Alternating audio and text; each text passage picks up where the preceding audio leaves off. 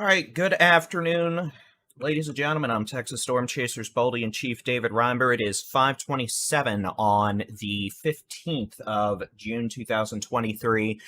We now have multiple severe thunderstorms with multiple tornado warnings in progress across the northeastern Texas Panhandle into portions of southern Oklahoma, which will soon impact Texoma and portions of North Texas, south into the hill country. Let's go from north to south and talk about it, with the expectation being we are going to have a very busy evening across portions of the state with the potential for all modes of severe weather, including the potential for a few tornadoes, hurricane-force winds up to 100 miles an hour, the potential for baseball to hail larger than the size of softballs. Yeah, it's going to be a busy evening. Let's just get down to it. With the caveat in mind, we're going to focus on the most intense storms. If you're wondering about what's going to be going on in your neck of the woods later on today or tonight, or you're wanting to know what's going on now, we encourage you to download the free Texas Storm Chasers mobile app, along with the interactive weather radar on our website, texasstormchasers.com/radar. All right, let's get started. A severe thunderstorm now with a history of producing multiple tornadoes, including one that has impacted portions of the city of Perryton in the northeastern Texas Panhandle. A tornado warning continues for southern Beaver, northwestern Lipscomb, and northeastern Oldtree counties in the Texas and Oklahoma panhandles. A supercell with a history of producing multiple tornadoes continues to produce tornadoes, one approaching Highway 83 about 10 miles southeast of the city of Perryton. Second possible tornado in progress east of the city of Perryton, approaching Booker. This storm generally moving to the east at about 30 miles an hour. The potential continues for this to remain a cyclic tornadic supercell, capable of producing strong tornadoes, capable of producing significant damage, the potential for baseball to softball size hail, and straight line winds of 70 to 80 miles per hour.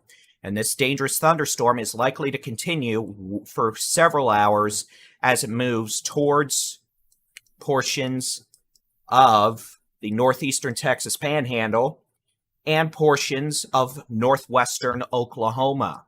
So those of you from Booker all the way down to Higgins, Follett, be ready. The potential for a significant severe weather capable of producing impacts to life and property.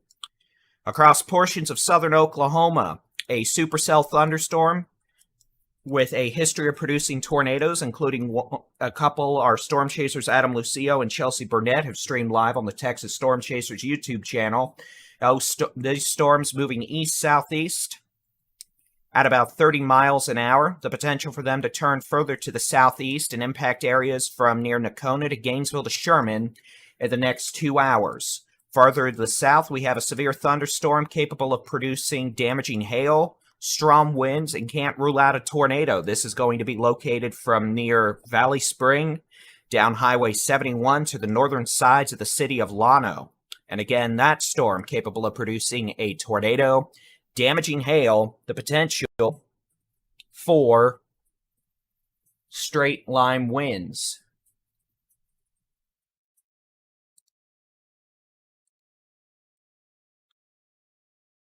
And I'll tell you, we've got problems. It sounds like Perryton, Texas, and the northeastern Texas Panhandle has taken a major hit from a strong tornado.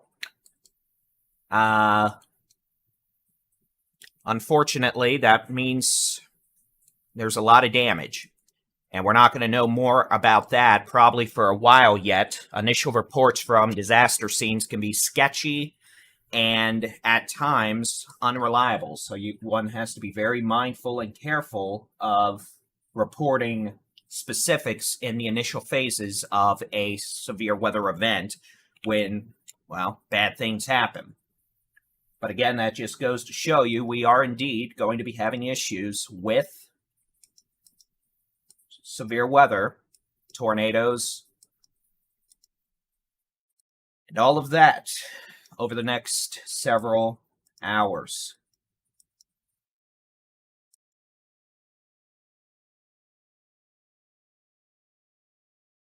So again, that's going to be with this storm in the northeastern Texas Panhandle moving to the east-southeast at 35 miles an hour. We've had a significant hit in Perryton, Texas from a possible, well, it was a tornado, but it may have been a pretty nasty tornado.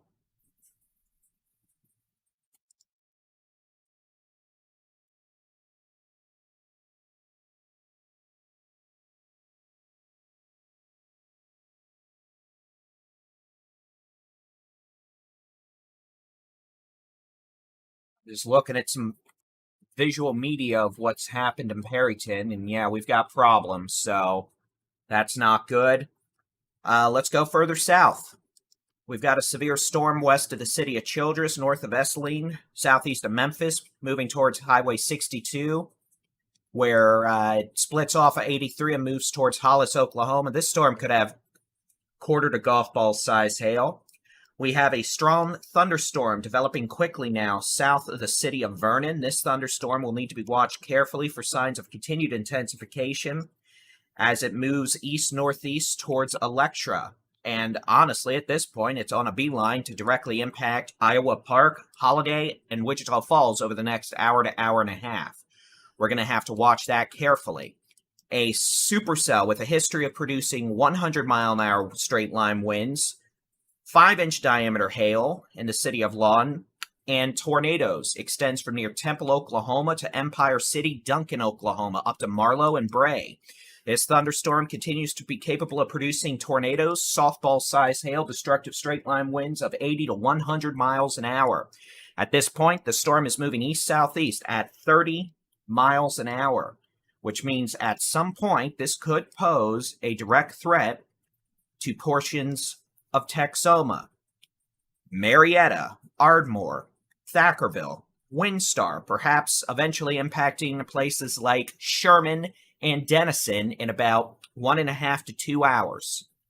Keep in mind, we are going to have a busy evening in Texoma in northeast Texas. This is the beginning.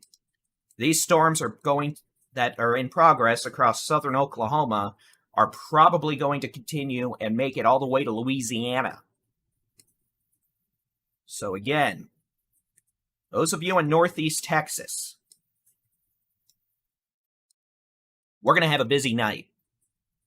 It's quiet now, but it will not be quiet in a few hours on the Texas side of the Red River. And we may get busy here pretty quickly in northwest Texas with this developing supercell across southern portions of Wilbarger County moving towards Wichita County. Further to the south, severe thunderstorms that tried to spin up a bit earlier, but frankly now not doing so much in the spinny doom department.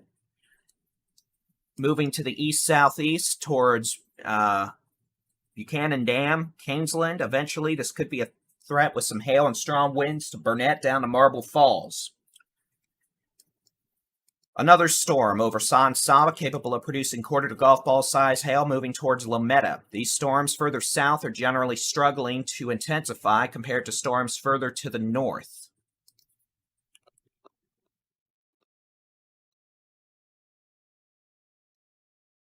I'll just go back to the state view and show you the view over the last few hours. And again, we've had a damaging tornado impact the city of Perryton in the northeastern Texas panhandle. That storm has produced major damage. We haven't heard anything more than that yet. We have additional thunderstorms developing across portions of northwest Texas, southwest and west of the city of Wichita Falls, south of Vernon.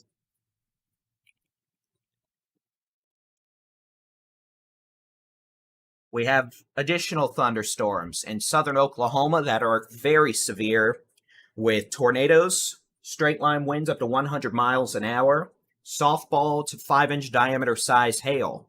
In case you're wondering what a 5-inch diameter hailstone is like, for those of you who aren't born in the last 10 years, that's the size of a DVD. DVD size hail.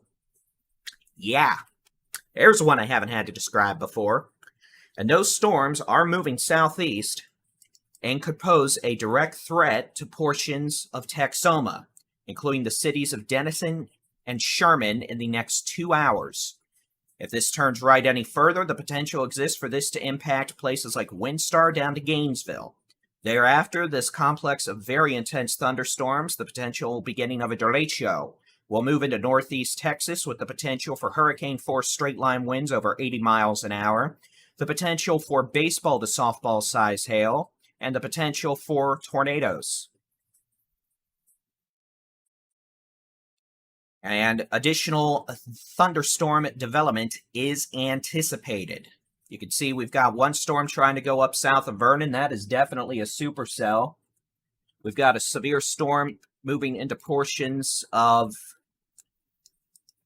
Childress County. That storm, kind of steady state, honestly, almost looks like it's trying to dissipate. And then the potential for a severe thunderstorm continuing to produce tornadoes across Lipscomb County and the northeastern Texas Panhandle, moving towards Follett, Magoon, Lipscomb, Higgins, Coburn, staying north of the city of Canadian, and then eventually moving into northwest Oklahoma, perhaps a direct threat to Arnett, Fargo, Woodward, Visay, Camargo, Toluga, Sealing, around where the Ray fire was back in 2018, I believe. So again, we have a severe weather event underway now across portions of the eastern Texas Panhandle, southern Oklahoma, with isolated severe weather underway across portions of northwest Texas into the hill country. The severe weather outlook for tonight. A level 4 out of 5 risk for severe storms now includes Texoma. This includes places like Wichita Falls, to Bowie, Gainesville, Sherman, Bonham. That is a level 4 out of 5 risk for intense severe thunderstorms, capable of producing a few tornadoes, softball to DVD size hail, the potential for hurricane force winds of 80 to 100 miles per hour. That is about a 1 in 2 chance for a severe storm within 25 miles of your location. Level 3 risk in the orange includes the northeastern Texas Panhandle, where severe weather is underway now, extending into portions of northwest Texas, North Texas, into northeast Texas. This includes places like Vernon, Graham, Mineral Wells, Weatherford, the entire DFW Metroplex, Greenville, Paris, Clarksville, Gilmer, Canton, Tyler. About a 1 in 3 chance for intense severe storms later this evening.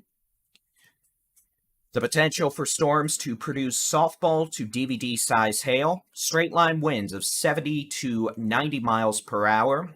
A couple tornadoes cannot be ruled out. A level 2 risk, that's about a 1 in 5 to a 1 in 6 chance for a severe storm within 25 miles of any given point, includes portions of the eastern Big Country, the Hill Country, central Texas, the northern Brazos Valley, into the Arklatex, places like Childress, to Brownwood, to Killeen, Waco, Mahia, Corsicana, Fairfield, Tyler, well, technically not Tyler, Marshall, Carthage, Palestine, Atlanta, Texarkana, over to Shreveport. And then that level 1 risk where the overall threat is lower. For tonight, this evening, here is the tornado probabilities. You can see the threat for a few tornadoes highest in the northeastern Texas Panhandle and to southwestern Oklahoma. The threat for a few tornadoes continues into Texoma, North Texas, and northeast Texas tonight. Understand the ongoing severe storms, especially these now ongoing across portions of southern Oklahoma, are capable of producing widespread destructive hurricane-force winds, a derecho, likely in the initial phases of developing. This storm also has a history of producing wind-driven softball-sized hail and tornadoes. While this thunderstorm may remain tornadic, this thunderstorm is also going to be capable of producing widespread wind damage. We now have a severe thunderstorm warning for a intensifying supercell that could become a considerable problem in southern Wilbarger County. This storm is moving east at 30 miles an hour towards northwestern Archer and western Wichita County. This thunderstorm has the potential to produce quarter to golf ball size hail. If this thunderstorm continues to intensify, the potential will exist for it to produce much, much, much larger size hail.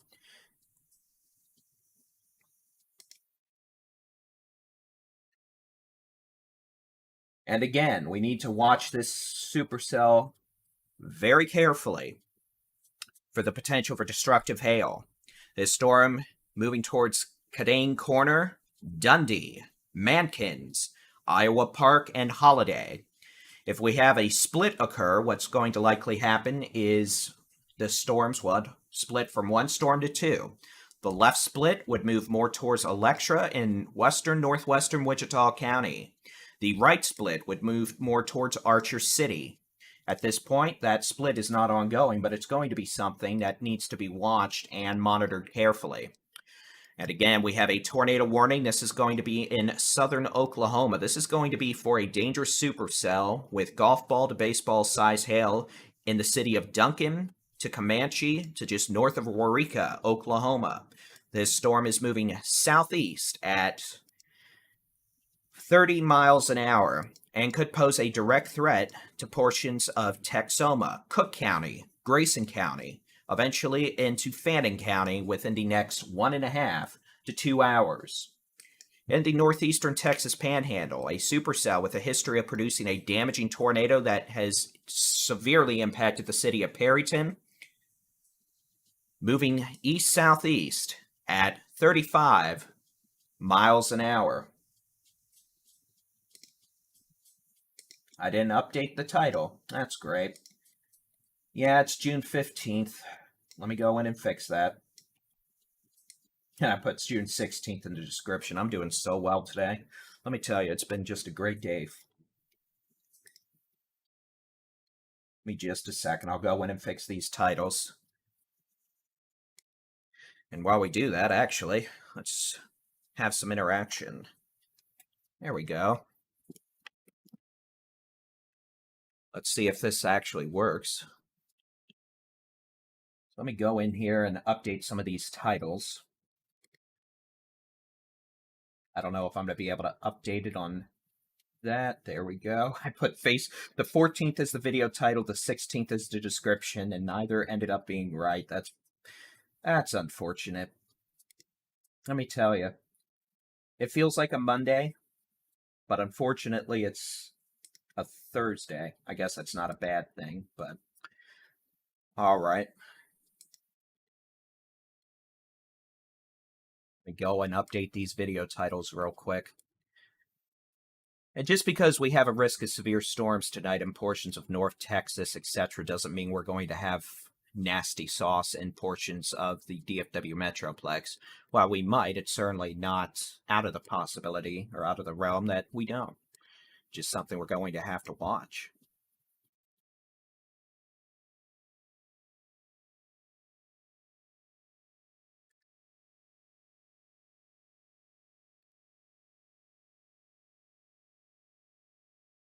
So let me get this updated.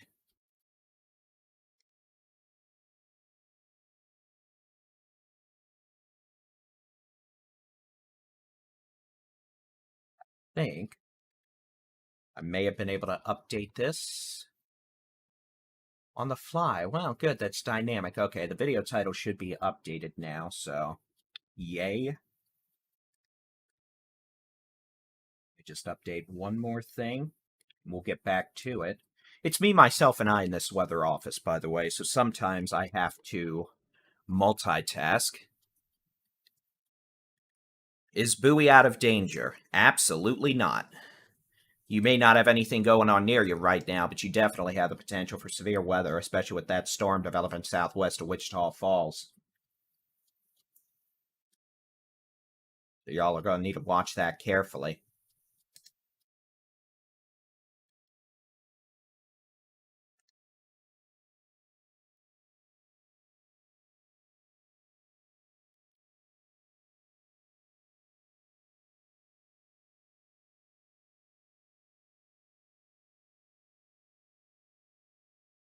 Here, I'll go back and actually show you the highlighted risk area.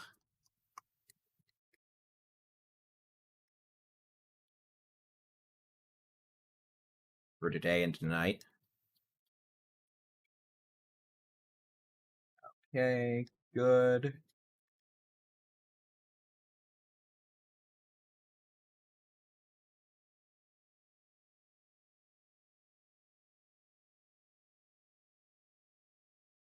Yeah, the Lano storm is showing signs of weakening. I'm not too worried about a tornado with it right now. But we are going to talk about it here again in a minute. I'm going to actually get some more radar screens set up here. For those who don't know, and I'll actually, let me see if I can show you this without breaking everything here.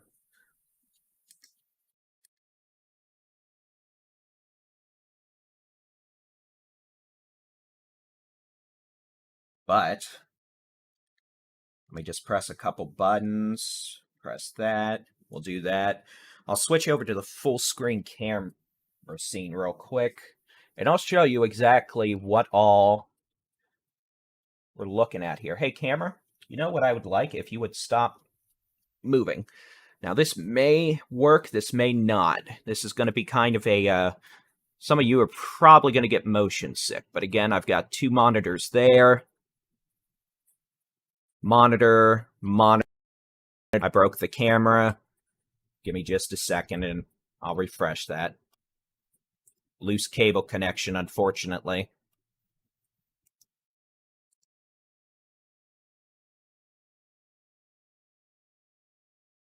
Give me just a second and I will fix that.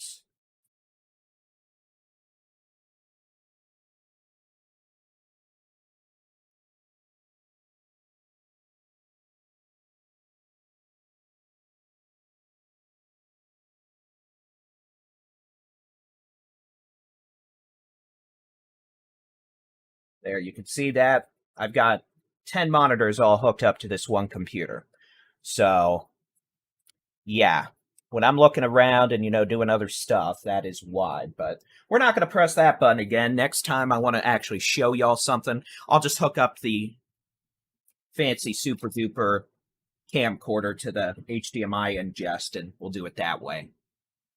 So, again, let's go back to the chat. We'll show the severe weather outlook. And I'm actually going to get some more screens set up over here so I can better maintain my situational awareness. When we start having multiple storms, I have to start pulling up more radar displays, and that's just so I can maintain situational awareness on multiple storms. And again, so yeah, I've got all 10 monitors here being run off one very happy computer. We've got behind me, that's usually where Stephen Jones sits. He's out storm chasing. We've got 4 computers behind me. Is Norman okay? Derp and Derps. Yes, and for fun facts, I'm actually located right on the border of Moore and Norman in Oklahoma City. So if Norman's not okay, trust me, you're going to find out pretty quick because I'm going to go scampering and running away. All right, get this set up. We're starting to see additional storms fire up in the hill country. Let's take a look at those. We'll switch back over to the super duper awesome blossom radar display. And again, yeah, we have had a tornado warning. Whoa. But that tornado warning for Llano County's gone. But notice we're starting to see some new storms fire up from near Brownwood to Goldwaith, West Lampasas, West Burnett, West Marble Falls, down to Llano. And again, these storms kind of steady state. They are capable of producing hail, localized damaging wind gusts, and the potential, at times, for a tornado. The tornado risk further south here in the hill country is definitely lower than farther north, and that's because low-level wind shear is much weaker, and we're also dealing with much higher cloud bases. I mean, it's pretty much 100 degrees, so that daytime heating has resulted in higher cloud bases. Same thing can't be said up here in southern Oklahoma, where we have stronger low-level wind shear and the potential for spinny, doom mischief. And again, with the severe weather outlook for tonight, to be frank, once we're in the event, I don't like showing the outlook that much because it really doesn't matter. If you're in any of the colors I showed, level 1, level 2, level 3, level 4, here you go, green, yellow, orange, red, you're in a risk for severe weather. and that means pay attention tonight. And we've got some severe weather watches already in place. I'll set up an upper third real quick. I'll show you the watches that we have underway.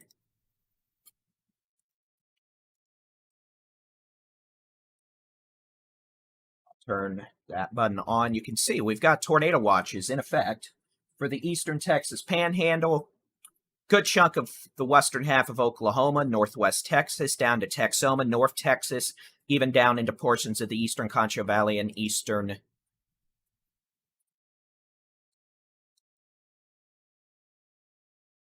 Big Country. And again, tornado watches go through 10 p.m. tonight. We will most definitely have additional severe weather watches for the Arklatex, Northeast Texas, North Texas, and parts of East Texas later tonight. And again, strongest storms capable of producing, I really hate to say, giant hail. We say giant hail when it's 4 inches in diameter. 5-inch hail, frankly, bowling ball size hail. It's really the size of a DVD, but at that point, 5-inch diameter hail, winds of 80 to 100 miles an hour, and of course the potential for a few tornadoes. So that's what we have going on with that right now. In fact, let me pull up the high-res rapid refresh model. And again, we're still in a relatively,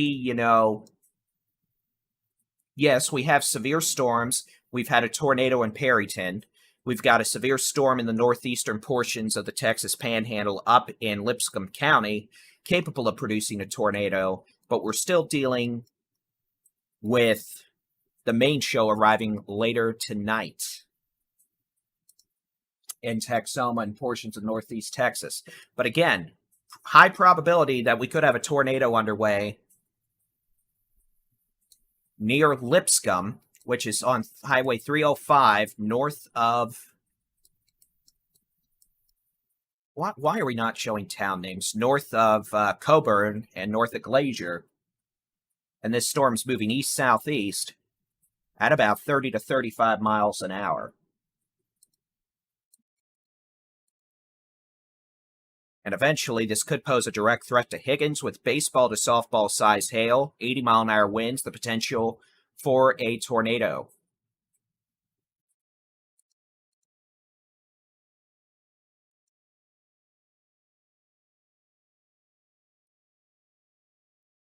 Norman's under a tornado watch, and severe storms are possible across central Oklahoma. Yes.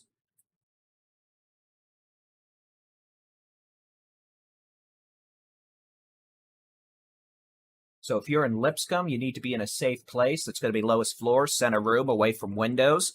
Same thing goes if you are northeast of Canadian all the way up Highway 60, Glacier, Coburn, Higgins, and eventually Arnett, Oklahoma. You're going to need to be in a safe place. Lowest floor, center room, away from windows. Put as many walls between you and the outside as possible. All right, the supercell we've been watching in southern portions of Vernon County is struggling to organize, which is a good thing. We've got a complex of severe storms. We've got a possible large tornado east of Comanche, Oklahoma. We have a possible tornado near Waurika, Oklahoma. And we do note that at this point, this thunderstorm complex continues to build further to the south. There is an increasing likelihood we are going to have significant severe weather, including the potential for tornadoes, softball-sized hail, the potential for winds over 75 miles an hour now in portions of northern Montague, Cook, Grayson counties by 7 p.m. That is Texoma. So again, if you are in places like Nocona, Munster, Gainesville, Whitesboro, Sherman, Valley View, Howe, Van Alstyne, Whitewright, Bells, Denison, Lake Texoma, a very intense complex of severe thunderstorms with a history of producing DVD-sized hail in the city of Lawton, 5 inches in diameter, producing winds over 100 miles an hour in the city of Lawton, producing tornadoes in proximity of the city of Lawton, and still capable of producing tornadoes now.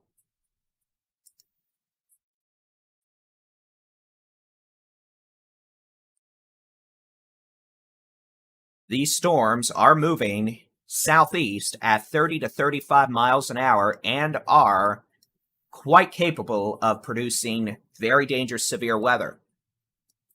All right, let's take a look at the high-res rapid refresh model, see if it's handling the current storms well, and if it is, we'll show some data as we get into tonight to try to give you all a nowcast. So I'm going to press some buttons. We're going to get rid of some radar data. We're going to get rid of some city labels. And we're going to load up the high-res rapid refresh model. Now, for that, I'm going to show you what this model looks like right now at 6 o'clock, because I want to see how well it's doing. Okay, we've got the storms around portions of northwest Texas, central and southern Oklahoma, and northeastern Panhandle. Now, this model's probably overdoing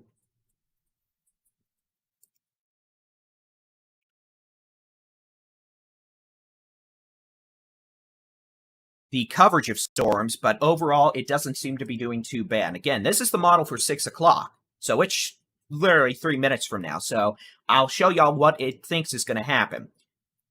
Now, it's trying to keep these storms north of the Red River. I don't think that's going to happen. Now, you see what it has at 9 o'clock, all right? That may be 7 o'clock. And then it has storms moving south and east into the Arklatex, northeast Texas this evening into Friday morning. And again, you can see how nasty those storms look. The potential for a few tornadoes, baseball to softball size hail, the probability of damaging hurricane force winds of 75 to 100 miles an hour out of the most intense storms. Intense storms. So again, we're going to probably be here for hours at this point. And we're going to be here. We're going to have meteorologist Jason Cooley out about chasing later. We've got storm chasers Adam Lucio and Chelsea Burnett chasing these storms in southern Oklahoma. They're streaming live video on our Texas Storm Chasers YouTube channel.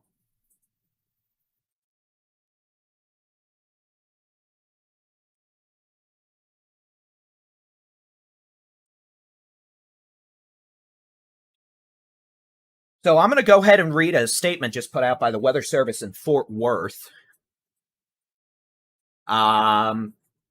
That cluster of severe storms in southern Oklahoma is moving southeast, and confidence is increasing it will hold together and directly impact portions of Texoma and North Texas. The current storm motion puts this intense cluster of severe storms along the Highway 380 corridor around 8 p.m. The storms then have the potential to directly impact northern and northeastern portions of the DFW Metroplex between 8 p.m. and 10 p.m. The potential for baseball to softball size hail, 75 to 100 mile an hour straight line winds, and tornadoes. So the potential for significant severe weather is increasing as this complex storms continues to trek further south towards places like Gainesville, portions. Well, here, let's do it county-wise. Cook County, Denton County, Collin County, Grayson County, Fannin County, Hunt County over the next 2 to 3 hours. And I'll put that visually here. And again, this whole corridor, the potential for significant problems in the severe weather department in the coming hours is a very intense cluster of severe storms moves southeast into North Texas.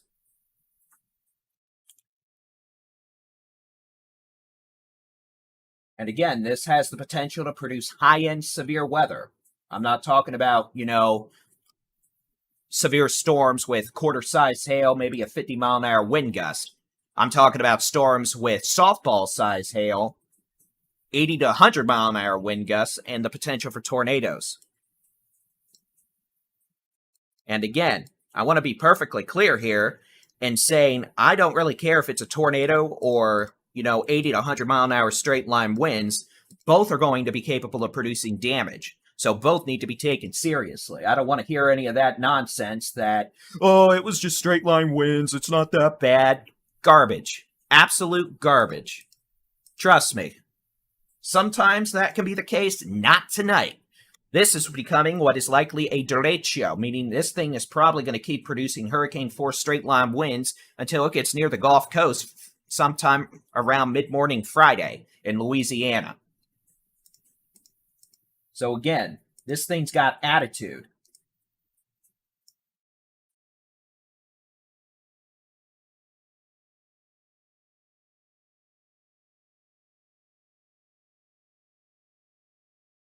And we're going to be here for it.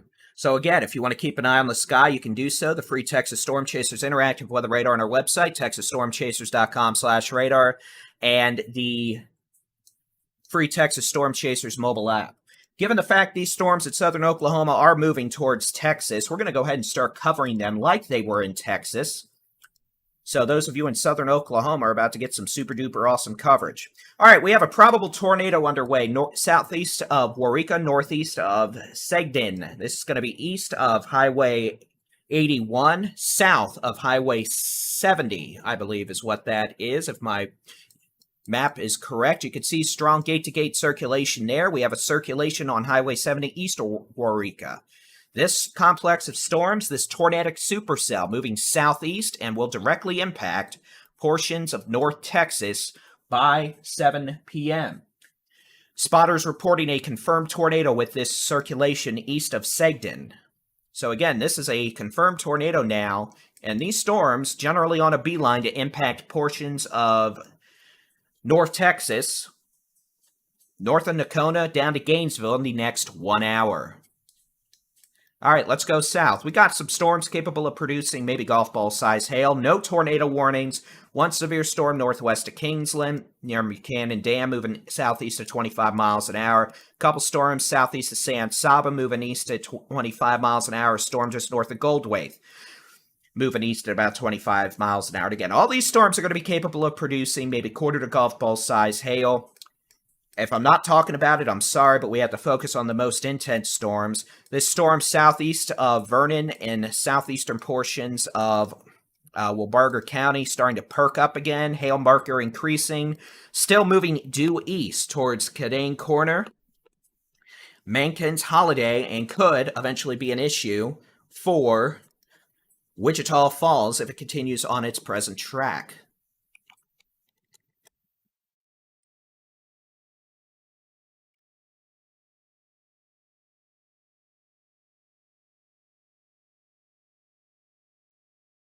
So again, we're going to be kind of busy. All right, let's do some housekeeping here. And again, we're live streaming on the Facebag, the Twitter. We're streaming on 2 YouTube channels. We're streaming on Twitch. We're streaming on the Texas Storm Chasers mobile app. We're streaming on the Texas Storm Chasers website. And again, Perryton, Texas, in the northeastern Texas Panhandle, has taken a significant hit from a tornado. We know there's considerable damage.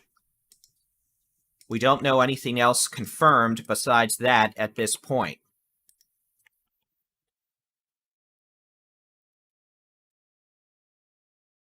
I'm just looking over some data. And again, we've got the chat up here on our live stream. That's going to be a live chat from the YouTube feeds and the Twitch feeds. We are not able to embed the Facebook feed, unfortunately. But if you'd like to chat with us and interact with us, you are free to join us over on the YouTube or Twitch. Because frankly, Facebook sucks.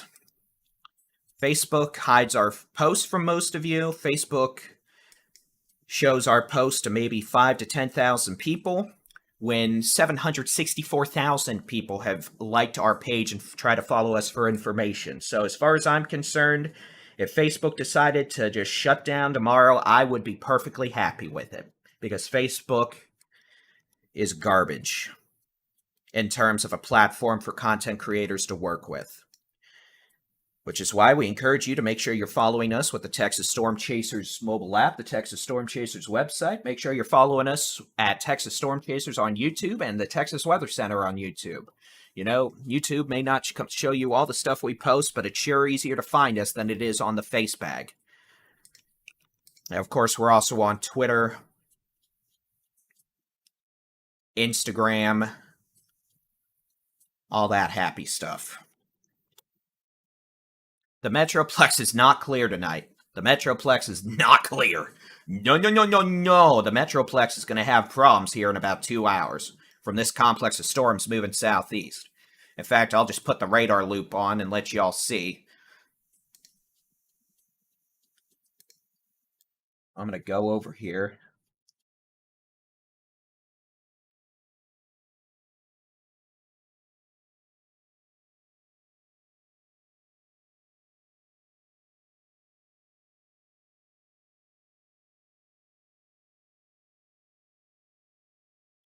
Actually see. I can get us to stream on Instagram. See, I wish we could stream live on Instagram natively, but unfortunately, they have not given us that ability. Some people have it, we don't. I'm going to do real quick is install a piece of software on here that may let me stream to Instagram. Because, even though I'm whining and complaining about Meta and, Facebook being garbage, people still use it. Some people, like 2 people, probably see our post on Facebook.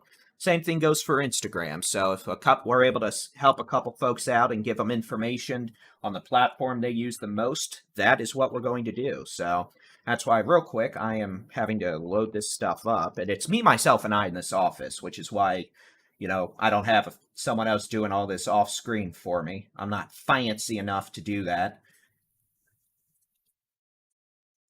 I need to set up a camera in here one day just to video record me from behind and let folks see what happens and, how the magic is made. Energy drink.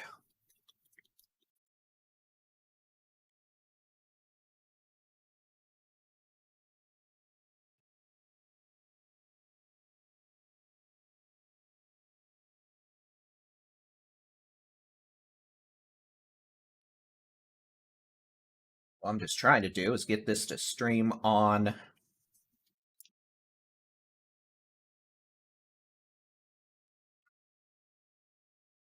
Instagram. And again, what we have going on, I can at least audibly describe what's going on while I do this and have the radar loop playing. We have several severe thunderstorms being problematic across the eastern Texas panhandle, portions of southwest, south central Oklahoma, northwest Texas, into North Texas and the Hill Country. A complex of very intense thunderstorms is moving south-southeast towards Texoma and North Texas that could be a direct threat to portions of the northern DFW Metroplex in the next 2 hours.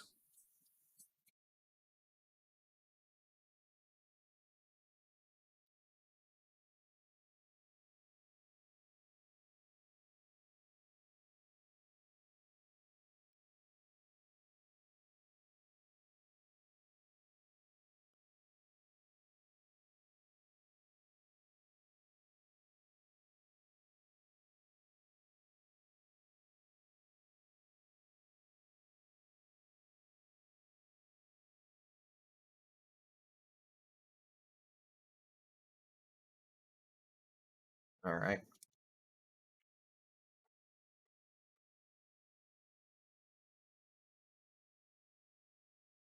So as we continue on through tonight and tonight, this evening, we're going to see storms move into North Texas, Northeast Texas, the potential for them to be intense with destructive straight line winds, some over 80 miles an hour. The potential for destructive to giant hail. The potential for a few tornadoes.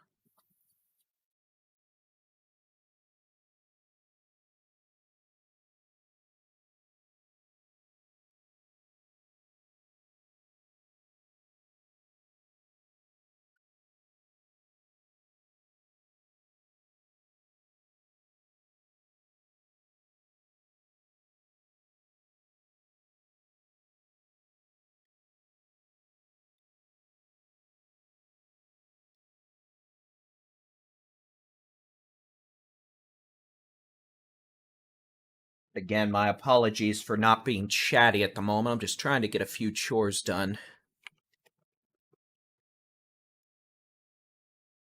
Trying to get a live stream set up on... Oh, we are live streaming on TikTok, by the way, for what it's worth. Trying to get a live stream set up on Instagram is like trying to get an appointment at the DMV. It just is much more difficult than it needs to be.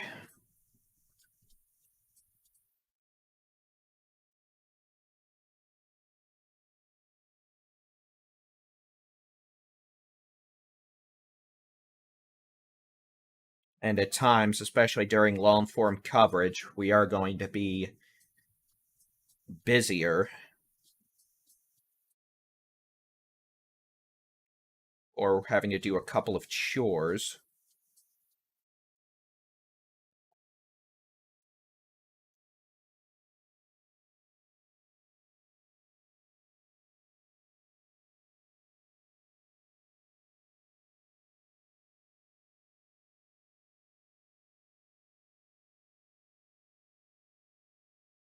Just got a report of a tornado in Loco, Oklahoma, which is those storms moving south into Texas in the next hour.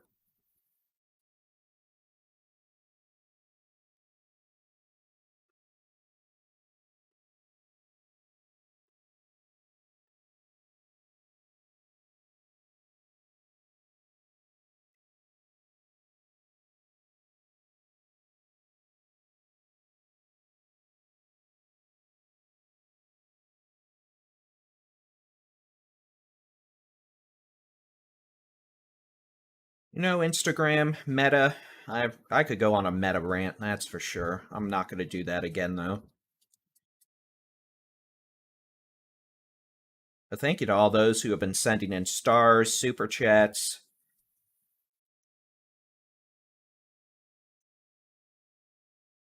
Chatting with us here on the stream. We appreciate it. Obviously, when we're in the middle of tornado coverage, I tend to be chatty, but, you know, when we have a few minutes, I may occasionally take a bit of a break.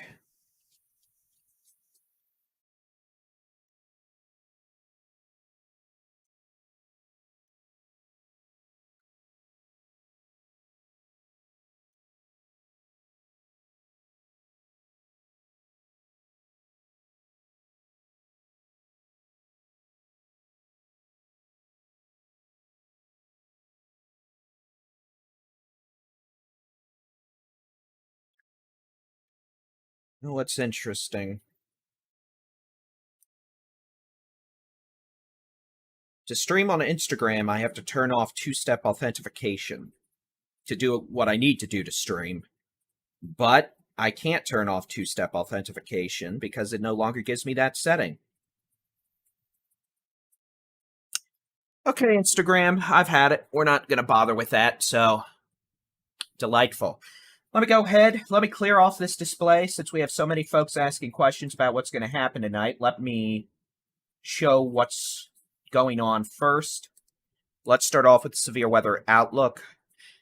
Good evening. I'm Texas Storm Chasers Baldy-in-Chief David Reimer. It's coming up on 6:15 here on the 15th of June, 2023. Severe storms this evening into tonight. Let's look at the severe weather outlook from the Storm Prediction Center. This is going to be the chance for a severe storm within 25 miles of any given point. And these risk levels are based on the probability of a severe storm occurring within 25 miles of any given point. Meaning those of you in the level 1 zone, the green, you have about a 1 in 10 to a 1 in 20 chance of a severe storm within 25 miles of any given point. Level 2, that's your yellow. About a 1 in 5 to a 1 in 6 chance of a severe storm within 25 miles of your location. Level 3 risk, that's going to be about a 1 in 3 chance of a severe storm within 25 miles of your location. Level 4 risk in red, that's going to be a 1 in 2 chance of a severe storm coming within 25 miles of your location. Honestly, once severe storms are underway, we don't really use these too much because, to be honest, it doesn't matter. That being said, if you're in any risk zone this evening, level 1 through level 4, you have a chance for severe storms and should be paying attention. All right, let's go over the severe weather watches we have in effect right now from the Storm Prediction Center. I just had to press a couple buttons. We'll get that done.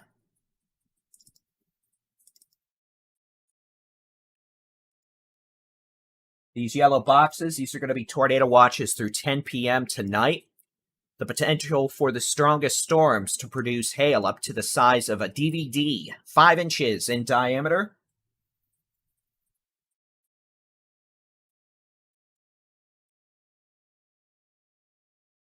The potential for wind gusts of 90 to 100 miles an hour.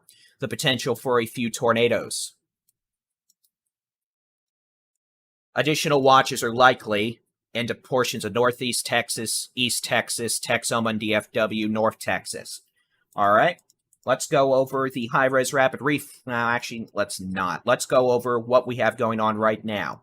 And I know folks are coming and going, so please, if I give out some information, someone asks a question about it a few minutes later, please feel free to answer them in the chat nicely. I mean, keep in mind, people come and go on these streams all the time, but unfortunately, I can't go over the exact same information about what's going to happen over the next 8 hours every 5 minutes, especially once we start having to deal with more significant severe weather in the state of Texas. That's when we go into nowcast mode.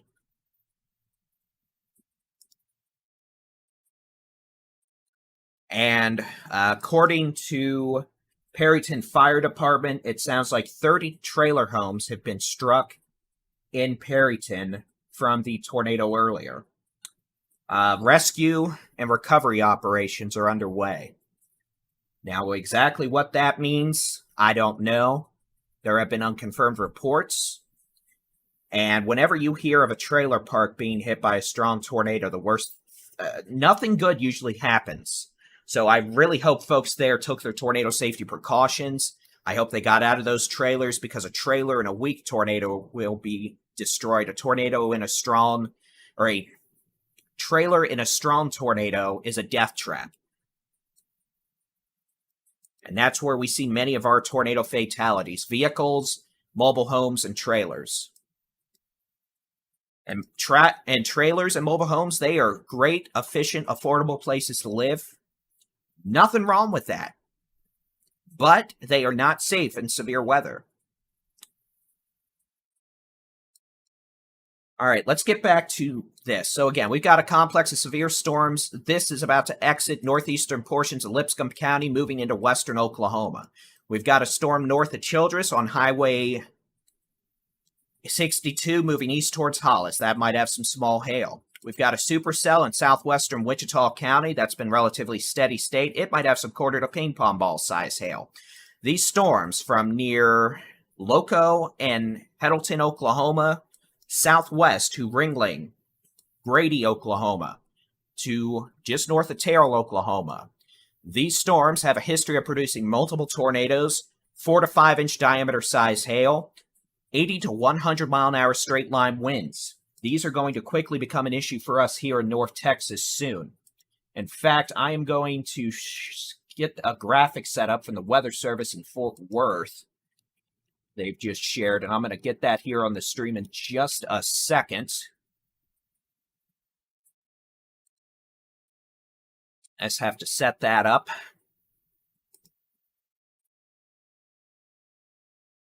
Give me just a second.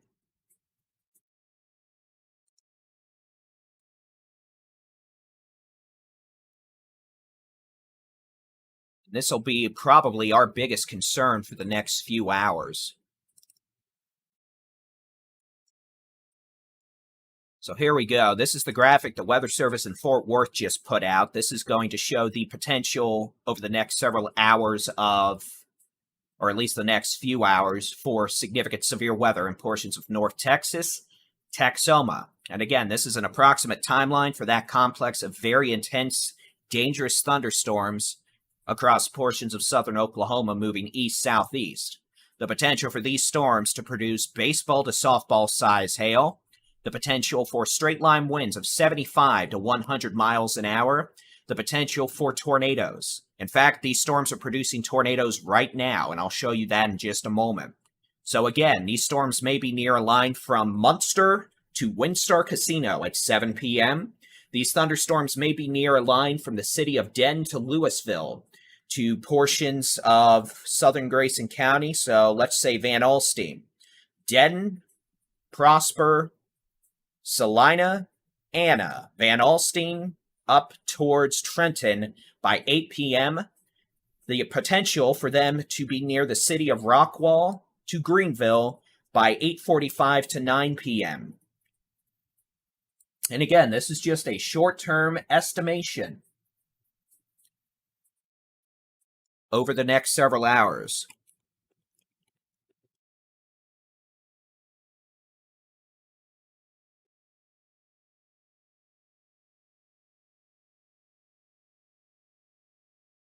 So again, for those of you asking what time for Dallas, all that, well, here's what I encourage you to do.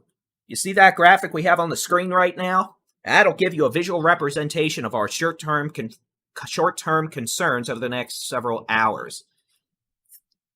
Thank you for that super chat. And again, not everyone's going to be dealing with severe storms in North Texas, Texoma, and Northeast Texas this evening, but the potential is certainly there for problems. All right, let's get back to it. I'm Texas Storm Chasers Baldy-in-Chief David Reimer, 6:23 p.m. on the 15th of June, 2023, monitoring multiple dangerous thunderstorms capable of producing tornadoes, softball-sized hail, winds of 80 to 100 miles an hour in southern Oklahoma, moving towards portions of Cook, Grayson, northern Denton, and Collin counties over the next 2 hours, east-southeast. We got storms exiting the eastern Texas Panhandle. Those are going to be in western Oklahoma. We've got this stuff in western portions of the hill country moving east with a bit of hail. So let's go. Let's take a look at these storms in southwestern Oklahoma. Let me turn on the super duper awesome blossom. Hey, I can be nerdy too. Weather radar. Make sure we've got all that on. Now, let me tell you. You see this circulation southeast of Loco, Oklahoma? This is what I'm talking about when I say tornadoes. Winds moving away from the radar in Frederick, Oklahoma at 90. Winds moving towards at 80. Folks, there is probably a pissed-off tornado just southeast of Loco, Oklahoma. You might be asking, well, why is he talking about Oklahoma? Because this is a storm complex that's going to be crossing into Texas in the next hour. And again, this is moving southeast to be a direct threat to life and property across portions of Cook County, northeastern Montague County, Grayson County, northeastern portions of Denton County into Collin County over the next 90 to 120 minutes. So we have a rain-wrapped tornado southeast of Loco, Oklahoma. We have the potential for another circulation that could drop a tornado just west of Grady, Oklahoma, near Highway, I believe that's Highway 6? No, Highway 32. And again, this is going to be crossing into northern Montague and northwestern Cook County in the next several hours. And by several hours, I really meant the next 20 to 30 minutes.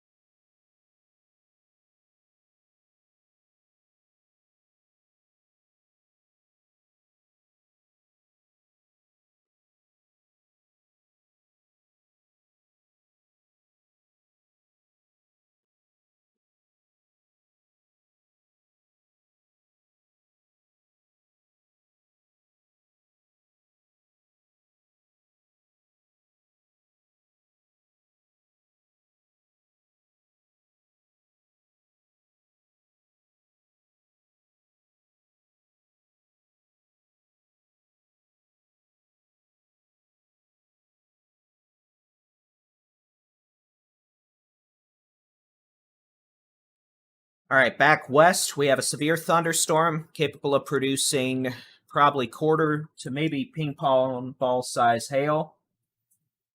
Threat for localized damaging winds.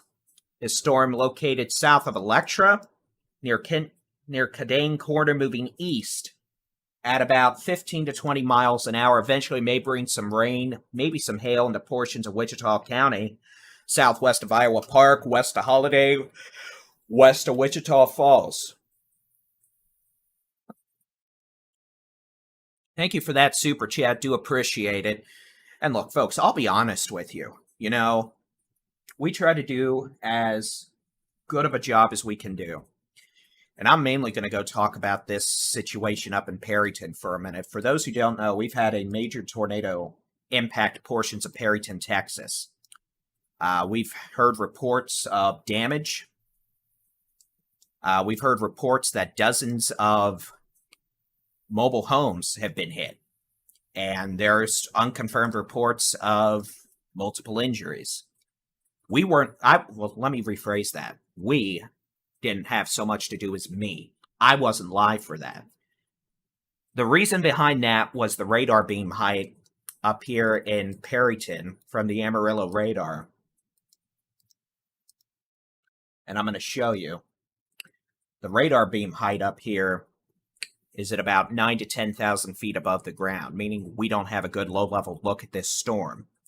Meaning the velocity data I would have showed you here would have probably been off by 2 to 3 miles, given the amount of tilt involved in the updrafts today. Because of such strong wind shear aloft, that wind shear tends to tilt updrafts, which is why all that rain and hail falls out away from the updraft, or the part of the storm that's rising up, the thunderhead, and allows these storms to be longer lived.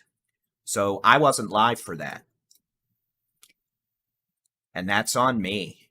And let me tell you, it doesn't feel good. And I mean, look, if we're being honest here, just between us, let's be honest here. I mean, the probability someone at Perryton would have been watching my live coverage if I had been doing it, I mean, let's be honest, that's infinitesimally small. But I said earlier this year I was going to try to be live for every tornado, all of that, and I wasn't. And we had a damaging tornado hit a populated Texas town. There's damage. There's probably people hurt. And who knows, maybe I could have done something to get a hold of one or two folks in there and gotten them to take shelter. And you know, none of our chasers were in that area. We have chasers across parts of western Oklahoma, southwest Texas. We're going to have chasers here in Texoma here in a bit. But we didn't have chasers up here that could have showed live video.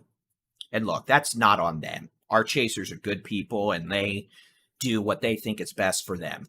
But, I mean, others did. And that's good for them. You know, hopefully the people in Perryton were watching their live streams. And keep in mind, saying that is not only me, but as a business owner, saying that I'm hoping people were watching what are effectively, some could say, our competition is. I mean,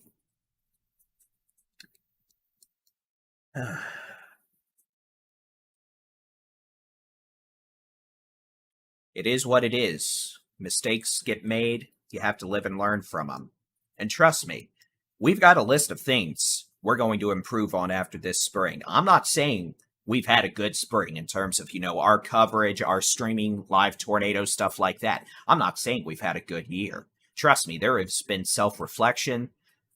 I mean, but we're going to try and do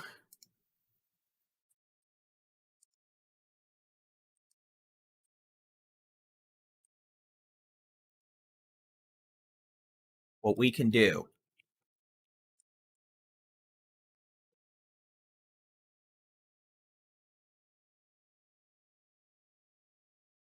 That being said, now that my self-loathing period is consumed, let's get back to it.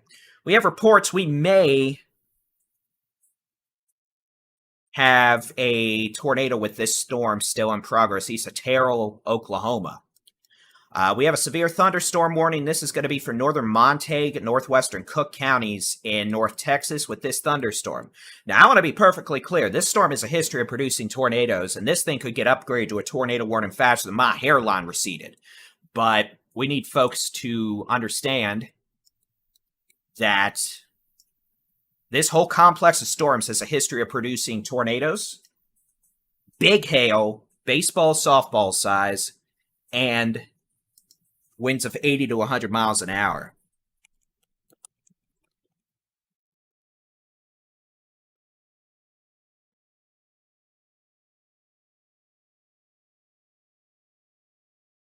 So again, we're going to be here for hours.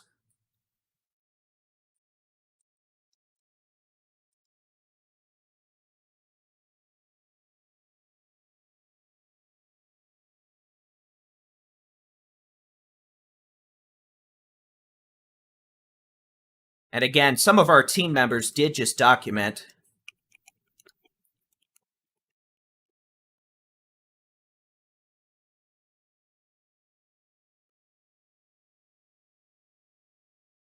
Just east of Higgins.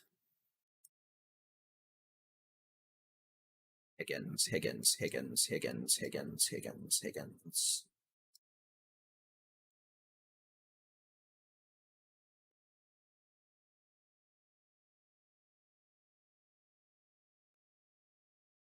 So some of our team members just documented a tornado east of Higgins, Oklahoma. Wait, east of Higgins? Oh, that's western Oklahoma. Goodness gracious.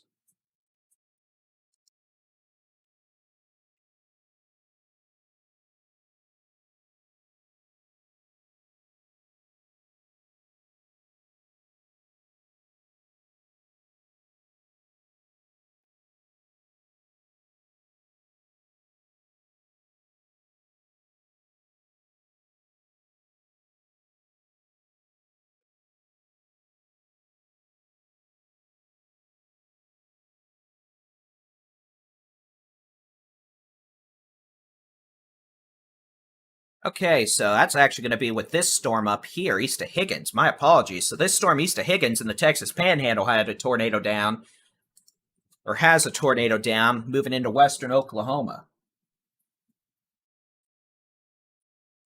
But let's get back to it. And again, I said we had chasers in western Oklahoma. Apparently, they are right there.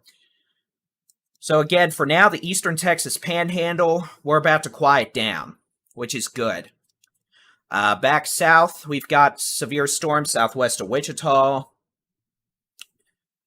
Northwest of Holiday, that storm could at times be drop a quarter-size hail.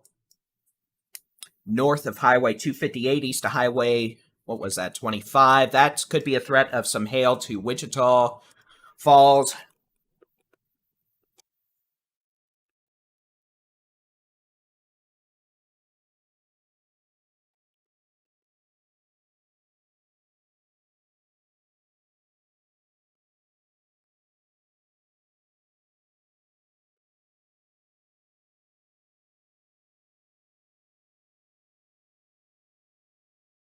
And then we've got these storms moving into portions of Texoma, northeast Texas.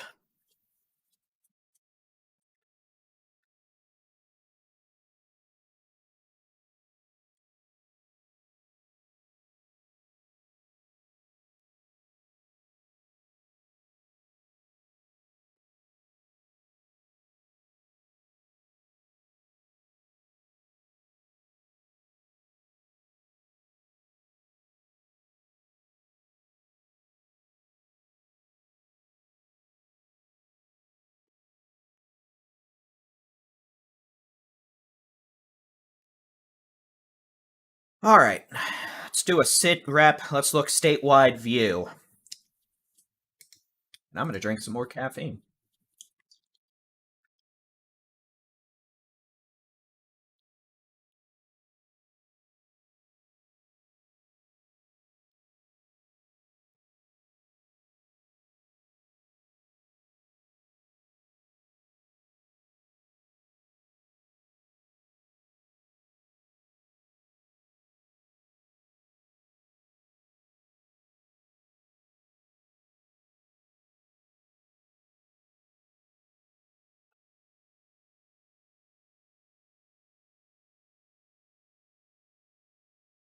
All right, so again, sorry, I'm having to multitask here. We've got 50,000 things going on. We've got, well, a couple severe storms in northern Mexico, west of the Rio Grande. If those were to move east, they could impact portions of the Edwards Plateau. Probably not. We got a few severe storms in portions of Llano County, southeast of San Saba. Moving towards Burnett and Lampasas, those storms could have very large hail, damaging straight-line winds. Not really too concerned about a tornado issue with those. To be frank, the tornado threat's much lower than further north. Storms, we got one storm southwest of Wichita Falls, moving east at about 20 to 30 miles an hour, approaching Holiday. At times, that's got quarter-size hail. We've got storms in southern Oklahoma, about to cross into portions of North Texas and Texoma. And storms in the eastern Texas Panhandle. Storms in northeastern Texas Panhandle have been dropping tornadoes since Perryton. We've got major damage in parts of Perryton. That storm just put a tornado down just east or near Higgins, Texas, which is on the Oklahoma-Texas border. There's Higgins. That storm just put a tornado down. We've got a good chunk of our storm chase team there, so we'll have video of that. And then let's take a look at the nowcast. And again, this is the latest graphic from the Weather Service in Fort Worth for timing-wise. Timing information.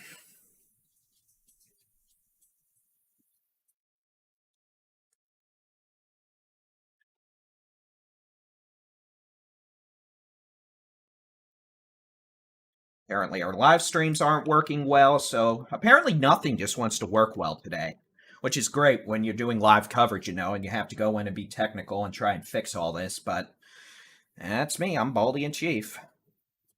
You know, nothing can actually work. When you test it, it works, but then nothing works when you try to use it in a real-time live environment. So, Jason, if you're watching, I'm going to need more information on that, bud. You need to tell me what's specifically isn't working so I can go and fix it. I don't have time to look around at a trillion things right now. Okay, let's see. There's video we just posted on our Twitter account from the tornado near Higgins, Texas. So what I'm going to do is I'm probably going to just pull that up on a browser and show it to y'all. I don't normally pull videos up directly off Twitter, but it's our video, so I don't really feel so bad about it. Hey, Twitter, stop it. And again, this might be grainy at times, but sorry. Here's tornado. This was west of Arnett out of Higgins on the Texas-Oklahoma Panhandle border a few minutes ago. West of Arnett, Oklahoma.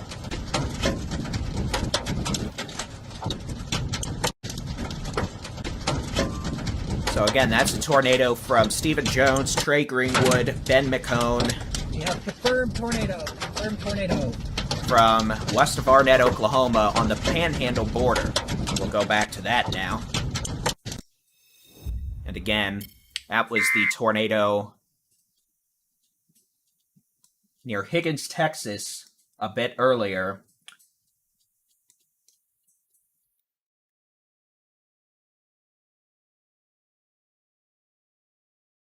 On the Texas-Oklahoma Panhandle border.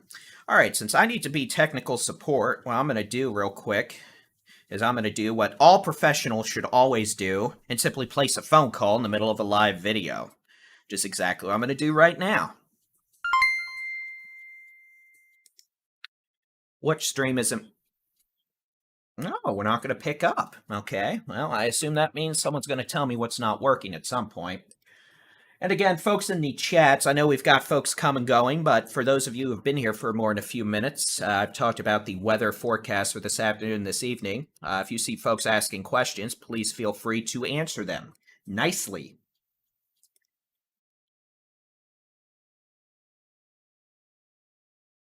I guess I'll just go back and show the timing elements.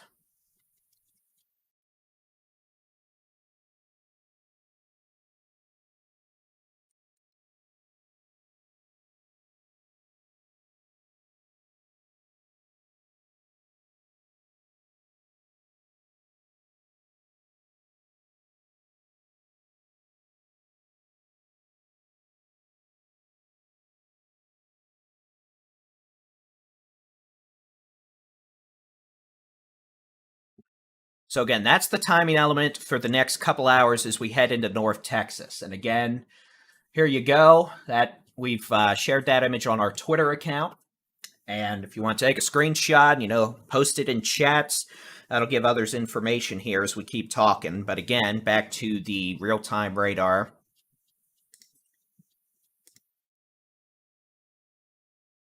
Fix my air conditioner a wee bit because it's a little toasty.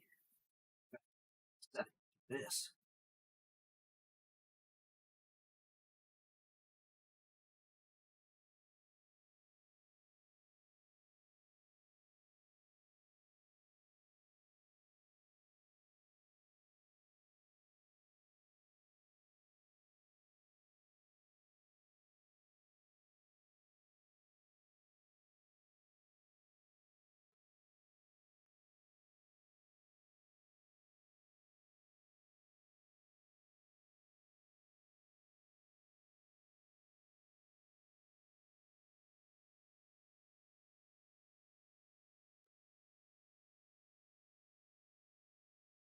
But again, folks, really clearly, let me emphasize this. Yes, we have a risk for severe storms in portions of Texoma, North Texas, Northeast Texas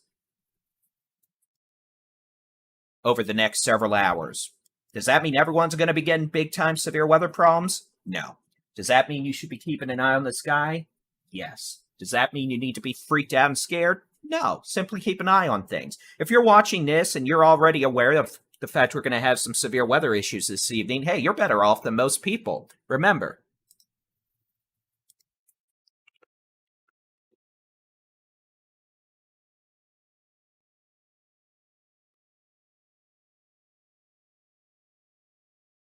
And yeah, I'm chewing on a pen, apparently.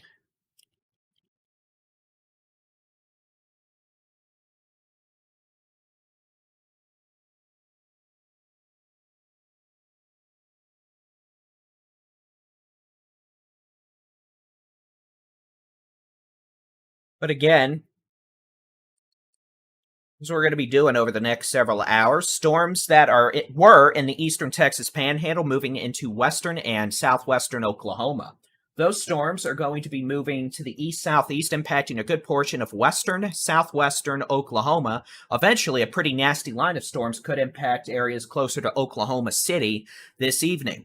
Eventually, we're also going to have to watch storms in southwest Oklahoma to see if they end up developing back southeast into northwest Texas, Texoma, and North Texas later tonight. But for now, our main concern is going to be the storms currently across portions of southern Oklahoma, moving into portions of Texoma, northeast Texas, and northeast Texas. So again, we've got multiple storms, hail, damaging winds, can't rule out a few tornadoes. We've got a couple storms down here in the hill country that are also producing a bit of hail with a lower tornado risk. And again, the strongest storms tonight, if we get busy and we're not able to talk about all the storms, the most intense storms outside of spinny, doom mischief could have quarter to golf ball size hail. If we're not talking about them, that's probably what they're doing, maybe winds of 60 to 70 miles an hour. We could also see intense storms this evening, like that cluster coming out of Oklahoma. That could have winds of 70 to 80 miles an hour. It has a history of producing a 103 mile an hour wind gust back and lawn, along with DVD-sized hail that's 5 inches in diameter. And that storm is also currently producing still tornadoes across southern Oklahoma. So there's a high probability we're going to be dealing with at least a few tornado warnings in portions of North Texas, Texoma, especially the northern sides of the DFW Metroplex and northeast sides of the DFW Metroplex over the next several hours. What's with the split screen? Well, you see, split screen is because I want to be interactive, and it also lets me maintain situational awareness. If you'd like, I'll show you the full screen, super duper awesome blossom radar. There you go. Oh, I actually have to press buttons. Who would have thought? But there's the radar full screen.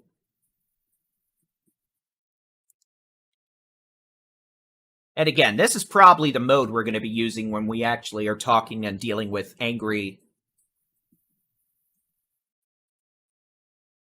severe weather issues in Texas. But when we have some downtime, we're going to be back in that split screen mode, and that'll allow us to maintain situational awareness with chats.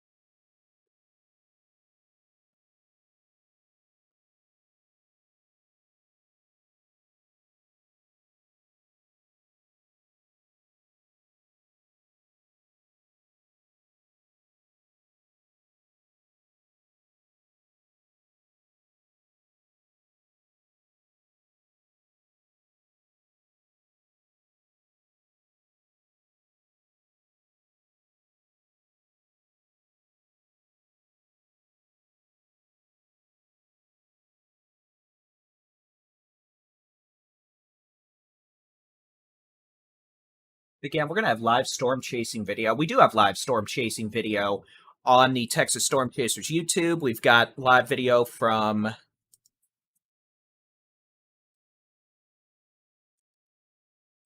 southern portions of Oklahoma. We've got storm chasers about to intercept these storms as they move south of the Red River into portions of North Texas and Texoma.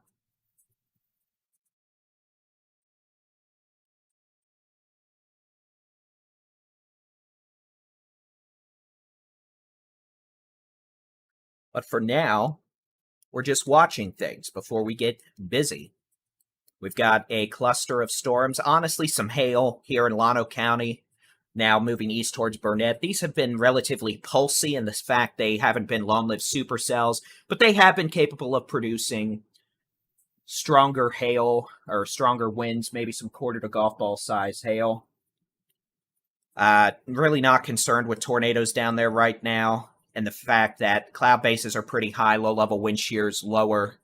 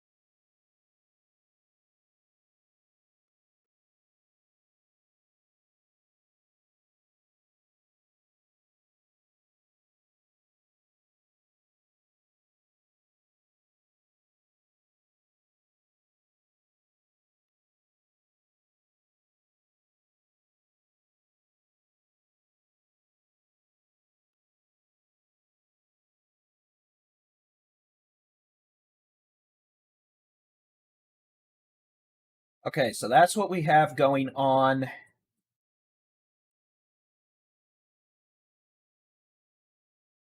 in the hill country. Sorry, I'm dealing with quite a bit of fun at the moment.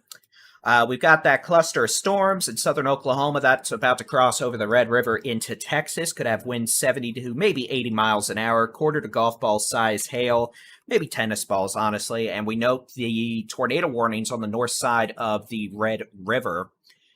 and we're going to have to see how those behave as they make it south of the Red River. Otherwise, we have a severe storm trying to encroach on Wichita Falls. That at times could have some small hail. That's struggling, which is good. Storms in the northeastern panhandle have been producing tornadoes for over an hour and a half now from near Perryton. We just had a tornado near Higgins, Texas, before it moved into Oklahoma. Those storms continue to drop tornadoes in portions of Ellis and Roger Mills County, Oklahoma.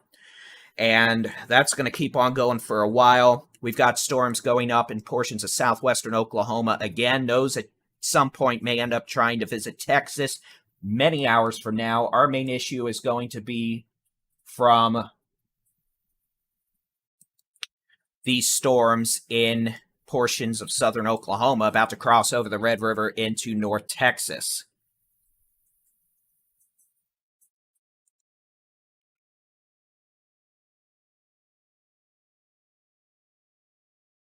So again, at the moment, we're kind of in a watch and wait mode.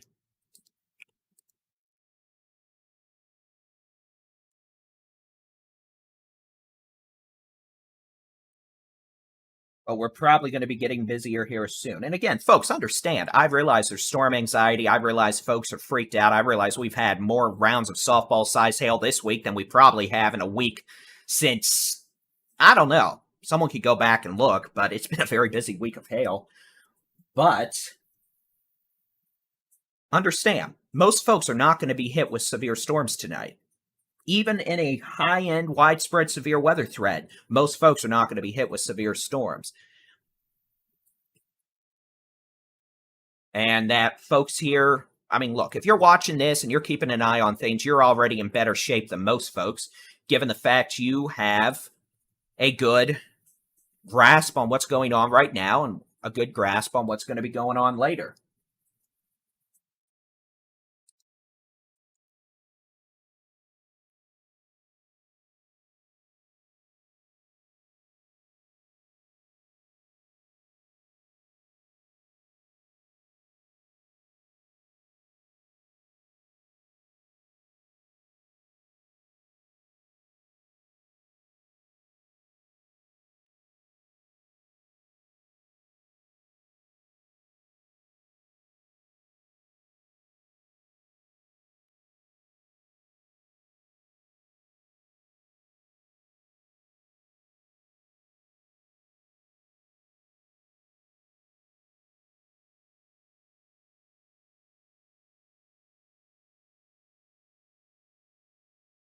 So again, we may have a storm approaching Wichita Falls from the west with quarter-size hail.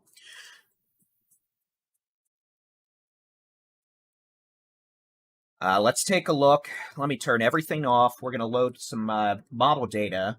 I want to see first, we need to see how models are doing. If the models are not handling what's going on right now very well, I'm not going to show you it for later because that's just be, garbage data in, garbage data out. Let me reload some data here, see if we can't get good. So, you see, here's what the model's showing at 7 o'clock. I mean, it's got this stuff in Oklahoma too far north. It's doing okay with the stuff in the Panhandle, Northwest Oklahoma, not doing so great with the hill country. So yeah, I'm not going to show you that data. Let me look at a different model.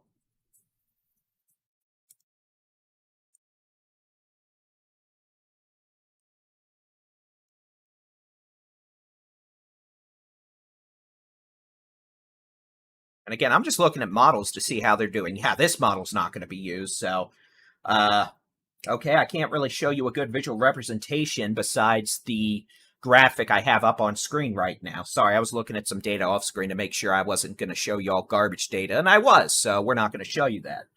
We'll head back and show you the real-time radar. Again, here's what we're dealing with. We've got a cluster of storms in the northeast portions of the Texas Panhandle. We've got storms in southern Oklahoma that could bring strong winds and maybe some hail to portions of Texoma and North Texas. And then we've got a few storms in the hill country that are producing hail. It looks like they're perking up a bit. Those of you near Buchanan Dam, northwest of Burnett, the potential for maybe some quarter to half-dollar size hail, localized winds of 60 miles an hour. And with that, not really too worried about a tornado threat. That's moving east at about 30 miles an hour right now. Thank you for the stars. Thank you for the super chats. Do appreciate them. And it looks like we have a new update from the Storm Prediction Center.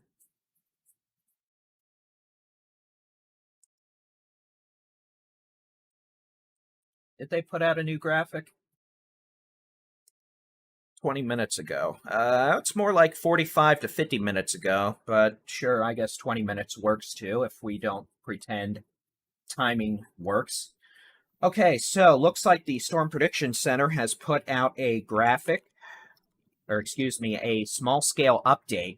And these are called mesoscale updates. What they allow us to do is maintain situational awareness over the short-term local range mesoscale environment, and also keep an eye on what's going to be coming up over the next few hours. So this is going to be a short-term discussion for portions of North Texas, Texoma, into Northeast Texas. And again, I'm just going to load this radar data on a fuller screen to let you all see what the trends have been over the last 2 hours. All right, some of this is going to be meteorological mumbo-jumbo. I'll translate that in real time. Summary, threat for large hail, damaging winds, and tornadoes will continue this evening across portions of southern, southeastern Oklahoma, Texoma, into northeast Texas. The discussion. Supercell thunderstorm complex in southern Oklahoma may be trying to grow into a small Boeing cluster based on recent radar trends. The environment downstream of these storms across portions of Texoma, north sides and northeast sides of the DFW Metroplex in the northeast Texas and the Arklatex, remains quite favorable with an effective warm front that extends across those same areas. Large hail will remain possible with these intense thunderstorms in the short term, and severe damaging winds may become an increasing concern if a more linear mode becomes dominant. If this transition to a Boeing complex of thunderstorms occurs, a significant threat for damaging severe wind gusts of 75 to 100 miles per hour would become more likely given the very large reservoir of buoyancy, lift, instability available. Back to low-level flow near the surface warm front, meaning southeasterly surface winds, southeasterly winds in the low levels of the atmosphere, translating to south and southwesterly and even westerly winds about 10,000 feet above the ground, giving a large amount of rotating low-level wind shear available. Means the potential for tornadoes will continue.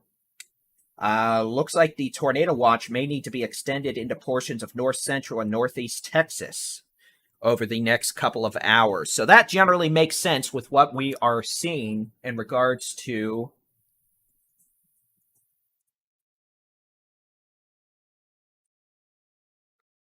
the severe weather threat over the next little while.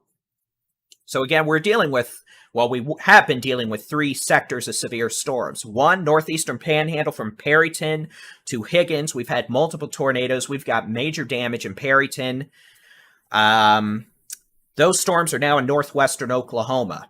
We've got an isolated severe storm west of Wichita Falls that keeps trying to produce quarter-size hail. That's about it right now, so marginally severe.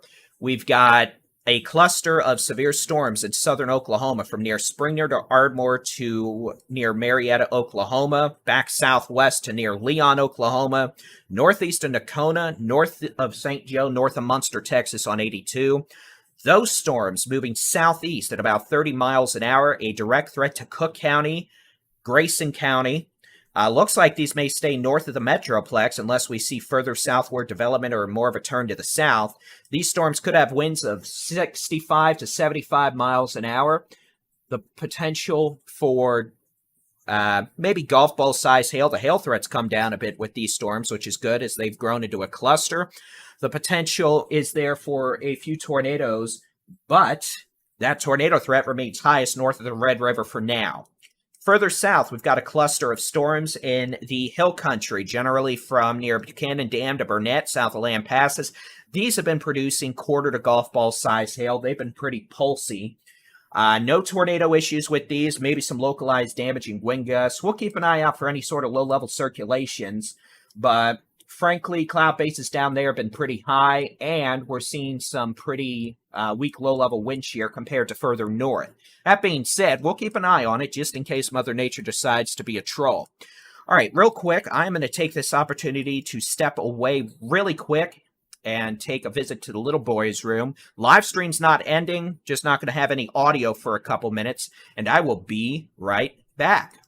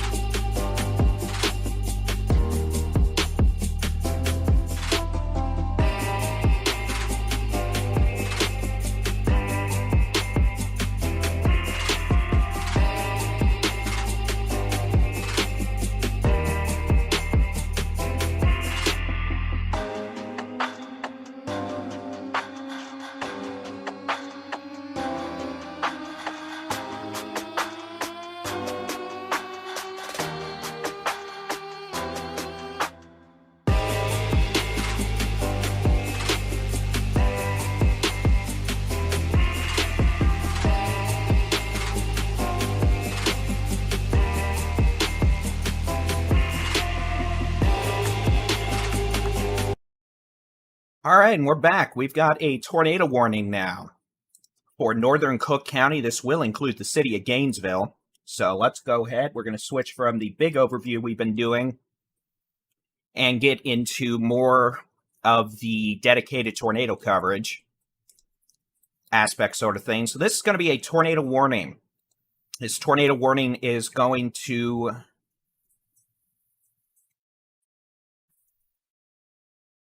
be for northern Cook County until 7:45 p.m. This tornado warning does include the city of Gainesville. This includes Lindsay. We also have a tornado warning all the way up Interstate 35 through Windstar World Casino to Marietta, the city of Ardmore. So pretty much, at this point, we would advise no travel on Interstate 35 between Valley View and the Arbuckles on Interstate 35. That's about mile marker 40 on 35 in Oklahoma, just south of the Arbuckles, all the way down to Valley View.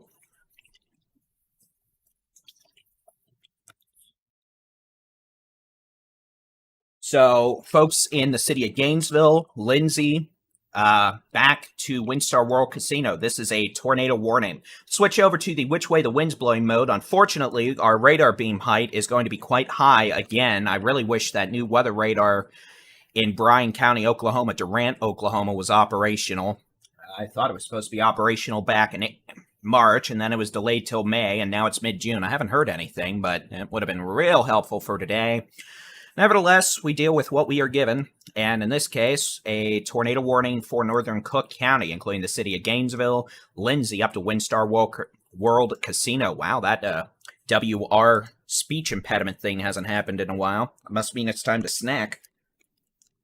And again, this means folks are going to need to be in the lowest floor, center room, away from windows. That doesn't mean you need to keep playing at the casino. It means you need to get out of the giant room and go take shelter.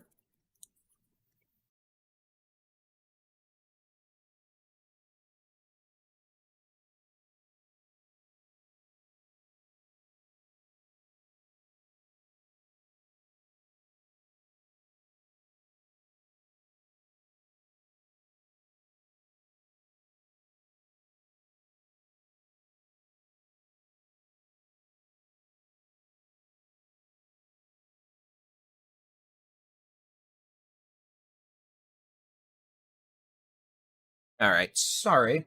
I figured y'all wouldn't really want to hear me chewing on food. All right. Gotta do some housekeeping real quick, get the Storm Chaser feed set up.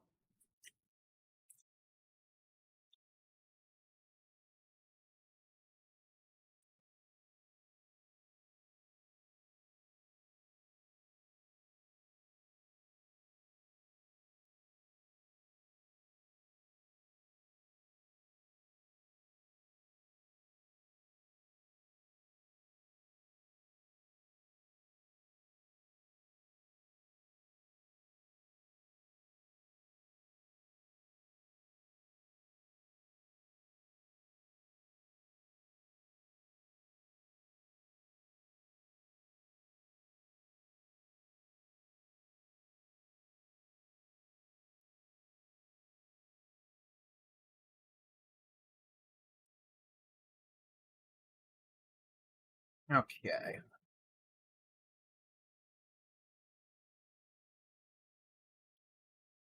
So we'll just switch to that now as we start getting some Storm Chaser feeds available. Okay, so let's talk about it. First off, well, that was an interesting thing. Let's never do that again. Severe storm approaching the city of Wichita Falls. It might have some quarter-size hail.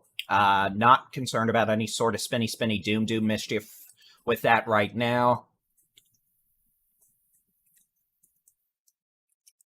We've got storms in western Oklahoma, including one I'm going to have to watch. I'm located on the south side of Oklahoma City, so I'm going to have to watch this storm near Bridgeport, Oklahoma, in case it comes and tries to ransack my location later, which would be just dandy.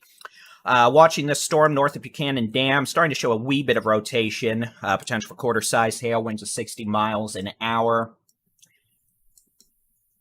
And hopefully that doesn't attempt to intensify any further. I'd prefer not to have to deal with multiple tornado warnings. Then we do have a tornado warning for northern Cook County in the northern portion of Texoma, North Texas. That's going to be through 7:45 p.m. I'm getting ahead of myself.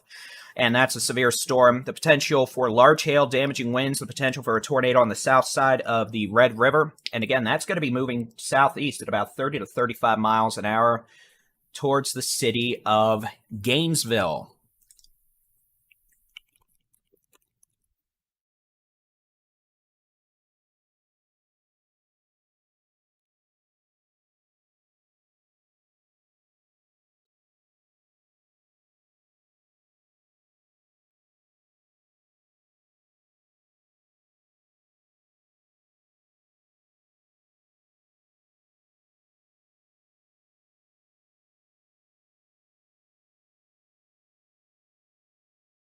So again, those of you in Gainesville, Lindsay, north of 82 up to the Red River, WinStar World Casino, you're going to need to take your tornado safety precautions.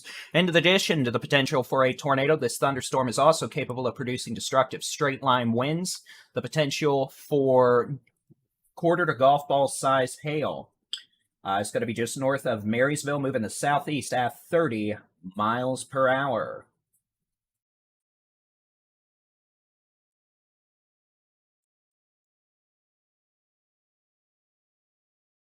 At this point, I'm just trying to keep situational awareness on all this stuff.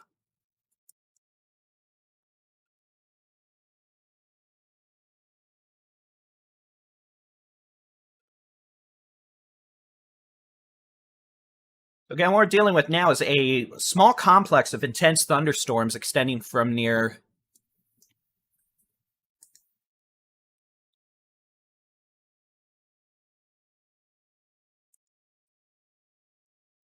the Red River up into southern Oklahoma from near Gainesville, Marysville, back up through Thackerville, Marietta, south sides of the city of Ardmore, about 30 miles up into southern Oklahoma. And again, these storms moving southeast at about 30 miles an hour. I'll put a storm track on them. And we'll see these are tracking off to the southeast. We'll put 35. And again, I'm giving these a wee bit of leeway just for the sake of being safe. But again, here's where these may end up over the next hour. And again, eventually you can see these are going to impact Grayson County, Collinsville, Whitesboro, Sherman, Gordonville, Pottsboro, Denison, South Maid, Dorchester, Knollwood, Tioga, and Lake Texoma.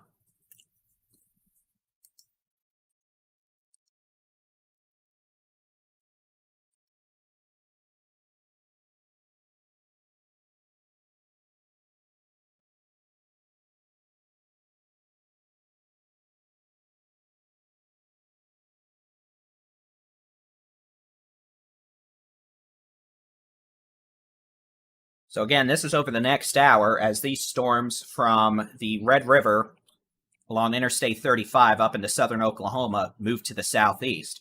Back to the west, we've got a storm over the city of Wichita Falls that's dropping quarter-size hail in Wichita Falls, especially over southwest sides of the city, down to just north of Lakeside City. And this storm generally moving off to the east at about 30 miles an hour. This is a pretty modest severe storm in regards to some of the other storms we're dealing with this evening, which is good. We definitely don't want, intense severe storm there. You can see we've got intense severe storms across portions of northwest Oklahoma, a bow echo with tennis ball sized hail, spin up tornadoes, 70-mile-an-hour winds, a supercell setting up on Interstate 40 west of Oklahoma City, riding east down Interstate 40. That's probably not going to end well in the next few hours. But for now, otherwise, we have a severe storm down in portions of the hill country, northeast of Buchanan Dam, just northwest of Burnett, the potential for quarter-size hail, winds of 60 miles an hour. And that storm's generally moving off to the east at about 30 miles an hour towards Burnett. We've got this storm up on the Red River, and again, a tornado warning through 7:45 p.m. for northern Cook County, generally along the north of Highway 82 from Lindsay, Gainesville, up Interstate 35 to Thackerville. Most of the hail and strong winds with these storms right now are going to be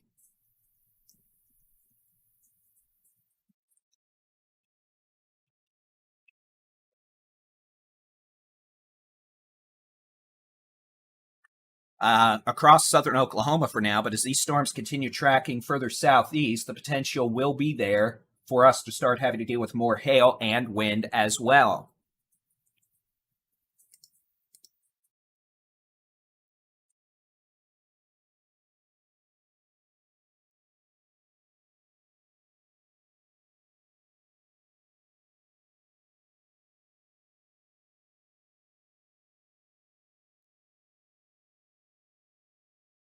So again, this is going to be a possible tornado near Maysville, moving off to the east-southeast, pretty much almost in proximity of the Red River. This could pose a threat to the city of Gainesville. If it continues, it's going to be an issue for Carlsberg and Whitesboro. Dexter, Gordonville, over to Sadler at some point. But again, these moving southeast means this may be more of an issue for Grayson County here. Grayson County than Cook County. So those of you from Whitesboro, Collinsville, Howe, Whitewright North, Sherman, Denison, Knollwood, Pottsboro, y'all are going to have an issue with these storms coming southeast. Heavy rain, some hail, the potential for at least some threat of a tornado. And again, that's with this first complex of storms.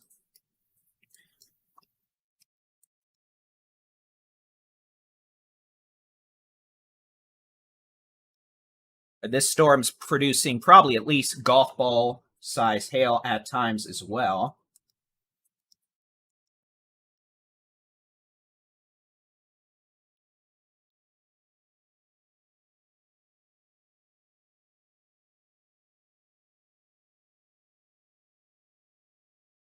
Again, that's just going to be a matter of having to deal with this. We'll get a view from Jason Cooley here in a minute. In fact, let's see if my super duper awesome button's working.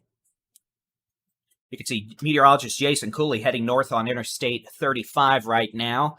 Looks like he is, if I had to guess, there's a Cracker Barrel sign. So yeah, he's up in Saner. That makes sense. I was just trying to make sure he wasn't on 35W for some reason, southwest of Den. But yeah, he's heading north on 35 out of Saner, heading up towards Gainesville, which means we'll get a good visual on this thunderstorm in the next 10 to 15 minutes as meteorologist Jason Cooley makes it up towards the tornado-warned supercell on the Red River near Marysville, moving towards Windstar World Casino and Gainesville.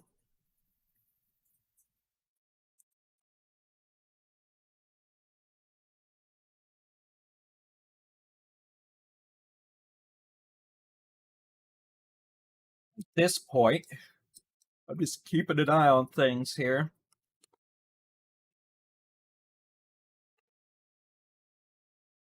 Looking at some data.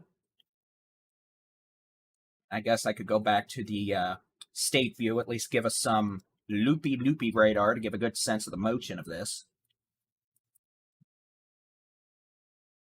Turn this light down a wee bit.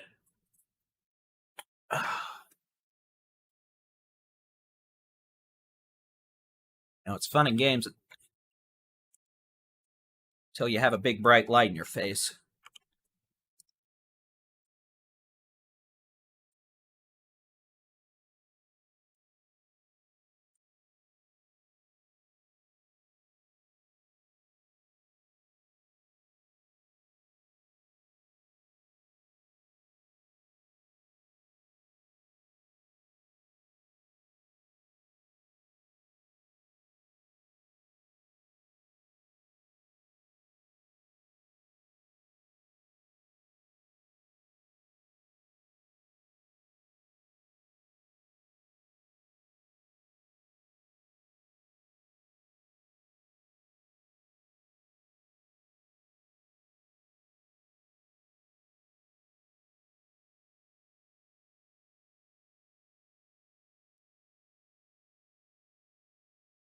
And here's just a look at storms in Texas. You can see we've got the one storm or complex of storms on the Red River near Gainesville. We've got the storms in the hill country with some hail. Honestly, the storms on the Red River are, I mean, there's hail, there's damaging winds, but it almost looks like they're congealing into a complex of storms at this point, which would start knocking some of the big wind, or knocking some of the big hail threat down, and resulting in more of a damaging wind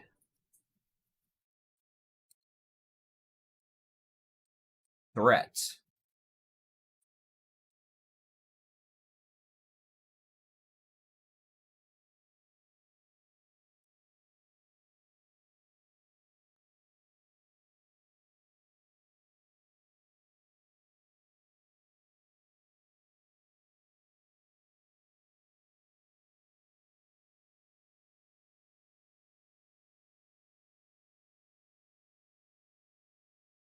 We're just going to have to watch it. And honestly, what I'm doing right now is that I'm looking at some data off screen, trying to get a general idea of how the next hour or two is going to evolve.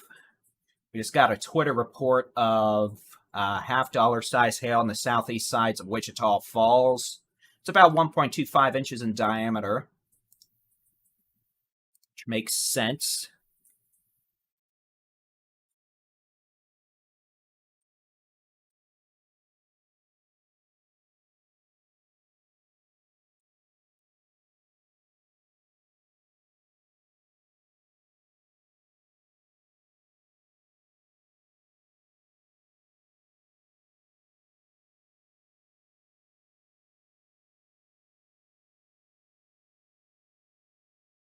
So again, good evening. I'm Texas Storm Chasers Boldy-in-Chief David Reimer. It is 7/23 season severe weather event across portions of the Texas Panhandle, Texoma, Oklahoma, North Texas, Northeast Texas. We've had a major tornado strike in Perryton, Texas, in the northeastern Texas Panhandle.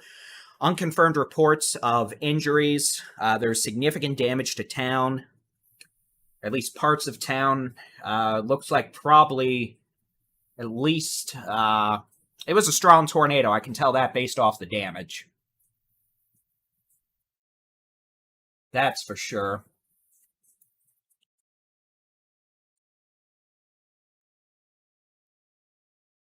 Storms in Texas at this point. We've got Texoma, storm north of Gainesville, pretty much right on the Red River at this point. It's hugging the Red River.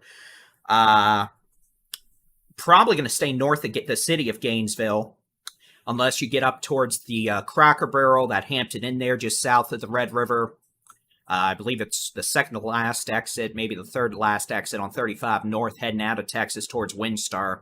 That area could be impacted, but south, closer to 82, at least in and west of the city of Gainesville, is probably going to be okay. Those of you in Grayson County, this is probably going to be much more impactful for y'all.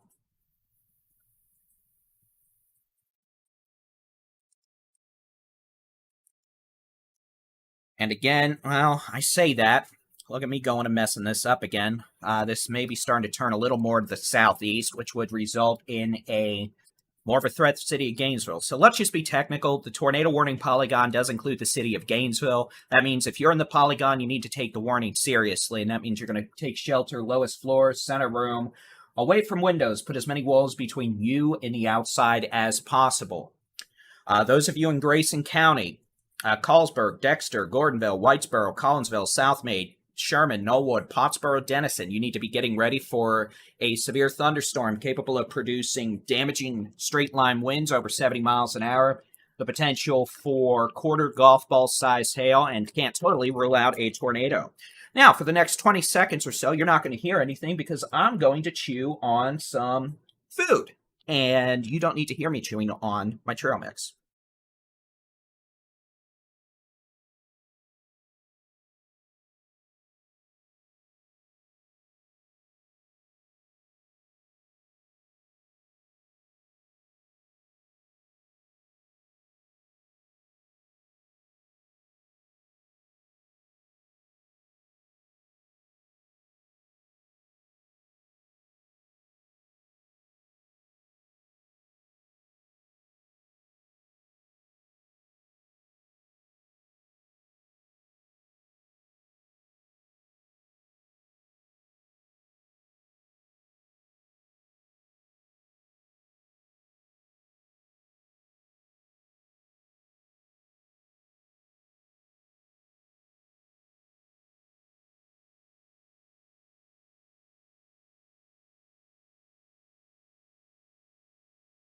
All right.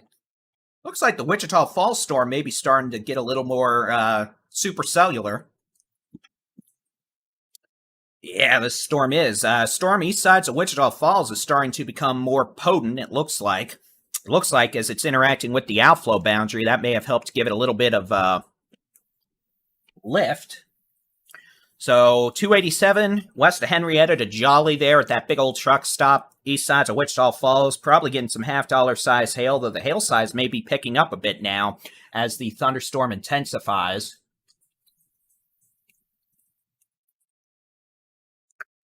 Nothing tornadic at this point, but definitely the potential for some hail with this as this storm continues to move east towards Henrietta. All right, back into North Texas. Are we in range of this yet?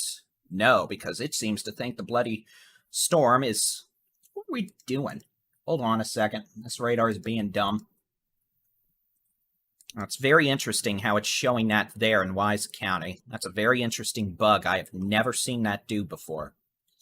All right, real quick, I'm going to restart this radar product, so you may not see much.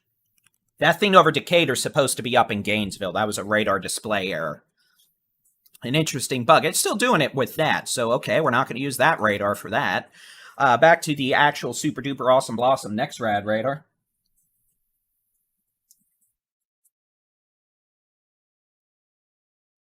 You can see Hook Echo southeast of Marysville at this point, moving towards the north sides of Gainesville, probably moving towards that Cracker Barrel and that old mall, the Hampton Inn there, about a mile or so south of Red River, a couple miles north of the actual city of Gainesville, kind of where, south of that old adult video store there, that's on the west side of I-35, right just south of the Red River. The only reason I know that is, one, I took 35, like, twice a week for years, and two, it's a good place to park if the Red River's flood and you want to go down and take a look. South of that, you've got the Hampton Inn, about a mile or so south, the Texas Rest Stop there on the west side of 35, which is going to be north of the... is that rest stop north of the Hampton Inn and all that, or south? I think it's... I can't remember, honestly. I'm just going to get myself dyslexified. But again, the Texas Rest Stop there on the south side of the Red River, south of that old adult video store. You've got the Hampton Inn, the Cracker Barrel, the old mall that used to be there. I think it was an Applebee's. That's where this circulation right now is heading. Hail could also be occurring, maybe some golf ball size hail winds, 60, 65 miles an hour. And then very heavy rainfall, lots of damaging straight line winds up I-35 towards Marietta. And that activity is all transitioning southeast towards Grayson County, which is going to come under either a severe or a tornado warning at some point soon.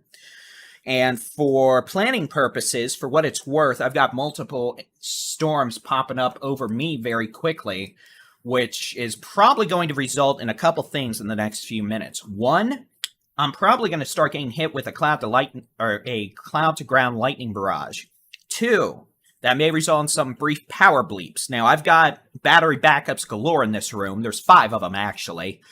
But depending on if the internet lines also get whacked, that may result in a bit of a problem with live coverage. 2, if the lightning ends up striking nearby or strikes the house, I'm probably going to jump 2 feet. The noise-canceling software I'm running is going to cancel out any sort of thunder, but you're going to know something's happened because I'll jump and probably stop talking mid-sentence and probably scream like a 5-year-old prepubescent girl. But I guess I'll open my office window blinds again, so at least I can look out the window occasionally at the storm. Let the angry bird defend me.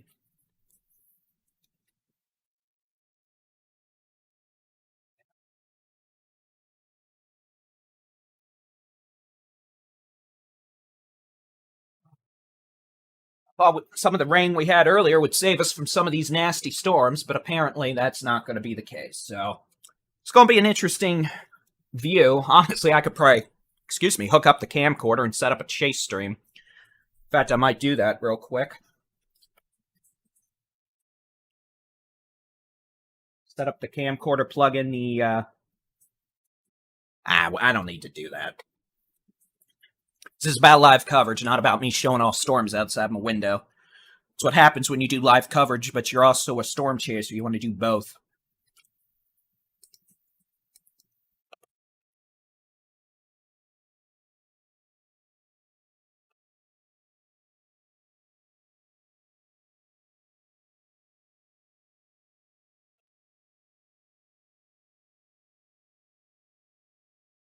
Okay, so let's get back at it.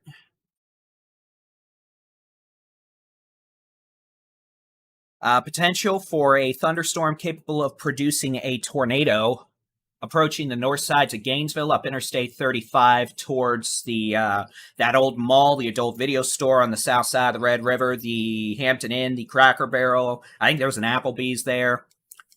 The old movie theater. And then there's a big old car lot on the east side of 35 there at that same exit, like 2 or 3 miles south of Red River. You got the Texas Rest Stop. Those at the Texas Rest Stop there on the south side of the Red River need to be taking their tornado safety precautions, entering the safe rooms there.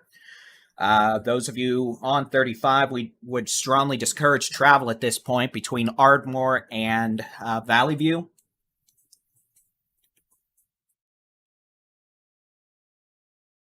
And I'm actually watching a developing supercell take shape right outside my office window here.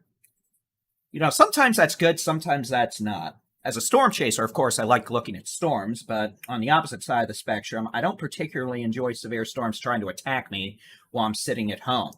The weather radio is about to go off, which is going to make quite a bit of noise.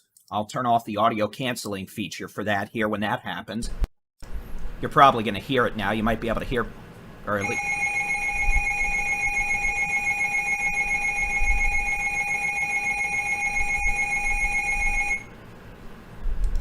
And there you go. So we have multiple live views now. You've got the view from Jason Cooley.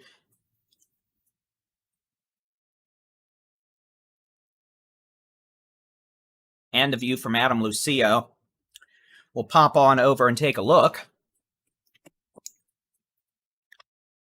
Okay, Jason's passing the high school there on the south side of Gainesville before you get up to 82. You can see a wall cloud there with that thunderstorm. He's looking northwest. He's about to go over the bridge. What stream is that? Radar, please stop moving. Thank you. He's about to go over the Elm Fork of the Trinity River there, that bridge, before you curve left in and through Gainesville. And then Adam, who had an interesting view just pop up. Well, that's not Adam, for one. That's me not putting the correct stream on here. Give me just a second, and I'll get that set.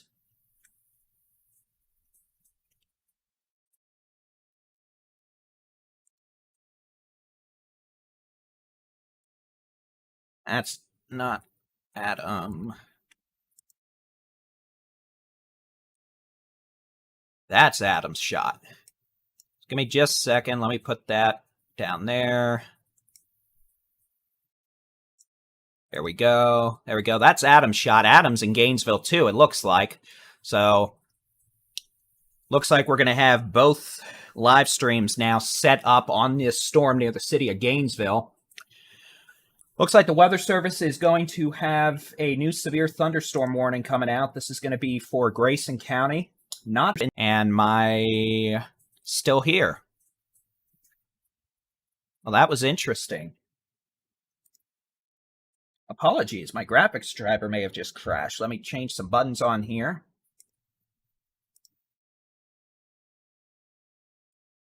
I'll have to reset the webcam, but we'll get that fixed. I promise I haven't been struck by lightning or died yet. Look, I'm still here. All right, so one there. In case you're wondering what I'm looking at, I'll take a picture here one day, or actually, you know what? I'll just do it right now and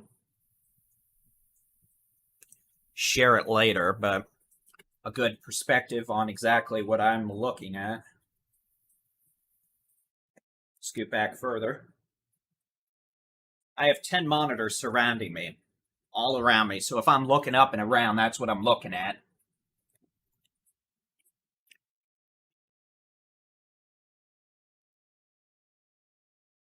Okay, so let's zoom back in.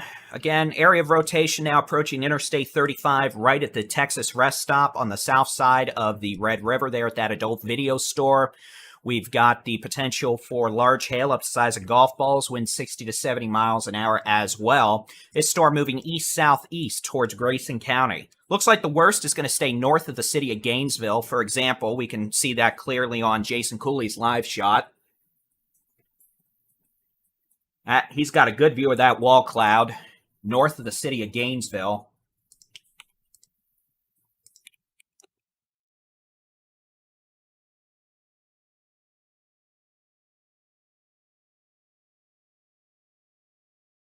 I just need to share this video with...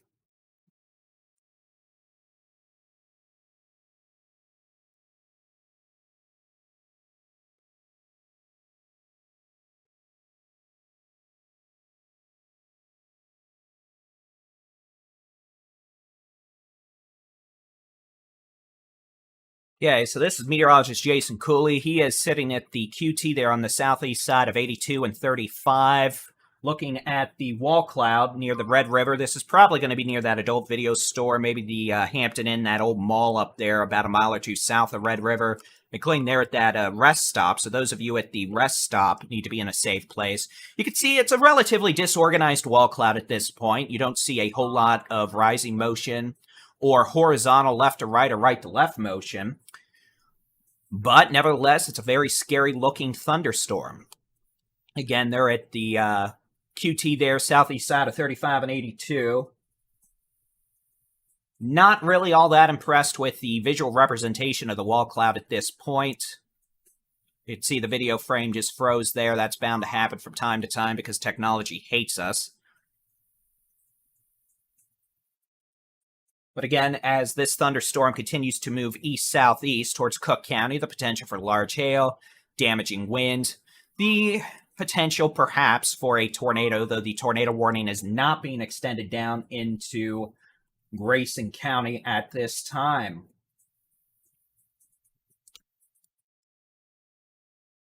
Back further west, a severe thunderstorm capable of producing quarter-sized hail.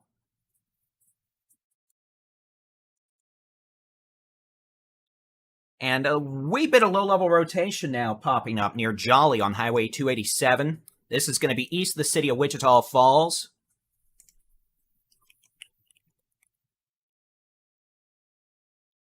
So Wichita Falls, you're clear from this storm. This storm's moving east at 25 miles an hour. The potential for quarter to $half size hail. You know, Facebook Messenger, I would love it if you would stop saying, failed to render this message. Yeah, I swear, technology is literally trying to make me go outside and get struck by lightning right now. It's not going to happen, mind you, but it's not been a particularly pleasant day in the technology department.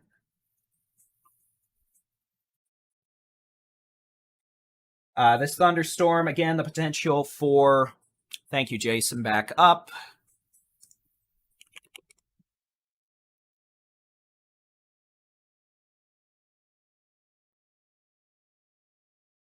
And again, these storms in Cook County moving east-southeast at about 25 to 35 miles an hour, potential for 65, 70 mile an hour winds, golf ball size hail, and the potential for a tornado. Storm back west on 82 starting to take on more of a suspicious-looking supercellular characteristic. Wall cloud being reported by the always-present, always-mighty storm chaser Chad Casey, who is always near these things. I swear Chad Casey is the magnet for Texas tornadoes. So we're going to need to watch this storm carefully as it's over Jolly now, moving east. Could be a threat to Henrietta, eventually continuing parallel to Highway 82 further to the east.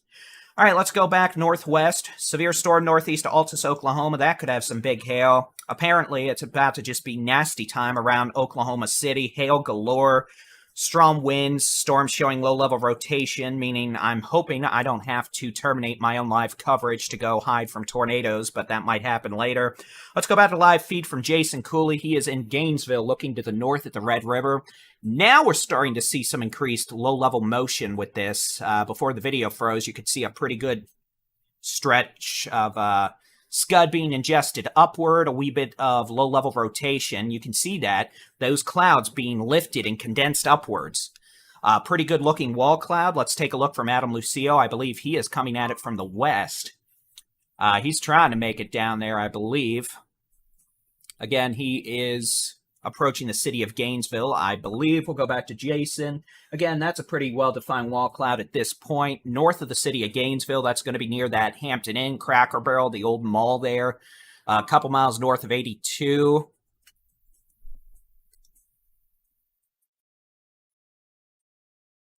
Moving east-southeast at 35 miles an hour. His stream keeps freezing, which is always pleasant and an enjoyable experience when you're in the middle of a city and we can't even keep a live stream up. But unfortunately, that is just technology, and technology doesn't particularly enjoy us most of the time.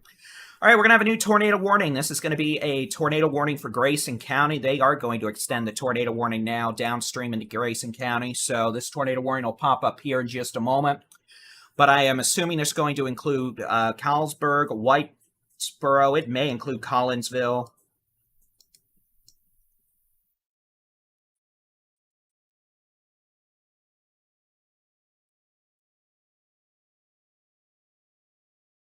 So this is going to be a tornado warning. Carlsberg, Whitesboro, Collinsville, Tioga, Gainesville, and Collinsville. So that's going to be a new tornado warning. That runs until 8:30 p.m. That's going to be for a circulation about 2 to 3 miles north of Highway 82 and Interstate 35, moving southeast at 35 miles an hour. This storm could attempt to tighten up and produce a tornado at any time. In addition, the potential for quarter to golf ball size hail, winds of 60 to 70 miles per hour. That's all going to be possible with this dangerous thunderstorm.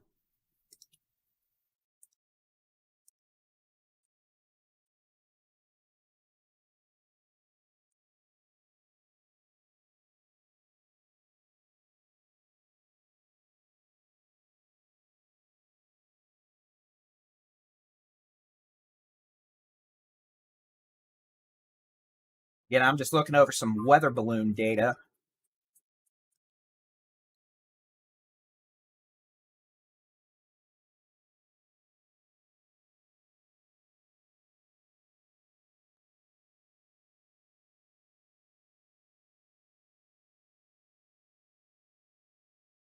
Again, only tornado warning in the state right now is going to be for northern and eastern Grayson County down into western sections of, northern and eastern Cook County and western sections of Grayson County, with the storm moving southeast at 35 miles an hour. Pretty large cluster of storms north of the Red River moving southeast.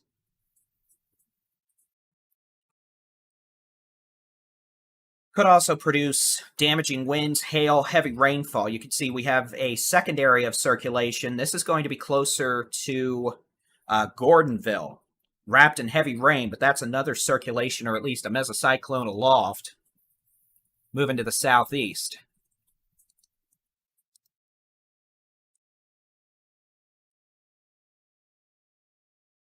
So first circulation probably near that adult video store on 35, just south of the Red River, down to the Hampton Inn, the Cracker Barrel, the Texas rest stop. That'll be moving east to 35 in the next 10 minutes.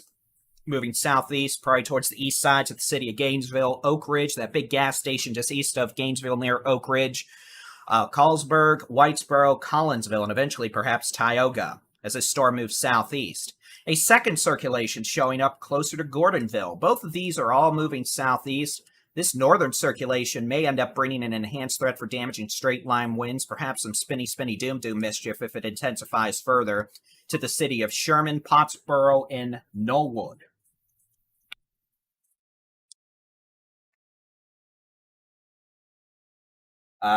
Looks like I-35, Marietta, Oklahoma, about 15 miles up the interstate. We're getting reports that billboards are knocked down. We've got tree debris all over the place, so nasty size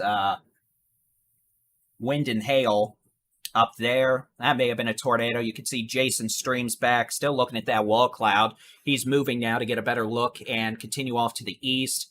You can see all these people out and about on 82, which brings up another point. People! Why are we driving in the middle of a tornado warning? And people wonder why people get killed driving in vehicles in tornado warnings. Maybe it's because the sirens are going off, your phones are going off, and yet we're all just driving around like it's a normal Thursday evening. Folks, I get it. You need to go places, but going there in the middle of a tornado warning is just stupid. And let me tell you, this is how people die. Tornadoes, rain-wrapped tornadoes, people may not realize they're driving into a rain-wrapped tornado until it's too late and you end up with the vehicle thrown upside down in a field. And, I won't get any more visually descriptive than that, but let's just say death by tornado in a vehicle is not usually the most pretty or open casket type of a death. So please stop driving around in a tornado warning and do what you're supposed to do, which is take shelter. But if you don't want to, it's clearly up to you. You can do whatever you want. But people wonder why some people get killed driving around in tornadoes. Sometimes it's sadly they just didn't get the warning. And then sometimes folks get the warning and just don't care and then end up wondering why it struck with that warning. No, it didn't. You just didn't pay attention. Can you tell I'm a little feisty today? It's the truth, though. Sorry. Truth hurts. All right, so let's go back west. Severe storm capable of producing nickel to quarter-size hail is on 287. We're starting to see an increased area of rotation now around Jolly with this hook echo. If that continues, the Weather Service in Norman may have to put a tornado warning out for portions of northern Clay County, and that would include the city of Henrietta. So it would not be the most a logical idea to be getting ready to deal with some severe weather if you were in Henrietta to Jolly. And again, looking at the which way the wind's blowing mode, you can see wind moving away from the radar there in red, wind moving towards there. Wall cloud likely right on Highway 287 as that thunderstorm moves east at about 20 to 30 miles an hour. All right, back further north, nasty storm near Snyder, Oklahoma. Nasty bow echo. That might be the Directio setting up shop across portions of western Oklahoma. That could have winds over 70 miles an hour. Tennis ball to baseball size hail. Tornadoes at times.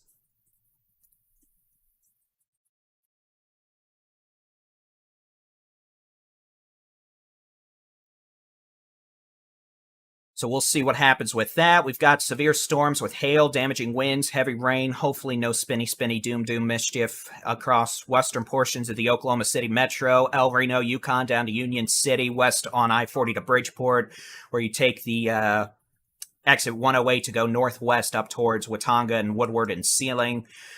Back in Texas, a tornado warning until, well, let's do this. Let's go south. I don't see any severe warnings anymore. That's good. The storms in the hill country have gone to bed. Tornado warning for eastern Cook County, western Grayson County until 8:30 p.m. A severe thunderstorm capable of producing a tornado now on the northeast sides of the city of Gainesville, along with golf ball size hail winds of 60 to 70 miles an hour.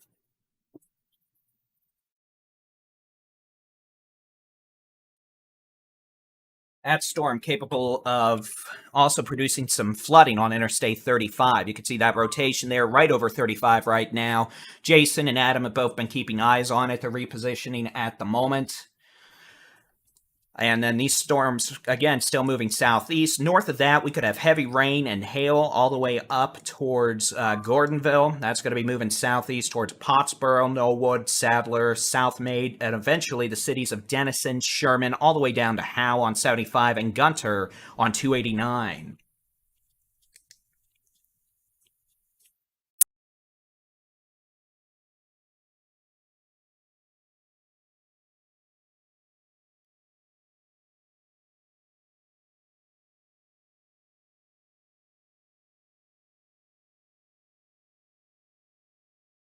Switch back over to the How Hard a Training mode, and you can see that.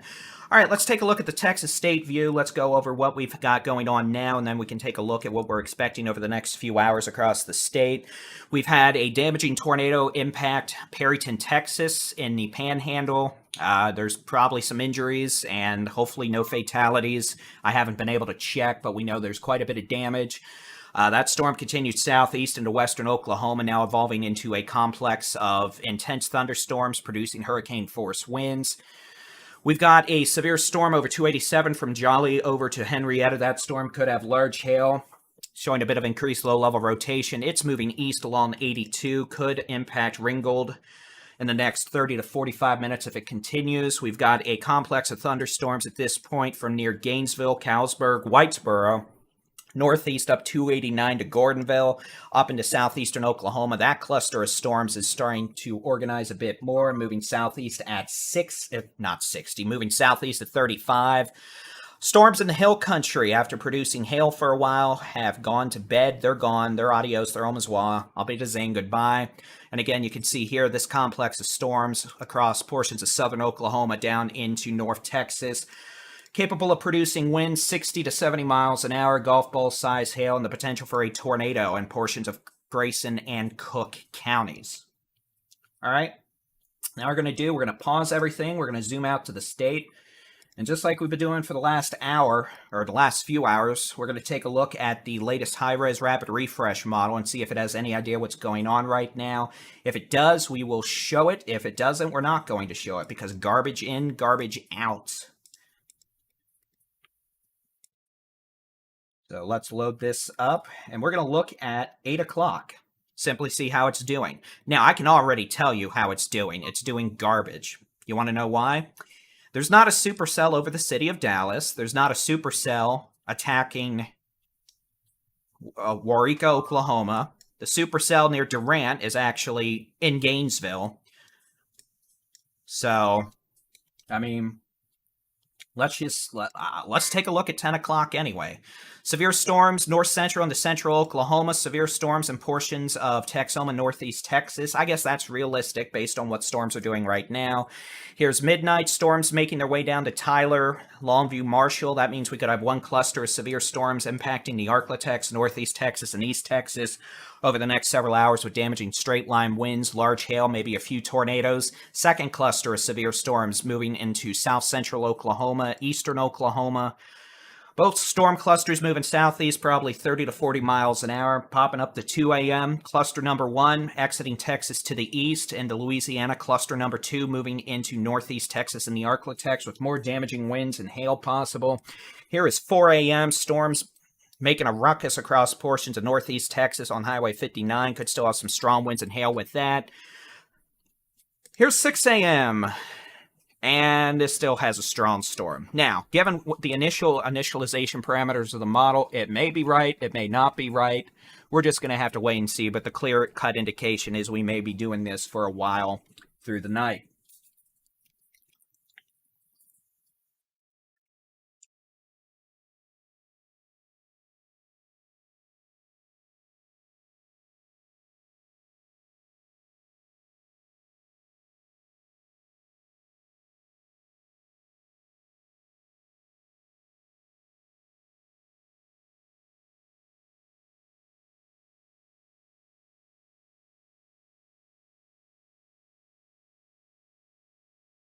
All right.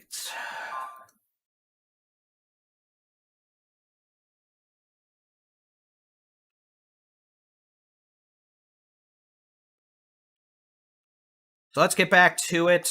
I'm Texas Storm Chasers Baldy-in-Chief David Reimer at 7:56 on the 15th of June, 2023, in the midst of our continuing severe weather coverage. We've got live video from Storm Chasers Jason Cooley, Adam Lucio. They're in Gainesville, Texas. Looks like Jason is heading east to get a better look at this storm. Pretty gnarly looking signature there. You can see low-hanging clouds, a pretty good wall cloud back in the distance. Trees blocking the view at this point. I assume he is northeast of Gainesville. And again, you can see, yes, we have low-looking, scary clouds. Don't see any sort of indications we have a tornado down right now. These storms are producing strong, damaging winds, the potential for some quarter to golf ball size hail as these storms continue to the east-southeast at about 35 miles an hour. And again, that's meteorologist Jason Cooley. We'll pop on over to Storm Chaser Adam Lucio. He's also in vicinity of this storm. He appears to be enjoying traffic right now in Gainesville.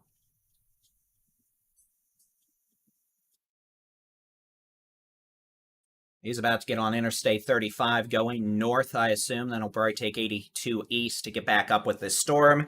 We'll keep watching both chasers, and we'll keep watching both storms. But again, almost slightly less of a cluster looking and more of a supercellular look to these storms now in western Grayson County, northeastern Cook County, moving southeast at about 30 to 35 miles an hour. Again, these are going to continue doing that, and they're probably going to be around with us until they get into Louisiana, meaning those of you in northern Collin, Hunt, Fannin counties, you're going to be next in line for the potential for strong winds, hail, maybe a tornado. We have not had any confirmed reports of tornadoes with this thunderstorm since it entered the state of Texas. This storm produced a 103-mile-an-hour wind gust and softball to DVD size hail and a tornado in Lawton earlier, several hours ago, but fortunately it's been behaving itself comparatively since then. Moving southeast again, this could be with us most of the evening into tonight as it makes its way towards Louisiana, and we end up with more storms coming in out of Oklahoma later on.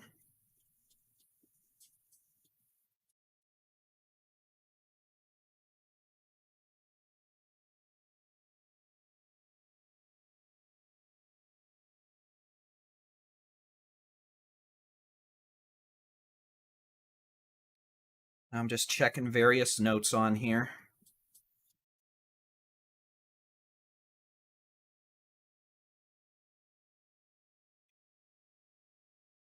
Again, looks like Jason's got a view of what I assume to be the wall cloud northeast of Gainesville.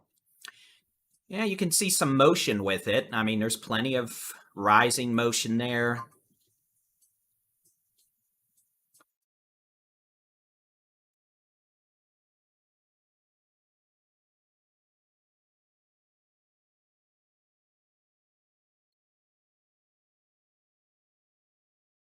Emergency response crews are responding from many communities, including Amarillo, Lubbock, and Childress, to Perryton to assist in tornado recovery.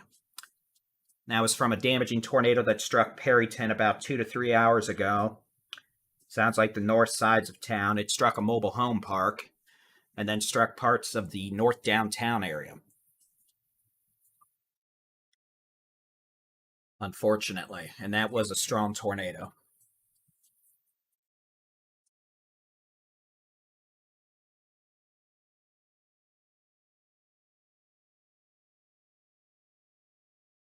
A tornado warning continues until 8:30 p.m. for eastern Cook and western Grayson counties.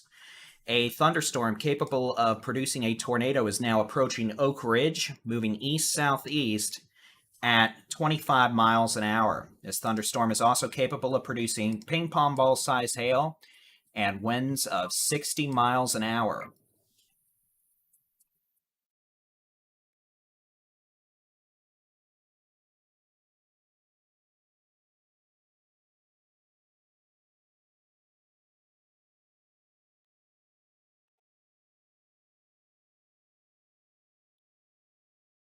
We'll get back to the chaser wall. We'll keep an eye on things here. So again, zooming back out, I guess that would be a good thing to do by turning off the marker.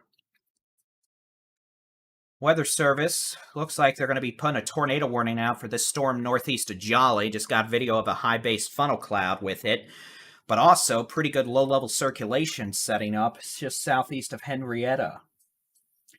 So again, it looks like our storm back west on 82 near Henrietta is attempting to spin up.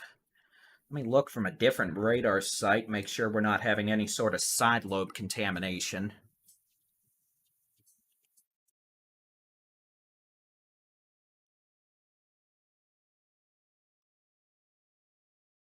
The radar is having a seizure.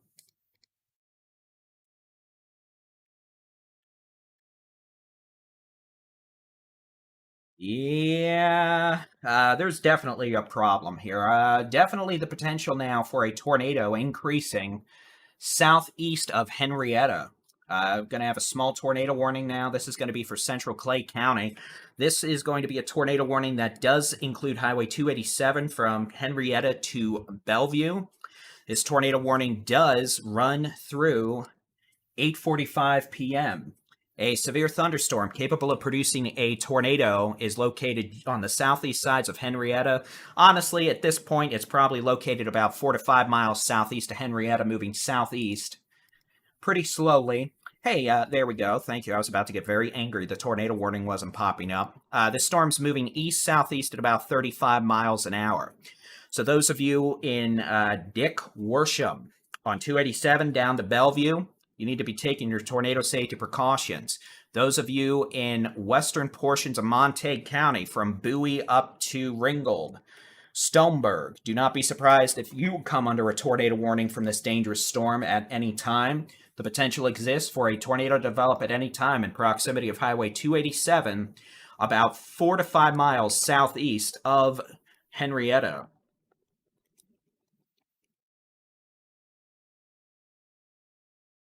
And this thunderstorm is on Highway 287, probably about 5 miles southeast of Henrietta. You can see based on the which way the wind's blowing mode, this thing's got one heck of an attitude right now. We've got winds moving towards the radar up in Frederick, Oklahoma at about 60 miles an hour. Winds moving away at about 70. So given that, this thing could certainly spin itself up into something spinny, doom very easily. Although we have no reports of that at this time. That being said, we definitely have a hook echo on radar. We've got storm chasers right there, so if we have a tornado develop, we'll know about it. They're not our storm chasers, so I won't be able to show you pictures or videos, but you know, at least they're there, so I can at least look at a Twitter feed and confirm it's happening.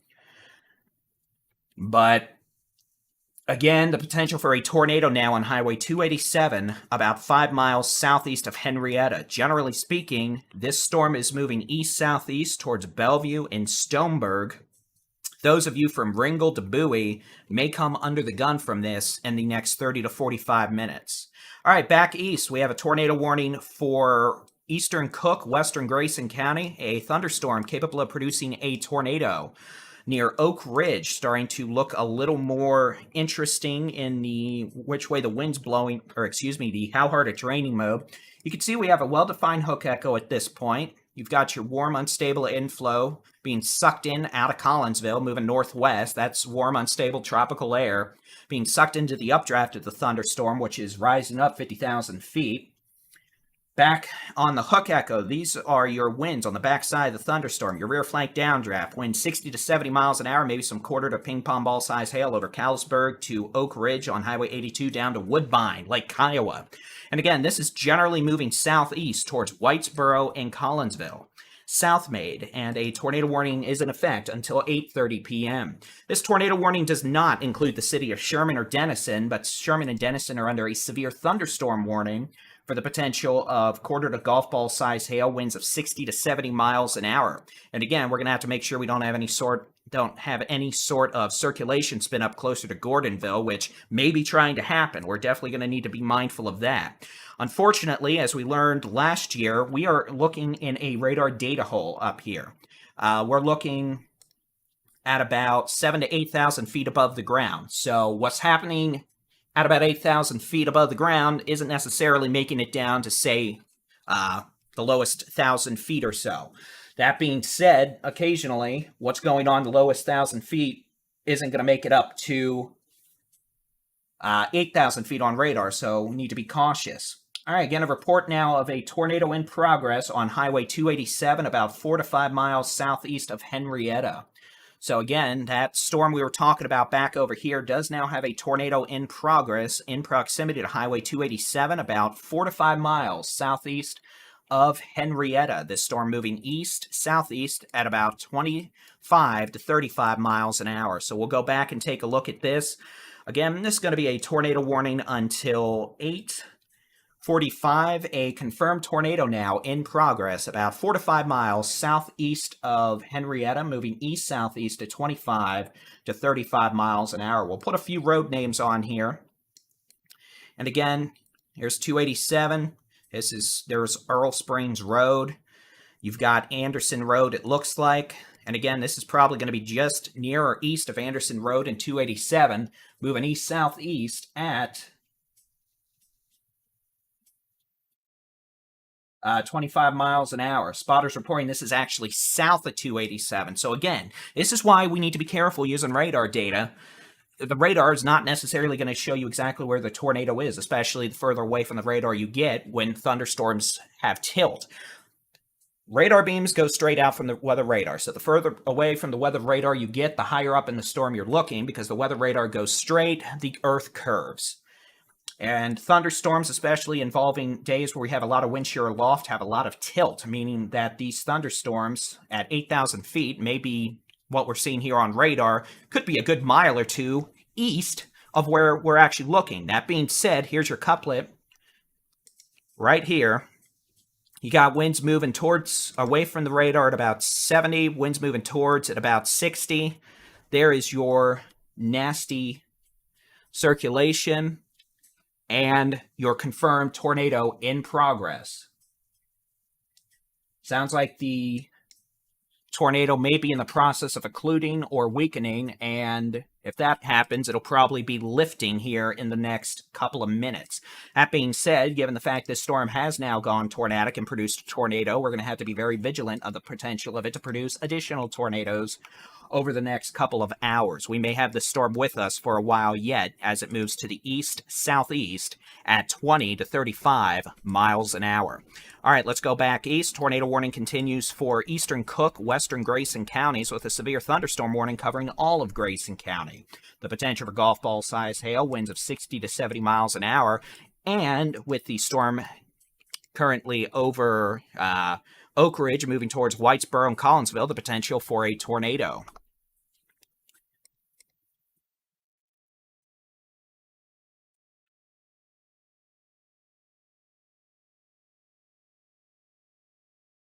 A tornado southeast of Henrietta was in a field about 4 to 5 miles southeast of Henrietta, it sounds like, south of 287.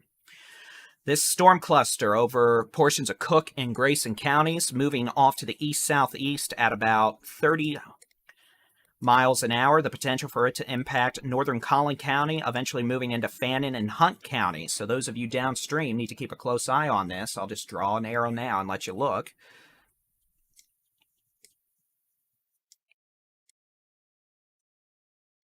So there you go. This eventually Bonham, Leonard, Trenton, all the way down to Commerce, Greenville, Cooper in the next 2 hours. The potential for a complex of severe storms with large hail, damaging winds, and, at least for now, the potential for a tornado.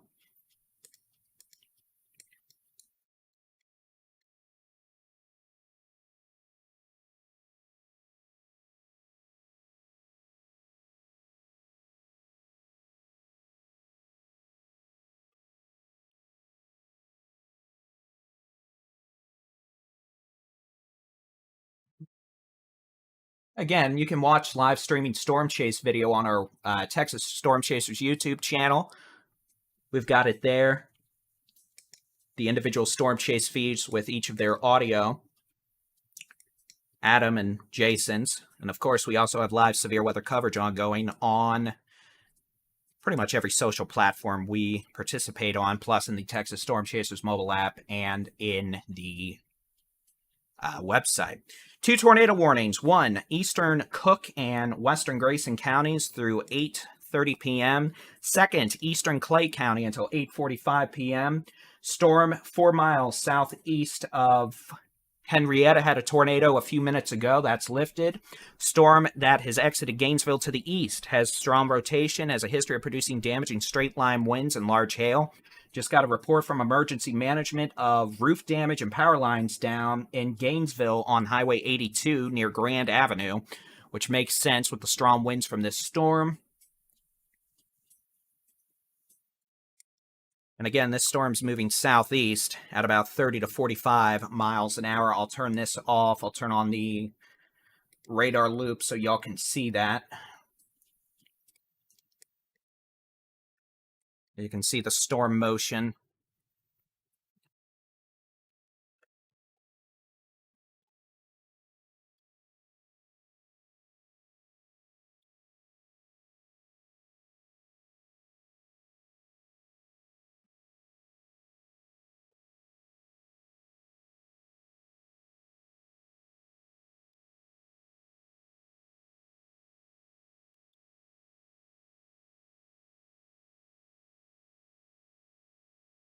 point where I have to pop up another radar instance just to keep an eye on some of these other storms.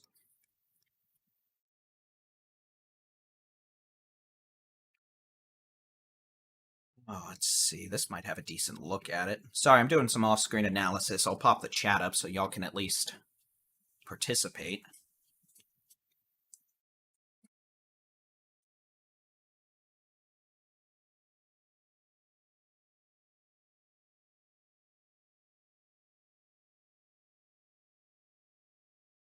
Again, for those wondering about storms in their neck of the woods or who's going to get what, we encourage you to download the free Texas Storm Chasers mobile app. That'll give you a good view of what's going on now, your forecast, along with the ability to track the stormies.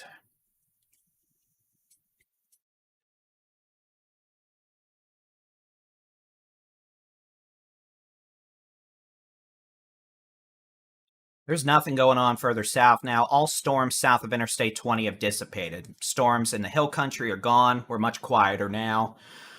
Storms are probably going to impact I-20 in East Texas in the Arklatex this evening in a few hours, but for places like Alstyne, Round Rock, Temple, Bell, and back west to Burnett, much quieter now.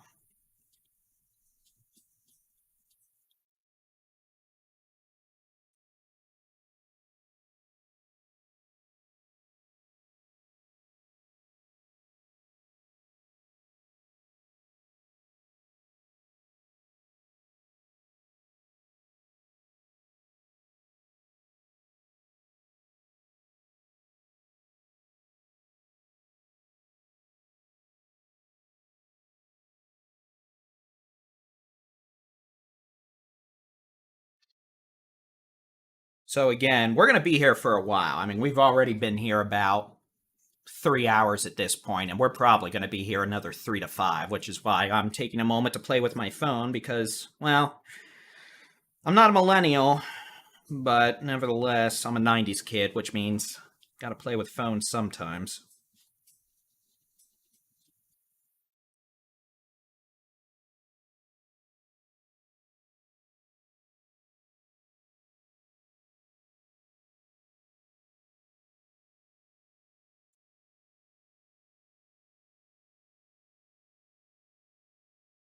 So again, we've got storms across Texoma into portions of North Texas, moving southeast at about east-southeast at about 25 to 35 miles an hour. Those storms are going to be capable of producing probably hail up to the size of golf balls for now, winds of 60 to 70 miles an hour, and apparently at least the potential for a few tornadoes. So we're going to be here for a while yet, especially as those storms continue moving southeast and probably start ramping up in the damaging wind department.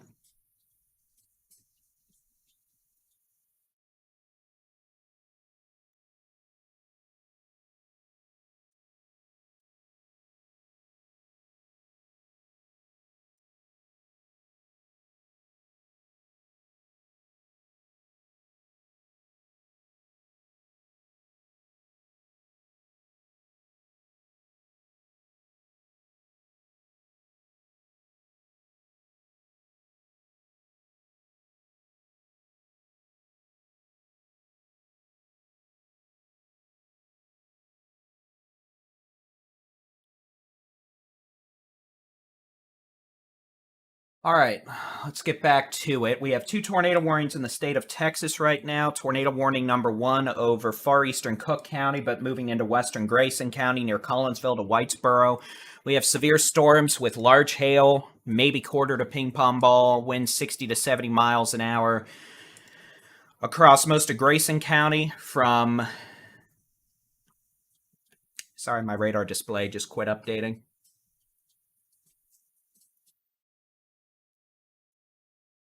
Technology hates me, thank you. Moving from near Gordonville down to Whitesboro, Sadler. Those could have winds 60 to 70 miles an hour. Lots and lots of heavy rain, obviously. And all this is moving southeast at about 25 to 35 miles an hour. Seeing a bit of a circulation, or at least a mesocyclonal off northeast of Whitesboro with that storm, but also a pretty good hook echo northwest of Collinsville. Not really seeing any recent reports of low-level rotation or problems with that, but we'll be here to keep an eye on it for sure. That tornado warning goes through at least 8:30 p.m. We have a new tornado warning for Montague County. Let me tell you, this supercell went from nothing to uh-oh-ville real quick. I mean, this thing was struggling for hours all the way back southwest to Holiday. I guess it found its happy place because as soon as it got to Henrietta, it went from little baby soupy with quarter-size hail to holy moly guacamole. I'm going to throw out golf balls, then probably tennis balls, and tornadoes, because who doesn't want to make Baldy and Chief's lives more complicated? So again, there's going to be a tornado warning for Montague County until 9 p.m. This tornado warning does include the city of Ringgold, Nocona. This is north of Bellevue. This includes Montague. This includes Bonita. This includes Belcherville. The possibility of a tornado 7 miles north of Bellevue, 11 miles southeast of Henrietta, moving east at 35 miles an hour. So they believe this is paralleling Highway 82 more than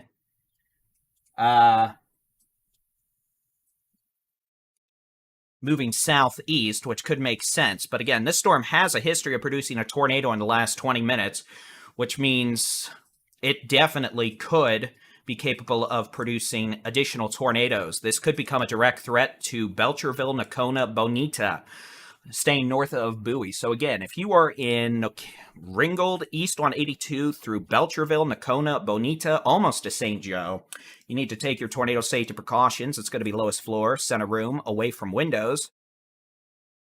Put as many walls between you and the outside as possible. Horror sole tennis shoes wouldn't be a bad idea.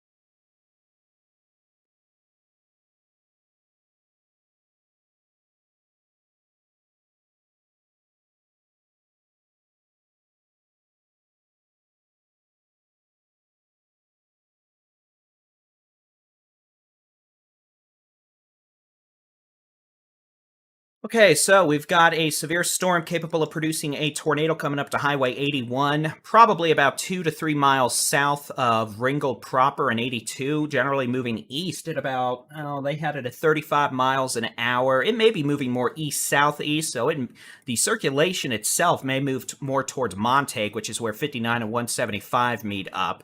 But the hail core would be on 82, likely hailing in Ringgold to Belcherville right now, raining in Nocona and Bonita, but the hail threat would increase there soon. And again, so hail, maybe up to the size of golf balls, damaging winds, and the potential for a tornado with that storm in Montague County with a tornado warning through 9 p.m. This does not include the city of Bowie and is north of Bellevue now, so 287 is clear from that storm.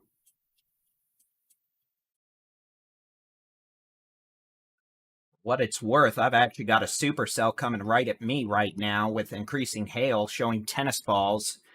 If that continues, I am going to have to figure out what I'm going to do to get my car under something a little more sturdy, because I really, really, really don't want to have to replace the windows on a vehicle with liability only.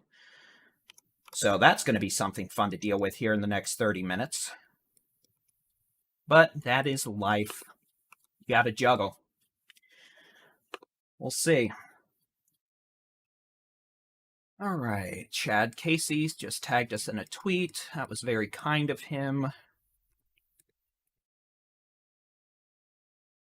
Might have to start a petition that says, Chad Casey, join Texas Storm Chasers. I don't know. All right, let's get back to it. What is this? The Frederick radar. It was 807. Press some buttons. Starting to see an increasing indications of low-level rotation with that storm in Montague County. That's not a surprise. In fact, I'll switch radars to show you that off the Frederick radar. Pretty good low-level circulation, again, with this thunderstorm now coming up on Highway 81, about 3 miles south of Ringgold. I'm going to put some streets on here, but I want to emphasize the fact that I'm not trying to get specific enough with just streets because we're looking several thousand feet above the ground.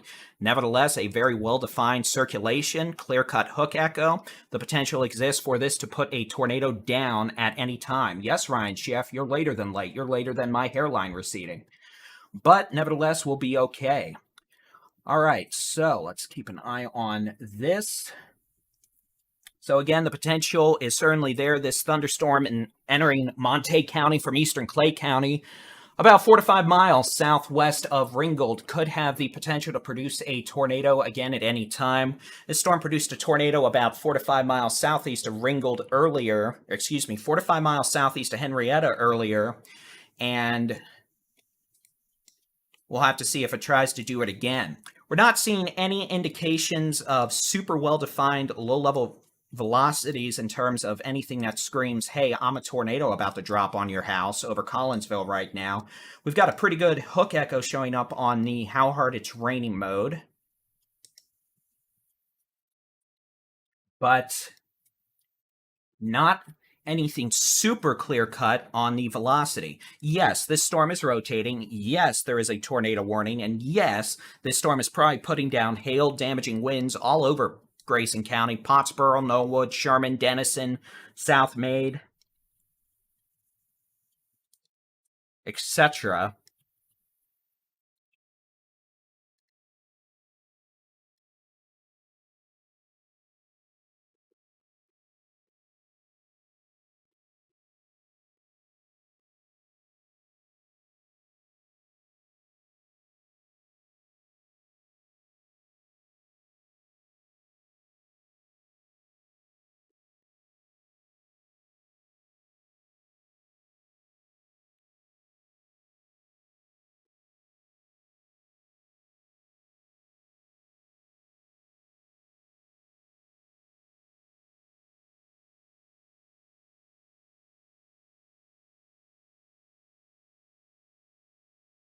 All right.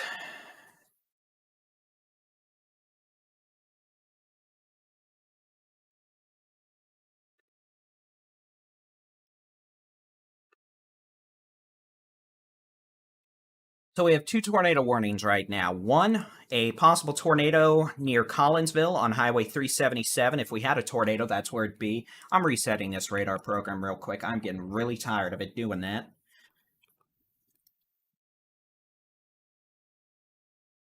All right, back at it.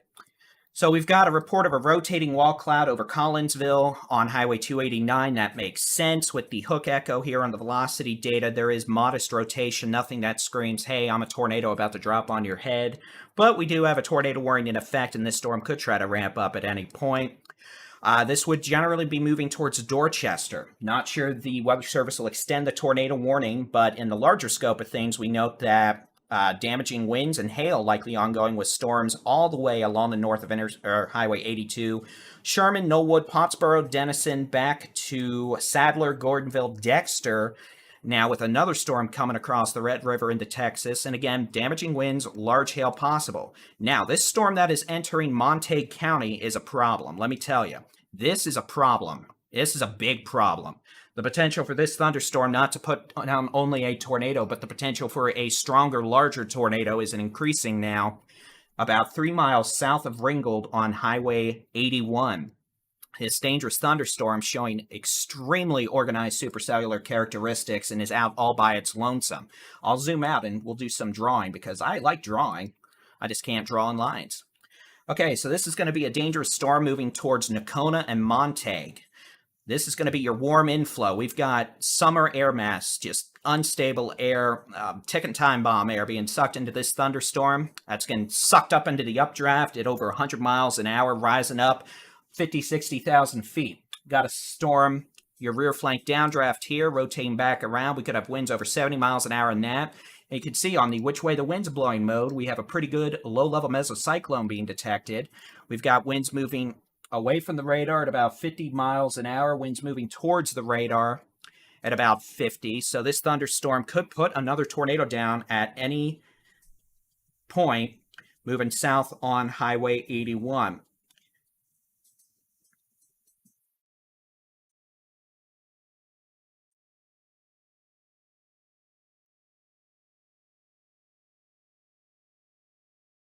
We'll see what happens.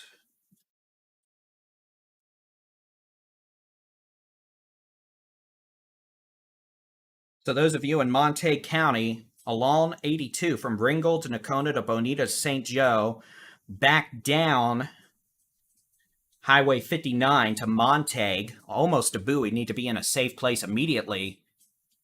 Jason's got power flashes. Whoa, whoa, whoa, whoa, what do we got going on here?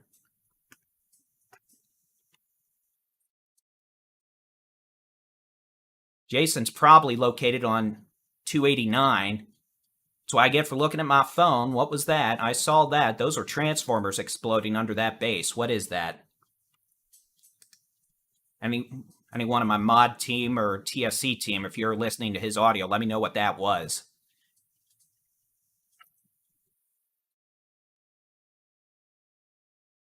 What was that?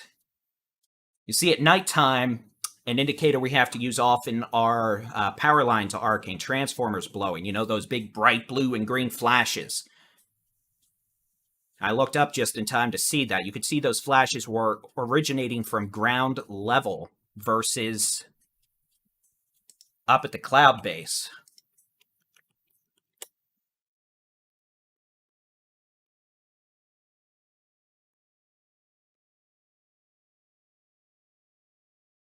Ah, Jason said.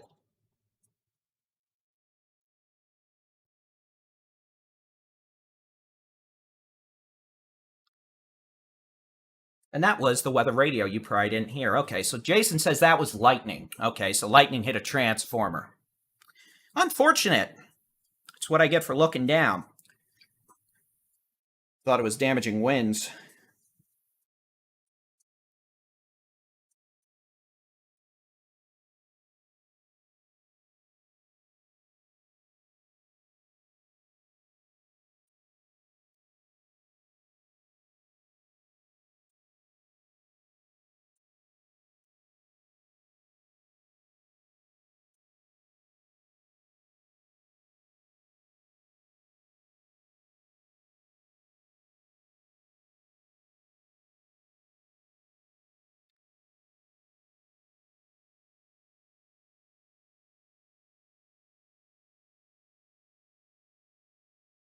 All right, so let's get back to it. Potential exists for a tornado to develop at any time on Highway 81 now, south of Highway 82 by a few miles. No recent reports. So it placed it about 5 miles south of Highway 82 near Stoneburg. Stoneburg Fire Department's reporting a rotating wall cloud just north of Stoneburg at this point, which would make sense. Stoneburg's right. Come on, radar. I am not in the mood for this. Stoneburg's pretty much right where this hook echo is on 81. All right. Stormy, are you going to go to the south of me so I don't have to worry about tennis balls trying to destroy my car? I'd really appreciate that not being added complexity. All right, so let's go back east and deal with Grayson County. A severe thunderstorm warning remains in effect through 9:30 p.m. The tornado warning for Grayson County has been allowed to expire. A severe thunderstorm capable of producing 65 to 70 mile an hour winds, the potential for ping pong ball size hail, moving east-southeast at 45 miles an hour. So again, you can see that here. These storms starting to organize into a bit of a cluster and accelerate southeast. If this storm were to continue at its present course and speed, and I'll put on the storm tracker thing. You can see this storm could be near Howe at 8:48, Anna 9 o'clock, Leonard 9:15 to 9:20, probably trend about 9:05, Blue Ridge about 9:10, Celeste about 9:25, the city of Greenville about probably a couple minutes after 9:30. And again, you can note that's just for that little section of the storm right there. It thinks the storm further north is moving at 25 miles an hour. Weather Service has these moving southeast to 45, so that makes sense. What I'm going to do is I'm going to put a manual storm track on this to try to get a better idea of what's going on. And you can see how the wind shear loft is blowing all this rain, all this hail further to the south and southeast.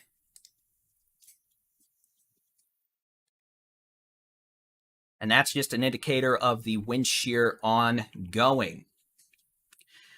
And for technical planning purposes, after I show you the storm track, I'm going to show you what's going on near me just in case we have some issues and I suddenly disappear.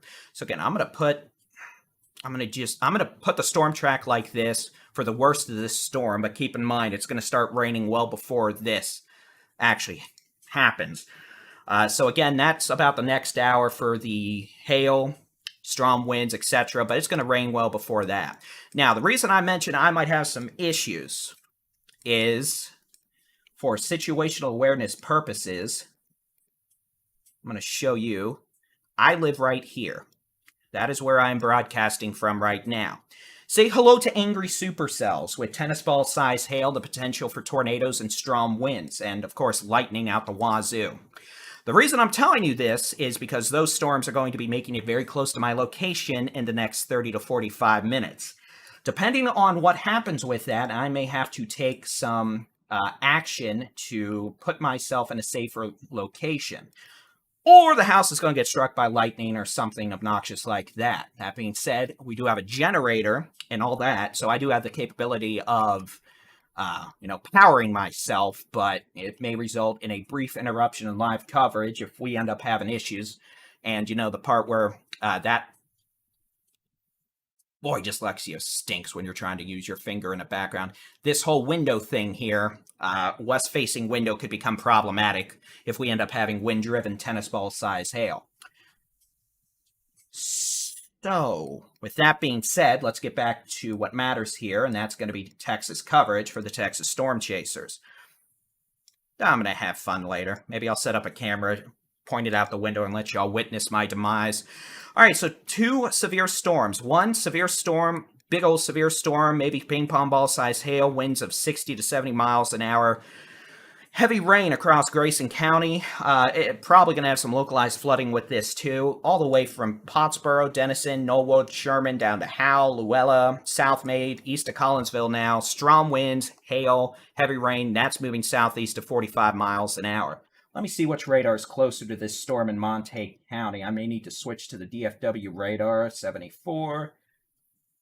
Okay, we're still close to the Frederick radar for about probably another 10 minutes. We want to use the closest radar to a storm to get the best low-level scan of it. Remember, radar beams go straight out from a radome, the Earth curves. So as that happens, the radar beam gets higher up the further away it gets from the radar. All right, so circulation likely near or just east of Highway 81 and just east of Stoneburg. It is riding east on FM 1806 right towards Montague. Pretty good little low-level circulation in the purple haze there. Let me see if I can't clean that up a bit. Just a second. Let me see. I'm not going to be able to get that cleaned up with the software on my computer. Very sad. But pretty good circulation on FM 1806, moving towards the community of Montague. Montague's here at the intersection of 175 and 59. And again, this is moving east, pretty much right down 1806 towards Montague, and there's that circulation there. So you can see the weather radar detecting a pretty gnarly gate-to-gate circulation. We'll switch off the magical brush. Winds moving away from the radar about 45. Winds moving towards it about 55. You can see right there at the apex of that hook echo. And if there's going to be a tornado, that is very likely where it will be. Now, we've got a couple issues here. One, we're dealing with some terrain here that makes it a little more difficult to see. 2, it's nighttime now. 3, well, it's nighttime. in trees and some hills. So again, we're going to have to watch this very carefully. This storm is definitely the most dangerous we've seen thus far this afternoon in the state of Texas, at least outside of the one in the Texas Panhandle. And this could put a tornado down at any time. So those of you in Montague West on 1806 need to be in a safe place. Lowest floor, center room, away from windows. Put as many walls between you and the outside as possible. From Stoneburg to Montague on 1806, and then this storm may try to make a beeline towards St. Joe. And if that occurs, they're going to have to issue another tornado warning. If it turns more to the east-southeast, this may be more of an issue for southeastern Montague County, and then eventually an issue for northeastern Wise and southwestern Cook counties. That's what we're just going to have to wait and see. Wee bit of thunder.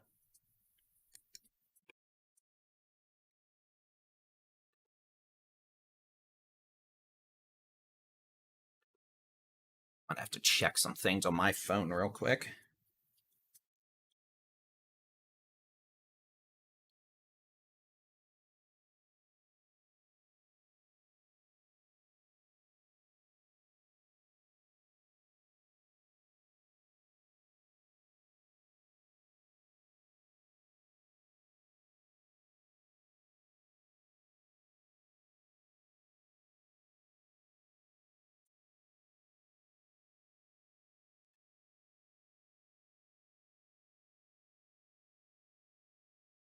Computer, I don't know why it sounds like you're taking off. It could be the 10 computer monitors attached to you, but let's not have a problem, please.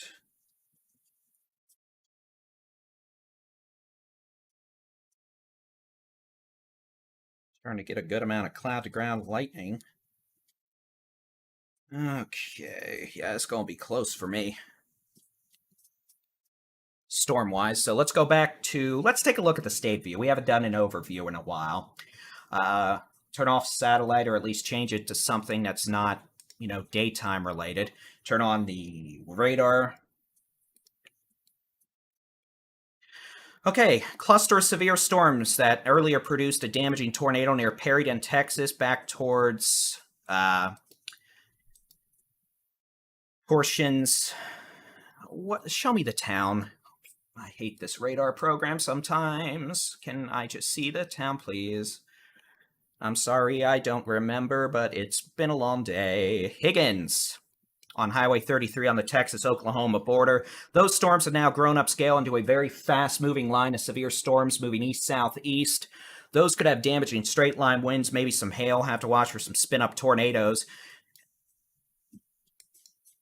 And then we've also got storms trying to attack Oklahoma City down to London on I-44. That all could end up being an issue in a couple hours for Texoma, North Texas, and Northeast Texas, which is why I mention it, not only because I'm trying to make sure I don't get attacked.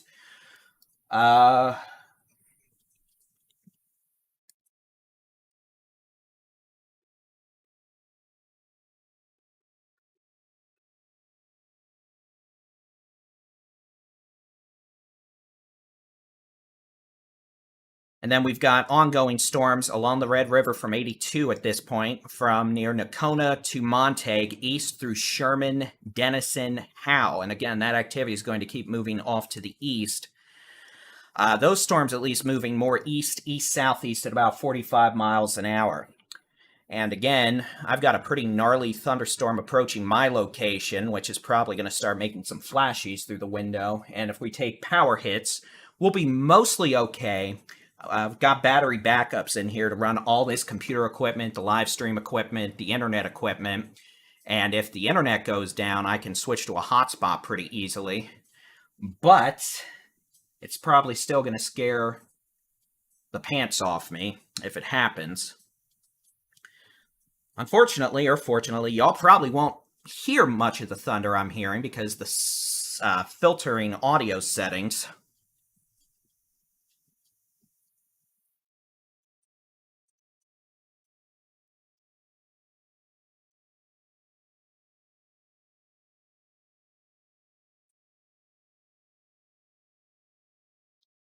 Come on, Cece.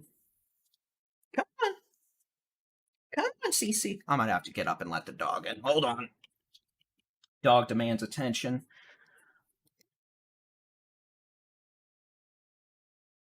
Oh, come on, Cece. Hold on a second.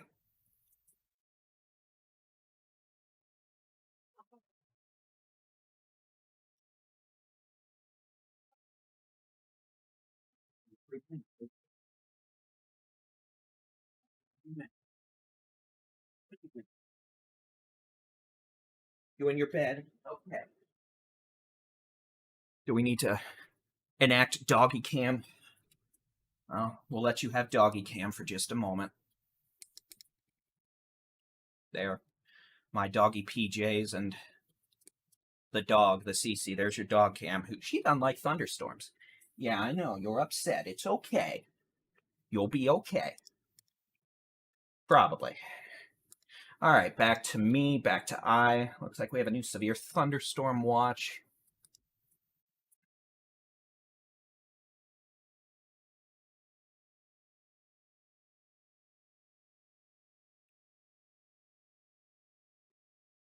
All right, so we have one tornado warning at this point in the state of Texas. That's going to be for Montague County. Oh. For a thunderstorm with a history of producing a tornado back about 5 miles southeast of Henrietta on 287. This thunderstorm is now approaching Montague in FM 1806, moving off to the southeast, at about 30 miles an hour. It just sounds like we took a bit of a power surge. I heard some of the battery backups kick in. Again, this storm could also have some large hail damaging straight line winds. We're going to switch to the Fort Worth radar now. That's probably going to give us a better view. Let's see if this works. Nope. Again, you can actually see that's a pretty good view of that storm. Non-range, but pretty good hook echo. So again, that storm's got attitude. So again, this is going to be a storm capable of producing a tornado approaching community of Montague and Montague County. After that, St. Joe down into southeastern Montague County, down to Berkeley Ranch could be under the gun. And again, this storm's moving east at about 30 miles an hour. The storm over We're just going to have that moment where I sit here, rub my eyes, and try to consolidate my large severe thunderstorm over Grayson County, moving east-southeast at about 40 miles per hour. This storm could have half-dollar size hail, winds of 60 plus miles per hour.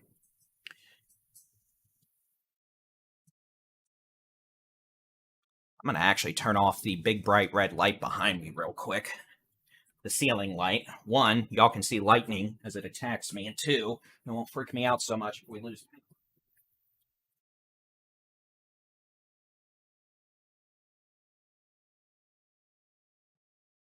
There we go. Again, I don't know if these desk lamps are on the batteries. If they are, we'll be good. If not, well, it may get really dark really quick in here. All right, rotation reported on FM 1806, 2 miles west of Montague, which makes sense based on what we've been seeing. Let me see, what is this storm doing? Honestly, this storm over Grayson County is looking less like a cluster and almost more like just a very large high precipitation supercell. We're going to have to keep a very close eye on it just in case it tries to start to spin up again in the low-level weather radio. Y'all can't hear it probably. Yeah, it's very good at canceling out that noise, but it still scares the pants off me. Okay. For what it's worth, almost looks like we've had a new circulation develop back west of 289, west of Dorchester. I guess that's the same one from Collinsville. I'm just getting my highways mixed up. But the storm seems to be undergoing a consolidation, which may result in, well, some hail falling out over Sherman and Knollwood right now, the potential for some heavy rain, flash flooding, but also the potential we could see some structure alterations with this thunderstorm over the next 30 minutes as it moves southeast. Right now at about 25 miles an hour, but more to the east-southeast, probably at 30 to 35. CC, if you think you're getting in my trail mix, you've got another thing coming, young lady. That's my trail mix. You got your own treats. You got more treats than I do. So again, severe storm, Grayson County could have large hail. Hail core maybe coming up a little bit, maybe some ping pong ball size hail at times. Very heavy rainfall, the potential for flash flooding. Starting to see a bit of low-level rotation pick back up again.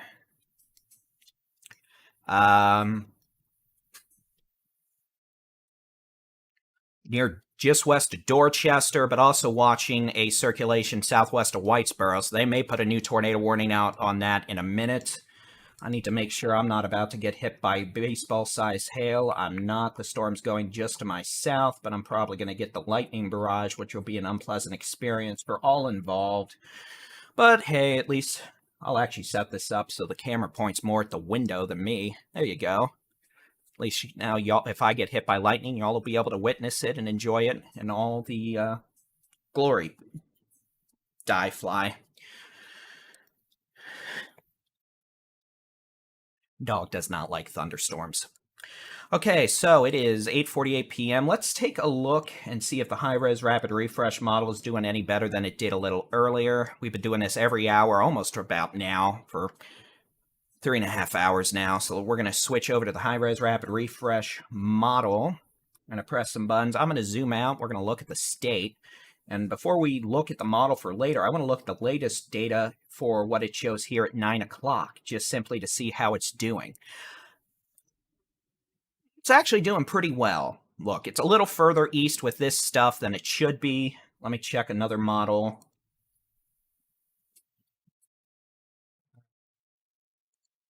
Oh, I might have been looking at 8 o'clock. Nope, okay, so you know what? We'll look at this. You know, it's a little further east than it should be, but otherwise, I mean, I'm not going to cry over a 20-mile difference compared to where it has storms and where storms actually are. So I can actually show y'all what might happen tonight in a visual representation, and then those of you joining the chats can answer each other's questions here in a bit. Large rotating wall cloud. That's near the house. Well, that's unfortunate. All right, so here's what the HRRR has at 11 o'clock. We've got angry severe storms, southern Oklahoma City. That's going to be fun for me later.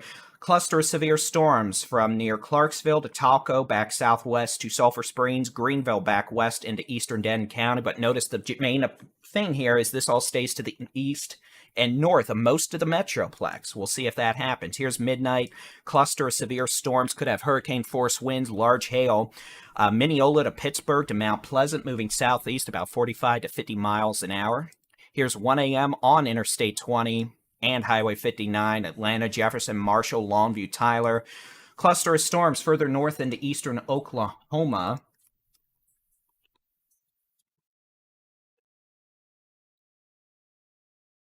Here's 2 a.m., 3 a.m. We could have another round of storms moving into the Arklatex, northeast Texas. Some of these storms could have strong winds and hail.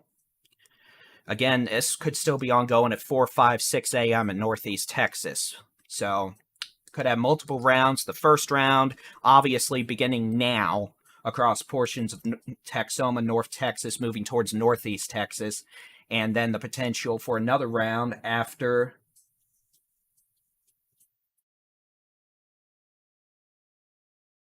3 a.m.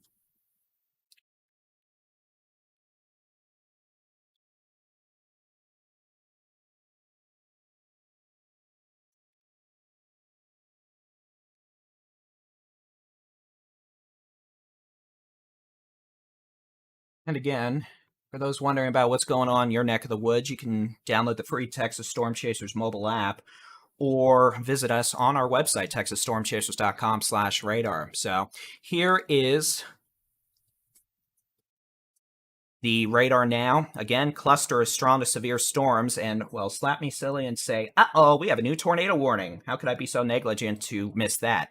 Okay, first, circulation. We have 2. 1 approaching Dorchester, second one spinning up really quick on 377 again from Collinsville to Whitesboro. So we've got a new tornado warning, far eastern Cook County and Grayson County. Grayson County tornado warning does not include the city of Sherman, but it does include Whitesboro to Collinsville to South May to Sadler to Dorchester to Howe to Van Alstyne to Luella to near Tombeam. Okay, hail core, heavy rain, flooding, maybe strong winds in Sherman right now.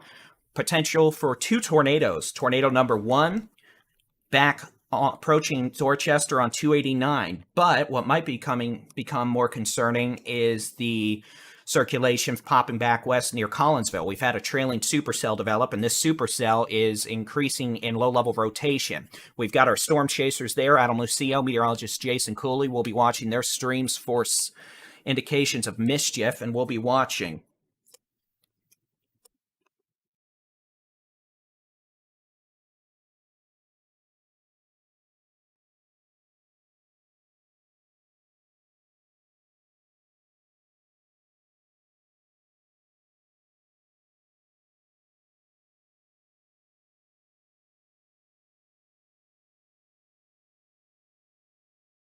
So again, this is going to be a tornado warning for eastern Cook and portions of central and southern Grayson counties.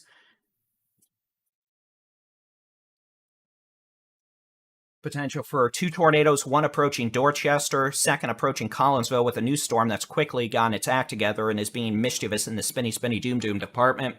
Back west, supercell capable of producing a tornado now east of Montague, or let me rephrase that, very near or just south of Montague with the hail core from Nocona coming up to St. Joe.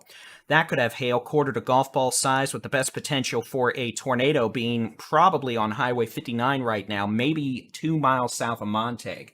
It's going to be close. And again, this storm is moving off to the east at about 30 miles an hour and will pose a direct threat to Cook County. So those of you in Cook County, heads up. This is going to pass further south than the earlier storm. This may be more of an issue for places like Munster, Mira, down to Era and Leo in southwestern Cook County.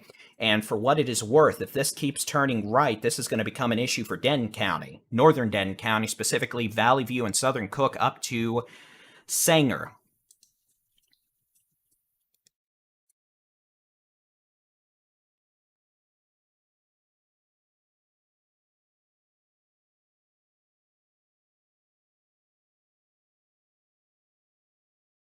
All right, so we've got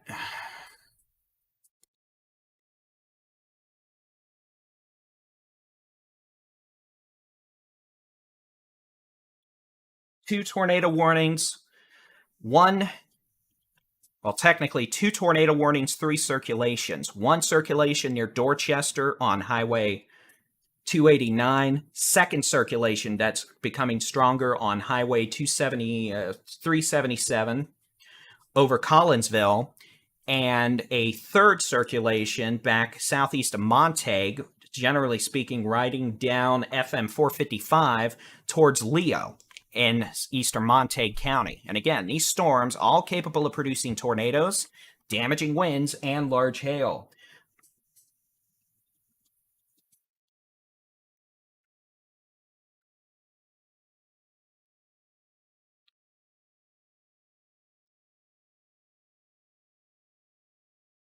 And again, also the potential for some flash flooding out of this.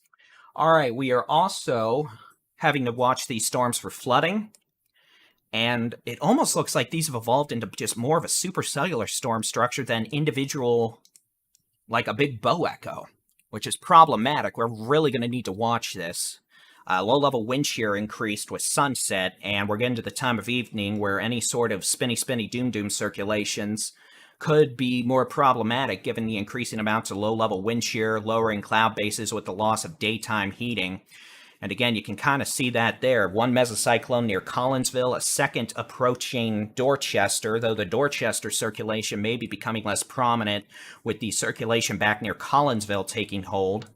Flash flood warning for Cook and Grayson County through midnight. That's that blue box that just popped up.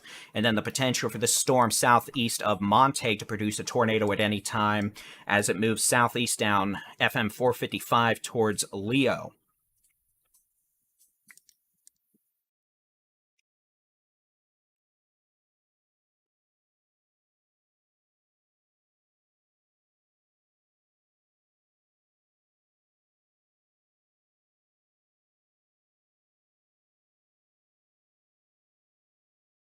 So again, 2 storms, but 3 circulations we're really concerned about right now. Possible circulation near Dorchester. That could spin up at any point. How about I actually show y'all the storms, okay? That circulation may be becoming absorbed or overwhelmed by the new circulation back over Collinsville, which is quickly becoming more intense. That storm may attempt to put a tornado down at any time near Collinsville. That is moving southeast towards Gunter. It almost looks like, yeah, we've taken a definite right turn here. This storm is moving much further southeast than the first storm did. They may need to put a new tornado warning out that extends this closer to northwestern Collin County and places like Gunter and Tioga, because this thing's moving more like this now than this one, which is moving like this. So again, that thing near Collinsville is definitely concerning me. All right, we've got a circulation southeast of Montague moving towards Leo in southwestern Cook County on FM 455.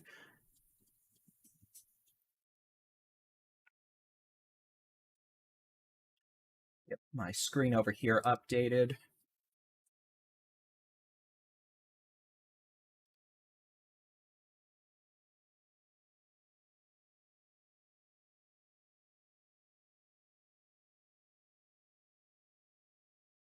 Probably have some pretty good hail falling on 82 right now around St. Joe to Nakona. Heavy rain on 82 back east through Munster and Gainesville. And again, this storm as a whole is moving southeast at about 30 miles an hour. Could pose a direct threat to Munster, Gainesville, Valley View, Leo, Mira, Lindsay as it moves southeast. And then this storm further east, my voice is starting to go out, that's unfortunate, across southwestern Cook County, southwestern Grayson County, the potential for a tornado at any time from anywhere near Collinsville east to 289 near Dorchester. You can see we have a complex evolution ongoing right now with this thunderstorm. It almost looks like our primary updraft is shifting back west to a new updraft ongoing near Whitesboro, with that circulation over Collinsville taking hold, but we also still have smaller circulations in progress over Dorchester. Unfortunately, we also have a conglomerate of extremely heavy rainfall, maybe hail, falling in the city of Sherman right now. And if that is all heavy rain versus hail, that is a very high reflectivity structure with the potential for flash flooding to develop extremely quickly, which is why a flash flood warning is in effect.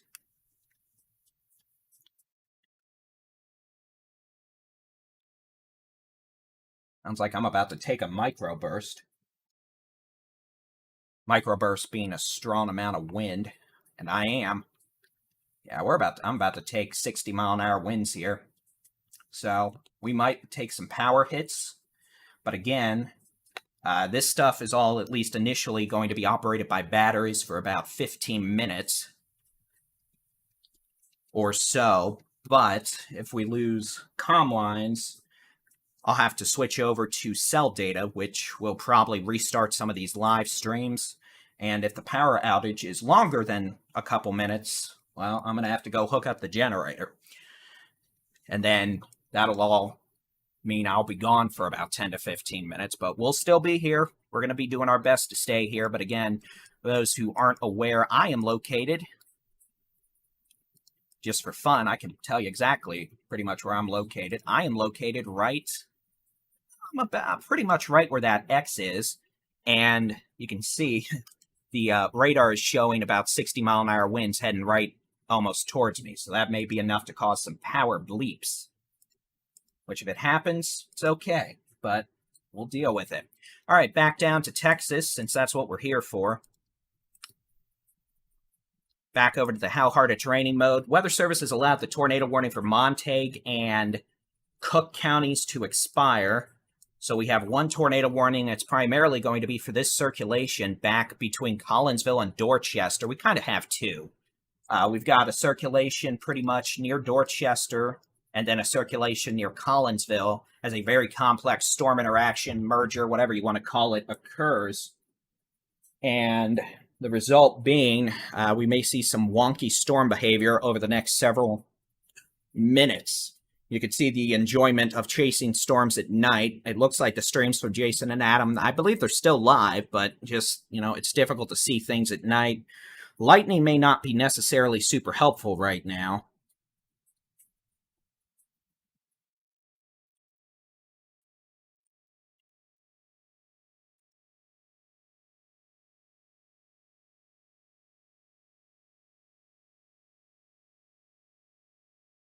Uh-oh. It's hailing here. Oh, that's unfortunate. We're about to take a microburst here, so in all likelihood, we're going to have problems. Being the storm chaser I am, that requires I begin filming just in case.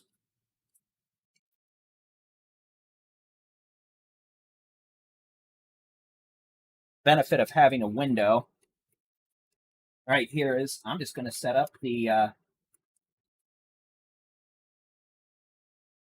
I'm just going to set up the live stream and let it film out the window.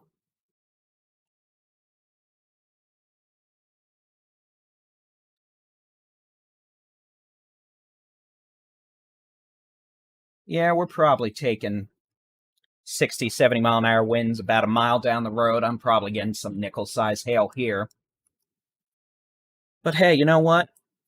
I didn't have to go hide the car, and hopefully that means I won't lose any windows. Especially, the west-facing window right there that tends to involve wind-driven hail. All right, we're going to pop on over to Jason's live view. I just want to see if we can see anything. Jason, I'm sure, is near Collinsville. I can actually look real quick on my phone. And again, you can see the enjoyment of trying to chase storms at night and heavy rain.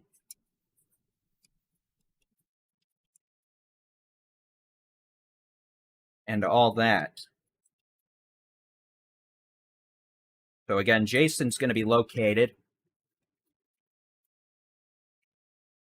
near Collinsville, it looks like. I'm going to actually turn off the noise removal stuff. What I'm going to do real quick, you can hear it, I'm getting hail. We're going to go back to the chaser wall, but I'm going to actually go look outside real quick because we're getting annihilated.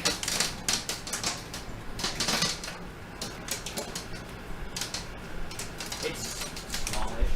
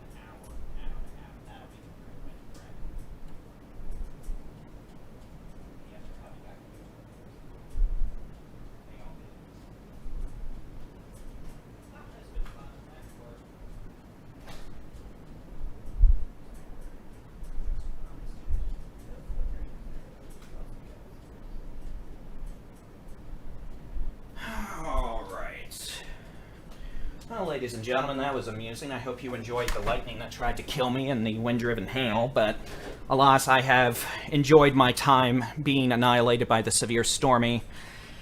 We shall continue with our severe weather coverage. First off, by turning on the noise-canceling stuff, so, I actually sound like a happy professional again.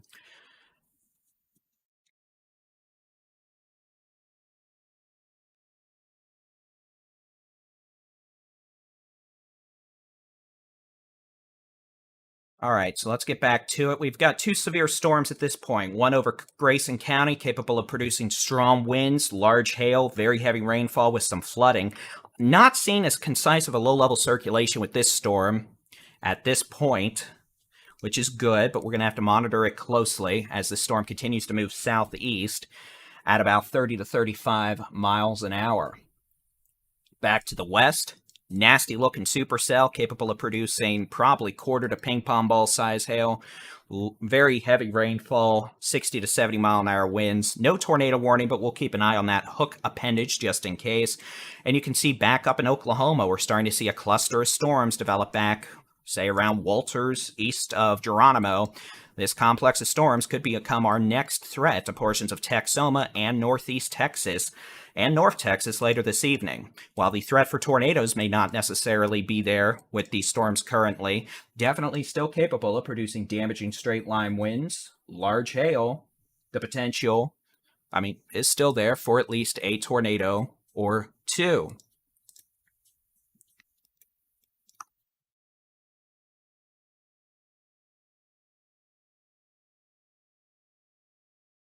Check a couple things. I'm honestly surprised we didn't lose power. We probably had 55, 60 mile an hour winds. I thought we were about to lose a telephone pole out back. All right, so looks like Adam's about to end his stream, which means we'll move this back to the Jason stream.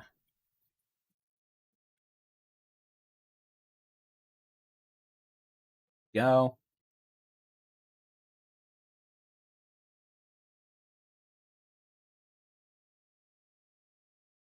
Just need to press a couple buttons here.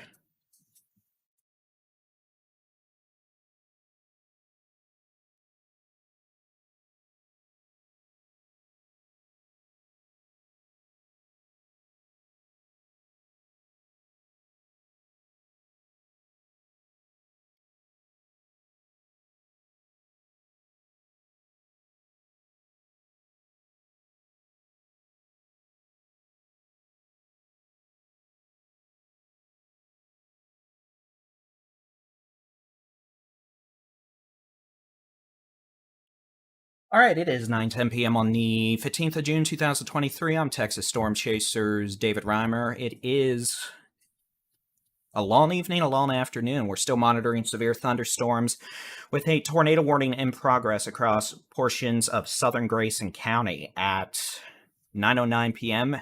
Severe thunderstorms capable of producing tornadoes were located along a line from near Dorchester to Howe, moving east at 40 miles an hour. The storm's also capable of producing 60 mile an hour winds and very heavy rainfall. Let me see if I can't get a better look at this from the Terminal Doppler weather radar located in Frisco.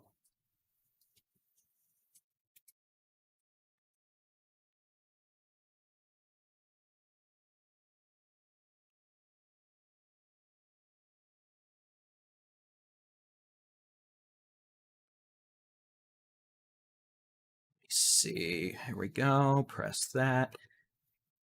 See, we're not seeing any super well-defined indications of tornadoes down right now, but we're also looking from quite a distance away. In addition, the radar is showing plenty of winds aloft, but nothing that I can concisely say is a tornado at a specific location. But nevertheless, a tornado warning continues and should be taken seriously if you're in places from Collinsville to South Maid, just south of Sherman, Luella, Howe, Van Alstyne. This storm is capable of producing tornadoes. In addition, weather radio again. Y'all probably can't hear it because of the noise canceling, but it still scared me quite a bit. Okay, so in addition, this storm could be producing straight line winds over 70 miles an hour and quarter-size hail. Wind is probably going to be the nasty hazard here over the next while, as these storms continue moving east-southeast at about 40 miles an hour. Whew, it's a good opportunity to drink some water.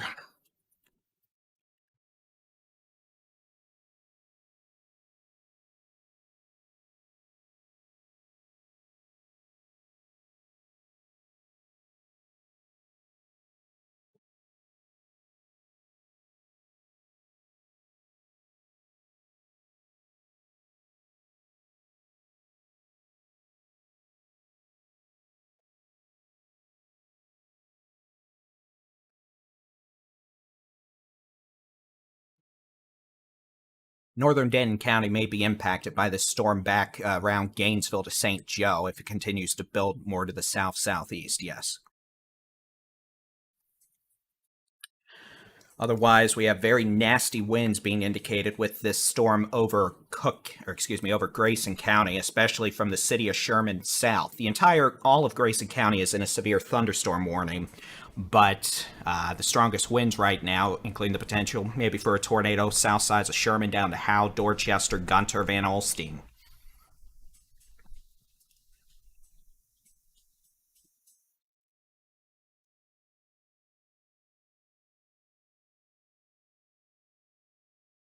And again, these storms as a whole generally moving east-southeast at about 45 to 50 miles an hour.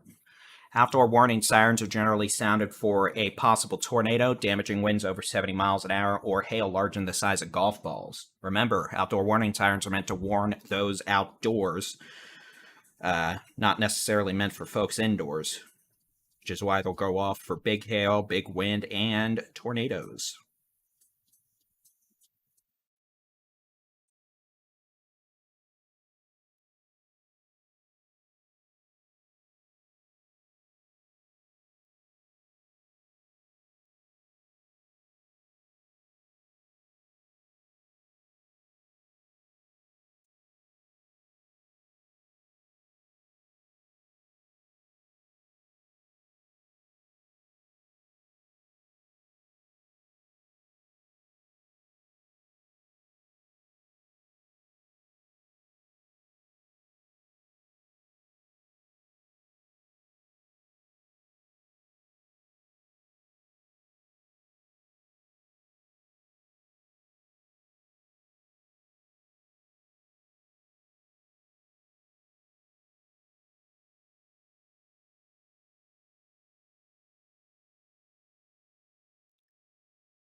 All right, let's make sure nothing else has happened in the world of whatever. I think it's about time to ingest more caffeine.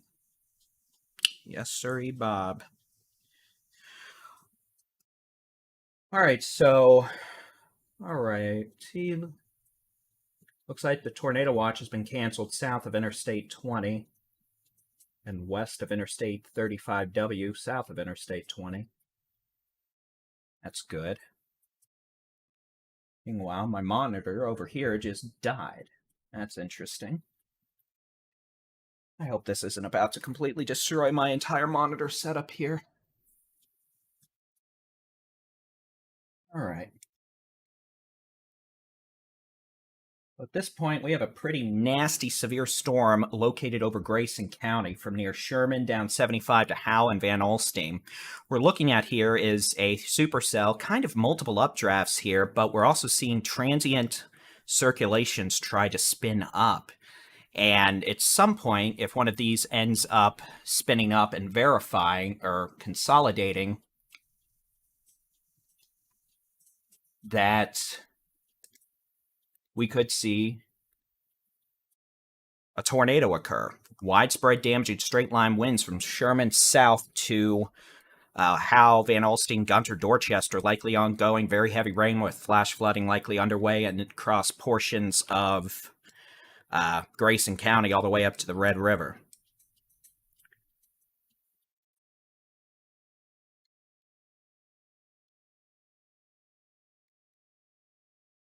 So at this point, no confirmed reports of a tornado down with this storm across Grayson County, but this storm is likely producing big-time winds, 70 to 80 miles an hour, and we're still seeing indications of strong rotation aloft. It's just a matter of not being able to confirm it's down, but regardless, damaging straight-line winds or tornado both can produce and do produce damage and should be taken seriously, which is why we have severe thunderstorm warnings in place in addition to the tornado warning proper. We're also starting to see quite a bit of cloud-to-ground lightning across northern Denton County from this storm in Cook County. So again, lightning's occurring a good 30 miles southeast of these storms, which is problematic for those outdoors. So please be mindful of that. If thunder roars, go indoors.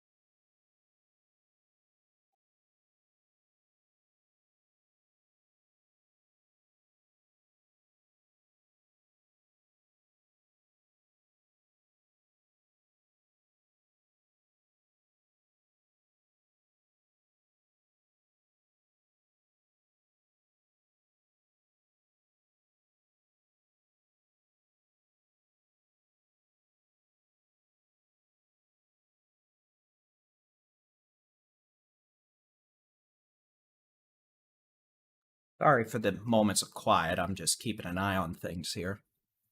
Looking around.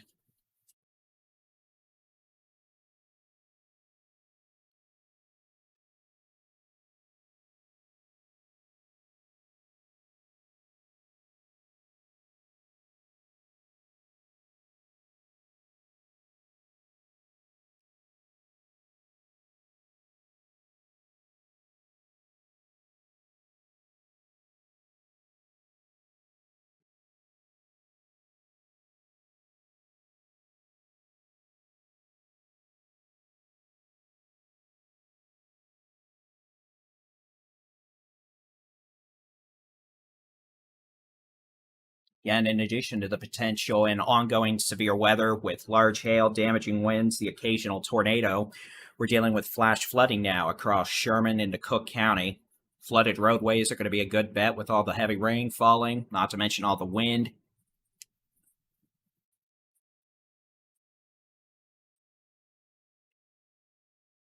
Etc. Looks like it's going to be time for the weather radio to make a bunch of noise again, so I'll turn off the noise canceling so y'all can join in on my ear torment when this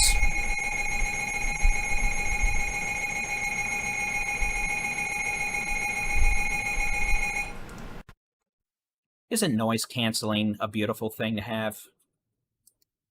Does David read the comments? Yes, but I don't typically read them to answer specific location questions. I typically looking for weather reports, stuff like that. Typically, other chatters are good about answering those questions about when is it going to rain on the third blade of grass in my backyard. Noise canceling NVIDIA broadcast. And it usually works well because I have actually got a portable air conditioner running about 2 feet behind me to keep this room cool. Got a ceiling fan running on high, the weather radio going off, and occasionally I'll have a fire scanner going. So again, these storms generally moving southeast. Yes, Van Alstyne's in a tornado warning. That means you need to take your tornado safety precautions. Lowest floor, center room, away from windows. Put as many walls between you and the outside as possible. We're live on the Facebag. As much as I hate Facebook and as much of a garbage platform as it is for content creators and as much as they try to keep us from being seen. So if you're actually watching us on Facebook, congratulations. We have 764,000 followers on Facebook, and usually about 2,000 of those will see our posts. So if you're watching us on Facebook, I really encourage you to follow us on YouTube or the Texas Storm Chasers mobile app, because frankly, Facebook is garbage. And the only reason we're there is because some people still see our post. Otherwise, Facebook has all but completely destroyed our presence. So I'll quit the Facebook rant.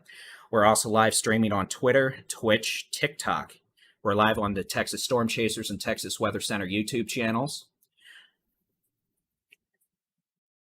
as well.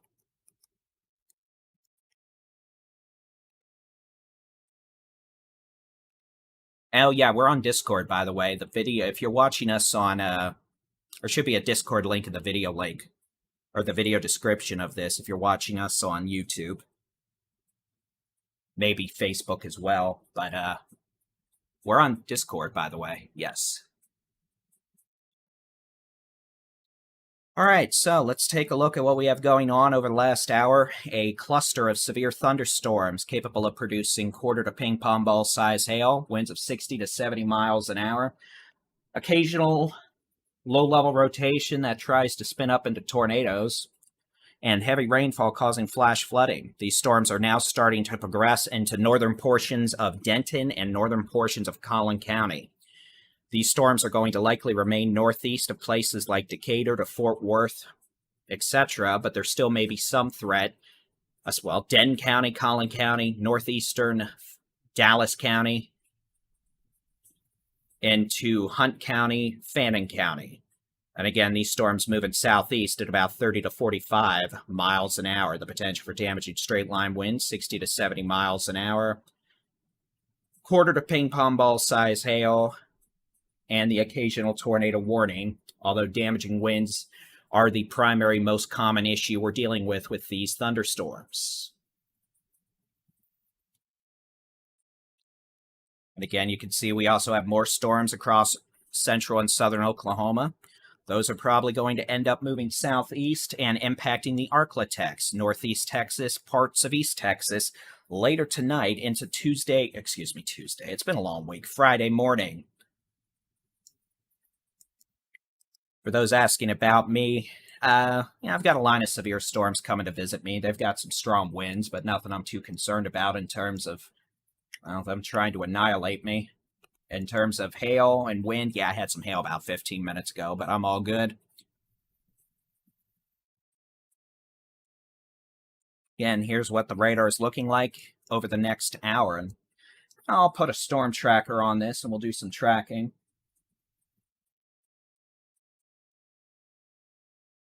In fact, it looks like a new severe thunderstorm warning will be issued soon. So before I do a track, I'll wait for them to issue that warning, and we'll keep an eye on it. Starting to get a little more concerned now with the circulation popping up northwest of Alstyne. A couple things to note here. The potential for winds of 80 miles an hour, straight line, not associated with any rotation. I guess I need to go back to the live stream view here so we can make sure we're not missing anything. Again, you can see Jason's live stream. Let me see if I'm able to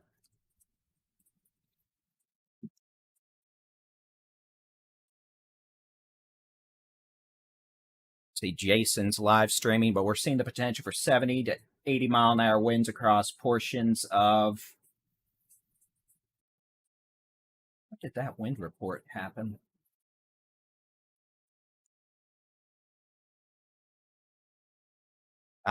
78 mile an hour straight line winds, Dorchester, Howdown to Van Alstyne. However, we're also starting to see a low-level circulation intensify, and that may require a new tornado warning that would extend into portions of Collin County. So we're not going anywhere.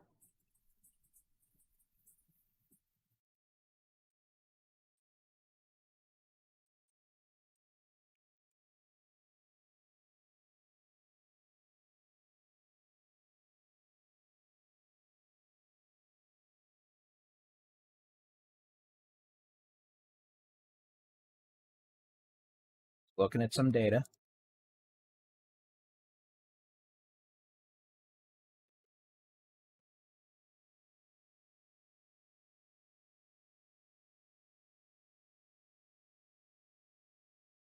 So, in all likelihood, based on the... Yeah, we need folks in Howe to Van Alstyne to Anna should go ahead and be taking their tornado safety precautions at this point. We're getting reports of power flashes now with this thunderstorm, indicating we have damaging straight-line winds ongoing, the potential for a developing tornado. So those of you at Van Alstyne, Howe, essentially Weston up to Anna need to take your tornado safety precautions. Lowest floor, center room, away from windows. Put as many walls between you and the outside as possible. This thunderstorm moving south-southeast at about 30 to 35 miles an hour. The potential increasing for destructive straight-line winds of 75 to 85 miles an hour. The potential for quarter to ping-pong ball size hail. Also the potential for this to spin up from a straight-line wind signature to a tornadic wind signature. Back west, damaging straight-line winds with a thunderstorm moving through Valley View, Gainesville, back southwest to Leo.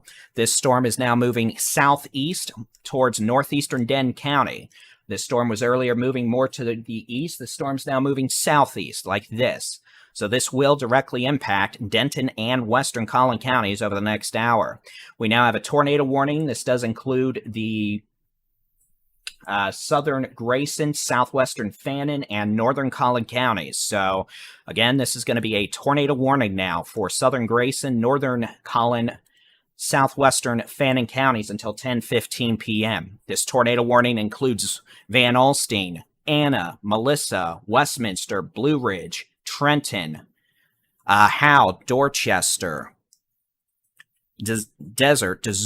So again, this essentially does include 121 from 75 up to Trenton. This includes 75 from Melissa to Howe. This is a tornado warning for the possibility of a developing tornado moving southeast towards the cities of Van Alstyne, Anna, Westminster, Blue Ridge, with destructive winds also possible up to Trenton down to Melissa.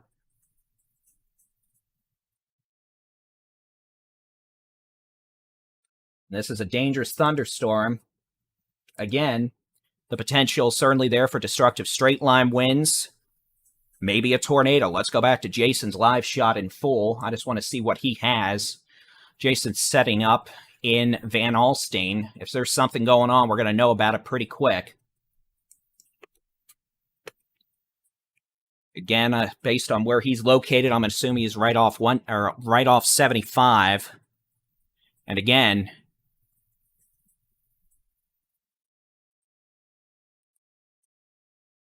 we're going to watch this.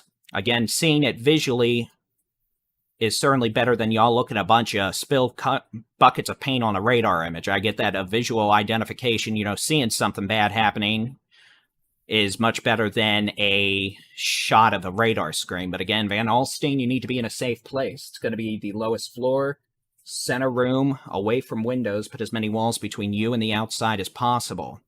A 76-mile-an-hour wind gust in Gainesville at 9:15 p.m. with that thunderstorm further west, moving southeast into northern Denton County.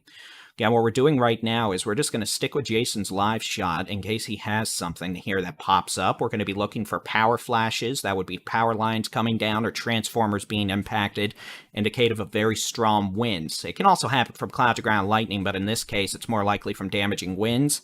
The potential exists for winds over 70 to 80 miles an hour coming into Van Alstyne down to Weston in northern Collin County.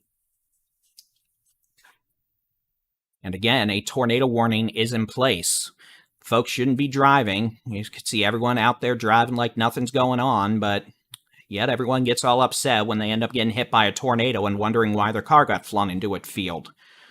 Folks, what's there to say? At some point, you just have to actually do the right thing, which isn't driving off in a tornado warning and all that nonsense. Meteorologist Jason Cooley's been doing this over 10 years and has more experience than most folks will ever get even seen thunderstorms, so he's safe. He knows what he's doing. The rest of these folks just driving around like it's a nice Sunday evening stroll. And you wonder why people end up getting hurt and killed when their vehicles end up getting flung off the road into the field or into a ditch because they get hit by a tornado or damaging straight line winds. Potential for quarter to ping pong ball size hail falling in Howe right now. The potential for damaging straight line winds coming into Van Alstyne, showing a very strong straight line wind signature, 70 to 75 mile an hour winds, in addition to the potential for a tornado. We'll go back to the chaser wall, show y'all what we're looking at here on the radar. You can see very heavy rain and hail. Sherman down to Howe, east of Bells, Whitewright to Trenton. Circulation, tornado. If there is a tornado, in addition to the potential for damaging straight line winds, down to Van Alstyne, Weston, moving towards Anna, Westminster, and Melissa. And again, this storm is moving east-southeast at about 25 miles an hour. The potential for damaging straight line winds, a tornado, hail. Let's put a storm track on this, and I'll try and give you all a good time estimate on when this is going to be in your neck of the woods. Again, I'm going to put this for the hail core and circulation. It's going to be raining before that. I'm going to put 30 miles an hour just for a good measure. Anna, about 9:38. Melissa, about 9:44. Westminster, 9:40 to 9:44. Trenton, about 9:45 to 9:50 for the higher chance of hail. Leonard, about 10 o'clock. Blue Ridge, 9:55. Bailey, 10:06. Wolf City, 10:15 to 10:20. Celeste, about 10:10 to 10:15. Farmersville, about 10:10. The city of Greenville, about 10:30. And again, that is assuming this thunderstorm continues on its present rate and spread. And we also continue to see the potential for damaging winds, hail, and perhaps a tornado. Back west, a severe thunderstorm capable of producing large hail damaging winds. Moving southeast into northern Denton County, the storm produced a 76 mile an hour wind gust at the Gainesville airport about at 9:15 p.m. and is continuing to move south-southeast at about 25 miles an hour. We'll go back to full screen from Jason, see what he ends up seeing.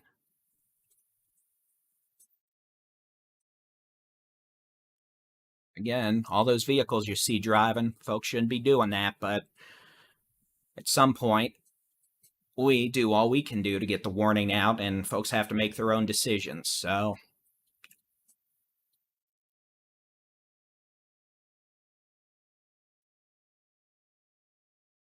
see, lightning, meteorologist Jason Cooley is in Van Alstyne.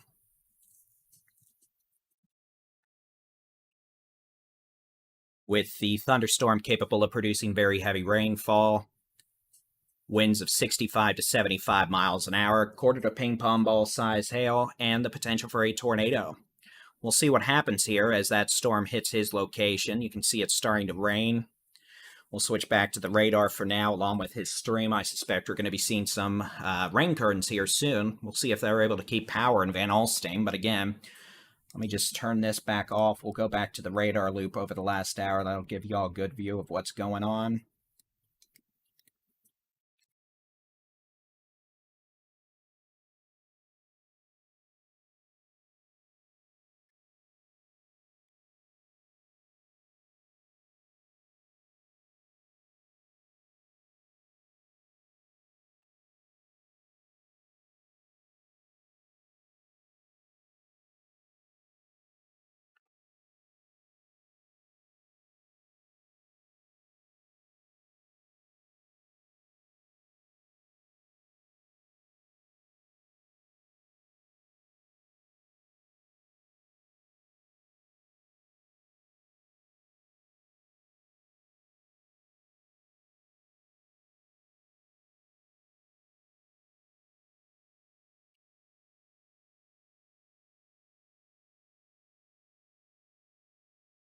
So at this point, we're just monitoring really two storms. One moving out of Grayson County southeast into northern Collin County. Second one back over Cook County, moving southeast in northern Denton County. Both could have nickel to quarter, maybe ping pong ball size hail, maybe golf ball size hail. Potential for damaging winds 65 to 75 miles an hour. And again, the storm approaching Van Alstyne has a tornado warning with it.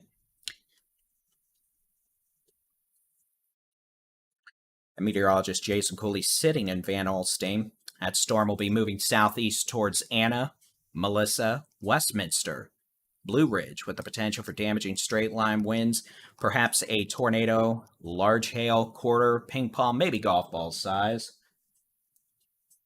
Sounds like a spotter is reporting golf ball size hail between Howe and Van Alstyne right now, so that makes sense based off that hail signature we saw on radar about 5 minutes ago around Howe. Power's still on in Van Alstyne, that's good. See the rain starting to fall.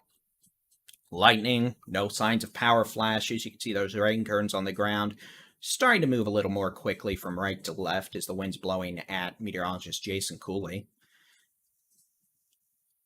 Big indication to tell if we have big wind is if the power stays on at that gas station. Reports of multiple power lines down in the city of Gainesville and Lindsay, which makes sense with that 76-mile-an-hour wind gust at 9:15. Gainesville's not had a particularly pleasant evening with multiple rounds of intense supercellular thunderstorms this evening. All right, looks like we're going to have a new severe thunderstorm warning coming out for Collin, Cook, Denton, and Grayson counties. This will be a severe thunderstorm warning that does include Sanger down to Ponder, Crum, the city of Den, Corinth, Little Elm, Frisco, Prosper, New Hope, Albury, Salina, and Pilot Point. We'll go back over and show you that warning coming out here. And again, this will be a severe thunderstorm warning. The potential for damaging straight-line winds up to 70 miles an hour, quarter-size hail. For a complex of severe thunderstorms moving south-southeast out of Cook and Grayson counties into Denton and northwestern Collin County. Looks like the wind's increasing on Jason Stream. We'll go back and watch that full screen. You can see the rain curtains being blown from right to left. There's probably some 30 to 40 mile an hour winds. Power still looks to be on. No indications that the power's flashed off or any sort of transformers blowing, which is good. Damaging wind remains the primary threat with this thunderstorm and the thunderstorm back west from near Leo to Era to Valley View, to Tioga to Pilot Point, to Gunter, to Weston, to Van Alstyne, to Anna, Westminster to Trenton. A tornado warning does remain in effect for northern portions of Collin and southern portions of Grayson counties, but the low-level rotation has broadened out a bit, and that indicates the primary threat for now will be damaging straight-line winds. Nevertheless, a tornado warning does remain in effect until 10:15 p.m. for northern Collin, southwestern Fannin, and southern Grayson counties. Those of you in Weston, Melissa, Blue Ridge, Westminster, Trenton, to Van Alstyne need to take your tornado safety precautions. Even if we don't have a tornado down, the potential for damaging straight-line winds over 70 miles an hour does exist. We'll go back over here to the radar. We'll keep an eye on that live stream as well, but you can see complex of thunderstorms now moving southeast at about 25 to 30 miles an hour. Definitely slower than it was earlier, but we've also seen it build a bit further to the west and south. Flash flood warnings in effect from eastern Montague County through Cook County, Grayson County. The potential for flash flooding, street flooding, including the interstates, especially with the construction zones. Again, the overall threat for tornadoes not high for the rest of the evening. We'll be keeping an eye out, though, for any sort of rotational signatures that require tornado warnings.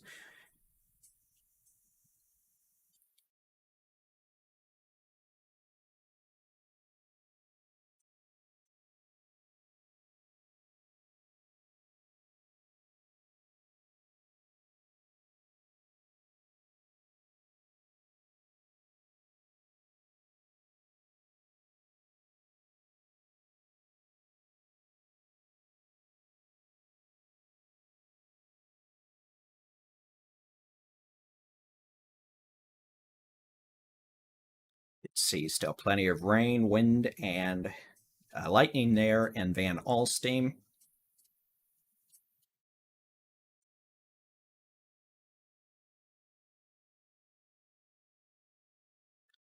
We'll go back full screen just because, well, Means my ugly face is off camera. There's some increased wind, that's for sure. Looks like a pretty good little surge of wind visiting Van Alstyne right now. Power is still on.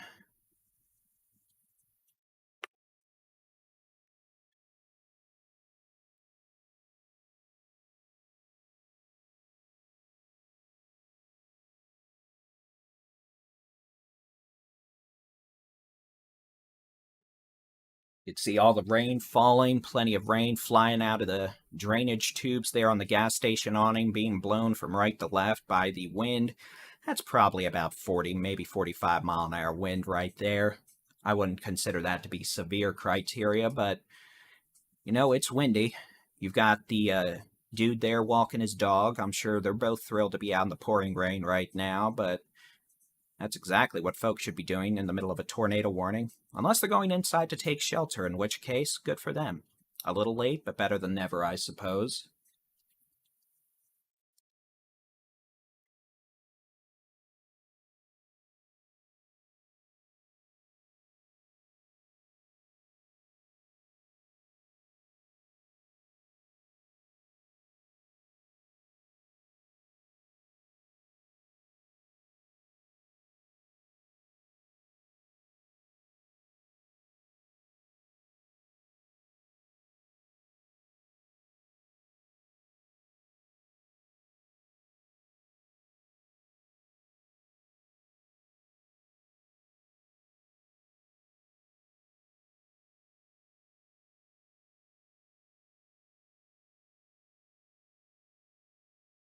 You can see the wind there.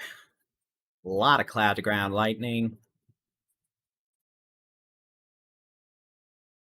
We'll continue monitoring.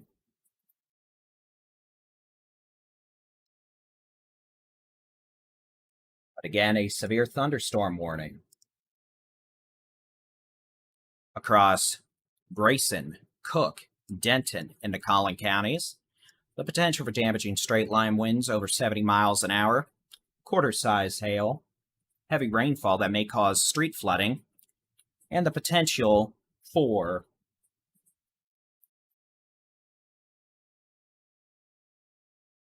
a tornado or two. Storms generally moving off to the southeast now at about 25 to 30 miles an hour. I guess at this point I could do a storm track.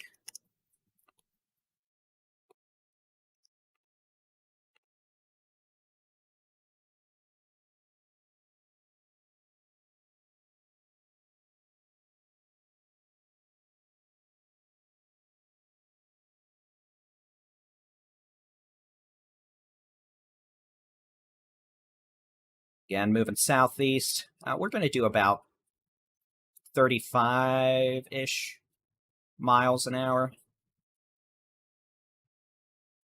I'll do it a little more like that since he's maybe moving more southeast now. Present track, storms will be moving into the city of Den a few minutes before 10 p.m. Frisco, about 9:55 to 10. City of McKinney, 9:55 to 10. Farmersville, 10:05 to 10:10. Plano, 10:15-ish. City of Greenville, about 10:10 to 10:15.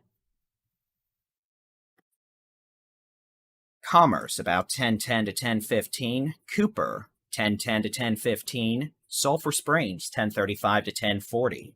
City of Rockwall, 10:30 to 10:35. Garland, 10:25 to 10:30. Far North Dallas into Carrollton, 10:20 to 10:25. Plano, 10:10 to 10:15. Allen, about 10:05 to 10:10. Frisco, 9:55 to 10. Prosper, 9:45 to 9:50, so next 5-10 minutes, etc. And again, these storms are currently capable of producing heavy rain, strong winds over 70 miles an hour, the potential for quarter-size hail at times, in addition to very heavy rainfall that may cause some flash flooding. We'll let this loop continue again, and we're watching Jason's stream with interest. It's windy, it's raining, it's pouring. Probably a bit of hail there as well. In fact, we'll just go back and look.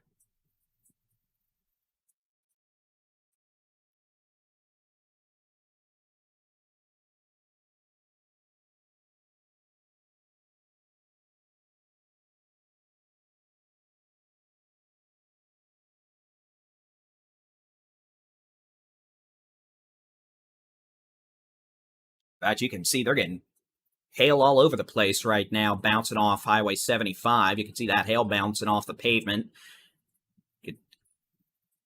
I can see some of the hail bouncing there. Looks like maybe nickel to quarter. Probably wind-driven hail at that.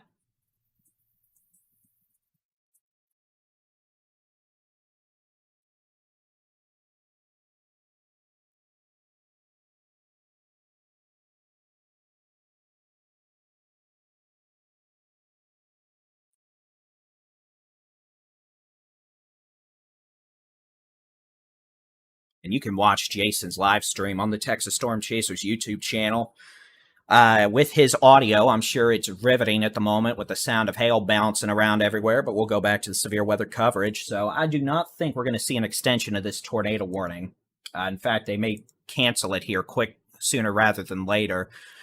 Yeah, I mean, there is rotation, but at this point, I think the biggest concern here is going to be damaging straight line winds over 60 to 70 miles an hour associated with these thunderstorms. Moving into northern portions of Denton and Collin counties. In fact, here's a look at the terminal Doppler weather radar. Excuse me. You can see we've got winds showing up over 50 miles an hour in Anna, all the way up to Whitewright, just southeast of Luella on Highway 11, showing up over 70 miles an hour. Strong winds, 60 miles an hour, showing up around Saner right now, moving southeast towards Crum, Denton, Aubrey, Krugerville. And again, back east of Salina, Prosper, Melissa, McKinney. Switch to the how hard it's raining mode. And yeah, I mean, you can still definitely see a hook echo on the radar reflectivity here, but that doesn't seem to be producing a tornado at this point. It might just be an indicator of strong outflow winds. Now, make no mistake, this storm is still spinning like a top aloft, but it hasn't been able to translate that circulation down to the surface, at least that we know of. So I don't expect a new tornado warning at this point unless something changes here. And I mean, it always could, but again, that little appendage there is outside of the tornado warning as it is. So we'll see what they do. Either way, these storms are going to continue moving southeast at about 25 to 30 miles an hour into eastern Denton County, at least, portions of Collin County, Hunt County, etc.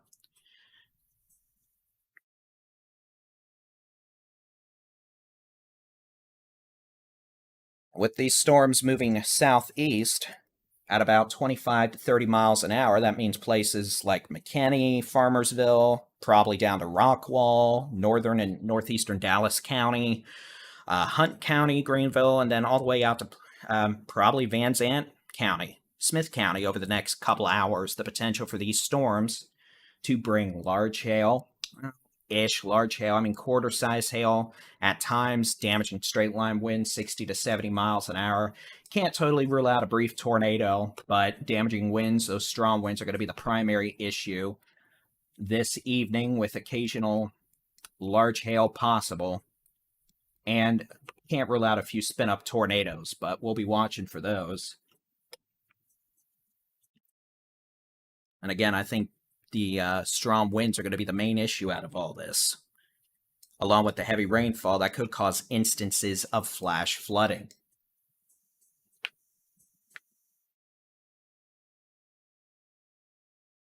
And again, these storms moving southeast at about 30 miles an hour. If they organize a bit more and start producing more wind, they may start moving back more quickly again at 40 to 45 miles an hour. But for now, it's about 30. Meet my snack of choice.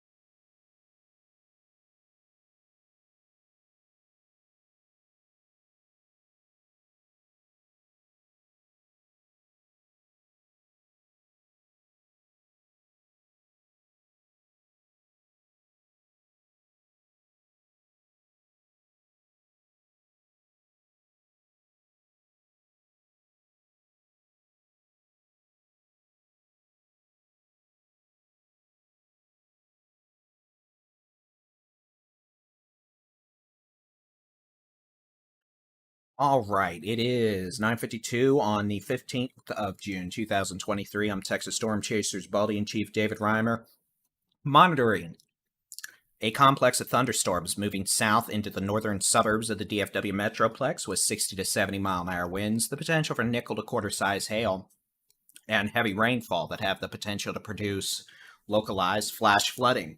These storms are moving southeast at about 30 miles an hour and will likely be impacting eastern North Texas and the portions of eastern Texas over the next 2 hours or so, with a continued threat for damaging straight line winds, the occasional quarter to golf ball size hailstone, and maybe a spin up tornado or two.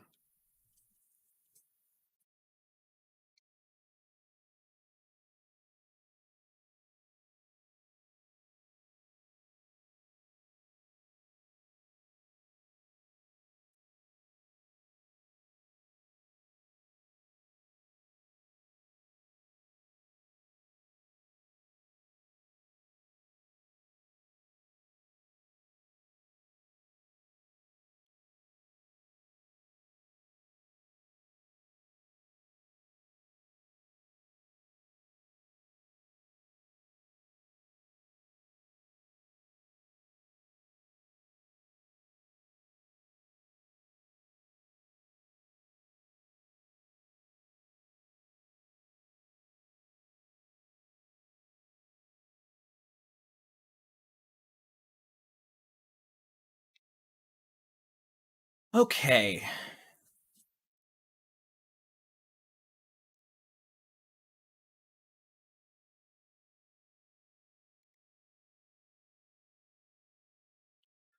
So again, a complex of thunderstorms capable of producing strong winds of 60 to 70 miles an hour, the potential for quarter-size hail at times. The hail threats really come down, and heavy rainfall that may result in flash flooding. Leading edge of this now from Sanger to New Hope to Prosper to north sides of McKinney to Blue Ridge to Leonard. And again, we technically do have a tornado warning in place through 10:15 p.m. for northeastern Collin County, southwestern Fannin County. At this point, the potential certainly exists for some nasty winds, 60 to 70 miles an hour, the potential for some hail. I can't totally rule out a tornado, but at this point, just not seeing anything that screams there's one down at this moment.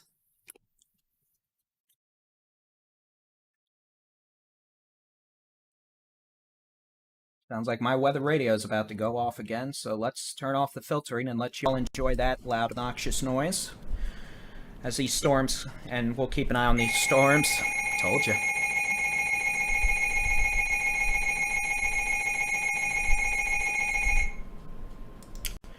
Don't you enjoy it when I turn off the noise filtering and you'll get to join in on the weather radio sound of doom?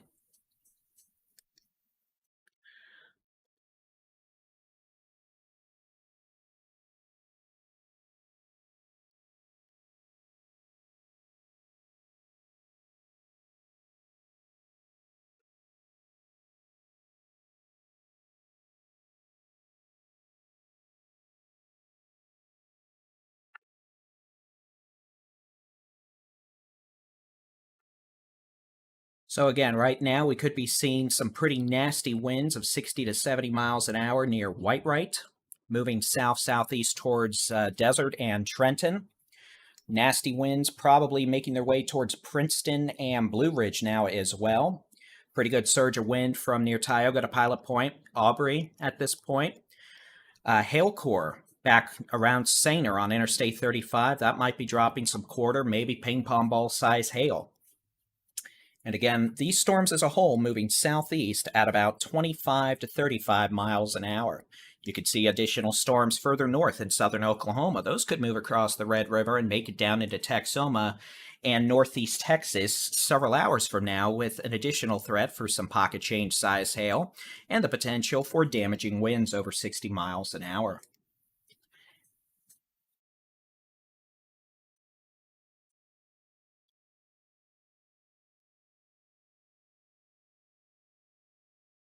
Again, at this point, these storms are going to mainly be a damaging wind threat with the occasional hail heavy rainfall and can't totally rule out a tornado. But these storms seem to be going definitely more towards the Bowie wind mode versus the supercellular giant hail tornado mode.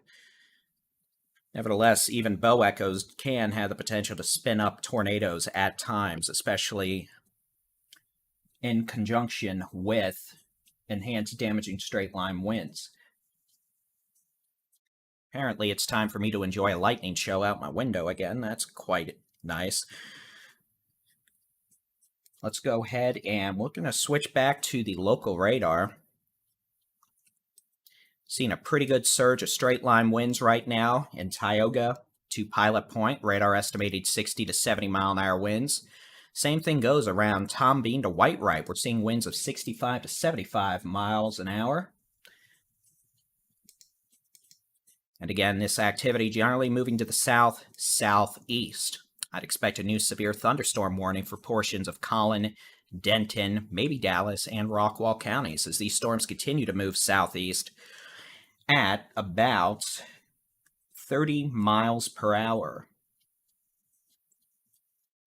You can see meteorologist Jason Cooley has made it south on Highway 75 into McKinney, where it is not raining. All right, new severe storm warning going to actually be further east. This is going to be for Collin County, Rockwall County, Hunk County, southern Fannin County. We'll go ahead and read the text of that warning. A severe thunderstorm capable of producing a severe storm capable of producing golf ball size hail and 70 mile-an-hour winds, located from near Trenton to Melissa, moving southeast at 30 miles an hour. A severe thunderstorm warning includes Leonard, Wolf City, Ladonia, Commerce, Naylandville, Campbell, Greenville, Caddo Mills, Royce City, Rockwall, McClendon, Chisholm, Wiley, Lucas, St. Paul, Princeton, Merritt, Celeste, Cache, Quinlan, West Hawakanee. And again, this is for a thunderstorm moving south-southeast at 30 miles an hour, capable of producing 70 mile-an-hour winds and golf ball size hail.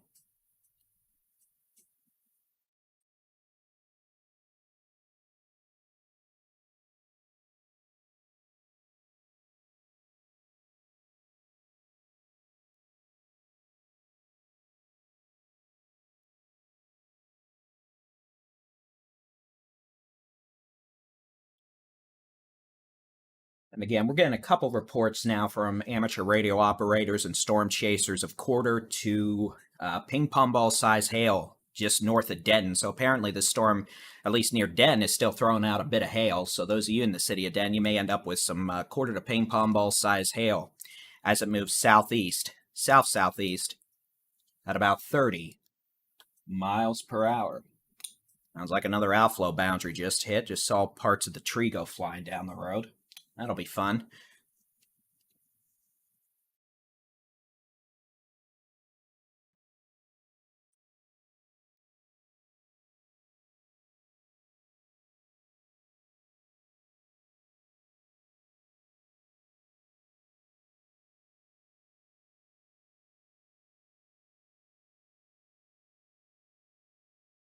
But again, these storms are going to continue. These storms are going to continue for several hours yet as they move south-southeast at about 30 miles an hour with the potential for damaging straight-line winds, the potential for occasional quarter to golf ball size hail. This isn't going to be a repeat of the last week where we're having softballs. Mostly, I think, and can't totally rule out a tornado or two, though the most likely issue we'll be dealing with tonight will probably be the damaging straight-line winds and occasional large hail.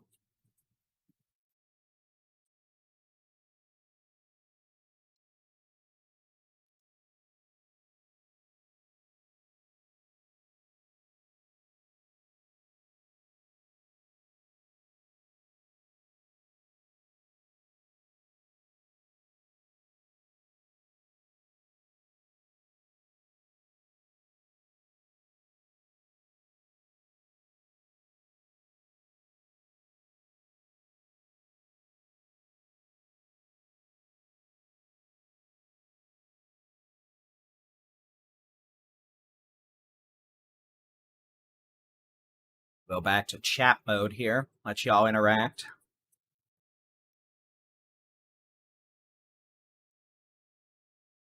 Pretty good surge of wind moving into Pilot Point right now. About to move into Aubrey and Salina.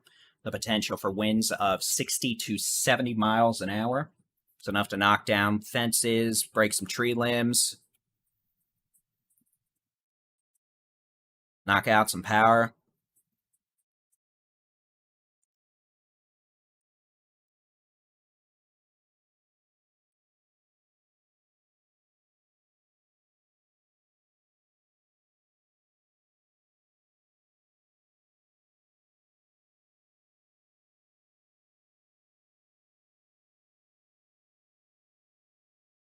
So again, 60 to 70 mile an hour winds in spots, the potential for some hail, maybe quarter size, occasionally larger.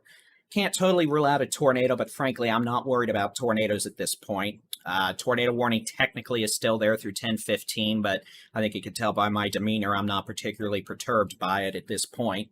And we're watching velocity data. I think this is mostly a straight line wind threat right now, to be honest. A lot of straight line winds. Let's take a power hit. Straight line winds, some hail, maybe a tornado or two. All right, here's what we're going to do. We are going to stop this loop. Change some settings here, and then we're going to take a look at the high-res rapid refresh model for the rest of the night. Try to give y'all a timing aspect.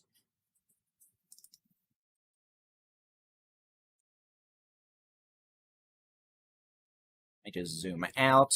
And again, the first thing we're going to do is we're going to take a look at what the HER shows at 10 o'clock. Because if it's not, right right now, then it's going to be problematic later. Yeah, it's not really great. That's not an accurate picture, so I'm not going to be able to show that to y'all. Let me see if the North American model is doing any better. Nope. North American model being garbage. And then that's garbage. So no, I'm afraid I'm not showing you weather model data because none of the weather models are handling what's going on. So I'll just do it off intuition. Intuition. Let's just go back to this. Load the state view.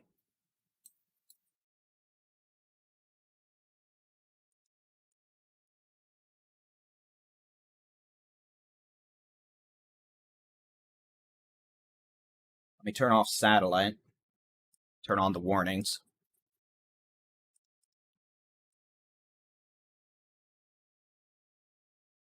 Again, these storms are going to generally continue moving east-southeast tonight over the next several hours. So let me just pretty much point from where it is now. I mean, that might be what they end up doing. I'm sure at some point they will weaken, but they're likely going to continue into East Texas over the next 2 to 3 hours at 30 to 45 miles an hour. The potential for damaging winds over 60 to 70 miles an hour in spots.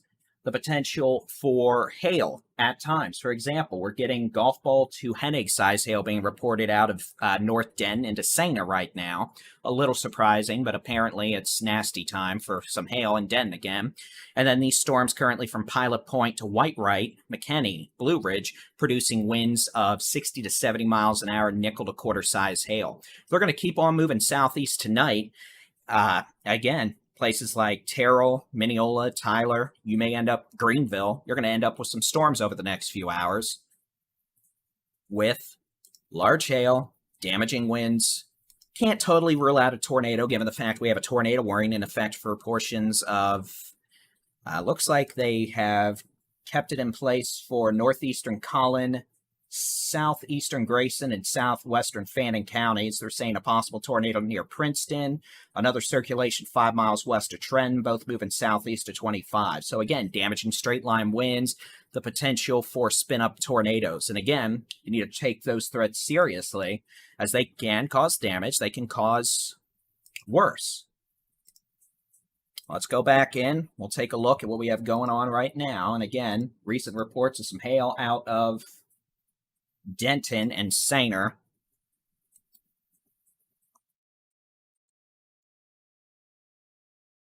Yeah, there is a bit of a damaging wind signature definitely east of Pilot Point now. That's moving towards Salina. We're starting to see indications of winds closer to 75 miles an hour.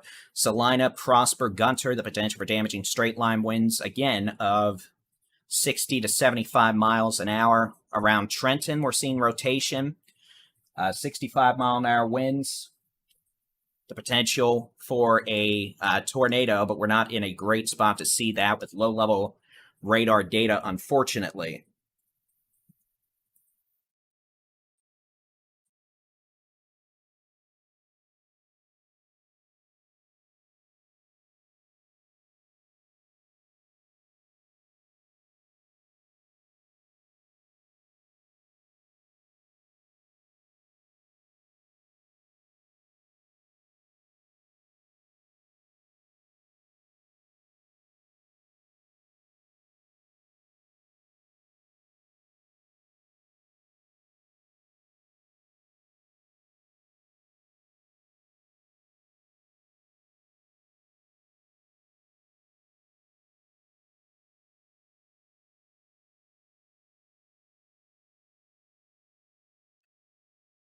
So again, nasty winds, northeastern Denton County moving into northwestern Collin County. A bit of hail.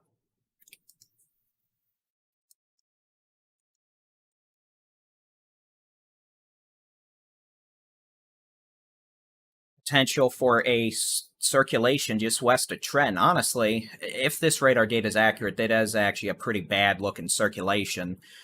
Those of you on 121 from 69 down and Trenton down to Westminster should probably be in your safe places. That is a pretty nasty looking rotational signature southwest of Trenton, 40 mile an hour away from the radar, about 80 towards, which is going to be 120 mile an hour gate to gate shear. Might just be a nasty microburst in progress with a nasty wind damage, or it may end up actually being a quick spin-up tornado. Either way, it's going to cause damage, so be in shelter if you're in Trenton, southwest of Westminster, especially if you are southwest of Highway 69. Again, this circulation is generally building to the south, it looks like.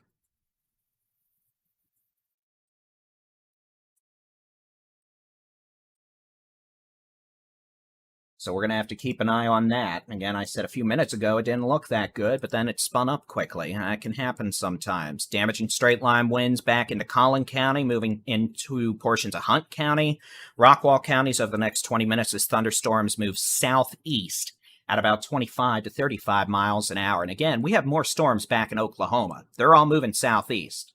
So we're going to have more storms tonight across the Red River into northeast Texas, the Arklatex, and East Texas. Again, storms generally moving like this. So, Mineola, Tyler, Longview, Terrell, Canton, Sulphur Springs, Mineola. Y'all are going to have storms in the next 2 hours, and those could have strong winds. Over 60 miles an hour at times, honestly. Potential for hail. And I can't rule out a tornado or two. Just got a report of tennis ball size hail near Sanger on I-35. So apparently that storm decided to quit behaving and start throwing out tennis balls, which I guess only makes sense since I was trying to, hopefully start winding this down a little bit. But no, we can't do that. Who likes being live for more than 5 hours at a time? Okay, so we're going to be dealing with, let's switch back over to, I don't know why TDDFW is displacing everything to the west. I'm going to have to file a bug report. Showing very strong winds now east of Pilot Point coming up towards Salina. Could be winds over 75 miles an hour. That's capable of producing quite a bit of damaging wind. Obviously damaging wind, capable of knocking stuff down. In addition, apparently this storm also has a tendency to still produce golf ball size hail in spots, so there still may be large wind-driven hail, just to add into the complexity, add in wind-driven hail to the threat matrix. Otherwise, storms on 380 now from east side to Denton to McKinney, approaching Farmersville. Still the potential for a rain wrap tornado across portions of southeastern Grayson into southwestern Fannin. And again, those of you in the city of Trenton, near Trenton, south of Whitewright, west of Bailey, northwest of Leonard, you need to be in a safe place. Very well could be a tornado in progress moving towards the city of Trenton.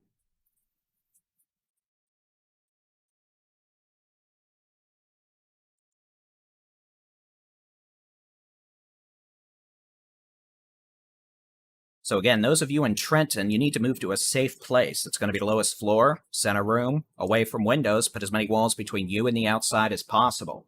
Don't take shelter in a vehicle, mobile homes, trailers. You're better off trying to get into a ditch or a sturdy site-built structure nearby. But again, the potential clearly there now for a rain-wrapped tornado about 3 miles west of Trenton, moving eastish towards Trenton proper.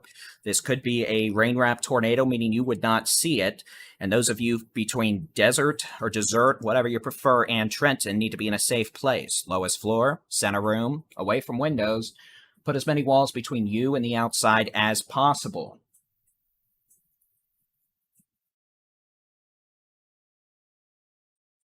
We're going to see a new severe weather watch issued for portions of northeast Texas here in the next hour, probably.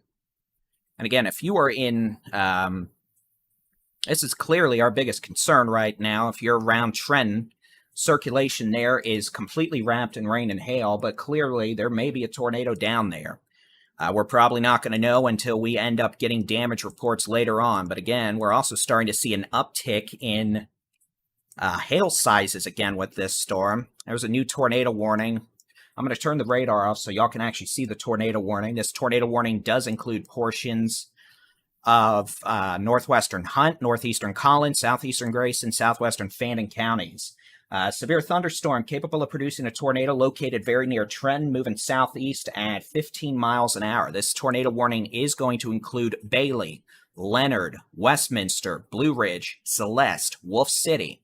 So again, that new tornado warning goes through 11 p.m. That means you need to take your tornado safety precautions immediately. That'll be the lowest floor, center room, away from windows. Put as many walls between you and the outside as possible. Hard sole shoes and a helmet, not the worst idea. If you're in a travel trailer, vehicle, mobile home, you need to evacuate to a sturdy site-built structure. Again, we don't need folks getting lofted or thrown around because they got hit by a tornado. All right, let's switch back to this. Seeing a pretty good straight line wind signature across places like Salina to Melissa right now.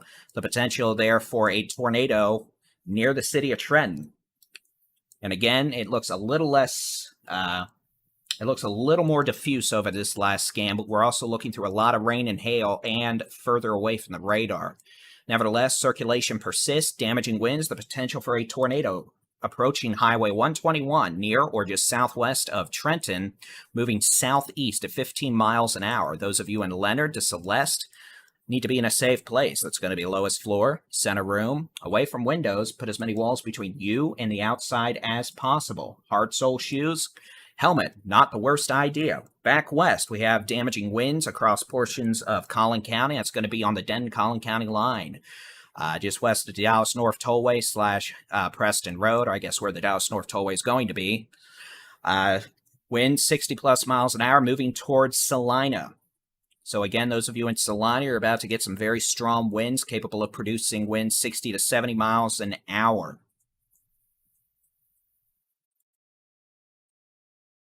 And we're likely to see a severe thunderstorm watch issued for most of northeast Texas, the Arklatex, and parts of east Texas in the next 15 to 20 minutes.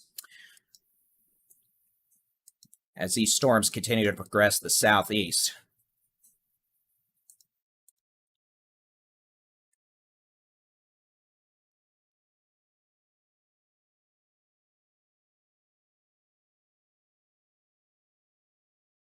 Again, that's not correct.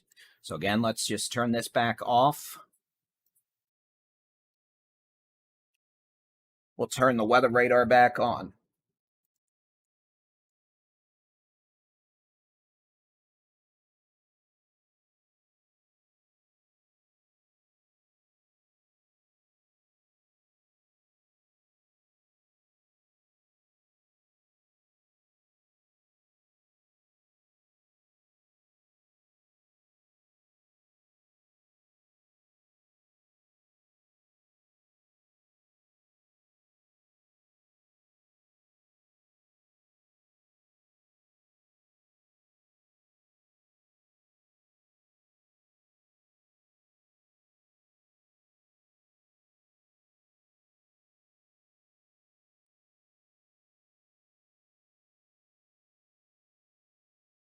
Well, I don't know what happened over Sanger, but now we're getting reports of over baseball size hail from earlier, so that storm might have thrown a hissy fit.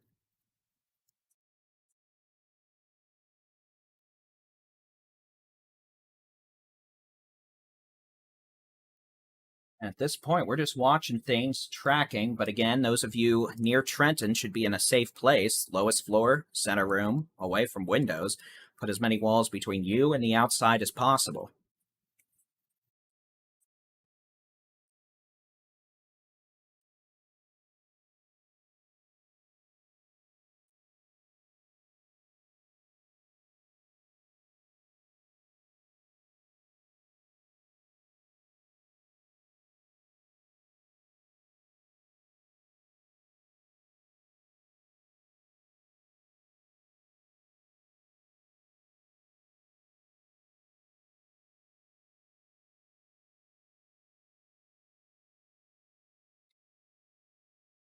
So again, no confirmed reports out of the Trenton area, but again, there's probably going to be some wind damage near or just southwest of Trenton based on that radar signature. These storms continuing to push southeast pretty quickly now, about 30 to 35 miles an hour with potential for some damaging straight line winds. Maybe the occasional quarter to golf ball size hailstone, and can't rule out a tornado. But damaging winds are going to be the main issue with these storms over the next several hours. And there may be more storms behind them. As you can see, one popped up over Gainesville. That might have more hail and strong winds now.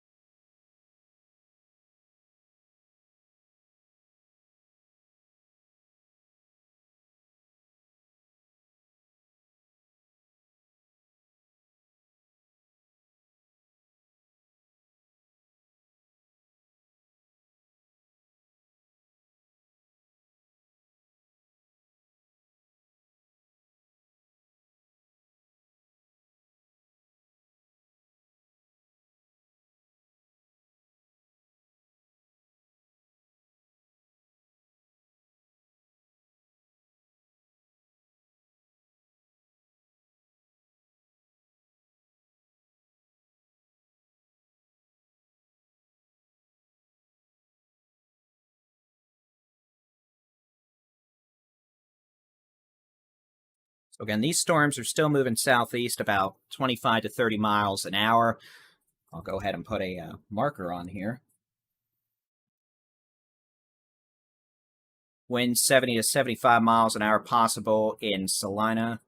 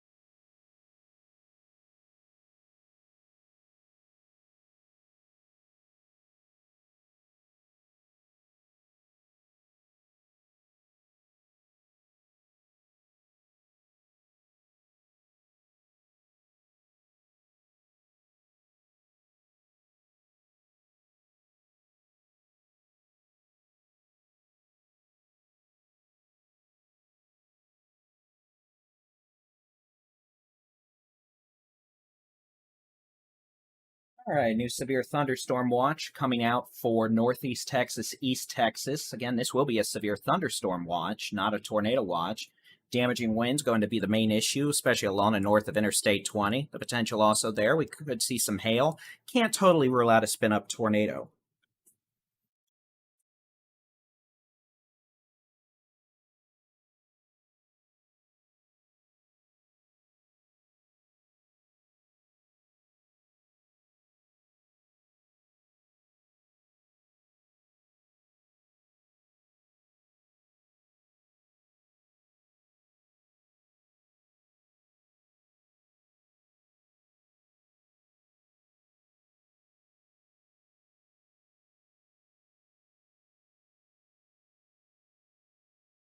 I'll tell you, something bad's happening in Salina right now. I don't like that.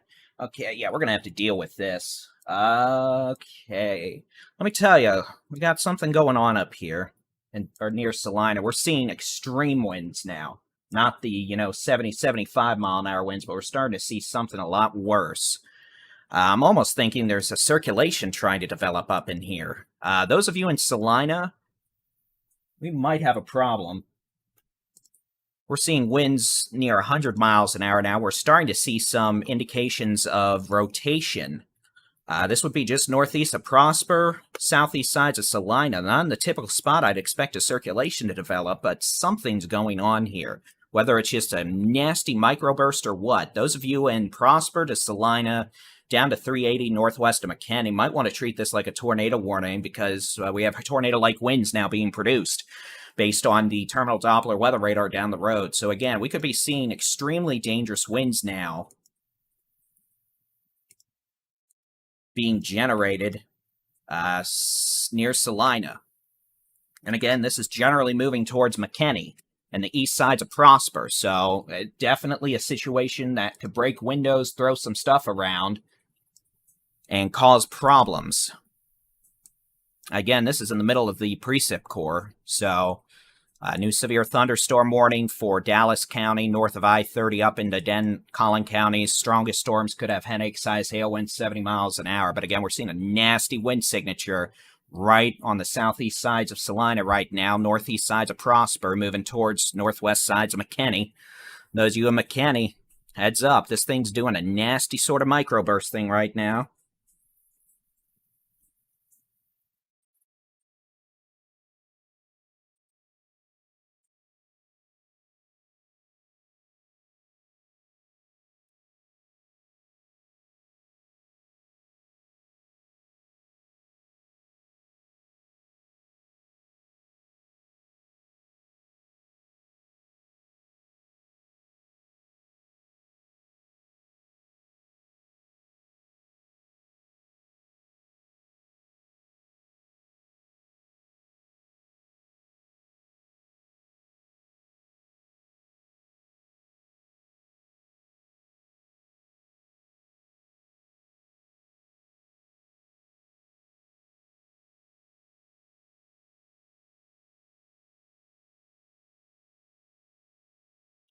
There you go. Nasty microburst probably ongoing around Salina right now.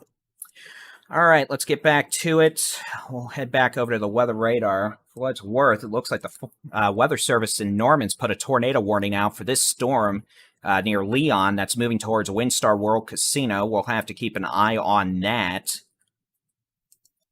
In addition to these other storms. Hello, microphone. Please get out of my face. Thank you. But again, the potential at times for large hail, straight line winds of 60 to 80 miles an hour, although that's the only and the most intense sections of these storms. And again, we've got a severe storm warning out for places like Paris, Sulphur Springs, Cooper now with this complex of storms moving southeast.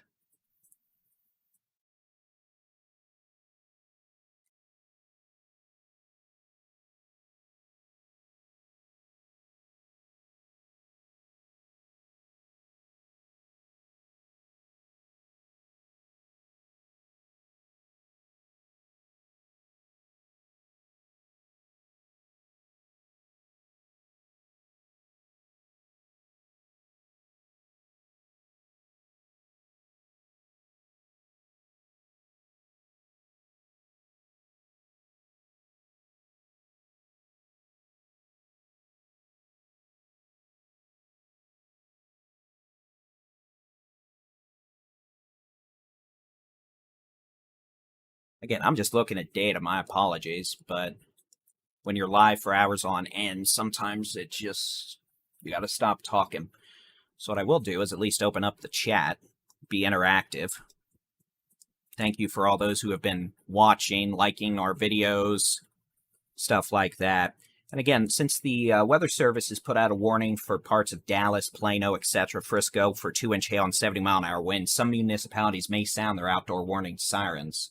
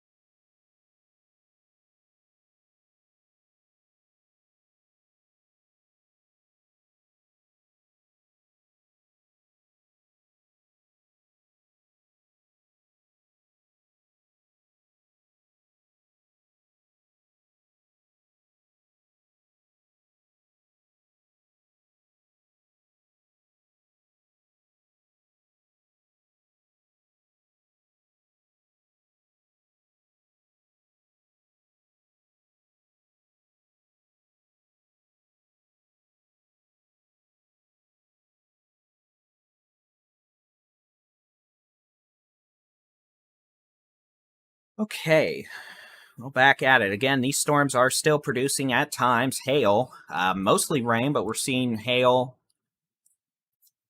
potential for damaging straight line winds of 60 to 75 miles an hour at times. The potential, a couple tornadoes still can't be ruled out.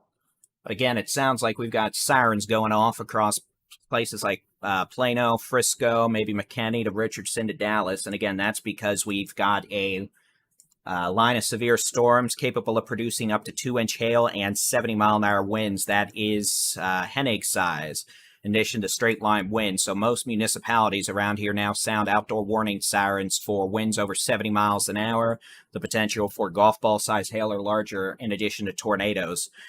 Because they're called outdoor warning sirens, they're meant to warn those outdoors, which is why they go off for big-time hail, big-time wind, and tornadoes.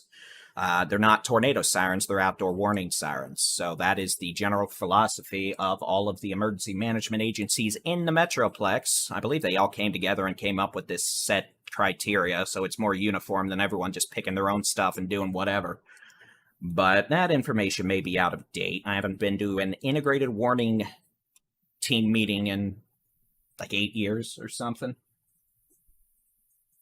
I never get an invite. But again, we're going to be dealing with a line of severe storms capable of producing, at times, hail larger than the size of golf balls. Most folks not seeing that. Winds of 60 to 75 miles an hour at times. Most folks may see winds closer to 30 to 40. Heavy rainfall. Most folks in the path of these storms will see that, in addition to cloud-to-ground lightning. Moving southeast at about 30 to 35 miles an hour. We do note additional storms are trying to fire up back in southern Oklahoma, just west of Windstar, for example. We have a tornado warning for a storm capable of also producing baseball-sized hail near Leon. So that's going to be unpleasant. This storm approaching Greenville, you can see surging southeast, maybe starting to accelerate again, which would result in an enhanced potential for damaging straight-line winds. You can also see it's starting to bow out. You see how we're starting to see that bow? That is another indication of increasing damaging straight-line wind potential. And then it all just essentially goes all the way back up there. So again, biggest threat over the next while is probably going to be damaging straight-line winds, along with some potential for hail. Can't rule out a couple tornadoes. But main issue is going to be damaging straight-line winds. For example, this storm quickly moving down Highway 69 towards Greenville. Could have 60 to 70 mile-an-hour winds. At times, there have been low-level circulations. Trend, you're clear from this, by the way. Trend, you're clear from any sort of tornado issue. If there was a tornado, it'd likely be closer to Leonard at this point, moving southeast down Highway 69 towards Celeste, eventually maybe towards Greenville up to Commerce, if the circulation were to persist. And that's a big if. Regardless, damaging straight-line winds, likely capable of producing some wind damage from Allen to Farmersville, coming into Wiley and Nevada, Caddo Mills to Greenville, just north of Cache to Commerce. And again, these storms are all moving southeast now at about, they've got it at 30 miles an hour, so starting to speed back up again. And again, we're just going to have to keep an eye out on some of these storms, some of these circulations that occasionally try to spin up. But again, no tornado warnings for the Metroplex, minus this circulation that was near Trend, near Leonard now, here in northern Hunt County, moving southeast towards Celeste and Wolf City.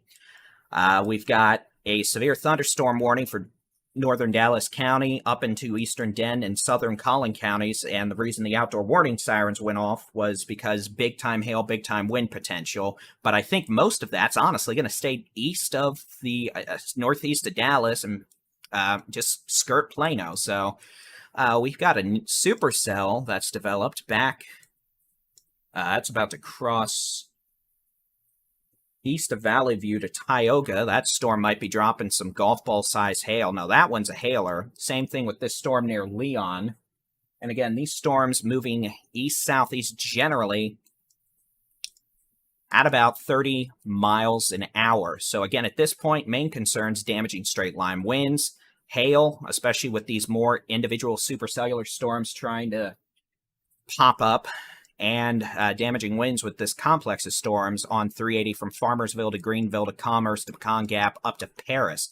Again, we could see localized winds well over 70 miles an hour, the potential for some hail, heavy rainfall, etc. For those of you asking about what's going on in your neck of the woods, I am sorry I can't answer those. We get hundreds, if not thousands of them a day. My best estimate to you would be listen to what I say and download the free Texas Storm Chasers mobile app. It'll give you weather warnings, you'll get local weather forecasts, the ability to track interactive weather radars, along with our severe weather coverage and storm chasing videos. So just search for Texas Storm Chasers in your device's app store, and we're there. All right, real quick, we're going to take a quick break, and by that, I'm simply going to turn the audio off for just a few minutes while I go visit the little boy's room, and then we'll continue with our severe weather coverage. We're about 5.5 hours into it now, it looks like, and we're still going to be here for a while yet. So stay tuned, and we'll be right back.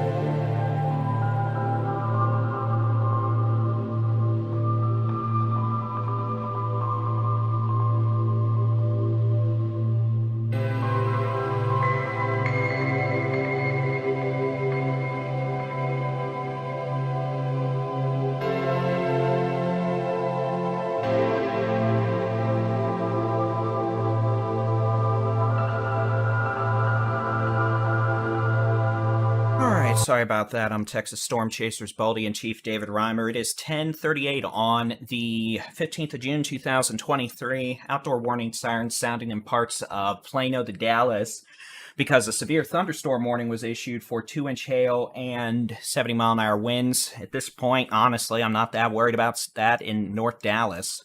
There's no tornado warnings in Dallas County. And it looks like the strongest storms are probably going to even stay east of Plano at this point. So again, the outdoor warning sirens sounded for the potential for very large hail and strong winds. No tornado warnings there. Only tornado warning we have is for a small section of northern Hunt County and southern Fannin counties that runs through, I believe, 11 o'clock. Let me double check with that.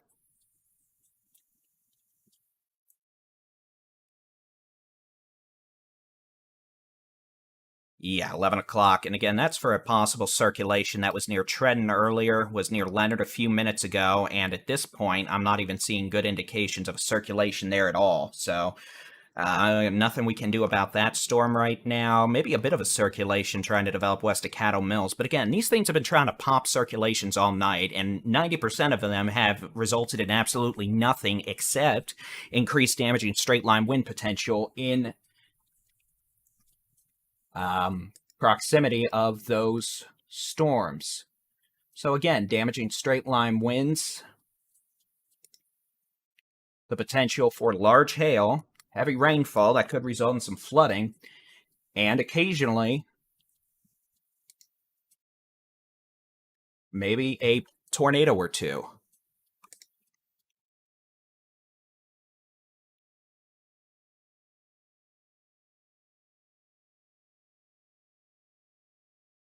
So again, I encourage folks to download the free Texas Storm Chasers mobile app. You'll be able to keep an eye on the sky there with local weather forecasts, weather warnings, interactive weather radars, and our forecast videos we produce daily, along with live severe weather coverage, storm chasing videos, all that happy hoopla. So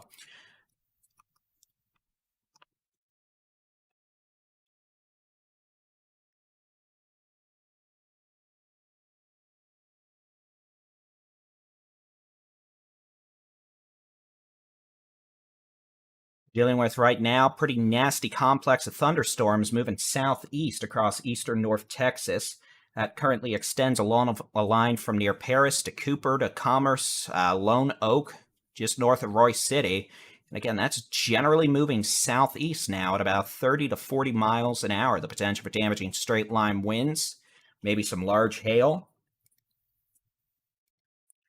And at times can't totally rule out the potential for a spin-up tornado or two, though tornado threat will not be the primary issue tonight.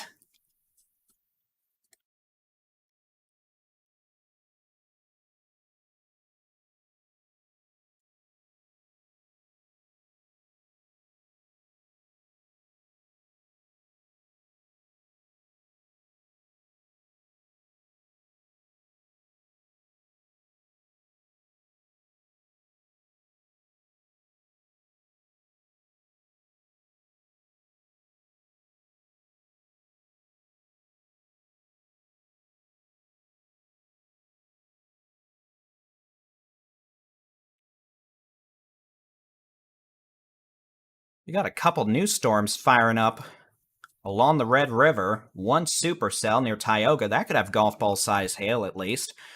And then a supercell firing back in Montague County, showing an interesting little low-level hook and a wee bit of rotation, but that's in the rain-stabilized section of North Texas that saw severe storms earlier, so I'm not necessarily sure that that storm is surface-based in the sense of a threat for becoming tornadic if that rotation increases. But we're just going to have to wait and see. But again, more storms firing back northwest or North Texas means the potential for additional storms moving into parts of Cook County, all of that stuff. So it is going to be a long night, it looks like. You can tell I'm thrilled, by the way.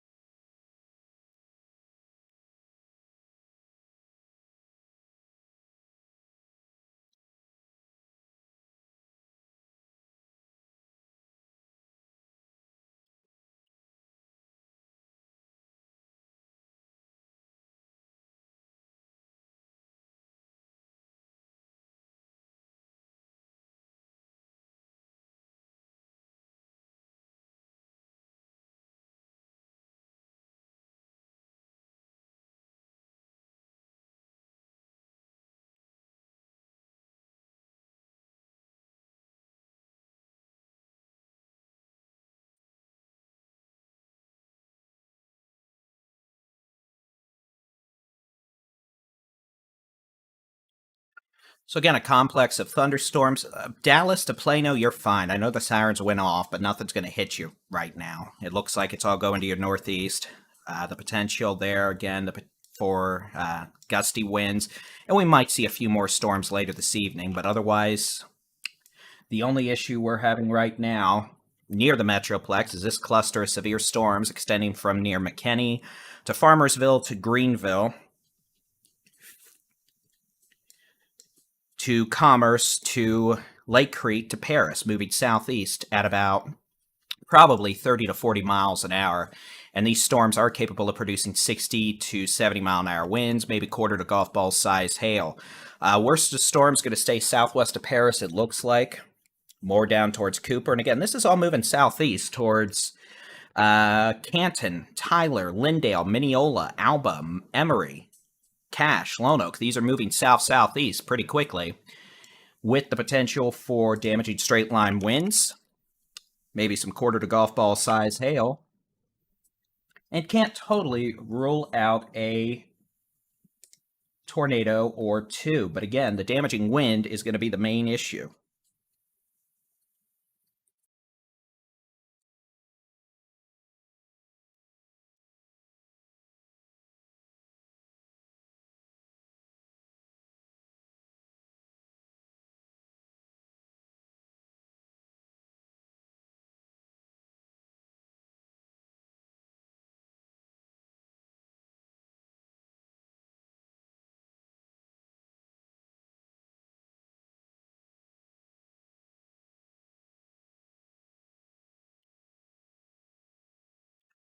So again, this complex of storms moving southeast about 40 miles an hour, producing incredible amounts of cloud-to-ground and cloud-to-cloud lightning, damaging winds 60 to 70 miles an hour, and the potential for quarter to golf ball size hail. And again, for all intent and purposes, this is not going to impact Dallas County outside of gusty winds.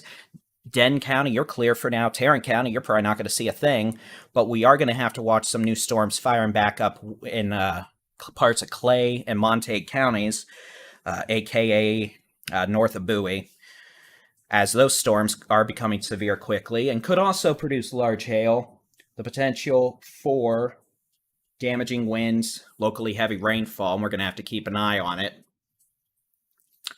over the next several hours. The only tornado warning we technically have in effect is in northern Hunt County right now around Leonard. But to be frank, the storms are already almost past it. So I'm not too concerned about it. We'll just pop in and let's take a look. I mean, look, there's no signs of rotation in this tornado warning right now. The storms are already exiting the tornado warning. I'm really not too worried about that right now, to be completely and utterly frank. So, main issue is going to be damaging straight line winds with this complex of thunderstorms, moving southeast at 30 to 40 miles an hour, the potential for some winds over 75 miles an hour, generally moving towards Rockwall, Quinlan, Lone Oak, Cumbie, Commerce.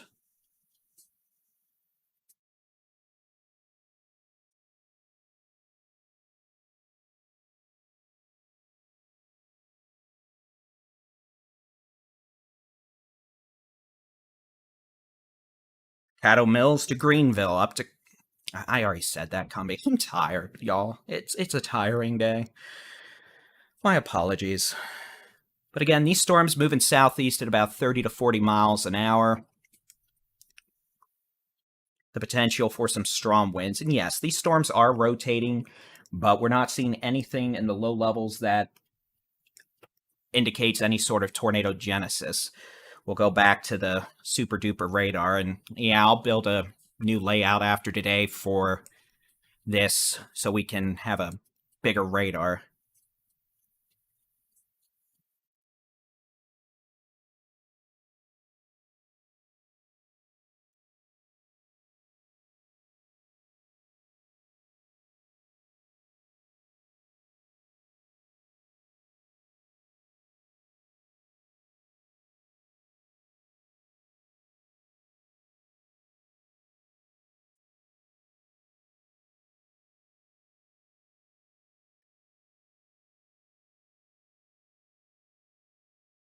Watching these storms, honestly, back in northern Denton County,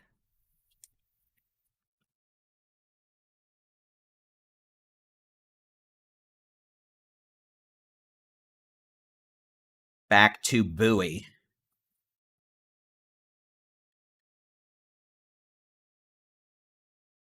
Honestly, we're going to have to watch these. They're obviously supercellular. They've got those scary-looking hooks, but I'm not sure if they're actually what we call surface-based because of the storms earlier. They may have zapped out all the energy. Surface-based versus elevated. Elevated means there's a more stable layer of air within the lowest, say, 2,000 to 3,000 feet above, near and above the ground that makes it extremely difficult for there to be tornadoes or big-time destructive winds. If they're surface-based, all of what I just said doesn't matter, and yeah, we're going to have to watch them for mischief, but we'll see.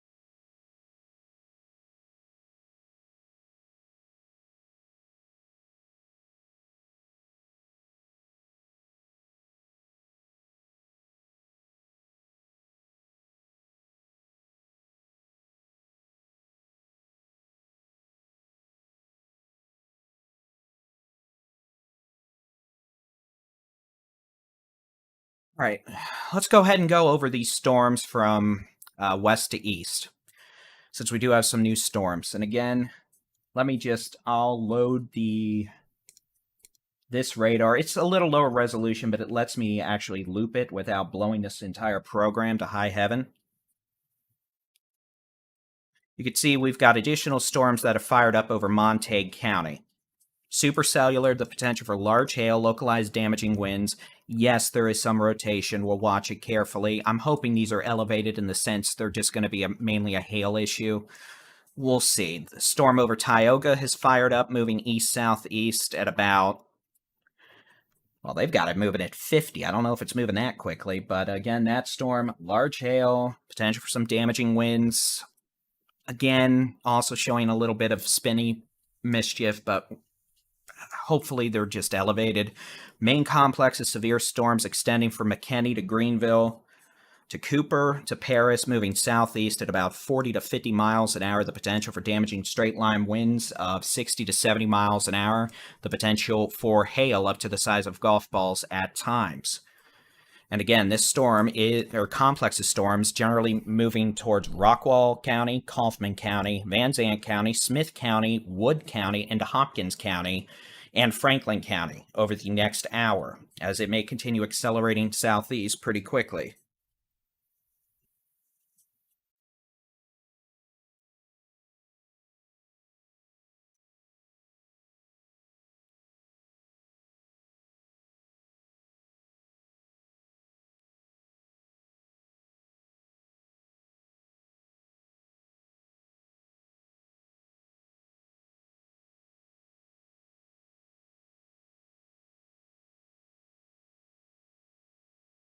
Emergency management just reported a 78-mile-an-hour wind gust in Lavon, which makes sense. So again, this complex of storms still producing winds over 70 miles an hour.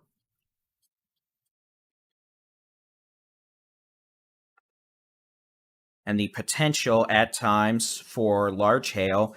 And we can't totally rule out a tornado warning or two for the rest of the night. But keep in mind, these damaging straight-line winds are capable of producing some tornado-like damage, so they need to be taken seriously, which is why I'm still here talking with y'all at almost 11 o'clock at night. So again, Lavon, you just got an almost 80-mile-an-hour wind gust.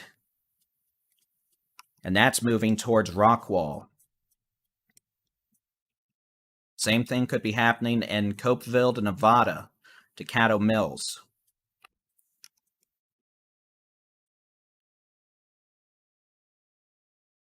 Going to report from emergency management of quarter-size hail in Tioga with that storm that's fired up behind this initial round of storms, so that makes sense. Storms as a whole moving southeast at 30 to 50 miles an hour.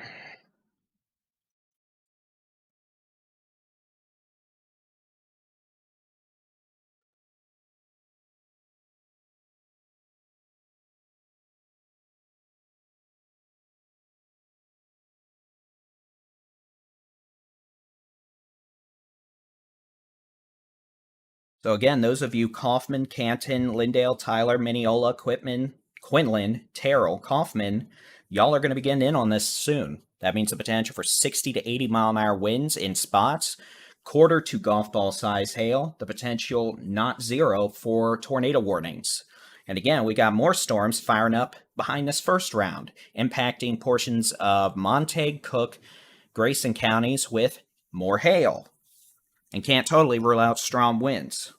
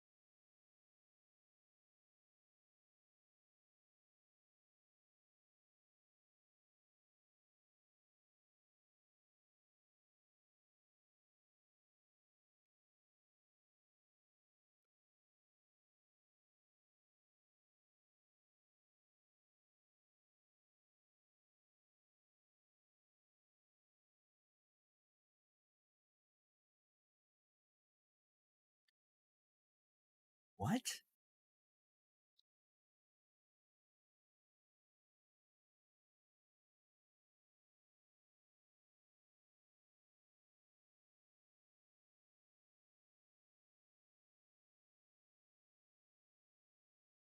Okay, well that's interesting. At 9:56 p.m. Central Time, a photo of 5.5-inch diameter size hail was measured in Sanger. 5.5-inch size hail. A DVD is 4.85 inches in diameter. Wow.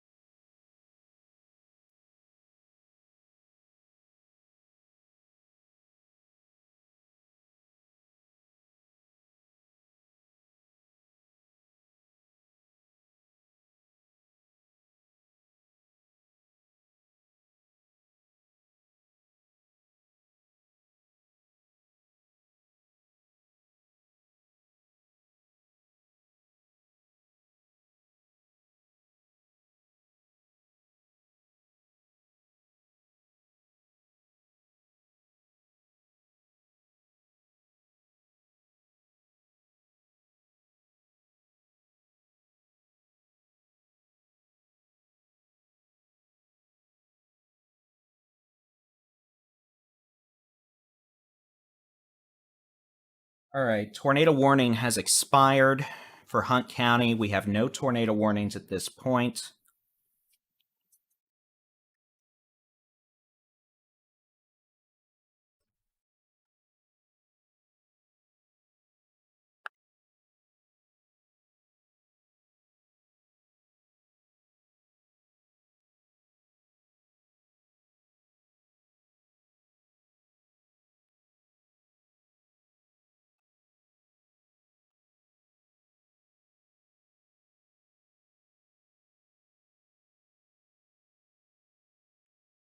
Which is good, but these storms are still quite capable of producing damaging straight line winds over 70 to 80 miles an hour at times, moving southeast towards Kaufman, Canton, Grand Saline, Wills Point, Elmo, Mineola, Emory, Alba, Quitman, Tyler, Edam, Chandler, eventually may clip Athens.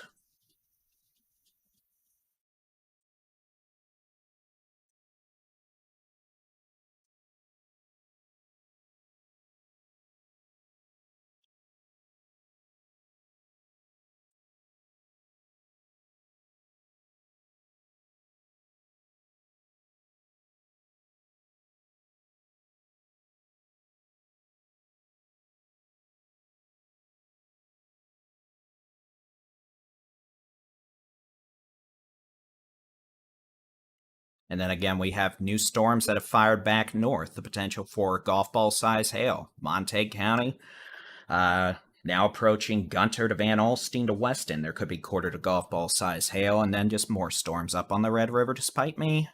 Those could eventually impact Sherman, Whitesboro, Gainesville again, the potential for a quarter to golf ball size hail. Maybe some strong wind gusts, more heavy rain that will exacerbate ongoing flooding issues.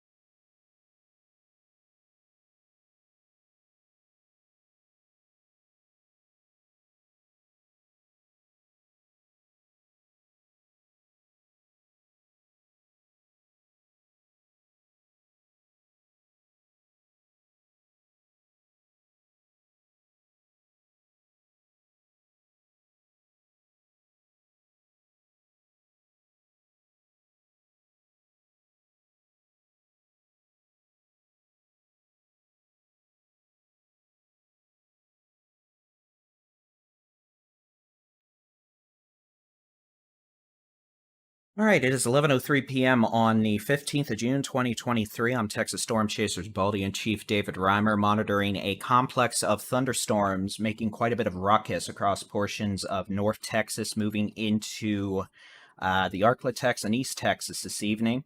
Let's just go ahead, actually take a look at the severe weather watches. I haven't done that in several hours. And since we do have some severe weather watches in place,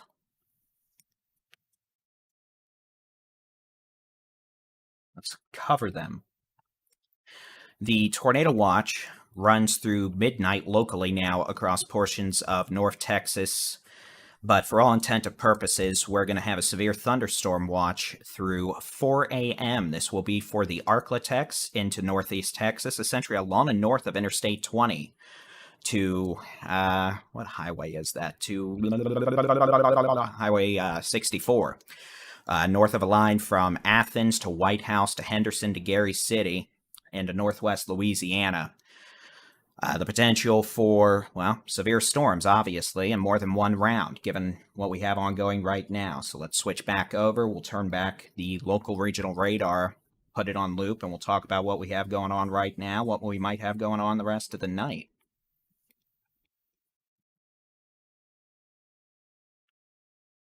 And again, I'm going to put this on a 2-hour loop. Turn the warnings back on. Again, you can see we've had storms over portions of Oklahoma. We now have storms redeveloping back up into portions of Montague County. These storms all capable of still producing localized damaging winds, large hail, the potential for a couple of spin-up tornadoes. as these storms move southeast at about 35 miles an hour.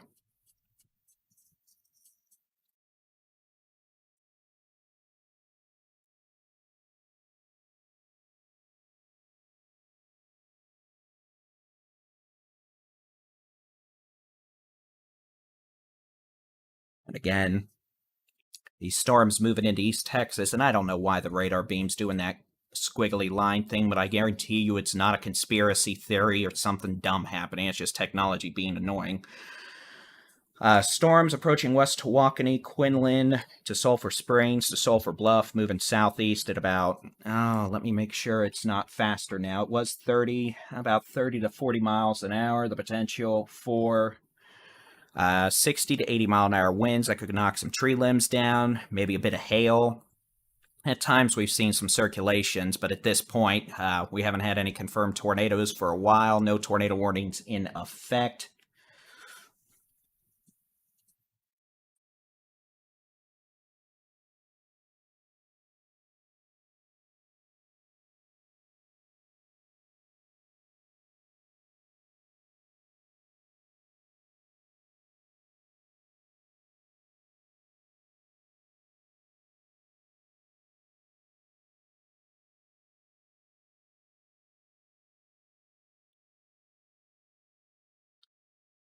So again, I may stop talking from time to time, please forgive me, but we've been at this 6 hours, and at this point, we're just here to keep folks safe and happy, and one of the easiest ways to do that is just keep playing this weather radar and let folks interpolate and extrapolate, look, I said a big word, the storm motion and where it may end up over the next hour or two based on the motion over the last couple of hours.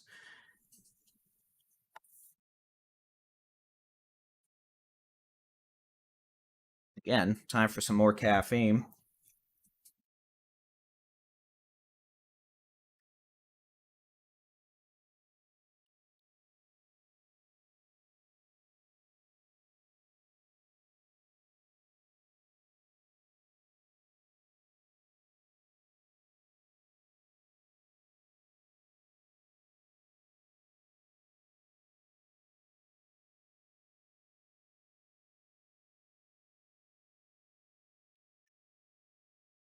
All right. Guess what I'm thinking about? I might as well take my daily multivitamin gummies.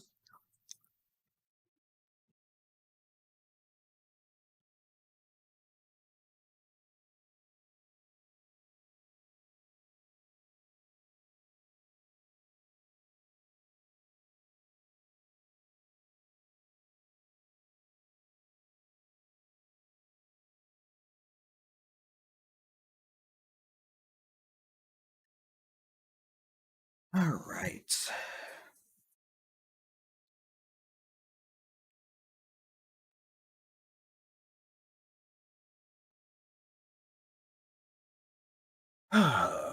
Let's see how the latest high-res rapid refresh model is doing.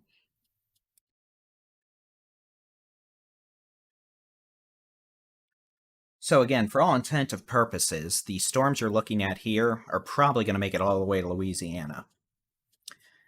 Or they're going to be around for quite a while longer. They're going to make it probably south of Interstate 20 here in the next hour, hour and a half. The potential for damaging winds.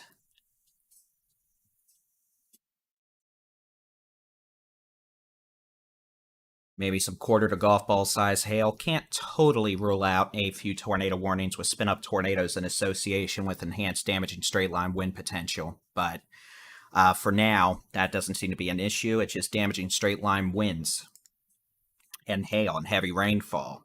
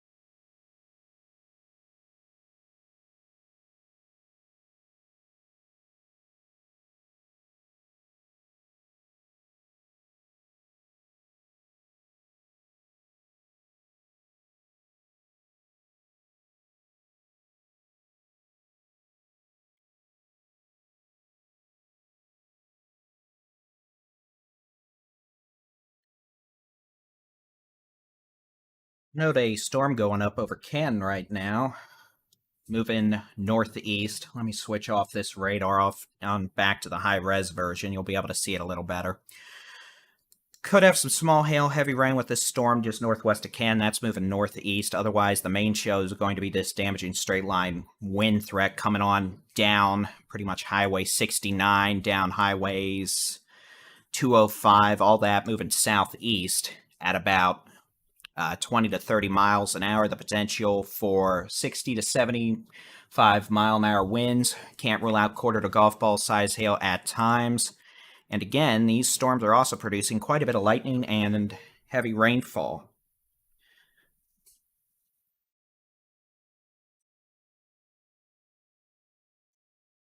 With the potential for hail, damaging winds, heavy rain, maybe some street flooding, and then an obnoxious amount of cloud to ground lightning.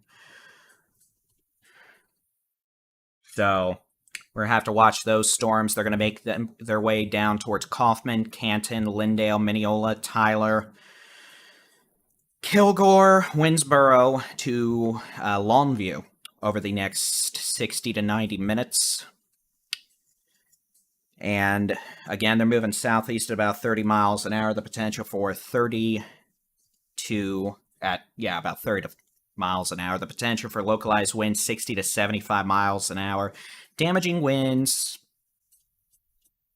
some hail, quarter to golf ball size, etc. So, back further to the northwest, we have storms that have fired up that are hailers. We got one nasty hailstorm visiting Thackerville, a couple miles up in Oklahoma, probably just north of Windstar, honestly.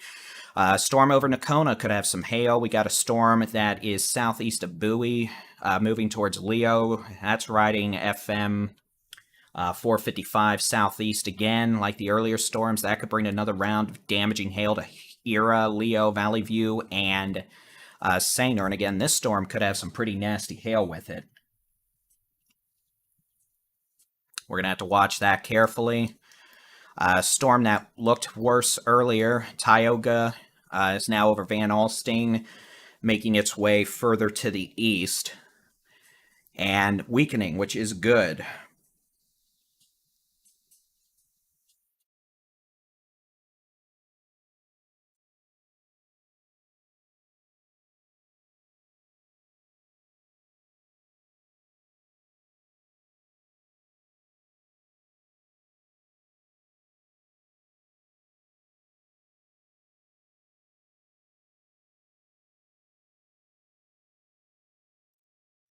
All right, looks like Cattle Mills Fire Department reported wind gusts over 80 miles an hour at 11:05 p.m. So again, that makes sense with this dangerous storm. Winds over 80 miles an hour reported by the Cattle Mills Fire Department. That's enough to cause quite a bit of wind damage. Storms moving southeast. Again, it's going to be in Quinlan here in the next 20 to 30 minutes. The potential for winds of 80 plus miles an hour. The potential for quarter to golf ball size hail, or perhaps just some very heavy rainfall. I'm going to have to reset this radar product here. And real quick, I'm going to actually... Now, typically I would do this not on the air, but we're going to try and make this radar a little larger. And this is going to be interesting since, well, for one, it's not even loading now, so I don't know what's going on, but okay, whatever. I guess that's my clue not to mess with stuff while I'm in the middle of a severe weather video. There we go. I'm trying. There we go. All right, so what I'm going to do now is I'm going to try to make this radar bigger, and this probably is going to break a lot of things, but that's okay. There you go. There's the radar. And then I just have to put my bald head somewhere without completely and utterly destroying everything, which is always easier said than done, but that's okay. We'll just do that. Y'all can kind of see me. You can kind of don't, but you don't really need to see me anyway, let's be honest. Alright. So there we go. There's the new layout. Bigger radar with chat still playing. So let's get back to it. Line of severe storms at 11:15 p.m. on the 15th of June 2023. A line of severe thunderstorms capable of producing 60 to 80 mile an hour winds extending from near Wiley to Quinlan to East Tawakoni to Emory to Sulphur Springs to Tira to Bogota, moving southeast at 25 to 40 miles an hour. The potential to produce damaging winds, again, 60 to 80 miles an hour in spots. Had a report of an 80 mile an hour wind gust by the Cattle Mills Fire Department. At 11:05, these storms are capable of producing quarter to golf ball size hail at times, though the damaging wind threat is worse. The potential for heavy rainfall continues as these storms move southeast, and we're probably going to have quite a bit of wind in places like Emory, Edgewood, Canton, Wills Point, Mineola, Quitman, Lindale, Winona, Big Sandy, Winnsboro over the next hour. I'll put a storm track on here real quick.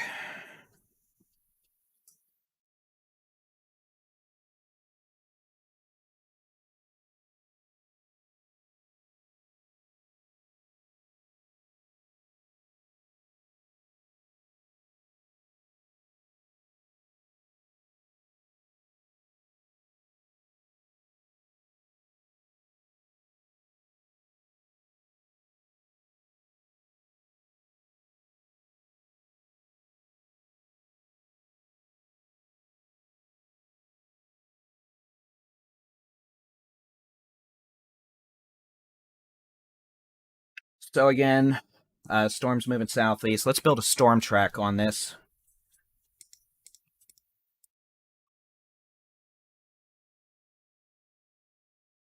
Again, you can see this has become a pretty clear-cut bow echo, how it's bowing out.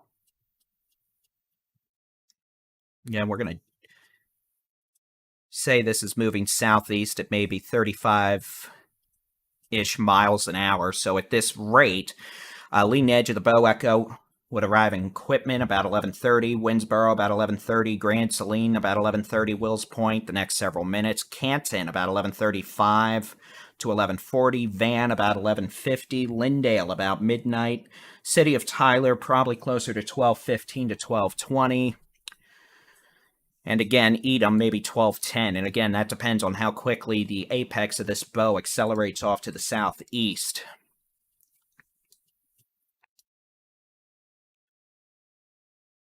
Back northwest, I'm going to turn the flash flood warnings off just so we don't have so many boxes. We got some storms up here.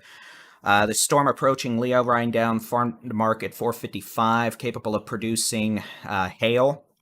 Moving southeast, probably at about 20 to 30 miles an hour. Storm over Nakona could have some quarter-size hail, more heavy rain, causing more flooding from near Munster to Lindsay to Gainesville to Whitesboro to Sherman. More cloud-to-ground lightning. I'm sure folks haven't had enough of that yet tonight up there. That's sarcasm. But nevertheless, we are going to have to deal with this. And I mean, I can't totally rule out a couple tornado warnings tonight, but damaging winds and hail are going to be the main issue here, along with some flooding.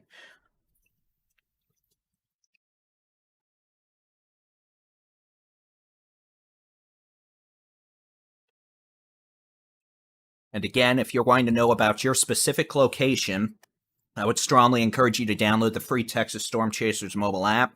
You'll get local weather forecast, weather warnings, interactive weather radars that'll show you what's going on near you or across the country, live streaming severe weather video, and storm chase video.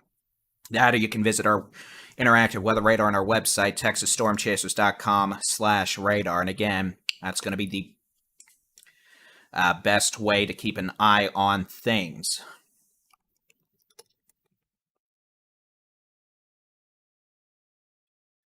Otherwise, we're going to focus on the most intense storms and try to give information. But folks, I really can't answer the, is it going to hit my town? Is it going to hit my town? Is it going to hit my town? Is it going to hit my town? Well, we're providing the resources so y'all can figure that out for yourselves, which is why we paid the money to build a mobile app and pay the monthly expense for the mobile app with the forecast data, the weather warnings, the interactive weather radars, all that. And another way to think about it is, if I'm talking about your town in this live coverage, you've got a problem. If I'm not talking about your live town in this coverage, you're doing okie dokie. So we'll just have to see what's going on here. But again, main issue right now is this line of severe storms extending from near Paris to Bogota southwest through Charleston, Sulphur Bluff, Tira, Sulphur Springs, back to Cumbie, Greenville, Nevada, down to Royce City, McCoy, Flats, Emory, moving to the southeast at about 25 to 35 miles an hour. And again, these storms are going to continue on for a while. They're going to bring heavy rain, maybe some hail and damaging winds to places like Canton, to Tyler, Lindale, Longview over the next 1 hour as they move southeast. And again, damaging straight line winds, the potential for 60 to 70 miles an hour, maybe higher at times. The potential for maybe some quarter to golf ball size hail, very heavy rainfall as these storms, again, move southeast at 30 to 40, maybe even 50 miles an hour if they continue to accelerate. And again, severe thunderstorm warnings coming out for these storms as they continue moving southeast. And you can view those warnings, again, on our website, texasstormchasers.com/radar, in the interactive mobile app. I'm not going to go over each individual warning just because, well, there's a lot of them right now, but I think most of us can see the pretty colors here on the radar screen. If not, I'm hopefully doing a okay enough job to verbally articulate. We've got a storm over Nocona. That could have some hail, a quarter to ping pong ball size right now. That's probably moving off to the east. So yeah, that could be in Bonita to St. Joe to Munster to Marysville over the next 30 minutes as it moves east, probably at about 30 to 40 miles an hour. Severe storm approaching Leo, the potential for quarter to $half size hail as that moves east-southeast at about 30 to 35 miles an hour. The potential for that to impact Valley View, who had 5.5-inch diameter hail just before 10 o'clock. Storms across Cook County and Grayson County, the potential for pockets of hail, heavy rainfall that could exacerbate the flash flooding. And then we've got the complex of storms, again, moving into East Texas, eastern North Texas, from Royce City to Emory, Sulphur Springs to Bogota, moving southeast at 40 to 50 miles an hour, the potential for large hail, damaging winds. And again, we'll put an arrow on here.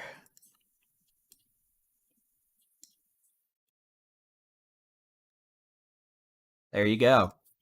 That's where they're moving.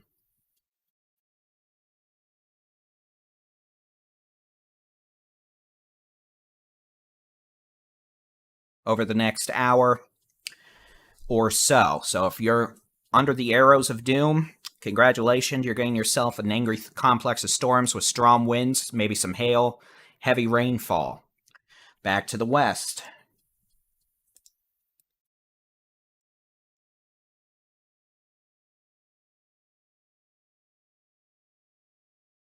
That's not what I wanted to do.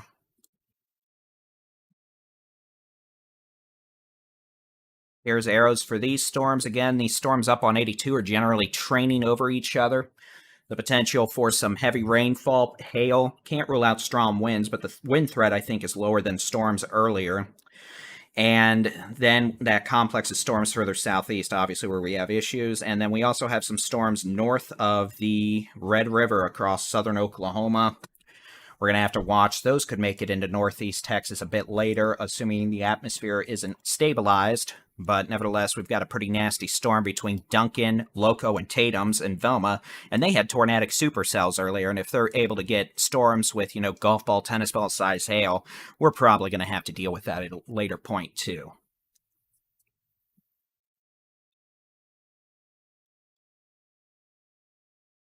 And thank you to our moderators who have to put up with so much at times. We really appreciate that effort of all our moderators. In fact, we just need to check on something while I'm thinking about it. All our moderators, we actually have shirts for, and I think those were supposed to get here today, but I only had one arrive, which means somebody messed up. So I'm going to see if that was actually marked as delivered real quick, because I'm multitasking. I've been on here since like 4 o'clock, so sometimes that means I just go check this stuff out.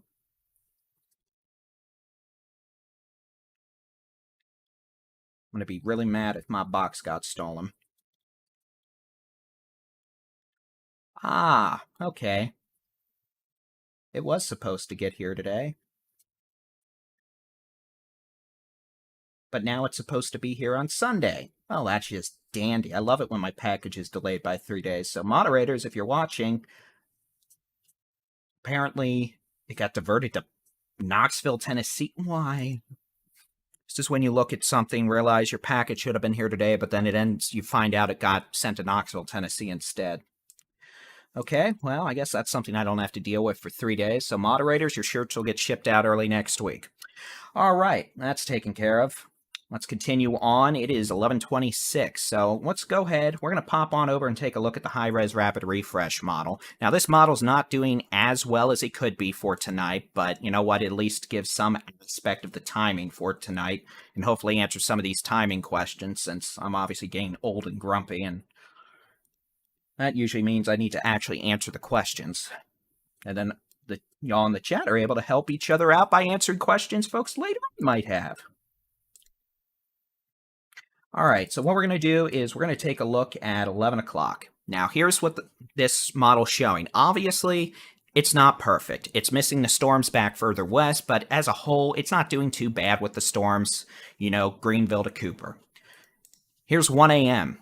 Severe storms impacting Interstate 20, Mineola to Tyler to Longview to Naples. Now, given the fast storm motion, you can bet this may be closer to 12:15 to 12:30. I'm mainly just showing you this to show where these storms may actually go. You can see complex of storms trying to move into western Louisiana, into far east Texas later at 1. More severe storms still ongoing back in northeast Texas at 2 a.m., 3 a.m., here we go. 4 a.m. we start to calm down. 5 a.m. Could it be over? Could it be over, please? Oh, wait. Oh, nope, there's little baby storms. Nope. Are we going to have more storms? But yeah, mostly probably by 5 a.m. Until then, we're going to be busy.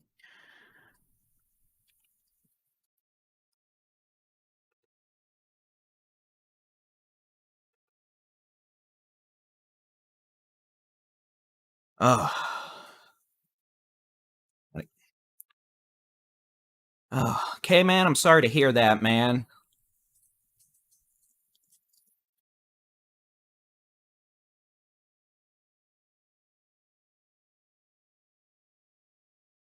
Yeah, we were talking about very strong winds around Salina earlier, so I think we're going to find out tomorrow once the sun rises. There's been quite a bit of wind damage.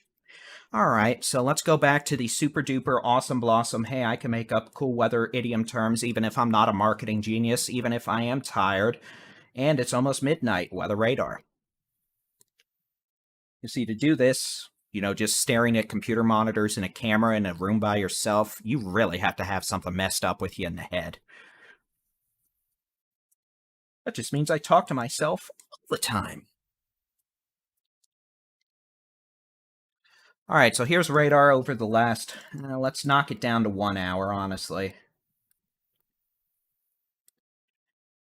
So you can see over the last hour, we've got storms continuing to progress into portions of eastern North Texas and East Texas, making a beeline towards Canton, Mineola, and Tyler. The potential for winds of 60 to 70 miles an hour. The potential for quarter to golf ball size hail. And we haven't had any issues with spinny doom in a while, but we'll see what happens. Damaging winds, lightning, heavy rainfall. That's for sure. It's going to be a very loud thunderstorm. Back northwest. Let me turn off the those icons. Let me turn off flash flood warnings. I know this is a busy radar graphic. Trust me, I know. We got more storms scattered to numerous storms that have popped up back pretty much right along Highway 82 from near Nocona to Bonita. The storm just east of Nocona looks like it's ramping up. The potential for golf ball size hail to tennis ball size hail. So tennis ball size hail possible with this storm east of Nocona approaching Bonita. That storm's moving east at about probably 30 miles an hour. We've got a severe storm over Leo coming down Highway 455 and the Clear Creek stream towards Sanger. That storm could bring another round of hail to southwestern Cook County and northern Denton County. We have storms impacting the city of Sherman up to Gordonville. There could be $quarter to $half size hail with that.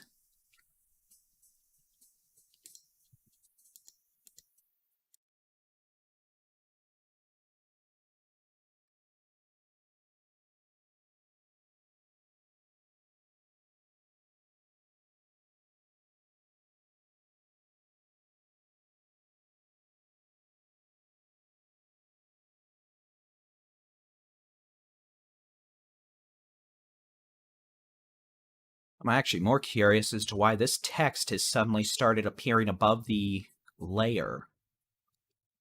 That's interesting.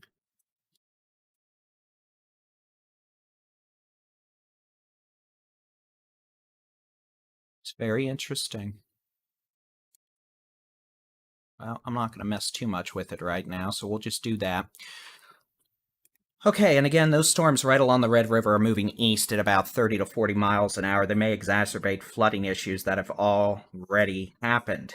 Further southeast, again, this complex of storms from near Bogota to Mount Vernon to Como to west of Winsboro to Yantis to Quitman to Emory to Fruitvale, Edgewood, Wills Point, and McCoy moving southeast at about, honestly, probably 30 to 40 miles an hour. The potential for damaging winds of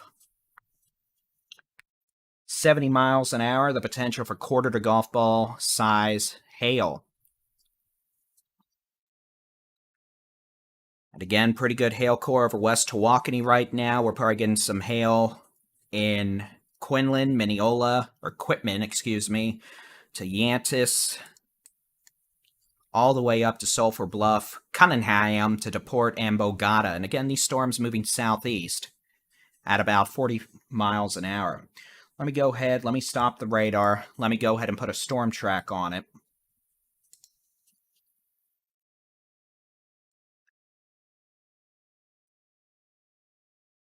Again, this is just going to be an estimated time of arrival, mainly to show people where it's going to be over the next hour.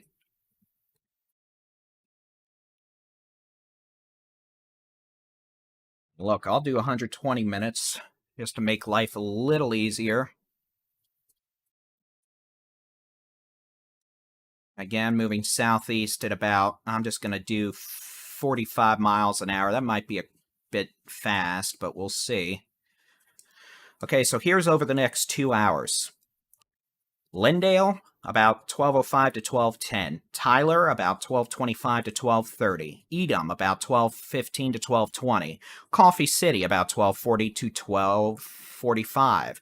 Jacksonville, about 12:55 to 1 a.m. Henderson, 1 a.m. to 1:05. Tatum, 1:05 to 1:10. The city of Longview, 12:45 to 12:50. Pittsburgh, about 12:05 to 12:10. Probably near Mount Pleasant, about the same time. I'm going to actually redraw that so we can, you know what, how about you actually let me draw radar? Pretty please and thank you. Is that too much to ask? Probably. Can you tell I haven't really had any dinner? That's okay though. All right, so we're going to do this about southeast at about 45.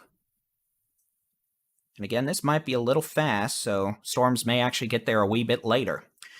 They're going to be sounding outdoor warning sirens anytime we have a warning for 70-mile-an-hour winds, golf ball size hail, or larger, so pretty much any thunderstorm tonight. All right, Mount Pleasant again, 11:45 to 11:50. Pittsburgh, about 11:50 to 11:55.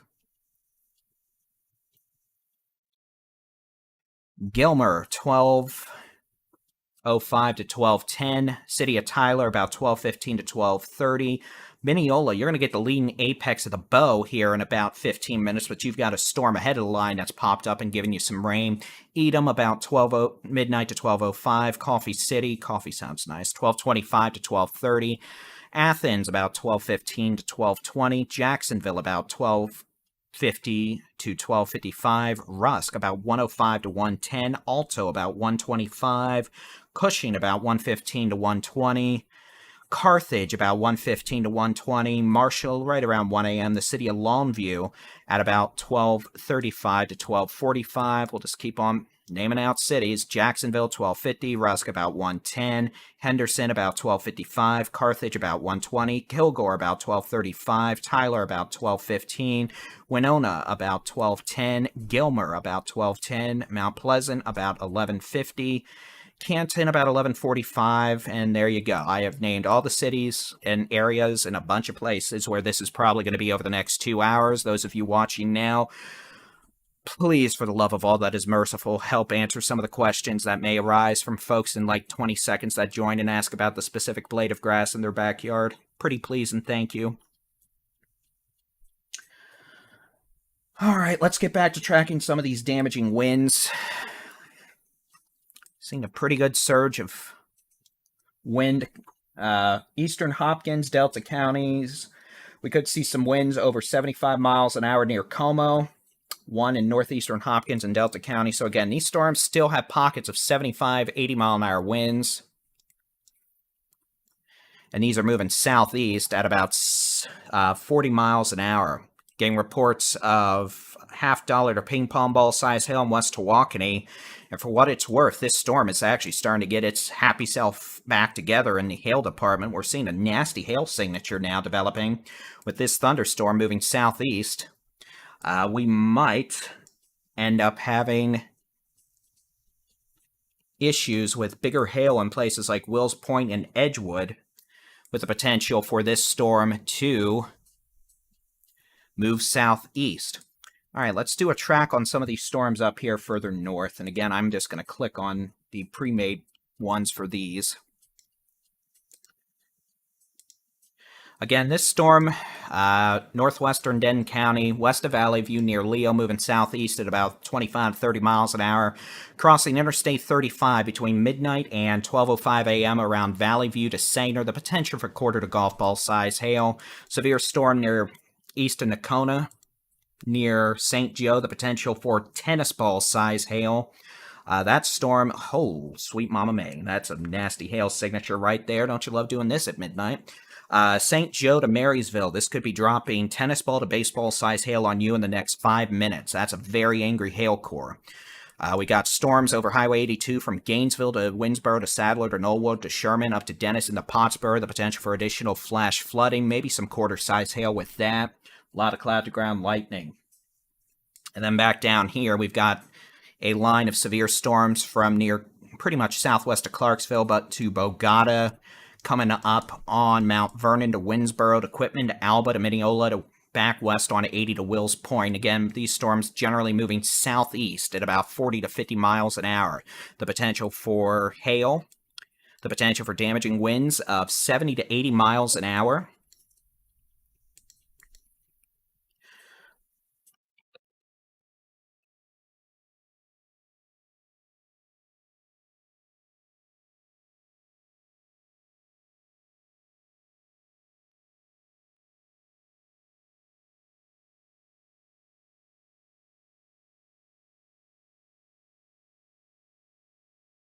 So again, a lot of wind moving towards Lindale, Tyler, Van, Can, Wills Point, Mineola, Hawkins, Winona.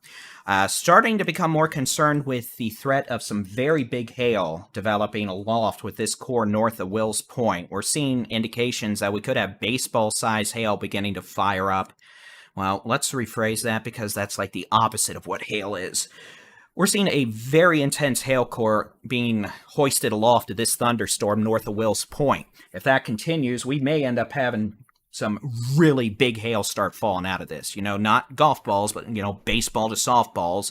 And of course, it wouldn't be Texas without there having to be 80 mile an hour winds. So if we get 80 mile an hour wind driven softballs, that's actually just really scary, honestly. So again, these storms moving southeast about 30 to 40 miles an hour. Potential at times for hail up to the size of baseballs. Potential for winds up to 80 miles an hour. Potential for flooding, rainfall, etc. Alright, so again, the potential for baseball size hail on Highway 82 from near St. Joe and Bonita. Moving towards Marysville, Munster. If this storm tracks, honestly, it's moving almost due east on 82, so this may end up bringing another bad hailstorm to Gainesville. So Gainesville, Lindsay, Munster, the potential for another very bad hailstorm as a storm takes shape to your west and tries to start throwing out baseballs. Gainesville, this could be in the city by 12:30 to 12:35. Probably Munster about 12:05. Lindsay closer to maybe 12:20. Severe storm southwest of Valley View, moving southeast towards Sanger. The potential for that to cross 35 here in the next 10 to 15 minutes. And moving towards Pilot Point, Aubrey. This could be there by 12:15 to 12:20 in Pilot Point. Aubrey around 12:20. Salina around 12:35 to 12:40. Prosper about 12:40. Moving east-southeast at about 35 miles an hour. So again, these storms behind this main bow echo are mainly hailers. Haven't really heard of any strong winds with them, but obviously there is enough instability aloft for those to keep throwing out hail. All right, let's go back and take a look at this mess. I'm going to actually turn off the next rad and switch to that. We're going to, again, moving east-southeast.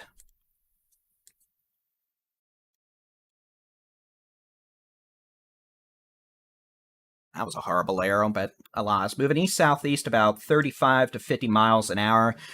We're starting to see an increased hail core with this storm near West Tawakoni. And that could start dropping out some golf ball to tennis ball size hail in the next few minutes, along with winds of 60 to 80 miles an hour. Moving southeast at, again, about 30 to 50 miles an hour. This is probably going to be impactful in the wind, hail, rain department for Canton, Van, Lindale, maybe Athens, but probably northeast of Aspens. Aspens, great. Now I'm thinking of a friend's dog. Athens, up towards Tyler, where Tyler's still very unstable. It is 87 degrees at almost midnight with a dew point of 76 in Tyler, a heat index of 100. Sweet mercy, that is ridiculous.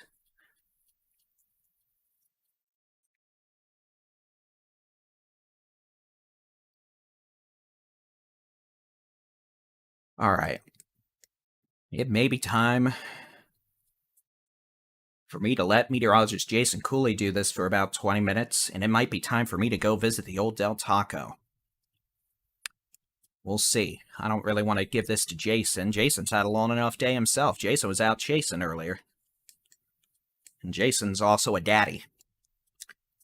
All I have to do is sit here and keep talking and point out radar stuff. That's not hard. Being a dad, doing the storm chase and all that, that's hard. Jason's the real person in this whole ordeal. He is the GOAT. But I'm going to have to go make a snack or something, so I'll probably let him do this for a little bit. If he's listening, he can let me know. If not, I'll message him in just a minute. Why is the logo... What? Okay, that was interesting. I really don't know why the logo was up there like that. That was really interesting. Well, Jason's listening, so I guess... Neat. I'm going to fix this real quick. There we go. Oh, I messed it up. So now I'm going to have to go in here and try to fix the... Wait. Text real quick.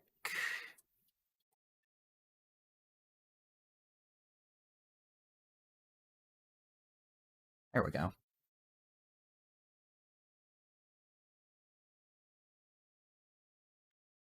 All right, looks like they just put out a big severe warning.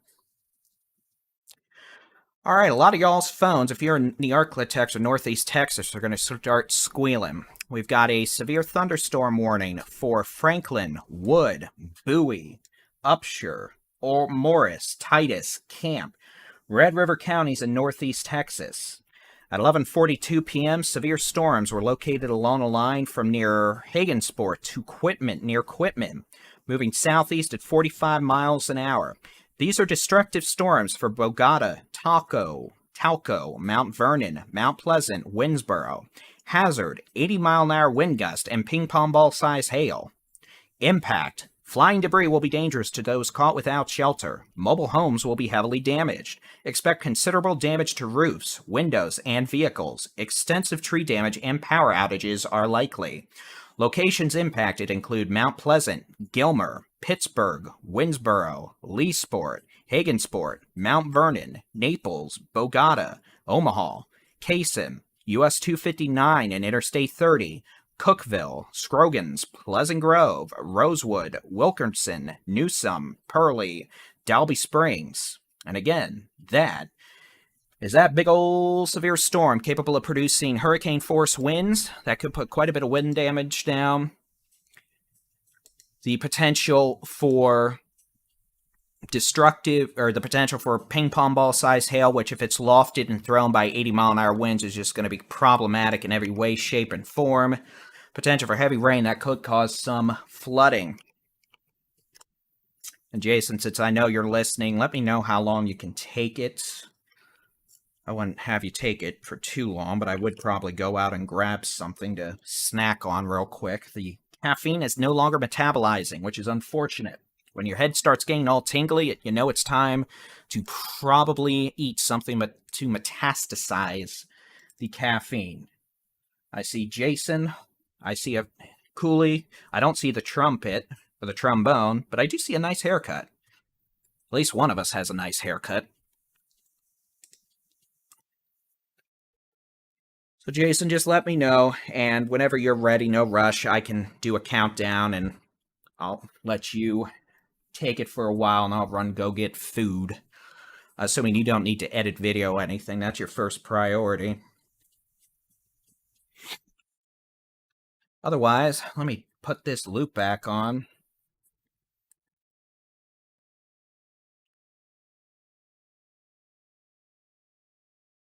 I do not know what is causing the radar data to do that. Let me see if it does this with my other product on here. I'm curious. Is it doing that on all MRMS data? It is. That's very interesting.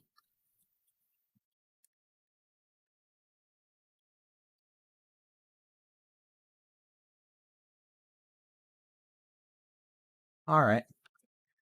I'll loop this, talk for about another minute, then let you do it for a while. So again, we're monitoring multiple severe thunderstorms late this evening, moving into portions of eastern North Texas, northeast Texas, the Arklatex, with a second round of hailers back over portions of Texoma. These storms, at least capable with the bow echo, capable of producing 60 to 80-mile-an-hour winds, quarter to ping pong ball size hail, very heavy rainfall, and spin-up tornadoes certainly not out of the question. Then again, at this point, with the evolution we've seen, I'm more concerned about the damaging straight-line winds producing tornado-like damage than I am about the actual spin-up tornadoes producing tornado damage. Back west along Highway 82 into portions of northern Denton and McKinney counties, we have a trio of supercells capable of producing quarter to tennis ball size hail, generally moving east-southeast at about 35 miles per hour. And again, those storms moving off to the east-southeast at about 35 miles an hour. One storm approaching Munster, moving towards Lindsay, Gainesville. One storm over 35 from Valley View to Sanger. One storm over Winnsboro to Woodbine, Lake Kiowa. And then technically Sherman just getting more heavy rain and small hail because they haven't had enough of that tonight. So much sarcasm implied. Which is always fun, but yeah, I just saw a picture of that hailstone out of Sanger. Yeah. Funny enough, the radar didn't look anything like that, which is probably why it happened again. But, all right, stop it with those big words.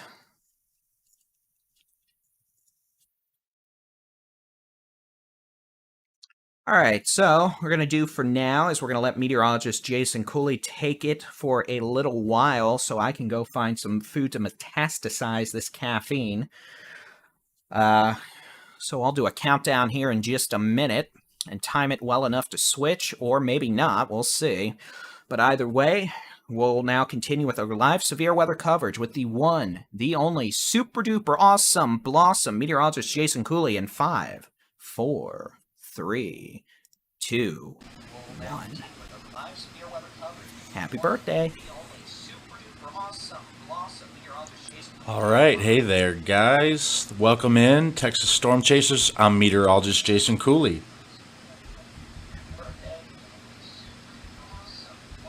All right, yeah, there's Bit of a delay there, but we're good. All right, so yeah, I'm meteorologist Jason Cooley with Texas Storm Chasers. I'm going to go ahead and take the wheel here for a little while David Reimer, Baldy in Chief, takes a brief break, gets a meal, refreshes, gets all that fun stuff done. He'll be back if needed. This stuff is going to go on throughout the next several hours. So Northeast Texas, as I was telling you earlier today, we are in for a late night, just about midnight here. This storm that has already come through Sulphur Springs, West Tawakoni, already maybe just a tad ahead of schedule from what the models were indicating, but folks are going to get pretty rowdy here in Lindale right now, the Interstate 20, eventually going to be Longview and Tyler as well here. This is a very damaging hail and wind maker. Can't rule out an embedded tornado here in this big cluster as well here. All right, so let's go ahead and take a look at our velocity, and this is going to be quite messy. We do have this is not a good look.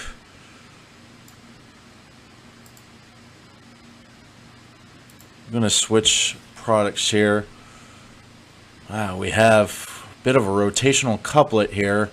Winnsboro, Texas, just came through Winnsboro, Texas. Now this storm is so HP. It's very high precipitation, very windy, very electrical, probably tens of thousands of lightning bolts in this storm this evening. We do have some indicated rotation. This is coming through Winnsboro, Texas now, just now to the southeast of Winnsboro, so no tornado warning at this time on this storm. This radar does kind of have a bit of distance between itself and Winnsboro, so I'm thinking that we should go ahead and switch over to Shreveport radar and see if we get any better data. Again, no tornado warnings are in effect. We have very, very strong outflow winds pushing right through Winnsboro now. It's hard to tell. This radar folding and just anomalous data is really ruining our sense of what's actually happening with the storm. But it does look like there would be broad rotation now on the east side of Winnsboro. These storms moving right toward Gilmer or City. Once again, you're in the path of this dangerous thunderstorm. You've had plenty of hailstorms a couple days ago. Now we're going to do it again, unfortunately. Broad rotation, we're going to have to watch that, see if it tries to spin up. Might need a tornado warning, perhaps, again, just on the east side of Winnsboro, just based off of velocity. Going back to reflectivity, again, we have a very messy HP thunderstorm cluster here with tens of thousands of lightning bolts, large damaging hail, particularly over here north of Wills Point. That's going to be where our largest hail is probably happening right now. Wouldn't be surprised if there were tennis balls right now between West Tawakoni and Wills Point. Sagging southeastward, going to be real close to Canton, maybe the north side of Canton, northeast side of Canton, definitely over to Van. Going to get very heavy rain, frequent lightning, some flash flooding, perhaps briefly, as well as large damaging hail and wind. Big wind bag that this has been. Looks like we do have perhaps maybe a couplet trying to spin up again near Winnsboro. Let's go back to the velocity product. And my radar scope is being real finicky. Zooming back in here. Would not be surprised if they do tornado warn this. Again, the radar is very far away. This is probably more mid-level than it is low-level. The radar is going to be surveying this at probably 8,000 feet above the ground, maybe even 10,000 feet. I could find that out. Our radar out here in Fort Worth. Quite a distance away. Oh goodness, 13,000 feet above the ground. That's going to be surveying Strong mid-level rotation. It's going to be very hard to really going to be hard to measure anything near the surface without radar or wind, maybe a mesonet system or a mobile radar. But mid-level rotation, very evident, southeast of Winnsboro, perhaps just on the very leading edge of this thunderstorm. Wouldn't be surprised if they issue a tornado warning for that. This storm is moving southeast, so just a big storm front here coming through. Try to roughly draw it, and this is all just moving right toward Tyler, Kilgore, Longview, Gilmer, Hugh Springs. Going to be capable of destructive winds and some scattered large hailstones. Very heavy rain, and maybe we're watching a spin-up tornado. I mean, very, very doubtful that we actually have a tornado ongoing. Seeing that there hasn't been a warning, there's no debris being tracked on the radar site, but that kind of just on the east side of Winnsboro is where the possible spin-up could occur as it trajects to the southeast. Again, no tornado warning at this time, but this storm is serious business. It's a severe thunderstorm capable of very large damaging hail and strong, severe, maybe even destructive winds. All right, so just checking in on the chat and going to go ahead and see what we got going on. And what is going on with the chat just never showing up? That's all right. All right. Beef says spinny, spinny, doom, doom stuff with added high-speed cocktail ice. We have, maybe not very spinny, spinny, doom, doom here, but just some mid-level rotation noted. Again on this storm, east of Winnsboro. Go ahead and zoom it back in. Tyler's going to get strong winds, maybe some hail. Could be large-sized hail when it gets to Tyler.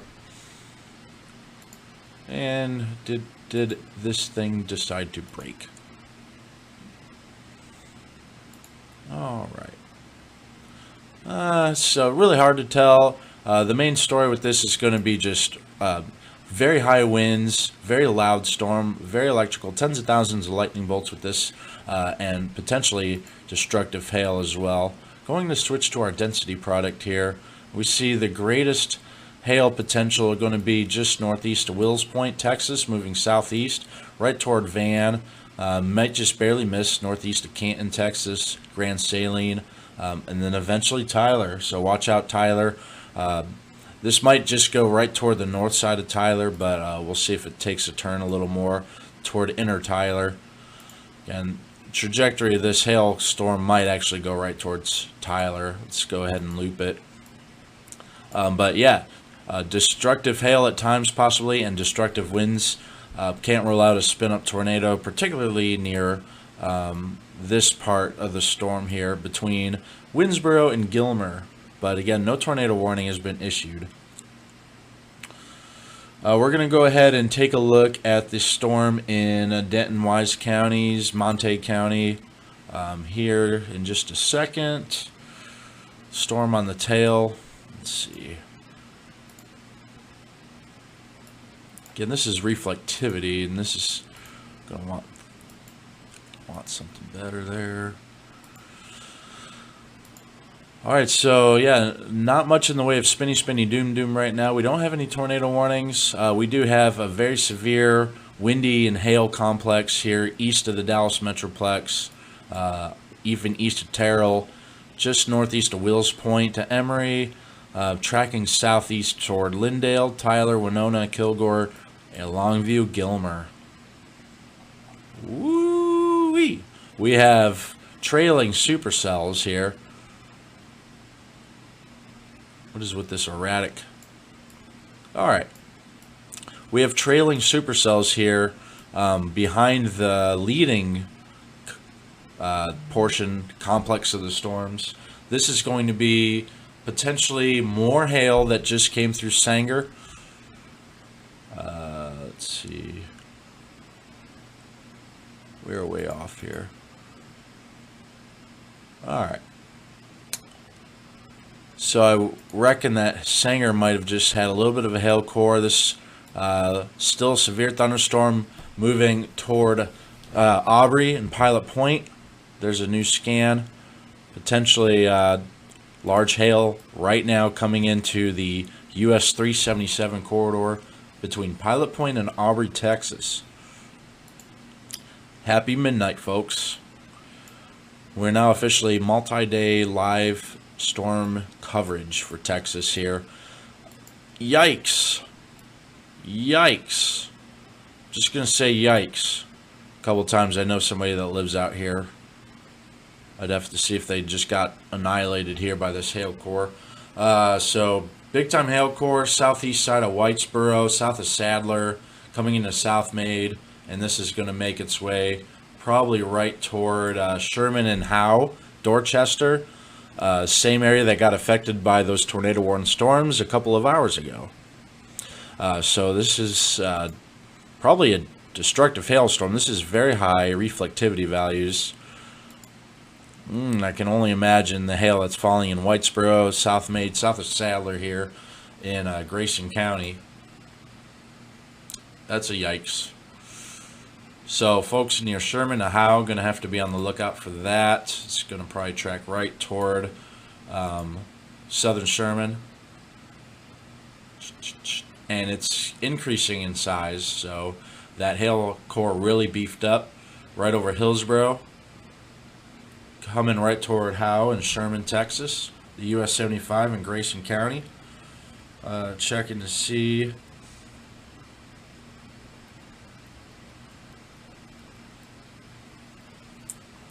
Looks like I have a friend right there in the core now that lives there. We'll see what he says. Leave the chat open. Alright, so boy oh boy, that's a pretty big hail core. We also have another one if you just go a little bit farther west on US 82. These hail cores do not like US 82 today. Well, they do like it. They want to mess it up. Here's a US 82 through St. Joe, Munster, Gainesville, Whitesboro, over to Sherman. Another big hail core. This density product here being maxed out values coming right toward Munster now. Probably make its way toward Gainesville to Valley View in the next 15 minutes. Boy, oh boy, we have attack of the hailers on what will be day 6 now of the week of the hail apocalypse. Started on Sunday, Monday, Tuesday, Wednesday, Thursday, and now it's Friday morning. Post midnight, so day 6 of hail apocalypse. So discrete but elevated hailers here. If we want to talk about tornado threat, I'd be very hard pressed to say any tornado threat existed with these storms at this rate. With the leading storms really overworking the atmosphere, sending cooler, stable air through the Metroplex, as well as this storm, also pushing out cooler, more stable air. I don't see any tornado threat with the existing Red River area hailstorms. It's going to be behind, in the wake of many other thunderstorms, it's going to be a lot more stable air. What thunderstorms do is they try to create an equilibrium in the atmosphere. When you have very big instability, you get thunderstorms. Thunderstorms create an equilibrium. Our Earth needs thunderstorms. Now, it really kind of stinks because, you know, we're also trying to live here and stuff. And we're trying to have houses and cars and, you know, not trying to make a lot of insurance claims. But that's just the fact of life. These storms, they create equilibrium. They try to achieve equilibrium when the atmosphere gets very unstable. So the leading storms here that have pushed through Collin County, Grayson County earlier, and now all the way down toward the I-20, they have caused some more equilibrium, some more stable air in the wake. So these are going to be elevated storms capable of damaging hail and wind, but tornado threat very close to zero with any of this stuff farther back behind the leading storm system. Again, so hail issues in Pilot Point and Aubrey, Texas as of 12:05 a.m. Hail issues, South Maid, Texas, coming into Sherman right now. Sherman to Howe. Hail issues, maybe some gusty winds, and frequent cloud-to-ground lightning. Munster to Lindsay and Gainesville, Texas. It looks like this just barely kind of went around the north side of Munster. So Gainesville and Lindsay, Texas, hail problems. Hail. It's day 6 again of the hail apocalypse. Now, if we want another lesson, I can give you another lesson here. Just saw that comment. We have a hail spike here. Ta-da! So this hail core that was just located north of Munster. Very visually appealing here on radar with the hail spike. Now, I've mentioned this in brief earlier before. This is caused by the hailstones scattering the radar beam to the ground. The radar beam comes from the dish, hits rain, hail, snow, wind, and it comes back to the radar dish. So the radar's listening for that electromagnetic wave to come back. In the distance that it takes for it to go to a storm and come back is figured out by the time it takes for the wave to get back to the radar dish. So it sends a pulse and listens for it to come back. Again, if it takes longer, that means the storm is farther away. If it doesn't take long at all, that means the storm's closer to the radar. So what does that have to do with this? Well, the radar in Fort Worth is sampling this hail core north of Munster, and the radar beam is literally being trajected toward the ground. When it hits these hailstones, they're tumbling, they're spinning, very chaotic core, really screwing with the radar beam. The radar beam will actually get deflected to the ground, and then it'll bounce right off the ground. It'll hit more hailstones until it's back to the dish. So instead of hitting that hail core going back to the dish, it's taking extra time. It's hitting the hail, it's going to the ground, it's going back to the hail, and then it's going back to the radar dish. So that's why we have this spike. It's because the radar's listening for that beam. Would you stop? Thank you. It's listening for that beam, and when it's traveling through very dense hail cores, it takes just a little bit longer. As we call that a triple body scatter spike, TBSS. And it's when the radar beam hits the hail core, and then it hits the ground, and then it hits the hail core, and it goes back to the dish. So that's why we have this little spike. It's called a hail spike or triple body scatter spike. And that is caused by the radar being fooled, thinking that this sample is farther away than it actually is. So, went a little bit in depth to make it make sense. Some of you, I hope it made sense. All right, so 12:09 a.m. we have hail problems all across western Grayson County. Hail problems in Cook County. My news station K10 probably not too happy about this post-midnight hail core action after doing multiple hours of tornado warning coverage.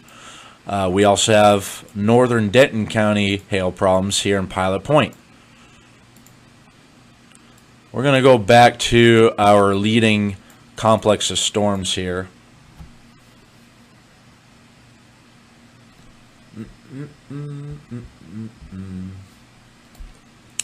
A leading complex of storms is now knocking on the door in Tyler.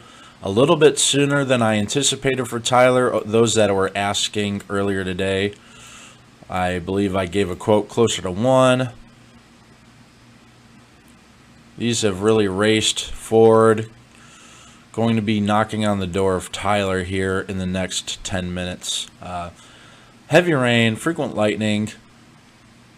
Already getting some lightning bolts in and around Tyler in front of the storm. High winds and perhaps some hail. Looks like our highest winds are remaining farther north here. Came through Winnsboro and into Gilmer, Hawkins, approaching Winona. Going to be kind of nailing Longview and Kilgore here shortly with stronger winds, at least indicated on radar here.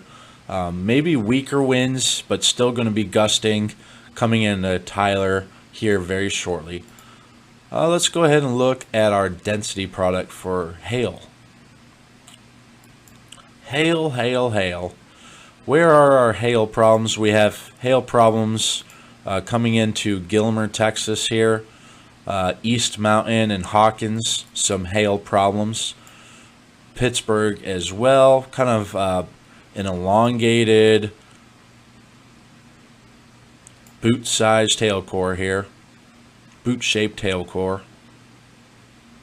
And then a more stout, discrete hail core just north of Van, probably going to parade right into Van here shortly. Gilmer probably just barely going to get in on this deeper hail core as well here. So, hail problems. Gilmer, Texas, East Mountain here shortly, eventually Longview. Again, that is coupled with high winds. 98-mile-per-hour winds reported or measured by a trained spotter in Mount Pleasant, Texas. Let's go ahead and look at that. 98-mile-per-hour winds, that's insanity. So, oof. Our radar here in Shreveport detecting destructive winds all across the front from Mount Pleasant, Pittsburgh, coming into Gilmer now. Very stiff westerly winds. We had a reported measurement of 98 miles per hour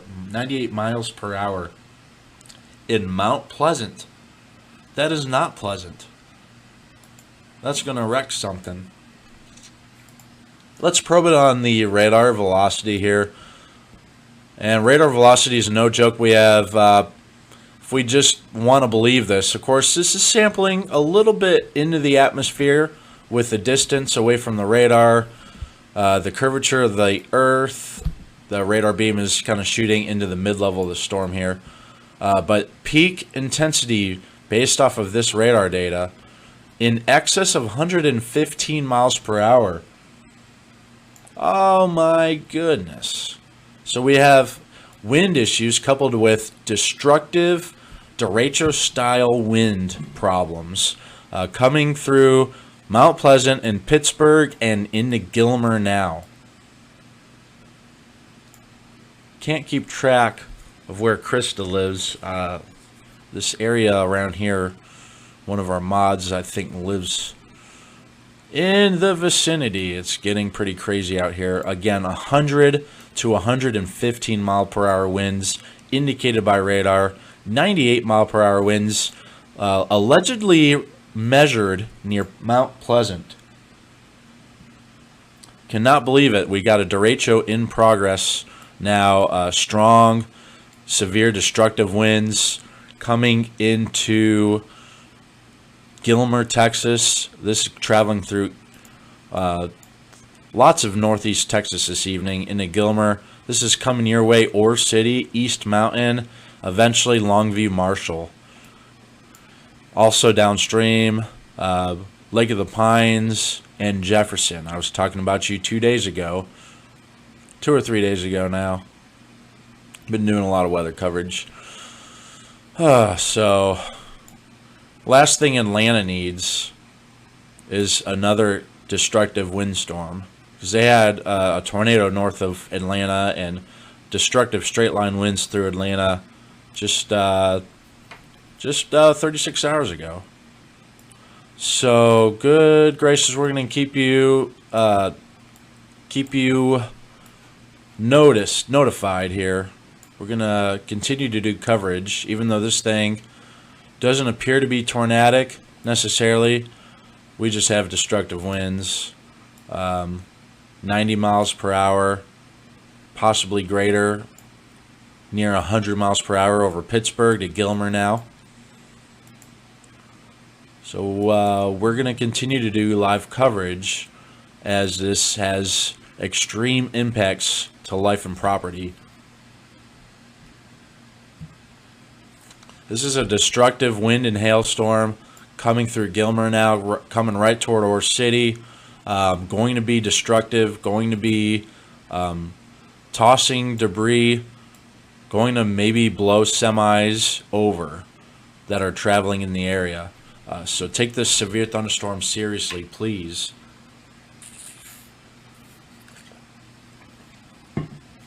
We had a report of golf balls in Pilot Point, Texas.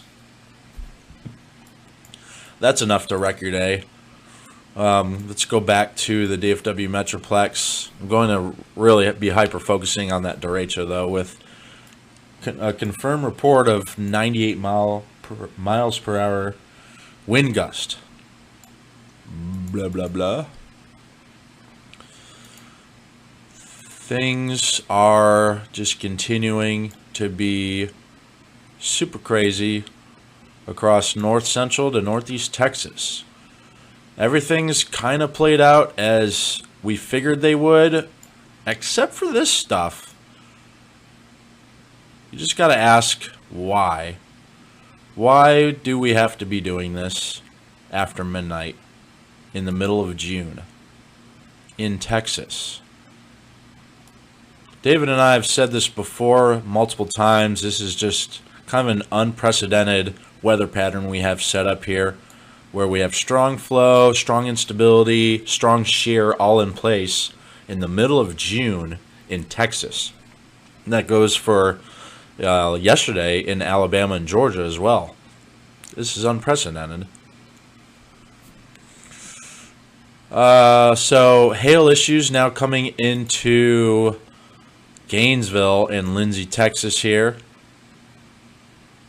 It's going to roll right over Lake Kiowa to Whitesboro, who have just gotten hit by large hail.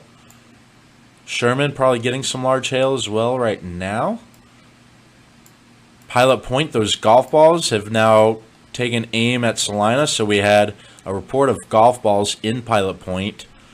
This hail core beefed up, if anything. Now it's coming into Salina. So Salina, maybe even northern part of Prosper, and eventually Melissa, maybe just the north fringe of McKinney, south side of Anna, south side of Weston, are going to be experiencing golf ball sized hail here shortly. Let's go ahead and take a look at the density product.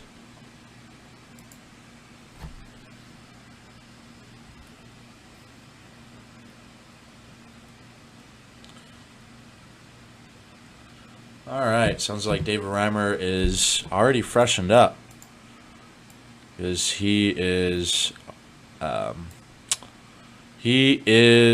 Superman. All he needs is a little break and he's good to go. So this had a report of golf balls in Pilot Point. That's enough to wreck your day. Come through your siding and maybe even crack your windows of your car. Get those cars indoors right now, if not already. Salina and Prosper, and eventually this corridor between Melissa and McKinney. Would not want to be in the path of golf balls if I enjoyed having nice things. Of course, that thing's coming into Salina, which, you know, a lot of Salina from what I gather, seems to be pretty nice things, and this hail core is trying to make it not nice things. Also north of Prosper. Again, this has been putting down golf ball sized hail in Pilot Point, and the hail core is only beefed up. Well, that looks like it's been pretty static. Yeah. So as far as the density product goes, this is pretty close to the radar here. So we are having a pretty good picture of these thunderstorms. When they get closer to the radar, we get a pretty dang good picture. And this is painting a pretty good picture that we have hail problems crossing from North Denton County and Northern Collin County. Right over Salina now, Northern Prosper, coming, probably going to try to come right toward McKinney, given that's east-southeasterly path. So this corridor, get ready for some hail issues here in the next 10 minutes. I know you just had hail issues. You just had wind issues. You even had tornado warning, tornado sirens. You get more fun or not fun here in about 10 minutes. We're still hanging on to this little hail core here right along the Texas-Oklahoma state border. Already crossed I-35, probably put down some golf balls there, right on that Red River Bridge. So that's not fun. That bridge is a pain in the butt enough just to cross on a sunny day, let alone destructive hail coming down. And that's coming right toward Whitesboro, who, you know, just being hit by hail moments ago, going to have more hail issues here shortly. Whitesboro, Texas, as that storm moves in from Interstate 35 into eastern Cook County and then into Grayson County. We still have a severe warning storm capable of producing golf balls in Salina, moving toward McKinney and Melissa. And again, reminder, we have a big windbag situation with coupled with large damaging hail as well. This storm is capable of 100-mile-per-hour winds, may easily be classified as a derecho when all is said and done. David Reimer, I'm going to go ahead and give it back to you here in about 30 seconds. And I'll do a countdown here before you take it back. Just to give it a segue, because this is our main problem right now. Destructive windbag, excess of 100-mile-per-hour wind gust. We have a measurement of 98 in Mount Pleasant, which is totally not cool, not pleasant. Is that west-northwesterlies about to crush Ore City. Very destructive winds. Also coming in Lone Star. Already came through East Mountain. So we're going to go ahead and pass it back to David Reimer, Baldy-in-Chief, who's going to talk more about this destructive windbag out in northeast Texas. So, David Reimer, I'm going to send it back to you in 5. Yeah, I kind of cut him off early, but that's okay. Thank you, meteorologist Jason Cooley. Appreciate it. Appreciate the break. It is 12:23 a.m. on the 16th of June, 2013, except it's 2023. What can I say? In 2013, I had hair on top of my head. I miss it. All right, we're dealing with an exceptionally dangerous situation now across portions of the Arklatex into East Texas this morning with a derecho now well underway. We're seeing extreme wind velocities of 85 to 100 miles an hour now approaching Dangerfield to Lone Star to Ore City to Longview. We've got winds being reported 85 to 100 miles an hour, and these are not localized. These are widespread. This is enough to cause hurricane-like wind damage and knock down a lot of trees in a heavily forested area. This is a situation where we could have hundreds, if not thousands, of trees being knocked down by hurricane-force winds as this derecho continues to surge east now at about 50 miles an hour. A bit earlier, this storm complex was moving more south-southeast, but it has pivoted off to the east now. Looks like a little mesoscale convective vortex, a small area low pressure fired up near Bogota and Mount Pleasant, and that has helped kind of pivot this thing more to the east. As that has occurred, we've seen a significant increase in straight-line wind speeds across portions of northeast and east Texas this morning. Again, an exceptionally dangerous and life-threatening situation with tornado-like wind speeds now along Highway 259 from Dangerfield to Lone Star to Ore City to just north of the city of Longview. And again, these are producing confirmed winds of 85 to 100 miles an hour, and frankly, the winds may be above 100 miles an hour. I cannot emphasize enough how dangerous this is for places like Douglasville, Linden, Jefferson to Marshall. This is a life-threatening situation with the potential for tornado-like damage created by straight-line winds of over 100 miles per hour. This complex of thunderstorms is moving east at 50 miles an hour, the potential for 85 to 100 mile an hour straight-line winds, spin-up tornadoes, quarter-sized hail, very heavy rainfall. But again, it is the very significant threat of 85 to 100 mile an hour winds over a large area that is currently causing a great deal of concern. Understand, this is going to knock down hundreds, if not thousands of trees, and the power grid out here is going to be done. There's no other way to put it. The power grid's going to be mutilated. That thing is going to have to probably be halfway rebuilt by the time this is said and done. And understand, if you are in Dangerfield, east of Linden, if you are in Lone Star and Ore City, east of Jefferson, if you are on the north side of Longview to Marshall, you need to take your tornado safety precautions now. That's going to be the lowest floor. Put as many walls between you and the outside as possible. Get away from any sort of trees, because those trees are going to be coming down. And let me tell you, every road out here is probably going to be blocked by trees this morning. And we don't need folks driving out here after these storms pass and ended up ramming a tree. Understand, there are probably going to be thousands of trees that are going to have to be cut up and get off roads. And this whole area from Dangerfield to Lone Star to Ore City north of Longview.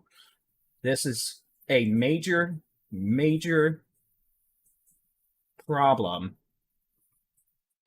And again, 70 to 100 mile an hour winds on a widespread basis on Highway 259 right now, just north of the city of Longview, all the way up to Dangerfield.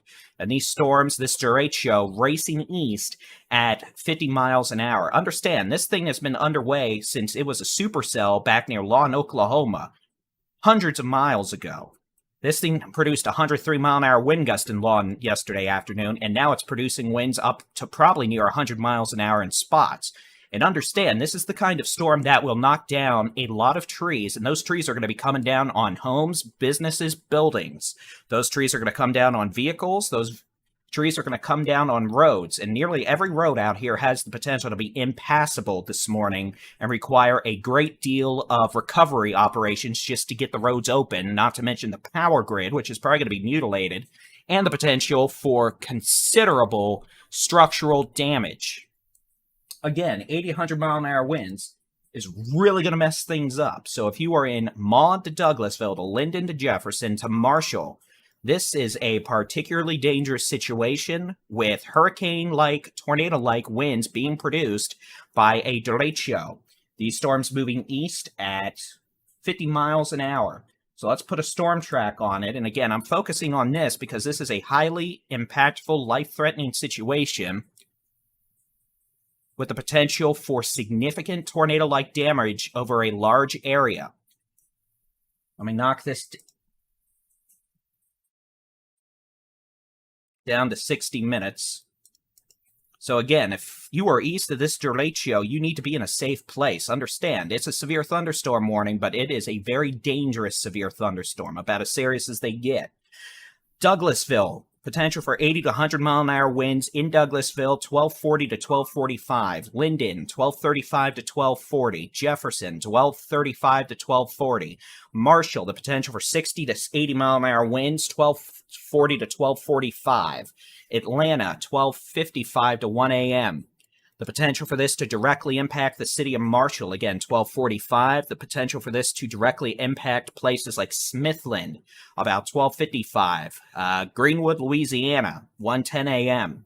Again, this is a particularly dangerous, life-threatening situation.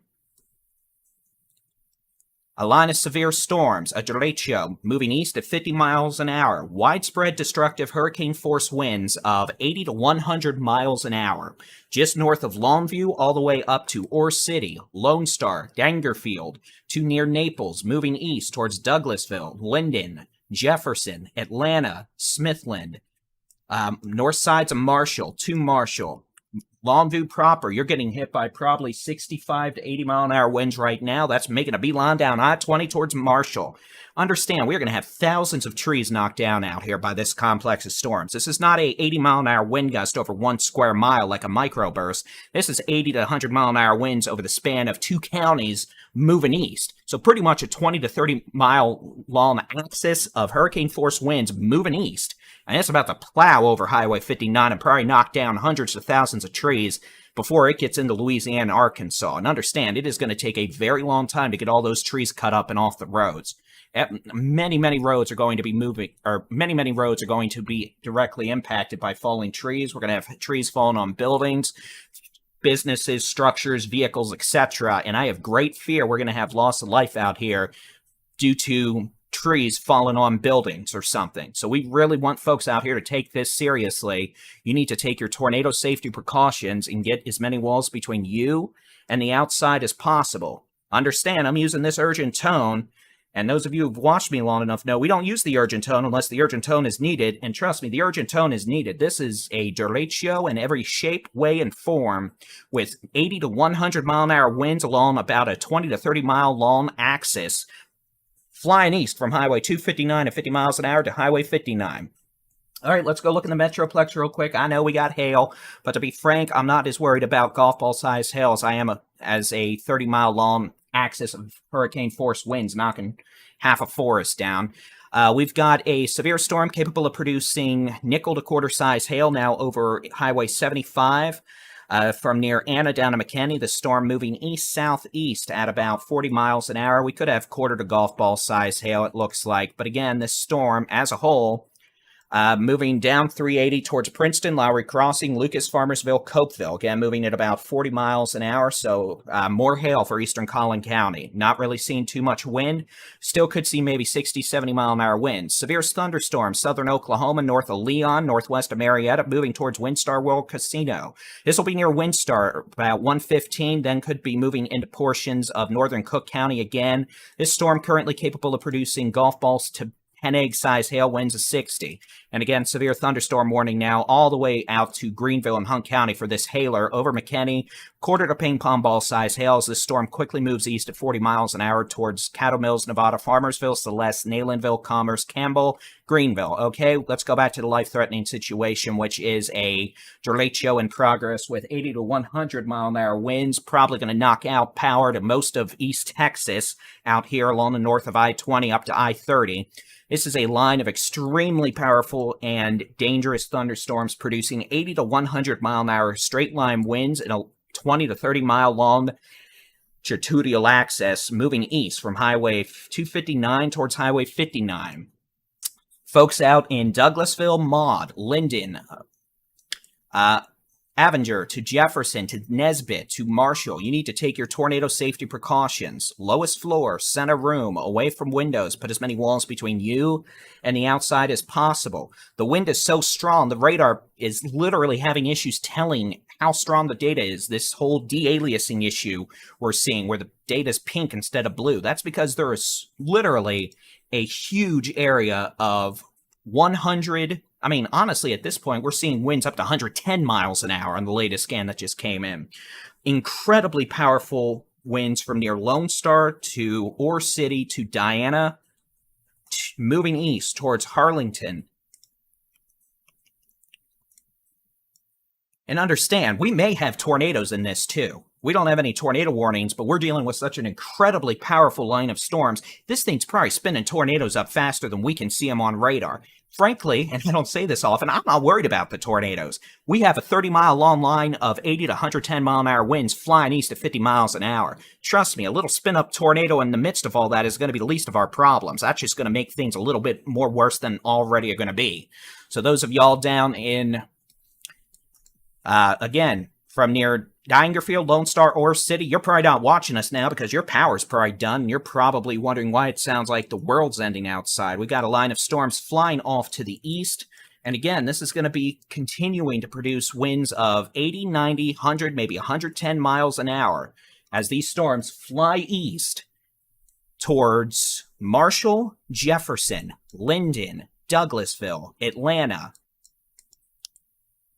Jefferson, Marshall, Smithland, Carnick, Bivens.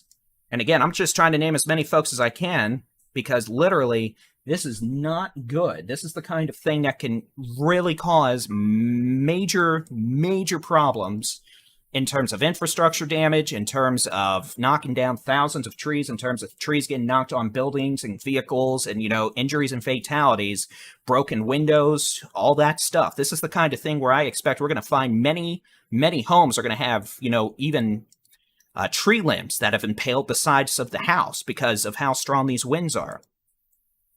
And again, those of you from near, here's the latest scan. Folks, we're not looking that high up. We're seeing winds 120 miles an hour on Highway 259 right now between Ore City and Lone Star. That is a Category 3 hurricane, an EF2 tornado. Except instead of dealing with that over the span of a few hundred yards in a tornado, we're dealing with this over the span of miles. So please understand, we got big problems. And I am hoping that we're not going to have fatalities out here from this. But understand, this is for all intensive purposes a situation where we have a line of storms producing a 20-mile longitudinal swath of tornado-like wind damage flying east towards Highway 59 at 50 miles an hour. If you know anyone in Linden, Jefferson, Marshall, Smithland, Atlanta, Carnick, Leah, Uncertain, Gray, McLeod, Domino, you need to call them and tell them to get into a safe place because they, for all intents and purposes, have a tornado coming. We got severe thunderstorm warnings. And again, these are setting off the wireless emergency alert system on your phones just like they would for a tornado warning because these destructive thunderstorm damage tags.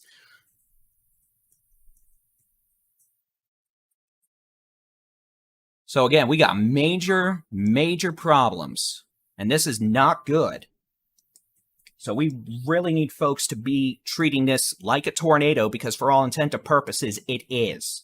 This is going to be a very destructive storm, probably going to go down the record books, honestly, for damage out here. I hate to say that, I don't like buying into hyperbole, but this is going to be incredibly destructive for tree damage and infrastructure damage. Moving into Avenger, Jefferson, Marshall, Linden, Atlanta, Lone Star, Dangerfield, Ore City just getting absolutely pummeled by 100 to 120 mile an hour winds right now.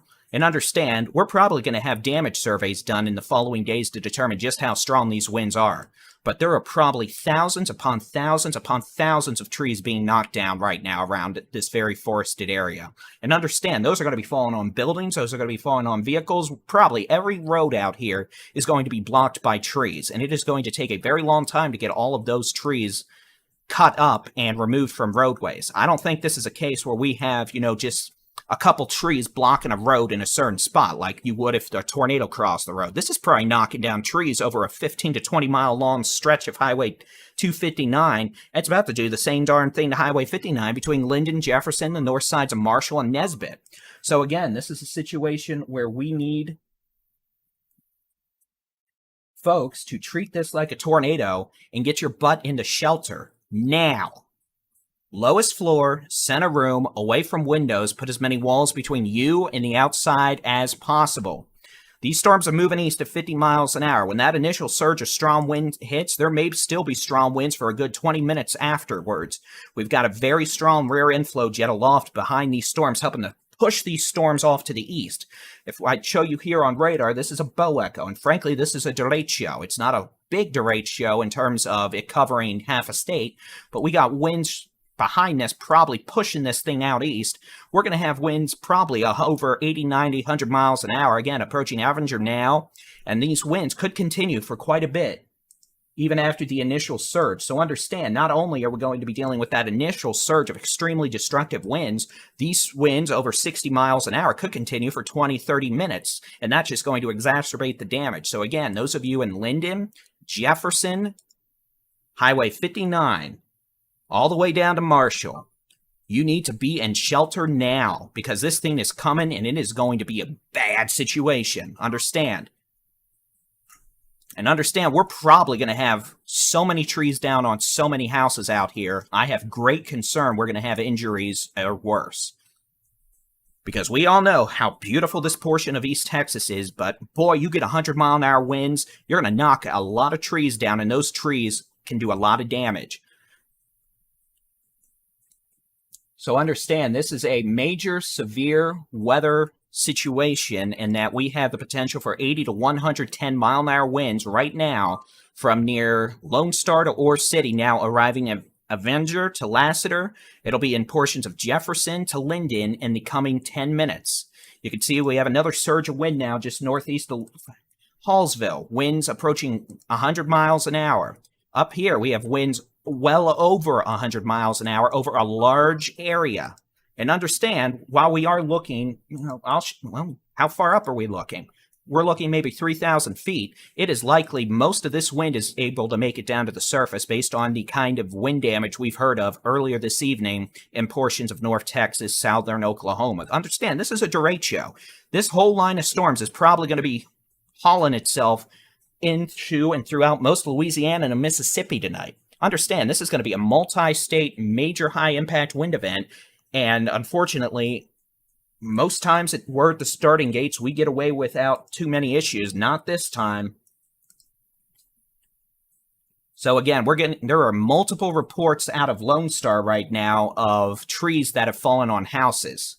And that's not even where the strongest winds are in the radar data. It's worse south of Highway 155, along and south of 155. So again, Avenger to Jefferson, the potential for winds over 100 miles per hour arriving shortly. And frankly, they may be even higher than that. I really, really, really cannot stress how serious of a situation this is with a forested area and structures everywhere, all right? We're going to have trees falling on so many things out here. It is a life-threatening situation if you do not take this seriously and put yourself in a safe place, all right? We all know trees can crush everything out here. So you need to do the best job you can of getting yourself as many walls between you and the outside as possible, because frankly, this is going to be a situation where I have great fear we're going to hear about someone who got killed in their bedroom because a tree came falling through it. And understand, this is not going to end well. So we really need folks to put as many walls between them and the outside as possible. And understand, this is not good. We just got a report of 2-inch hail out of McKinney. I'm going to go back and look on my radar real quick. And I understand, we have a hailer in McKinney. And understand, hail is damaging, but this is a rare severe weather event that can kill people, and we have to prioritize life safety over, more broken car windows. I get it. It's impactful, it's inconvenient, it is nasty, it stinks, but at the same time, we dealt with that this week. This could kill people.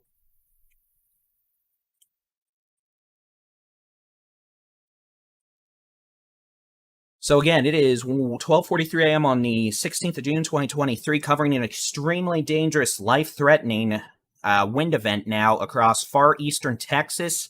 80 to 110 mile-an-hour winds likely in Avenger to Ore City, almost to the north sides of Marshall, Nesbitt, and Hallsville. This line of extremely intense, severe storms moving east at 50 miles per hour. The potential for wind-driven hail, but this is most definitely a wind event. And understand, I have very little doubt most of the infrastructure out here in terms of power is going to be absolutely obliterated by the wind. This is the kind of wind that takes power infrastructure and just crumples it up and throws it in the ditch.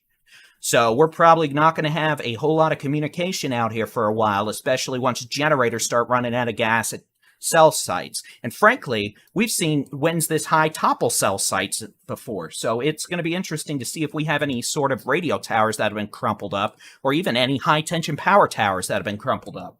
Winds over 110 miles an hour, they'll crumple up high tension power line towers. Even metal ones.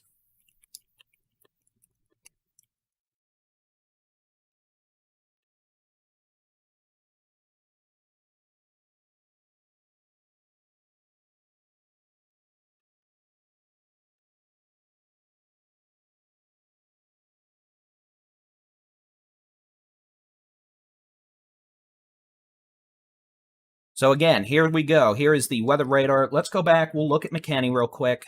I know we've got hail. We've got a severe storm that has the potential to produce golf ball size hail now exiting McKinney to the east, moving down 380 over Princeton now, moving towards Farmersville. This storm is elevated above a more stable layer of air near the surface generated by earlier storms, so I'm not too worried about the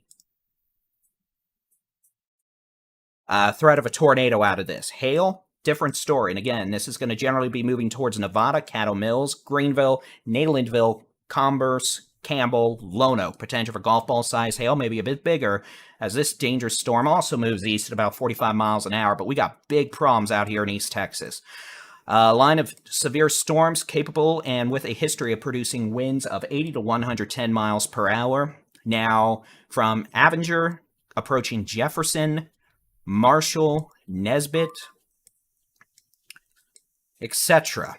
And this line of storms is flying itself east at about 50 miles an hour. So again, those of you in Jefferson, Linden, Highway 59, all the way from Marshall to Linden, 59 is probably about to be impassable for one, based on the trees. Two, storms moving east. And again, radar, I am going to smash you. We have heavy rain, maybe some small hail in Tyler. This bow echo pivoted east about 35 to 45 minutes ago, and that saved Tyler from getting a direct hit. But it turned it east, and it accelerated the wind speeds out of this, which brought the whole 100-mile-an-hour winds to Ore City. So Tyler, you're okay. I know it's loud. The Stormy is very proud of itself. It's showing off its lightning. You've got some small hail, gusty winds, but y'all aren't getting hit by a hurricane. Longview to Marshall to Nesbitt to Jefferson to Avenger, on the other hand, oh, we got problems. And let me tell you, we're going to have to keep an eye out for some of these signatures, too. These, sometimes when you start seeing this bow out like this, while you still have a bit of an inflow signature, that can occasionally spin up a tornado. But to be frank, I'm not...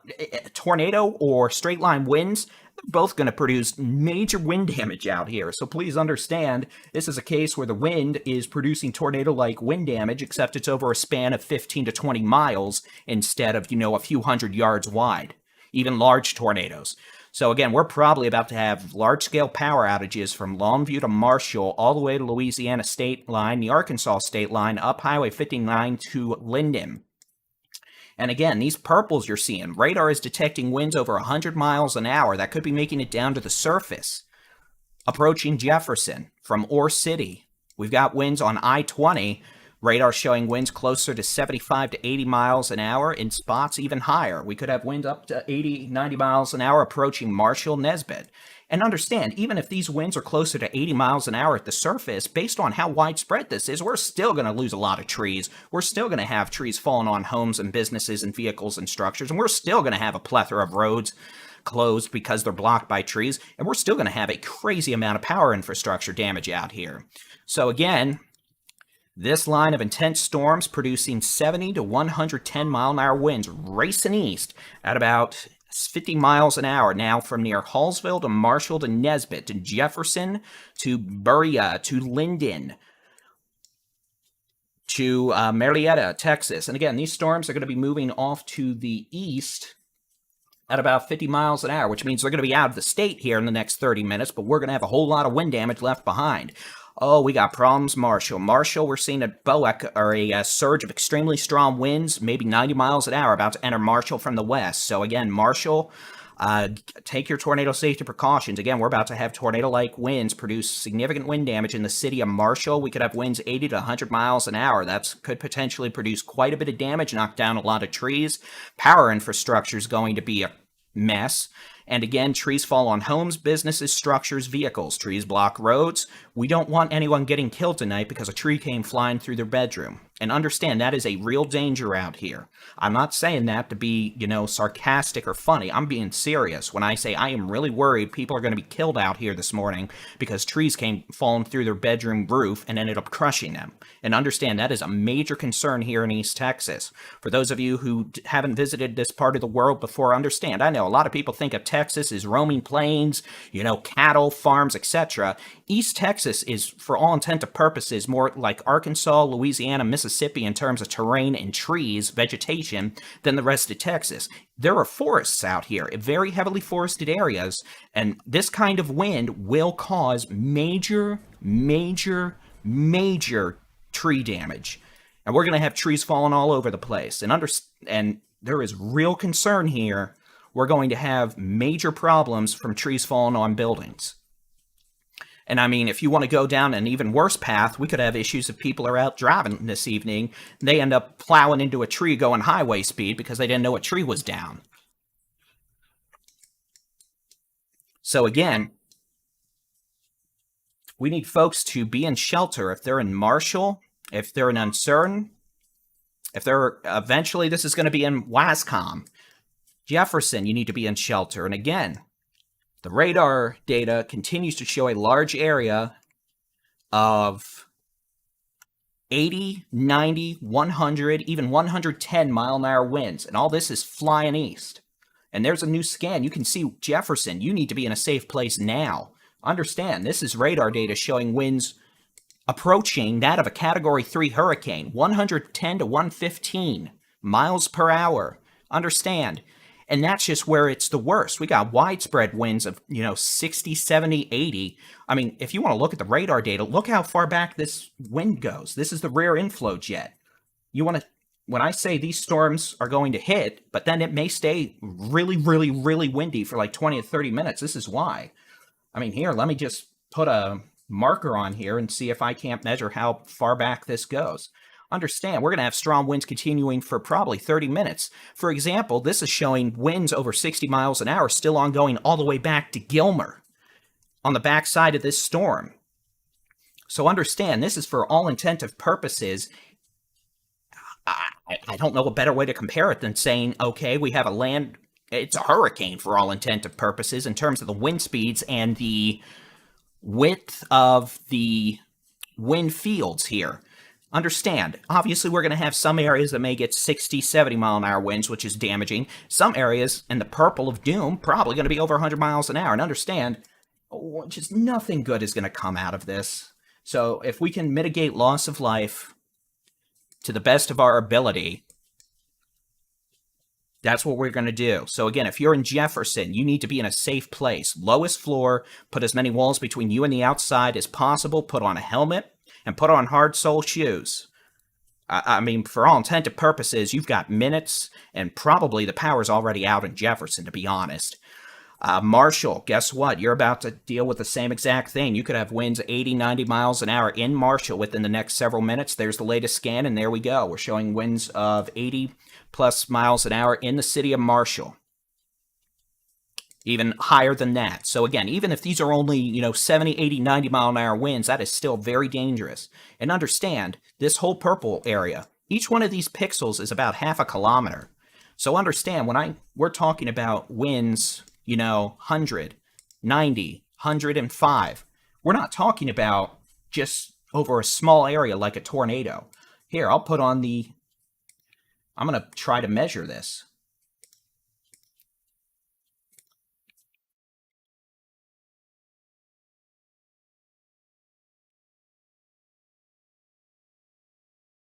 Again, look, we're talking an area 10 miles long that could have winds over 100 miles an hour right now, moving on to Highway 59 at Highway 49 and Jefferson. So for all intent and purposes, if you want to think about it, that is like a 10-mile wide EF1, EF2 tornado. Does that help make it a little more explainable? And this is moving east at 50 miles an hour, riding Highway 49. After Jefferson, it's going to be visiting Smithland and Gray, Uncertain, Karnak, Leah, Scottsville, Wascom. All right, now the good news is, if there is any, Linden, I don't know if this is just a radar artifact or what, but y'all may be missing out on this. Those of you in Marietta to Douglasville, radar's not showing as intense storms, but again, that might just be the radar not being able to see it past this. And here we go. Here's another update. You can see nasty winds in Marshall, and then, look, we're going off the scale with the colors here. Look, I mean, we are not looking all that far away from this radar site. You know, sometimes I tell you we're looking 10,000 feet above the ground. What might be going on at 10,000 feet? Probably not at the surface. We're looking at 1,800 feet above the surface right now. And the more east this goes, the lower this radar beam gets. So understand, the radar beam seeing 120 mile an hour winds at 1,800 feet above the ground means there's probably 100 to 110 mile an hour winds at the surface. And this is not good. Okay, now let me zoom out. Let me try to give some clears for folks.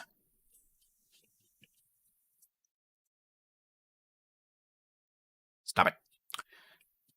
Okay, so let's go ahead and give some clears. Ore City, you're clear. Lone Star, you're clear. Avenger, it's still windy, but you're going to be clear soon. Gilmer down to East Mound to Longview. It's still windy, but the worst is to the east. We know Tatum, for what it's worth, we could have some strong winds and hail with the storm near Tatum, also moving east. And again, the Weather Service has been using the destructive thunderstorm tag, which acts like a tornado warning in that it sets off all the alarms, the weather radios, the wireless emergency alerts on cell phones, etc. So a lot of folks out in East Texas getting woken up wondering what in the blazes is going on.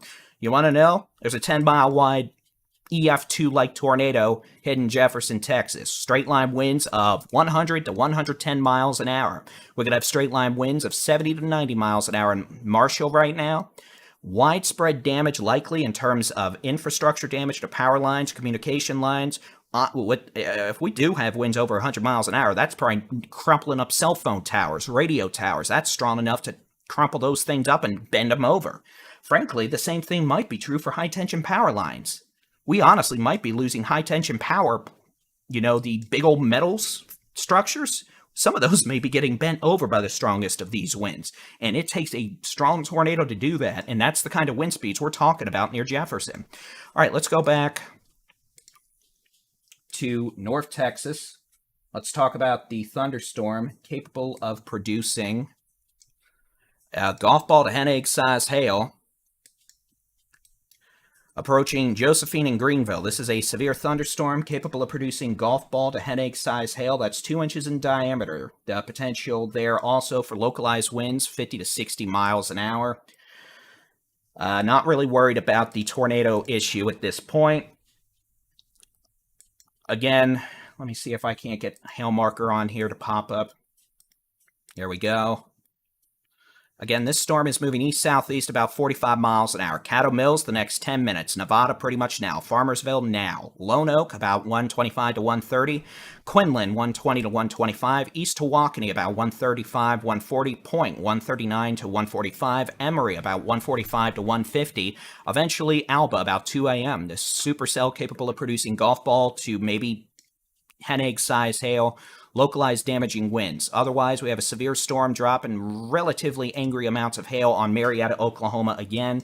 This is going to be crossing into Grayson County, so those of you north of Whitesboro, you're going to be in for another round of hail. Dexter, Carlsberg, Gordonville, another round of hail eventually in the next 25 minutes by about 125 to 130.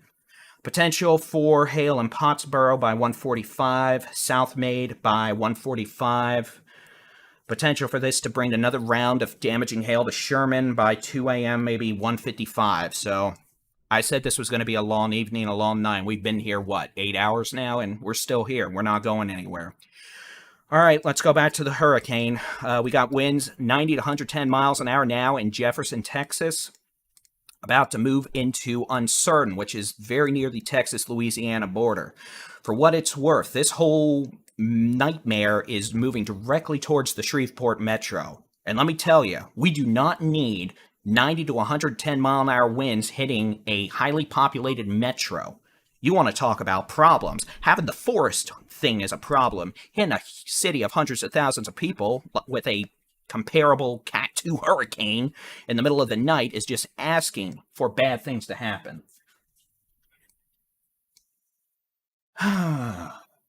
More caffeine.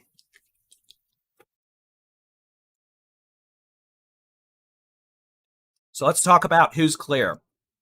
Avenger, Ore City, East Mound to Longview. It may still be windy, but you should be clear. at this point.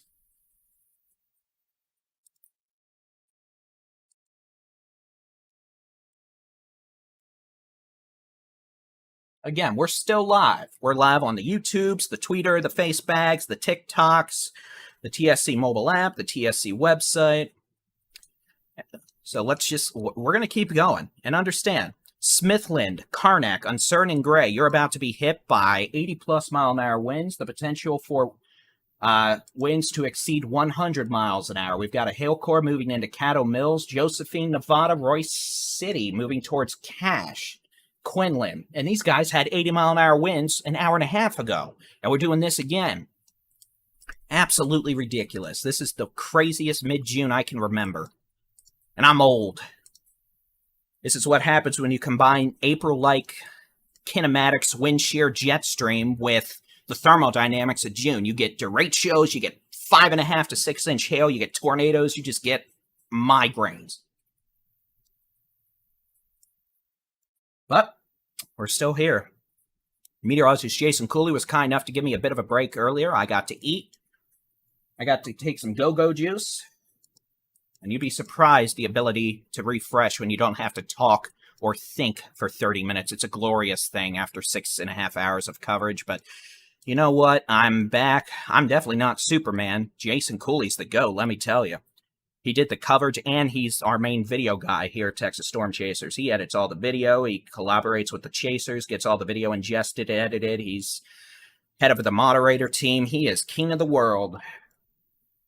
I'm just a guy who talks on camera just like I'd talk to myself if I wasn't on camera, which is probably the scary thing. But you know what? It's okie dokie. So, line of severe storms capable of producing winds 70, 80, 90, 100, maybe 110 miles an hour. Now over Jefferson, down into Marshall, entering uncertain to Scottsville. This will be in Wascom here in the next several minutes. And again, we're not looking high off the ground here, which is why my concern level is considerable.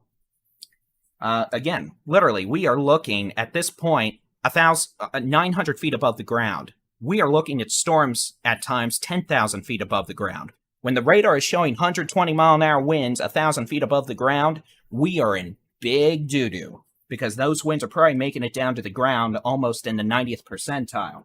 So again, these storms moving east 50 miles an hour. And understand, we are going to see damage. There's going to be an insane amount of wind damage out here. I don't even want to think of how many trees are coming down, and I don't want to think of how many homes and businesses, vehicles are being pummeled by trees falling down right now.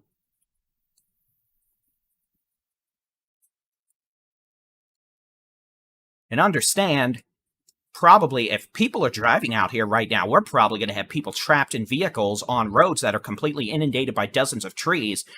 And pray to God none of those trees fell on the vehicles and crushed them. But there is seriously a considerable threat here that we could have people that have died out here this morning from falling trees.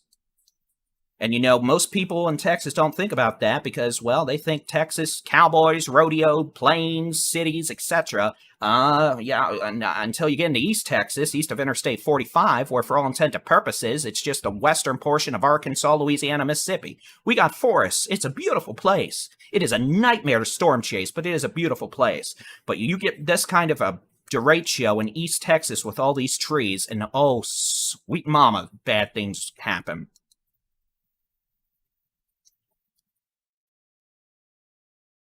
And again, it's entirely possible that we end up with, I'm going to have to go look at Interstate 20, depending on this wind on I-20. It's possible I-20 has trees down blocking it. I know we're already starting to get reports out of Pittsburgh, Camp counties, out of Pittsburgh and Camp County. Apparently, we do have people trapped on FM16 because trees fell. And understand, that's probably going to be a pretty common thing tonight. It is not going to be a good idea to drive tonight if you are anywhere between, say, Tyler up to Lone Star to Linden to Douglasville, down 59 to Marshall on I-20. I guess Tyler's fine, but Longview north to Naples, Douglasville south to I-20, don't bother.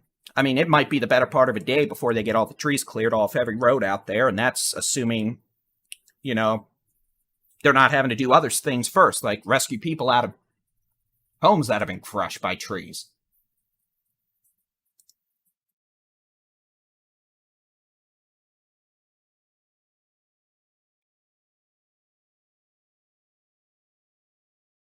And understand, this is over 25 miles wide, dew points near 80 degrees, and this thing's almost 70,000 feet tall. This whole thunderstorm complex, almost 70,000 feet tall. This is the epitome of pissed off Directio. And let me tell you, this whole thing is probably going to make it to the Gulf Coast near Mobile, Alabama by later today. This is going to be a multi-state, several hundred-mile journey for this Directio. And it is going to be one expensive Directio at that. All right, so let's get back to it. Let's go look at these storms back in North Texas again. We got a severe storm warning now for portions of Grayson County, northeastern Cook County, like the fourth one tonight. Severe storm, west sides of Lake Texoma, moving southeast at about 40 miles an hour. We could have ping pong the golf ball size hail, winds of 60. This is moving southeast towards Whitesboro, Pottsboro, Gordonville, Denison, Knollwood, Sherman, Luella, Tombing, Whitewright, Bells. Again, another round of heavy rain, another round of maybe damaging hail, strong winds. And maybe, if we're lucky, that'll be the last one tonight. This storm near Caddo Mills, moving towards Cache, is trying to become more problematic in the hail department, now showing the potential, again, for 2-inch hail. It might be a bit bigger than that, to be frank. Well-organized supercell, but hopefully elevated above a more stable layer of air near the surface, left over from storms earlier this morning, which would hopefully keep any sort of tornado threat nil. But we haven't had issues with tornadoes in a few hours. We're definitely having issues with damaging winds, and this storm may still have the capability of producing some strong wind as well as it moves southeast at about 45 miles an hour. Again, east Tawakoni about 135, Emory 150, maybe near Grand Saline 2 a.m., Alba maybe 2 a.m., moving southeast. So again, this could impact portions of places like Mineola, maybe around Tyler again later. All right, our bow echo of doom is almost out of the state and unfortunately on its way to create quite a nightmare across northwestern Louisiana and the Shreveport metro this morning.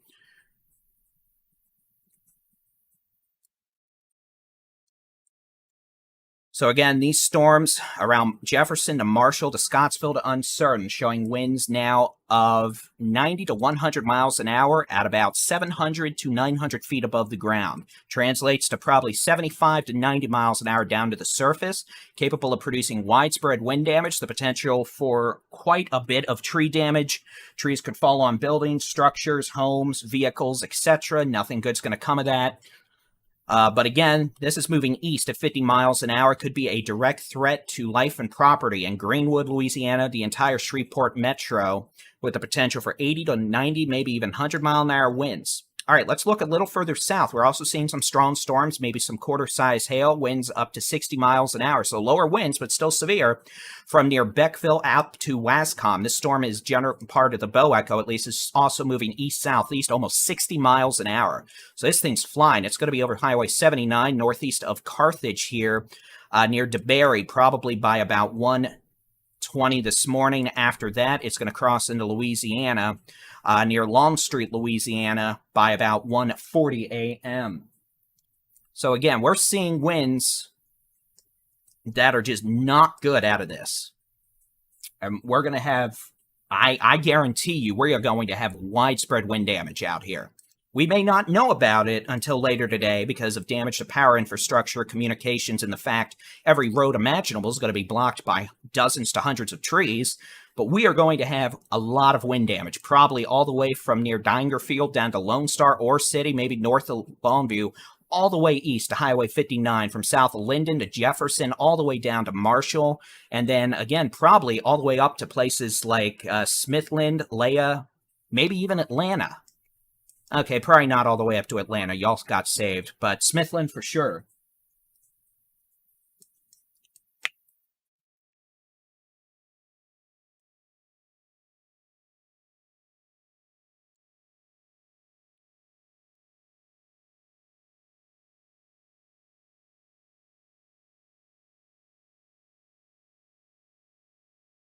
And again, these blue colors you're seeing, these are winds of 80 to 100 miles an hour, and the radar beam, literally the radar's right there. We're looking a couple hundred feet above the ground. So these winds are probably making it down to the surface. I mean, here, there's a 90 mile an hour reading just northwest of Wascom, just northeast of Scottsville. You want to know how high up that is off the radar beam? Let's look. We are literally looking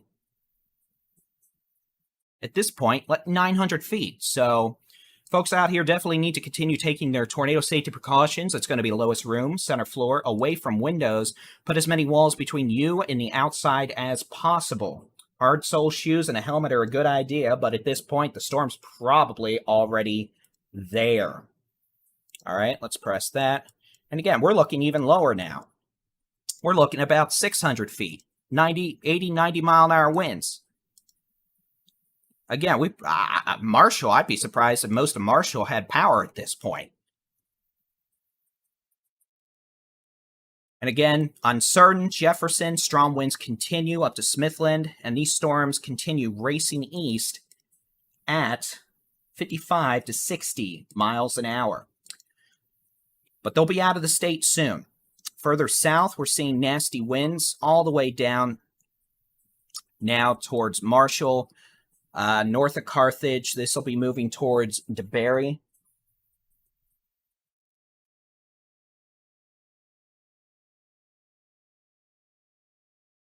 And understand, even though we may not be talking about it, we've got wind damage all the way back to places like Mount Pleasant, Sulphur Springs. We had 80 mile an hour winds back southwest of Greenville and Cattle Mills earlier. We have a lot of wind damage across northeast Texas, the Arklatex, and East Texas.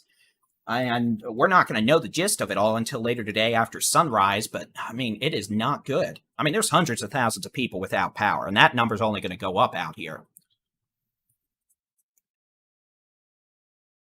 All right, let's go take a look at the storms back in North Texas.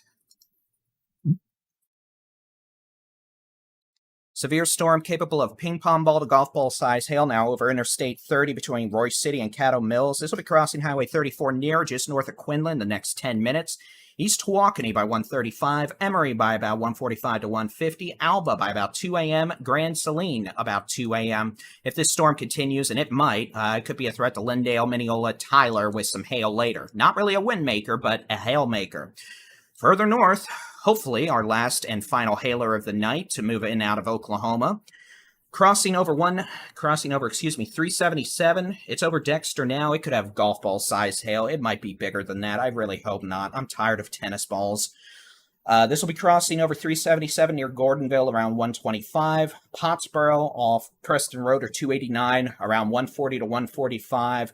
South down to Whitesboro. South Maid about 145. Knollwood, west sides of Sherman, 145 to 150.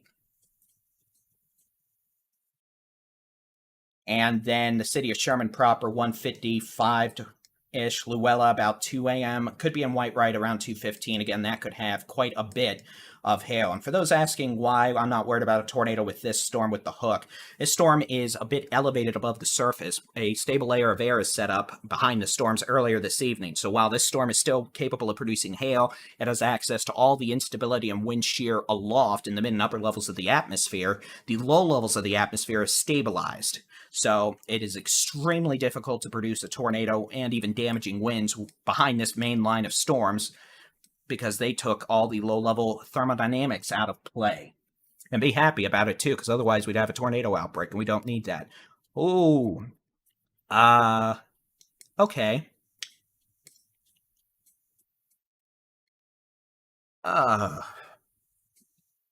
So the Sonic and that loves Baskin Robbins there in Wascom. This is incredible. This is literally 500 to 600 feet above the ground, which means a vast majority, over 95% of it, is probably translating down to the surface. We're seeing winds of 115 to 125 miles an hour. Folks, we're talking about a strong tornado, a Category 3 hurricane.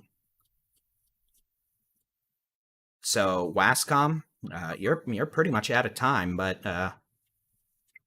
it is about to be a very, very, very bad morning. if you're in Wascom, or if you're on I-20 between Wascom and Marshall. Honestly, I'm not going to be surprised if the interstate's blocked by dozens or hundreds of downed trees. It's not good. Jacob Sharpie 97, one more fake report like that, and you're going into the dumpster forever. There's not a tornado in Royce City. We don't tolerate such fake reports. Especially after doing this for 8 hours. Luckily, we have a great moderation team that know how to put people in dumpsters.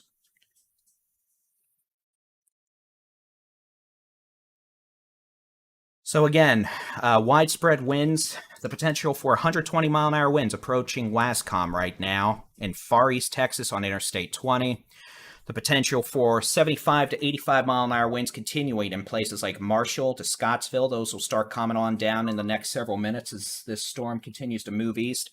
The potential for downright bad things to happen in Greenwood to Shreveport as this bow echo moves east. You can see we just got an update.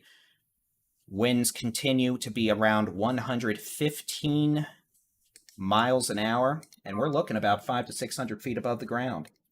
I'm going to double check that. 580 feet above ground level. Uh-oh. Wascom, thank you. So again, this whole bow echo is starting to move into Louisiana at this point. We could have strong winds, maybe 50 to 60 miles an hour, maybe a bit of hail in Carthage up Highway 79 through DeBerry, moving east into Louisiana. But again, this whole thing is going to be out of the state in the next 30 minutes with damaging winds. And then we're going to be left with the storms further west that are capable of still producing, at times, golf ball to tennis ball size hail. One storm again coming into Quinlan, moving southeast, east-southeast, about 45 miles an hour. Second storm now on Highway 377 around Gordonville, showing a nasty hail signature. We haven't had any recent reports, but at least golf ball size hail probable, if not higher.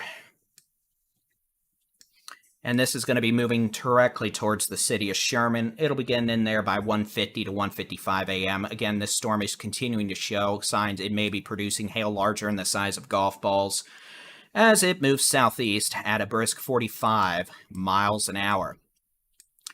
Back on East Texas, actually, we haven't done this in a while. Let's take a state view. I'm going to turn the SAT data off because we don't need Big Blue of Doom. We already know there's storms. Let's take a look at the radar. And again, this is just going to show you the radar over the last 2 hours to give you an idea of where these storms have been, where they're moving, and their speed. So again, the Directio of storms in East Texas, about to move into northwest Louisiana, impact several parishes there with 80 to 110 mile an hour winds.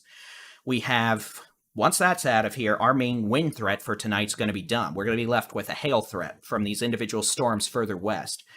Those storms moving east-southeast, much more isolated. The potential for quarter to tennis ball size hail. The Weather Service in Shreveport is evacuating the office to take shelter. I don't think I've ever heard that from a bow echo before. Jason, if you're listening, Shreveport's having to take shelter, and Fort Worth is taking over warning ops. Longview has recorded a 63 mile an hour wind gust out of the west. That was back at 1 a.m. And they missed the strongest part of that. So that definitely is problematic. Starting to get a lot of tree down info out of Rusk County from emergency management again. It's just not going to be good.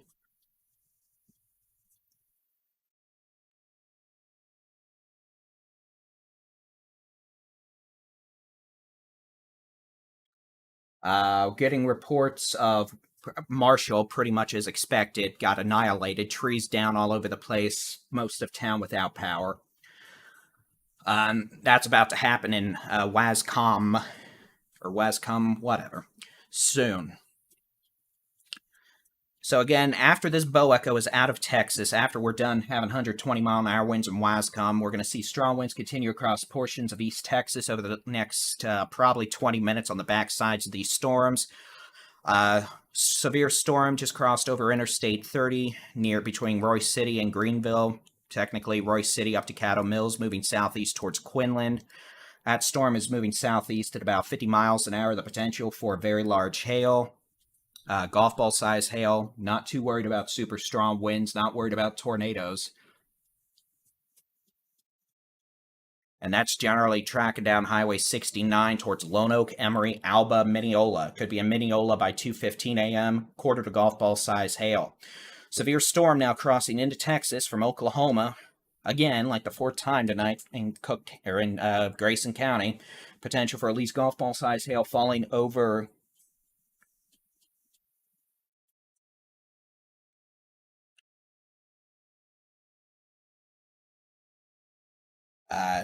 Gordonville, moving southeast.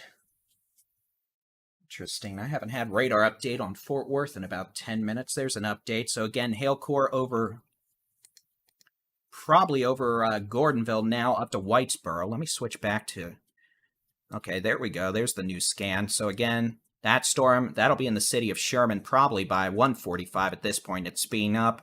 Supercell now southeast of Interstate 30, approaching Quinlan. Not worried about a tornado with that before y'all freak out at the hook. I'm not going to go into reasons why. I'm just not. You can laugh at me all you want. It makes no difference.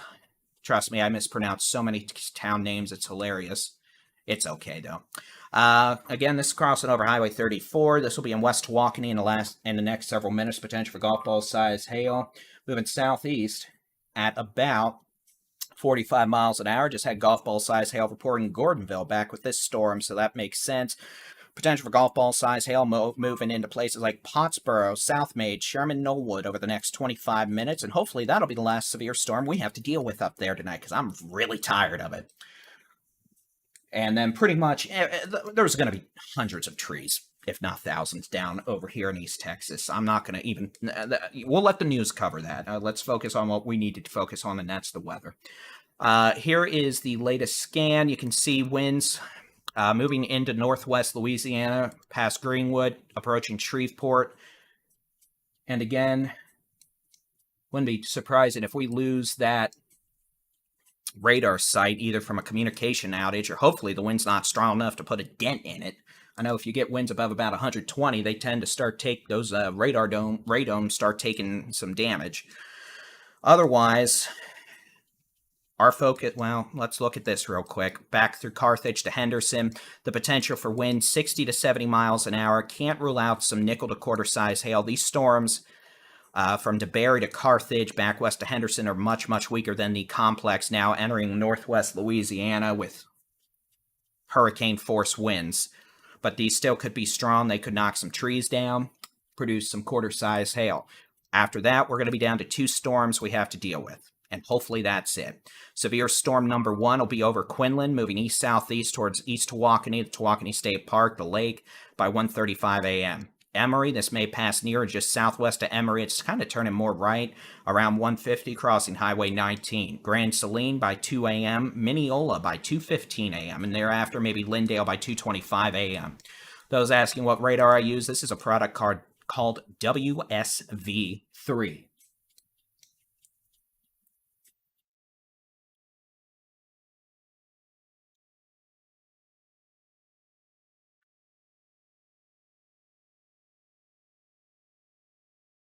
So again, once this bow echo makes it out of East Texas, our main issue for the rest of the night is going to be hail.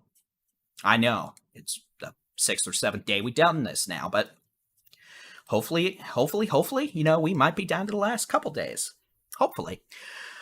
Severe storm now east of Highway 377. Still golf ball size hail probably falling just to east or in Gordonville. We'll likely have golf ball size hail, maybe a little bit bigger in Pottsboro down to South Maid over the next several minutes. The hail core loft is intensifying, indicated by this radar algorithm. And again, this storm could bring another damaging hailstorm to Sherman by 1:45 a.m. The potential in Knollwood a couple minutes earlier. Luella to Bells maybe 10 minutes later, so 2 to 2:05. And then this might ride Highway 6 or Highway 11 and then Highway 69 all the way down towards Whitewright Trenton with damaging hail. And I know some of these areas are probably dealing with some wind damage from the earlier storm that looked like it tried to spin a tornado up just southwest of Trenton. It has been a very long day. And that day doesn't even include the tornado up in Perryton, the Texas Panhandle, which I already talked about earlier. And, well, my outright failure to cover it, and that was not good. But I'm not going to go into that at 1:30 in the morning. Needless to say, the list of things we have to improve on. It may be Friday, but it feels like a Monday. But that's okay. You live, you learn, you improve. If you quit learning, you're dead. So again, hail core now, just east of Gordonville down to Sadler, moving southeast at about 40 miles an hour towards the city of Sherman, Knollwood. The potential for at least golf ball size hail, but the hail core loft is indicating it may actually be closer to 2 inch or higher than 2 inches in diameter.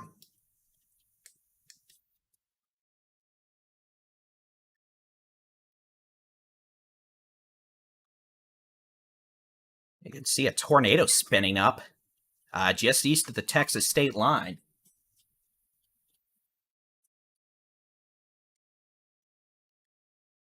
So this thing just almost put a tornado down east of DeBerry, but it literally waited until it crossed into Louisiana before spinning up. See that little hook echo there?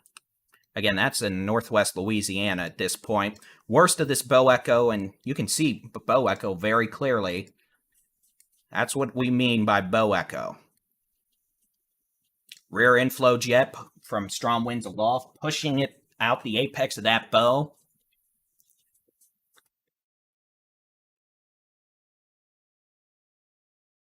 But that is about to be Louisiana's problem, and we will give it to them and wish them luck. Which means those of you, Jefferson, Marshall, you're clear from this. It's still raining. There's probably still wind, but you're clear. Jefferson, Marshall, you're clear. Carthage, you've got some heavy rain, maybe some hail, strong winds at this point, but definitely not to the extent that we saw back in Marshall, Jefferson, back to Avenger, north of Longview. We're probably going to lose this Shreveport radar soon. If that can actually maintain comms, I'm going to be impressed. But given the wind damage ongoing out there, would not be surprised if they lose the ability to communicate that data out.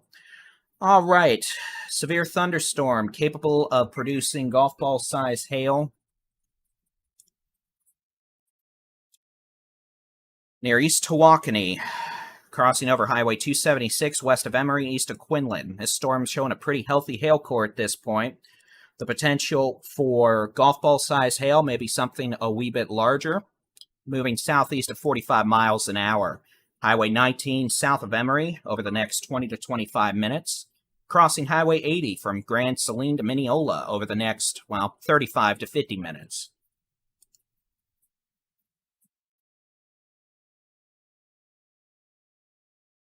And then northwest storm, the potential for nasty sauce in terms of hail. The potential for at least golf ball size hail. It might be bigger. In Pottsboro, Sadler, moving towards Knollwood, Southmaid, and unfortunately the city of Sherman. It'll be there within the next 10 to 15 minutes. Again, the potential there for significant hail. It may be ping pong, the golf ball size. It may end up being bigger. And then after that, we're going to be down to really just 2 severe storms in the state. The hailer near Quinlan, the hailer approaching Sherman. This bow echo is about to be out of the state and into Louisiana. In fact, you can see that tornado warning for this circulation southwest of Stonewall, Louisiana in DeSoto and Caddo parishes,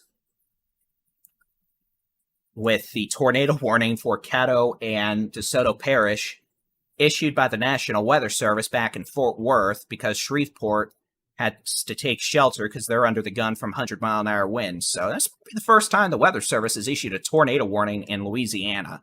But that goes to show you the backup plans these offices have.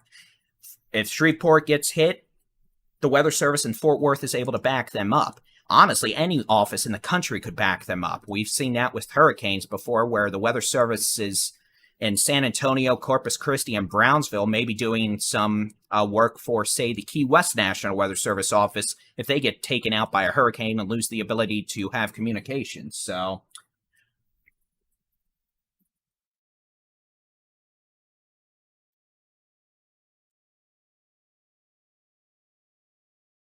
looks like Facebook just hit the magical 8-hour mark and quit. So that's another beautiful thing of Facebook, that it turns streams off after 8 hours.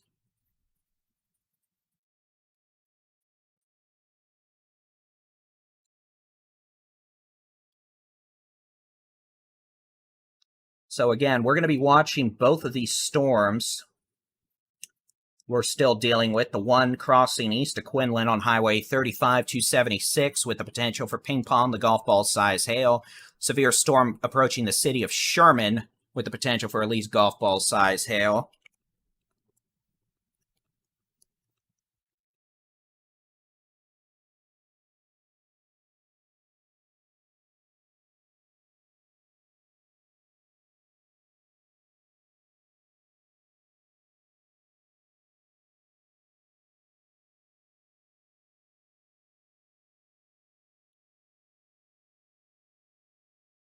And again, it sounds like a lot of stations in Shreveport may have gotten taken off the air, so I guess we'll keep talking about this. Leading edge of this damaging straight-line winds now from near Belcher, Louisiana, Benton, Louisiana, east sides of Shreveport, near downtown Shreveport, really, down towards near Stonewall. We have a potential tornado with damaging straight-line winds near I'm going to mispronounce this, Keachie, Louisiana. That's moving towards Interstate 49, towards Grand Cane, Kingston, and Mansfield, Louisiana, in DeSoto Parish. I want to be absolutely positively clear when I say that we're talking about DeSoto Parish, Louisiana. And the reason I'm talking about this is because it sounds like Shreveport's lost a lot of data, or at least some of the stations out there maybe have lost their ability to transmit. So we'll talk about this for a while yet. Again, leading edge of destructive winds, potential for 70, 80, maybe even 90-mile-an-hour winds, spin-up tornadoes from near Keachie, Louisiana, Stonewall, Mississippi, Louisiana, all the way up now to the east sides of Shreveport, moving towards Red Chute on I-20, all the way up to Benton, Belcher, Gillum. Definitely thinking the strongest winds are going to be from near Benton, Louisiana, down to almost near Red Chute, east of 220 and 20 split off on the east sides of Shreveport, down Interstate 49 through southern Shreveport to near Stonewall, Keachie. Eventually, this is going to be impacting Grand Cane and Mansfield. And again, you notice that tornado warning for central DeSoto and southwestern Caddo parishes, which is their name for counties, in Louisiana. But again, we're still seeing indications of extremely strong straight-line winds from near Keachie to Stonewall, back up to the east sides of Shreveport. The radar is still transmitting data somehow, but again, we're looking like 200 feet above the ground, still seeing widespread 70 to 80-mile-an-hour winds. That's going to likely knock out most of the power, knock down a lot of trees, all that, as these storms move east at about 50 miles an hour. So those of you in Red Chute, Louisiana, you're under the gun. Eventually, this is going to be moving towards Elm Grove, Louisiana, Ringgold, Louisiana, Sibley, Louisiana. They're on Louisiana Highway 7, Minden, Louisiana on Interstate 20, east of Houghton and Silgo, Caplis, Forbin, I'm not even going to say that, Ninock to Westdale. Again, the potential for 70 to 90-mile-an-hour straight-line winds. Can't rule up spin-out tornadoes. And again, that is in portions of Louisiana. Back in Texas, 2 supercell thunderstorms, each trying to be rather pissed off in their own special way. In the hail department, potential for ping pong ball to golf ball size hail approaching Emory. This storm is not tornadic. I don't think it's going to be tornadic. We'll keep an eye on it, obviously, but it's definitely a hailer. Why are these intensifying is my main question. I mean, can we not? It's almost 2 in the morning. You know, typically we get a big round of storms. The atmosphere is too stable. Then you end up with, I guess, April kinematics or wind shear with June thermodynamics. And I guess the atmosphere is like, hey, let's just keep on going. Ooh, it's the Energizer Bunny. So again, golf ball size hail, maybe larger.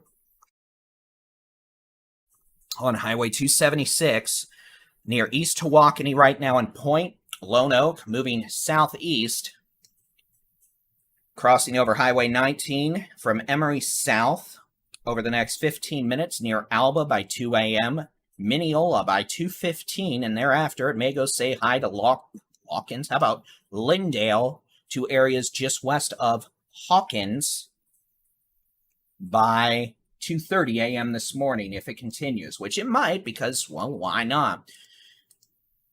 We've got a severe storm approaching and entering the city of Sherman that could have quarter to golf ball size hail. And we're also noticing new storms trying to fire back southwest to Collinsville to Valley View. Those could have small hail, heavy rain, and lightning. I am going to be beyond livid if this fires back into Denton County. In fact, I might just start hitting my head on this desk because it has been a long week, a long day, and I would prefer it to stop. But that's okay. You know, we said we'd be doing long-form coverage. I didn't think it would be this long, but unfortunately, we didn't start it early enough yesterday, and we didn't cover the Perryton tornado. We didn't have any of our chasers there to show live video, and the Amarillo radar was a good 9,000 to 10,000 feet above the ground, the beam height, so I was concerned we wouldn't be able to give a very good representation of where any tornado would have been near Perryton, but unfortunately, we weren't there in person, you know, documenting it visually, and we didn't cover it on live like we said we try to do. And probably, you know, the Weather Service will go out and rate the tornado later today, but it was probably in the EF2, EF3 range based on some of the damage I've seen. And yes, it does sound like there have been fatalities. It sounds like there have been many injuries and major damage. And let me tell you, not being there covering that's on me. And that's probably going to go down as the worst blunder I've made this year.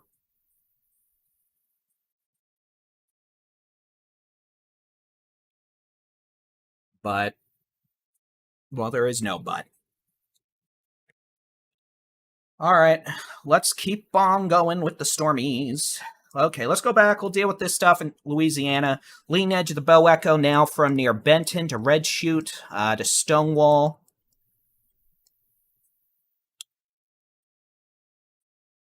Well, let's do it this way. From near Red Chute in Princeton, Louisiana to Silgo, Louisiana, Elm Grove, Louisiana, back southwest to Carmel, Louisiana, Mansfield, Louisiana, Stanley, Louisiana. And again, we're covering this because apparently a lot of folks out here have lost their ability to watch local coverage.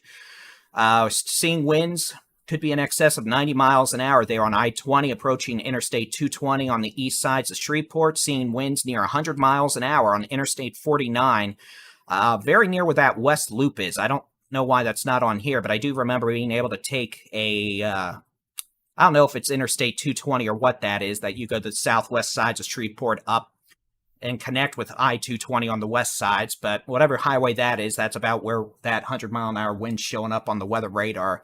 And the weather radar is like 4 miles away, so there's probably 100-mile-an-hour winds there. And again, this is going to continue moving east at 55 to 60 miles an hour.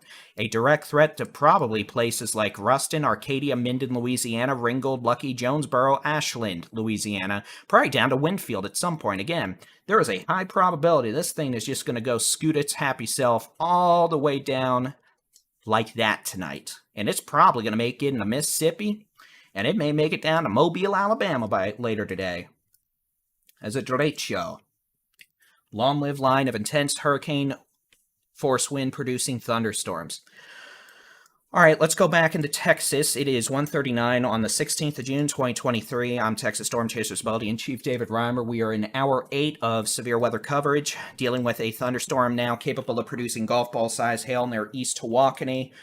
Moving towards Emory, it'll be on Emory and Highway 19 in the next 5 to 10 minutes. Generally moving towards Grand Saline, Mineola, Alba. May pass near north of Lindale. It's going to stay north of Tyler, but it's going to make it to near Hawkins and Winona in the next hour, and it may stick around through, until it gets out of the state. And we'll see. Obviously, it's not showing any sort of weakening right now. Little line segment now of maybe some quarter to golf ball size hail around Sherman. Heavy rain that's going to exacerbate the ongoing flooding from earlier this evening. We're also starting to see storms trying to fire back into southeastern Cook, northern Denton County. At this point, they are not severe there. Just some heavy rain, cloud to ground lightning, maybe pea-size hail. And hopefully it'll stay that way.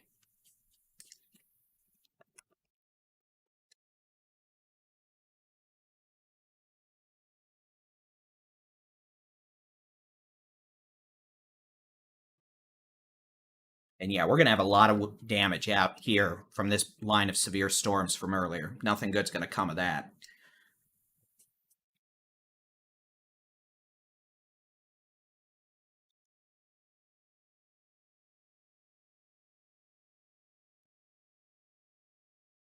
Yeah, we're expecting hail in Sherman right now. Please let us know how big that hail ended up being, by the way, if you're able. When it's safe to do so, please don't go outside and look at hail while it's falling.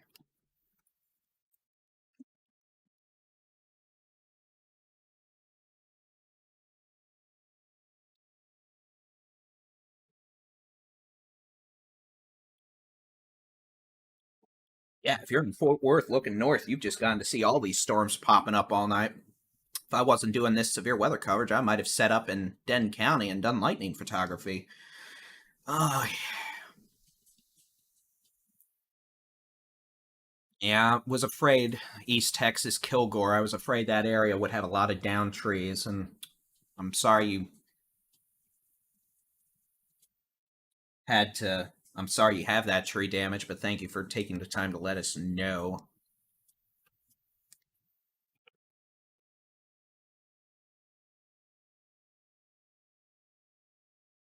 I'm going to turn this off. We're going to turn the other radar back on and just let it loop over the last hour, at least let y'all know where storms are going and stuff.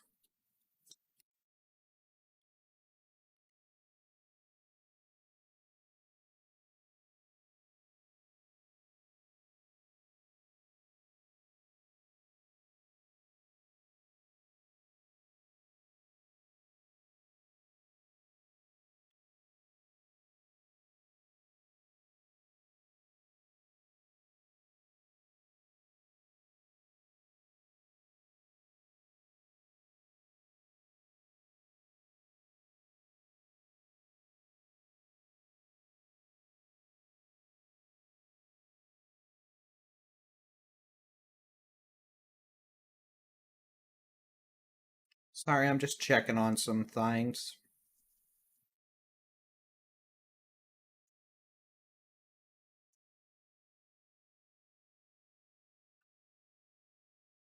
Oh,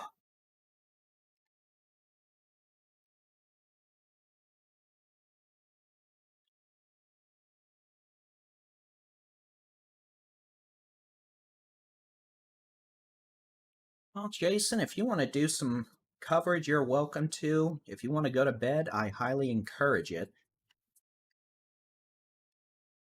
Hoping we're going to be calming down here by 2 a.m.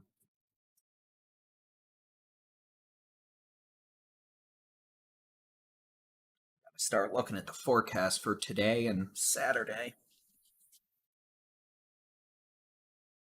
Yay.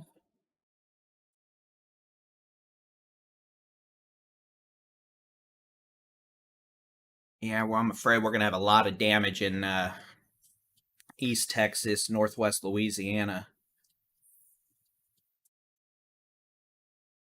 The good news is the damaging wind aspect of this event is about over for Texas. The storms we're going to have left are going to have hail, but not too worried about damaging winds or tornadoes. Unless something very drastic changes, which hopefully it will not.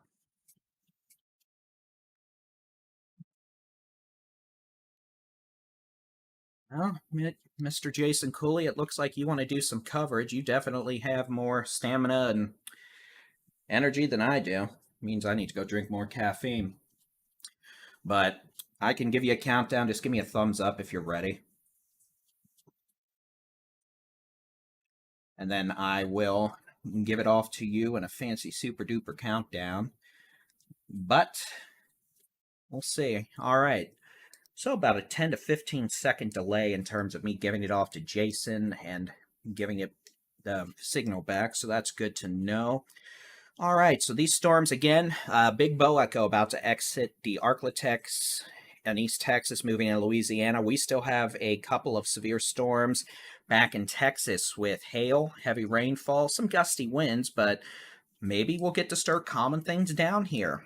Tornado threat, very low the rest of the morning. Damaging wind threat decreasing. The hail threat is what we're still having to deal with. So, Jason, if you're ready to go, I'll do a countdown from 5, 4, 3, 2, 1, and I'll switch it over and keep talking until I see him talking. And then we'll be good to go. Thank you, Jason.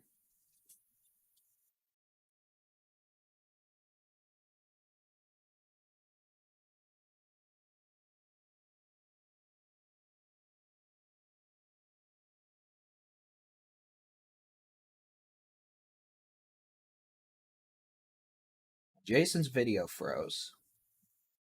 That's very interesting.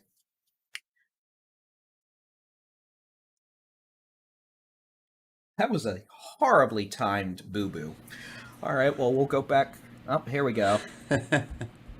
Hey, it's 2 in the morning. Hey.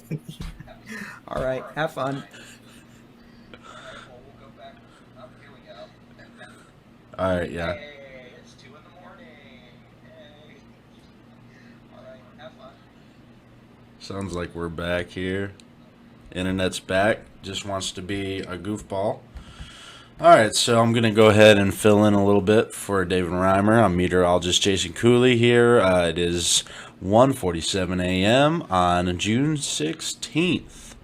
And we have what has been a destructive Directio storm pass through northeast Texas into northwest Louisiana through Shreveport and Mansfield, Louisiana now. That is now history for the state of Texas.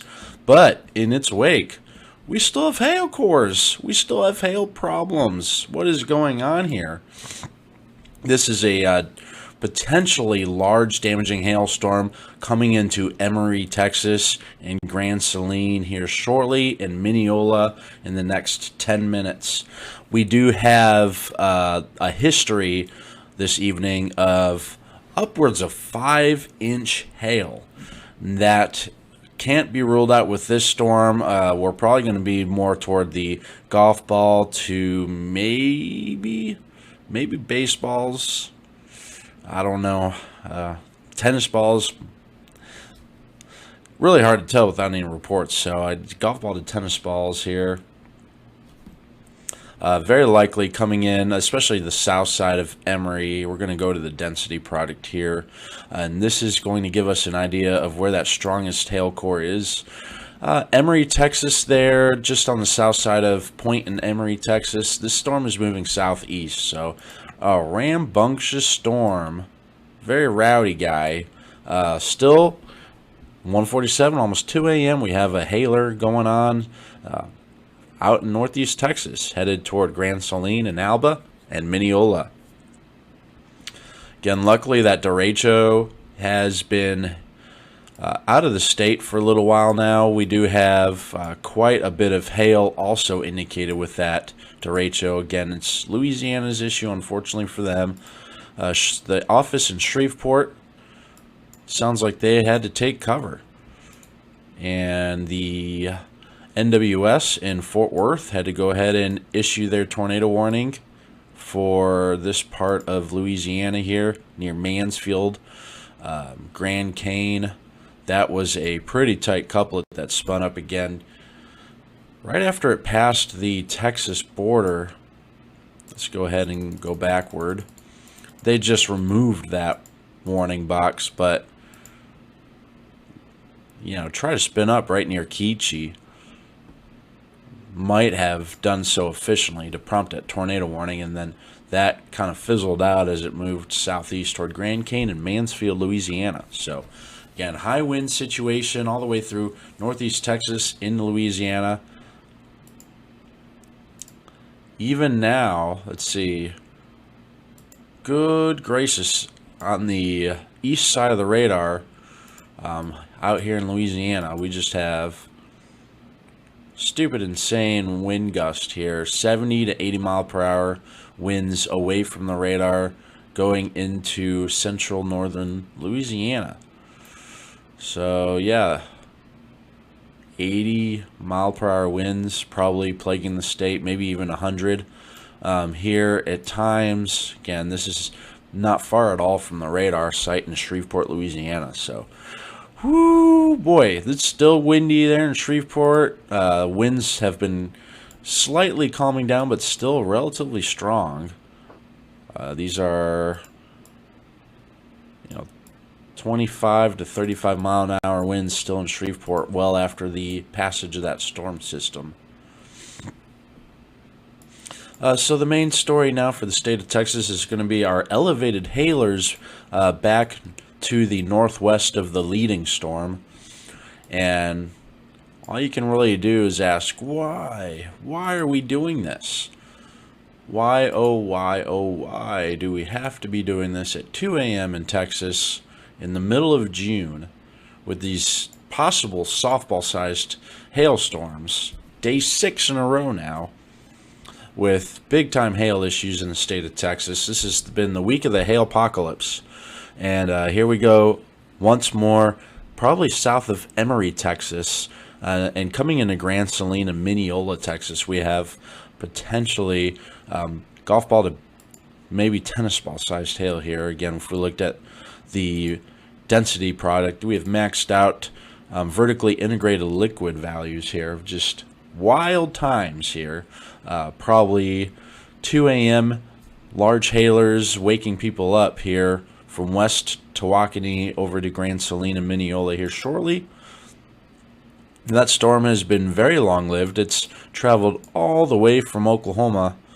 I believe it kind of crossed into, well, I don't remember. I think that's the same storm that went through Pilot Point and Valley View, Forestburg, Montague. So it's been going all the way since Texoma. It's gone all the way down here. It's going to be crossing the Interstate 20 if this thing doesn't completely collapse, which has no intention of doing so, apparently. So folks near Lindale, Hawkins, Winona, Gladewater, we've been talking about that area multiple times in the last few days, and here we go again. We have a hailer, elevated hailer, again, much lower tornado threat than anything we've seen today and yesterday. It's going to be just a hail threat, maybe some gust, maybe some wind gusts, but again, that leading storm really took the main surface-based instability away from the atmosphere. You need a lot of surface instability, surface-based storms to produce those tornadoes and destructive wind gusts. So the atmosphere's been tainted a bit, if you will, from that leading derecho with these hailers that are going to be elevated well above the surface here, pretty much being the primary hazard here. Large destructive hail possibly. Again, now south of Emory, going to be headed toward maybe just between Grand Saline and Alba toward Mineola, and eventually just north of Lindale, maybe even near Lindale. Going farther northwest, we still have this guy Let's go ahead and animate that, because it looks like this storm has kind of grown in size. It's almost like it's trying to troll me out of the house, because I'm down here in Coppell. The storm's trying to grow just to maybe try to get me to look outside, but not quite to that point yet. We have perhaps some destructive hail sitting here southwest of Bells, between Bells and Van Alstyne here. Another possibly damaging hail core right there, moving southeast, currently located between Van Alstyne and Bells, headed toward Leonard and Celeste, Bailey, Texas. And this storm has tried to backbuild to the southwest. We'll see if anything else can pop up as far as large hail cores go. Let's go ahead and look at our density product. And again, the main part of the hail core still between Van Alstyne and Bells here, with maybe some smaller hail near Gunter. So that is all moving southeast toward Leonard. That's a gift from Oklahoma that we didn't ask for. Then we gave Louisiana a pretty bad gift that they're not enjoying at all.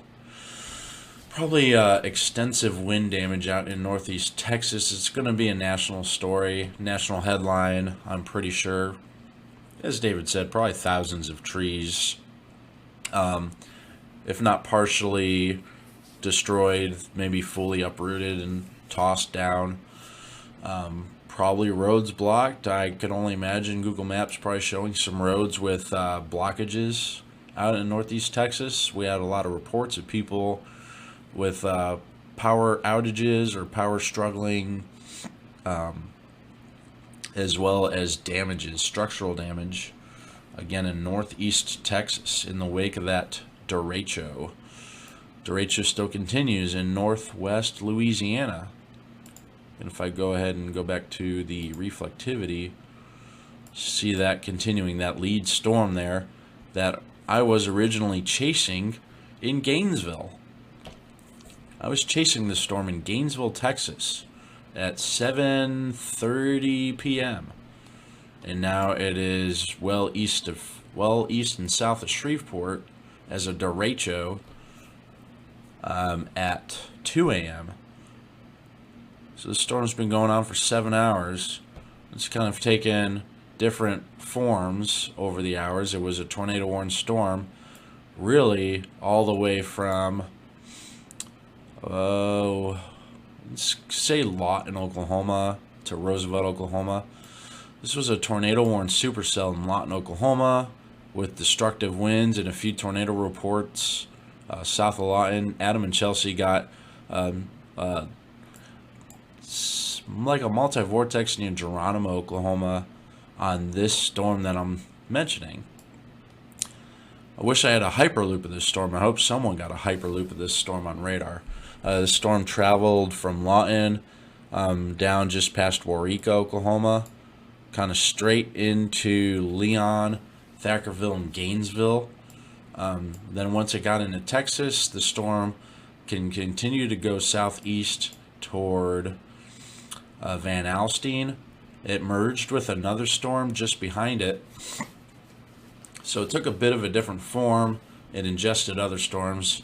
It moved through just past Greenville, over between Mount Pleasant and Gillimer, and then it really became a huge, big windbag, derecho, if you will, and now it's out here. So northwest Louisiana, it's been a multi-state, severe and tornado-warned storm, derecho, if you will. They may very well have found consistent hurricane force winds at some point along its whole trajectory. So again, I'm going to draw the trajectory here.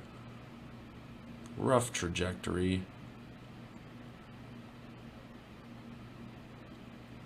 That's a long-lived storm. This storm has a long ways to go before it completely collapses. It's probably going to make it into Mississippi and who knows, maybe even Gulf shores. So been quite a long evening, 7-hour long storm, if not longer, maybe 9-hour long storm, just ravaging parts of northeast Texas and now northwest Louisiana.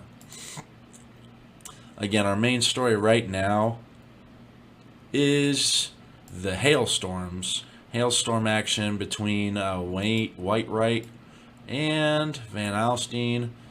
Storms getting a little more elongated. We still don't have really any tornado threat. We don't have excessive wind threat.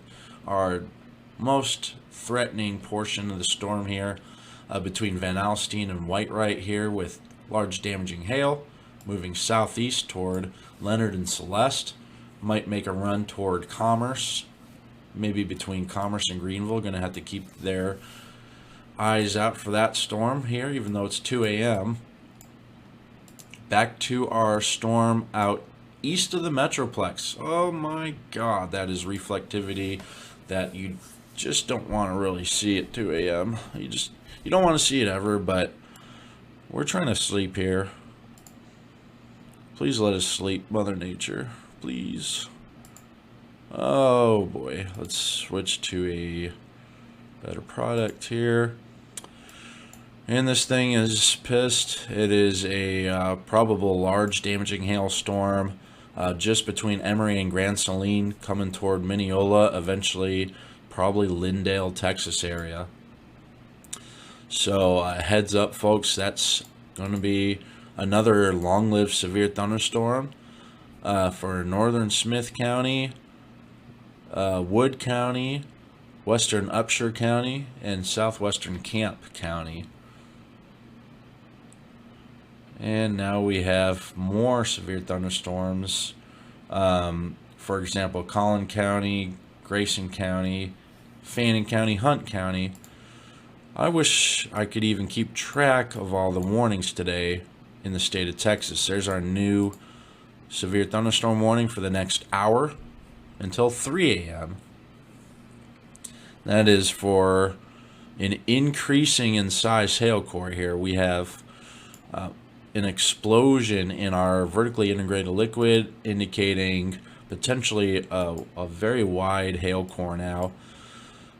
Bottom even, perhaps, in that hail core. Trenton, about to be Leonard, Celeste, Wolf City, Blue Ridge. Even Anna could get a little bit of hail. I mean, you know, anything has shown us the last 5 days is the radar doesn't have to look holy moly guacamole, and we have softballs and grapefruits falling because there's a monumental amount of mixed layer instability. There's very fast updrafts going up, keeping those hailstones tossed around, getting bigger and bigger and bigger as they knock into each other. They have collisions and they coalesce, they get bigger until they finally can fall down. So super extreme amount of instability with those 80-degree dew points, those mid-90-degree temperatures. It's been so muggy. There's been so much instability, and today was one of the highest dew points recorded in parts of North Texas in recorded weather history. That is partially to explain why this is happening, because it is still unstable. Even though all these storms keep passing through, there's still mixed layer instability.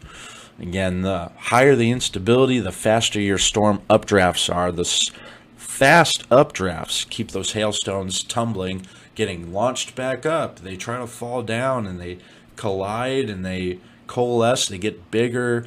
They finally might fall to the ground when the gravity is enough to overtake the wind speeds going straight up in the updraft.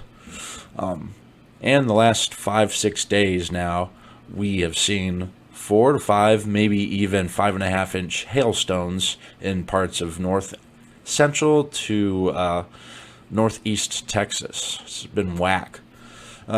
This hailstorm, I really hope it's not putting down softballs and grapefruits right now, but I just don't know. This is pretty big hail core right now coming into Trenton, eventually Leonard and Celeste, southern Bonham, Texas. These folks are tired of the storms tonight. No doubt about that. Sherman especially just been hit several times with hail. Frequent lightning. Again, that's another thing about the high instability values is the lightning is just absolutely berserk. Lightning was so frequent. Tens of thousands of lightning bolts just in one complex of storms. So maybe a little bit of hail core also in Weston. So again, I think can't be surprised if folks in Anna and Melissa also get in on some of this hail action, unfortunately, even though the main part of the core looks to be in Trenton and south of Bonham here. Looks like we're trying to intensify here right in Weston.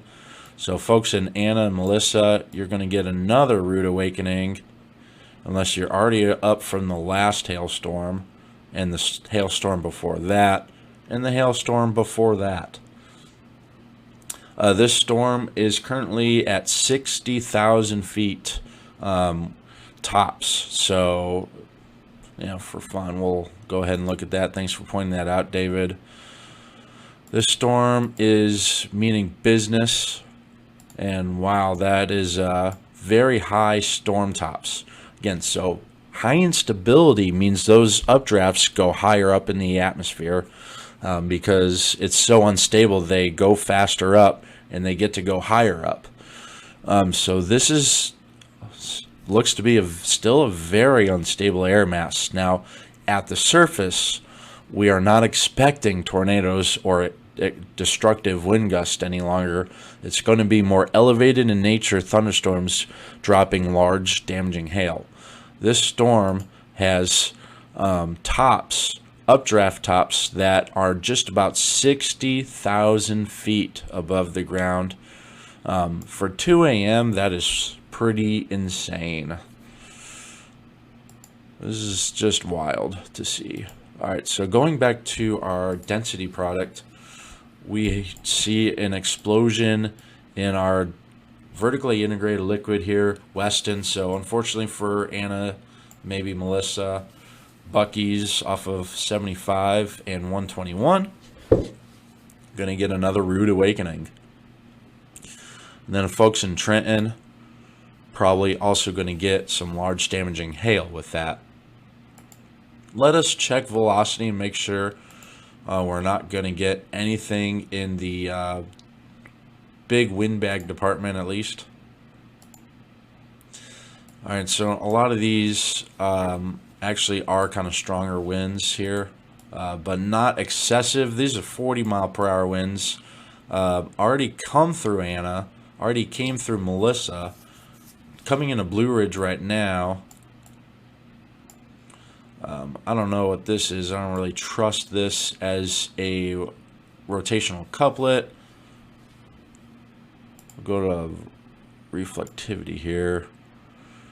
Yeah, don't think we're going to be talking about rotational couplets here, but I was looking at velocity for wind speeds. It looks like we're probably going to be remaining below severe limits for wind, but hail, not the same story. We might have 50-mile-per-hour winds northeast of Anna and Melissa up near Trenton. I don't know what this is. There's a lot of artifacting and stuff at night with radar after so many thunderstorms have passed through. But 40 to 50 mile per hour wind gusts can't be ruled out here. A little higher than I'd like to see, because if you couple that with damaging hailstones, that's a recipe for some damage. Oh, I can't believe it's 2 a.m. and we're doing this. Okay, large damaging hail probably coming into Trenton now, just as well as Melissa, the US 75 Texas 121 junction, and Anna, Texas, probably getting hail. I hope to God it's not absolutely huge hail, because it's 2 a.m. Why would we do that? This storm has grown in size. Don't like to see that. Let's go back to our Mineola storm. And David Reimer, I think we need to keep covering these hailstorms a little longer and see if we can start trending down anytime soon. But let me know if you want to take back over, David. If not, I can keep talking. This is damaging hail core coming right toward Mineola. Might come just to the north side of Lindale, Texas. Sorry, Lindale, just hardly on the map there. There we go. All right, so Mineola probably going to take on some large damaging hail. This storm will be probably just scooting to the very north side of Lindale. Lindale, don't be surprised if you do get some hail, but the worst of the hail core looks to be coming head on toward Mineola and then eventually Winona, Texas. So don't like to see that at 2 a.m. Go to our vertically integrated liquid here, and that is the storm that just doesn't stop. This storm has been quite a long-lived little guy as well, even though it's been elevated in nature. It's still been dropping large hail. This is the same storm that we tracked all the way from, I believe it went, this isn't the same storm that did, I'm losing track of all the storms that trampled through here. This was in Valley View. I think it came through St. Joe. So this storm is kind of cut a path like this. Still going. Multi-hour, multi-county, severe hailer.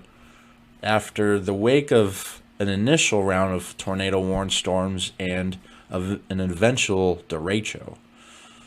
So it's been a wild night for North Texas, Northeast Texas. Now we have another storm behind that here. Anna probably getting wind and hail. Melissa as well. So sorry to our ladies, Anna and Melissa. We apologize, but you're getting in on some hail. And Leonard, our poor friend Leonard here. Not about to be too happy with that hail core. And then our friend Celeste and Bailey also probably going to have some large hail. And maybe some strong winds also. So could be more wind-driven hail with this storm. Let's go back to velocity, see which way the wind is blowing.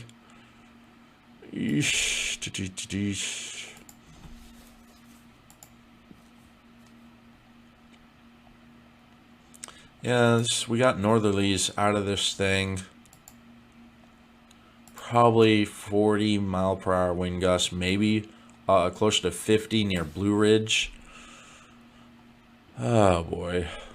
So this is just probably some wind-driven hail now at this point. Along this axis between Trenton and Melissa. Probably some wind-driven hail there. Don't know the size, but we're probably going to be doing at least golf balls in the core of that thing. Let's go ahead and look at differential reflectivity, which is a measure of where maybe the bigger hailstones are. Differential reflectivity is a dual pole radar product where we can tell kind of the size of the hydrometeor that's falling.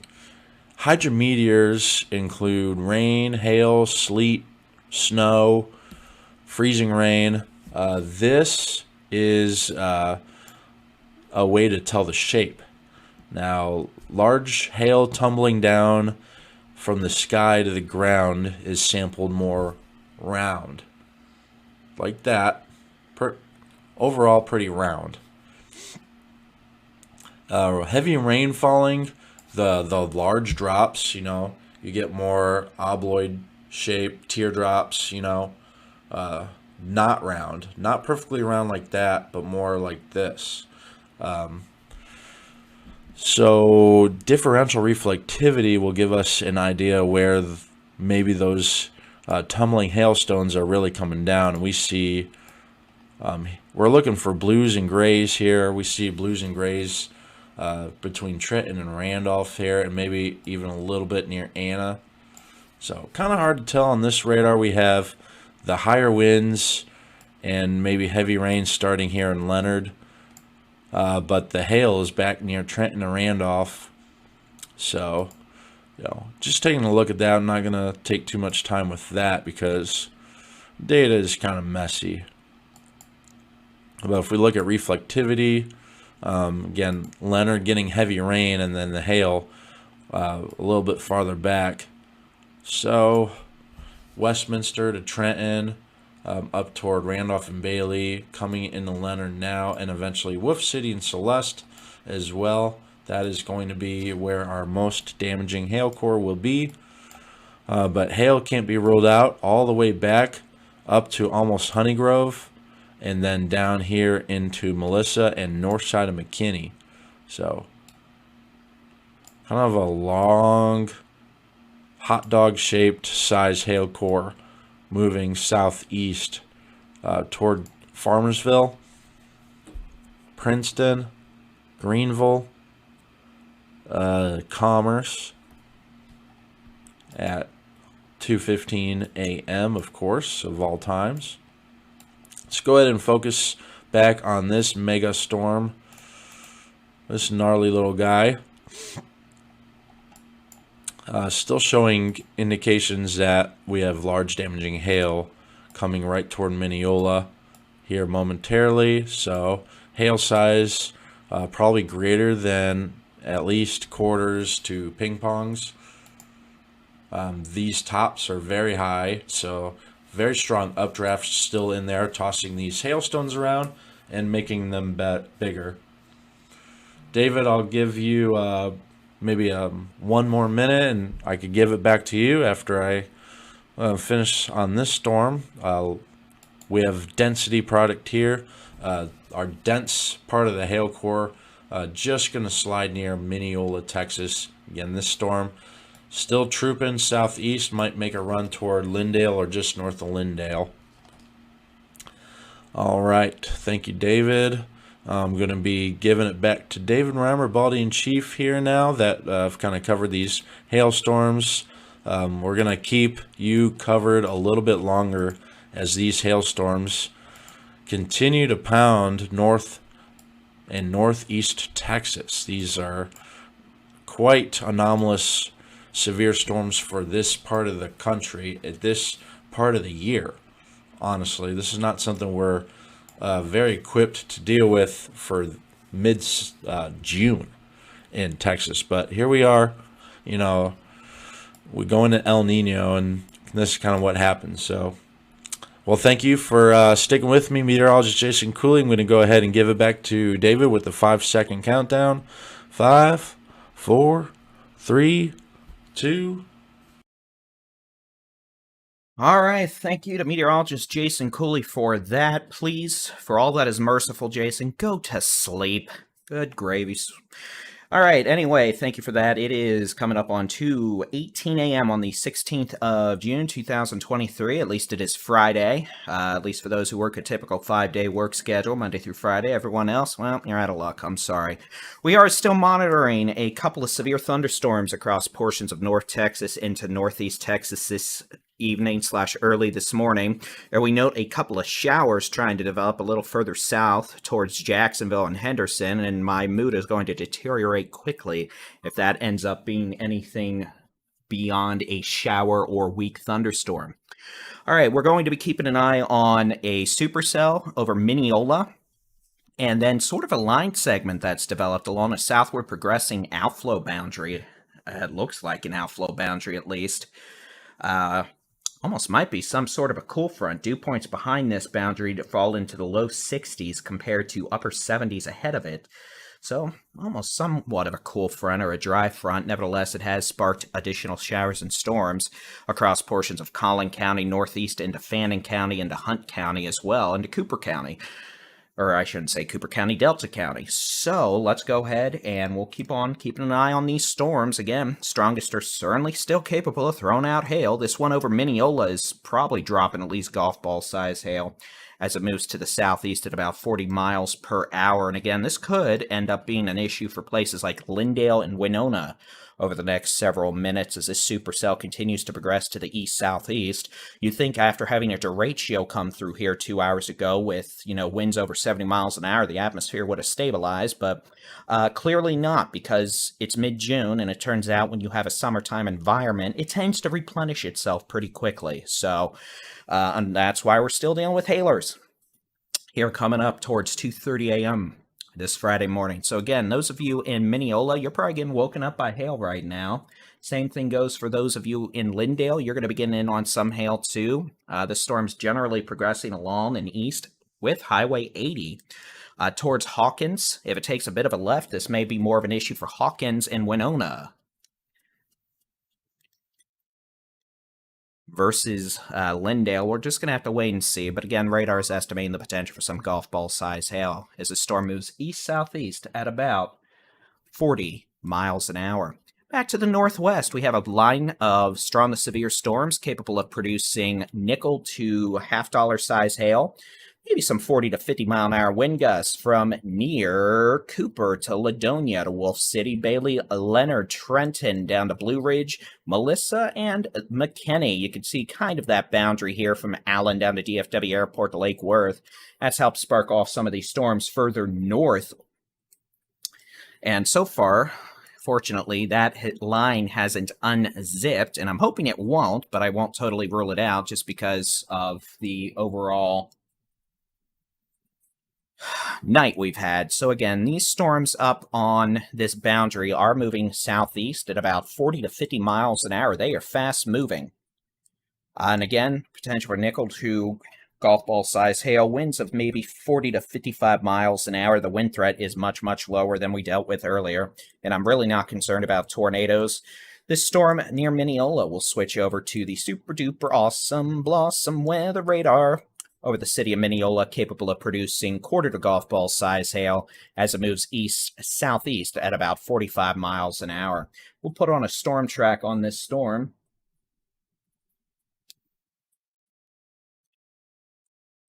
And again, this storm is moving east-southeast at about 40 miles an hour, maybe a bit faster than that. Thank you, Mr. Cooley.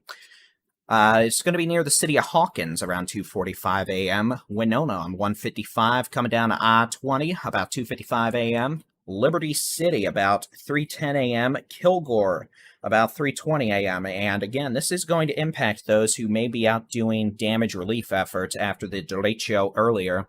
This thunderstorm, again, has the potential to produce quarter to golf ball size hail. Not much wind, probably, but cloud to ground lightning, hail, heavy rainfall, all issues to those outdoors in the elements. Back northwest, we have a line of showers and thunderstorms, mostly thunderstorms, that extends from near McKinney up 121 through Melissa, Blue Ridge, Trenton, Leonard, Bailey, moving southeast at 40 to 45 miles an hour. You know what that means, Hunt County? Guess what? You get your, fourth or fifth round of hail. Woo! No. City of Greenville, about 2:50 a.m. Caddo Mills, about 2:45 to 2:50 a.m. Crossing Interstate 20 a few minutes later. Lone Oak, about 3:05 to 3:10 a.m. Point, about 3:15 to 3:20 a.m. And that's assuming this doesn't weaken, but frankly, it probably won't, and it could just develop into another complex that may, if that happens, that may have some wind. But for now, not worried about damaging winds, just hail. And again, this may end up in Emory at about 3:25 a.m. Further northeast, we have a severe storm closer to Wolf City and Ladonia. What I'm going to do is I'm going to actually draw a manual storm track that has all of this info on it.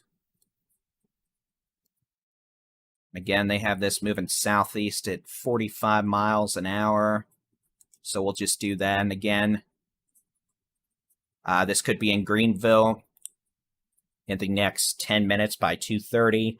Sulphur Springs around 2:50. Commerce, next 5 minutes. Lone Oak, 245 to 250. Emory, 3 to 305. Yantis, 305 to 310. Mineola, 330 to 335. The city of Van, 335 to 340. Pittsburgh, 320 to 325. Winsboro, 310 to 315. We'll zoom in, get a few more cities. Como, 255 to 3. Quitman, 315 to 320. Emory, 3 to 305. Mineola, 325 to 330. Grand Saline, 320 to 325. Lindale, approximately 345. Hawkins, approximately 345. Gilmer, approximately 340 to 345. Or City, 340 to 350. Who else wants to join in? Mount Vernon, 2:55 to 3 a.m.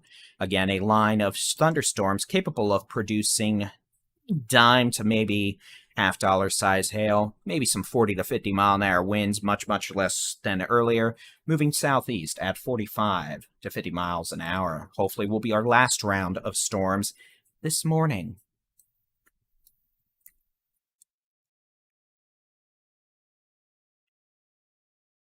With this thunderstorm across portions of Mineola to Lindale, generally moving east at about 45 to 50 miles an hour, not as southeast as this little storm track seems to think it is, in my opinion. I think it's probably moving more like this. So let me zoom out. We'll do that. Again, I'm going to make sure this is moving like that. So again, this could be in Winona at 235 to 240. Gladewater, 245 to 250. Liberty City, 250 to 255. Kilgore, 3 to 305. Longview, 3 to 310 a.m. Hallsville, 315 to 320 a.m. Tatum, 325 to 330 a.m. Marshall, 330 to 335 a.m. Nesbitt, 325 to 330 a.m. Again, this thunderstorm is currently capable of producing quarter to golf ball size hail, moving east at about 45 miles an hour. Not worried about big damaging winds with this. I think the damaging wind threat has concluded for the state, I hope. Not worried about tornadoes. Just hail. The surface-based instability reservoir has been depleted after the Directio earlier, but we still have plenty of instability aloft, and that's why we're dealing with hail. And again, some of you are mentioning Florida. We'll go say hello real quick. Yeah, good news. There's tornadic supercells in the Florida Panhandle, northwest Florida, southeast of Tallahassee. We'll actually take a look real quick. There is a circulation way out here in the middle of no man's land, no tornado debris signature, but that sure is a funky-looking hook echo, but it is a hook echo, and there you go. In fact, a pretty good circulation northwest of Perry, Florida, too. They're going to need a tornado warning on that. But again, and then we have flash flood emergencies around Pensacola, it looks like, for... well, they had 12 inches of rain in 3 hours, so that'll do it. But back to Texas we go. We have a line of severe storms capable of producing nickel to ping-pong ball size hail, extending along the line from Cooper to Commerce to just northwest of Greensville to Farmersville, moving southeast at 45 to 50 miles an hour. And again, this line of storms is capable of producing 40 to 50 mile an hour winds, heavy rain, the potential for nickel to ping pong ball size hail as it moves southeast at 45 to 50 miles an hour. A severe thunderstorm located near the city of Lindale, moving off to the east towards Hawkins and Winona at 45 to 50 miles an hour. This thunderstorm capable of producing quarter to golf ball size hail, 40 to 50 mile an hour winds, cloud to ground lightning, and heavy rainfall. Again, the primary damaging wind threat has concluded, as has the tornado threat, but our residual thunderstorms remain capable of producing hail, nickel to perhaps golf ball size. I am hoping we are done with the tennis ball to baseballs. And for now, we do appear to be, but nevertheless, we continue to deal with thunderstorms capable of producing hail. I'll continue playing this radar.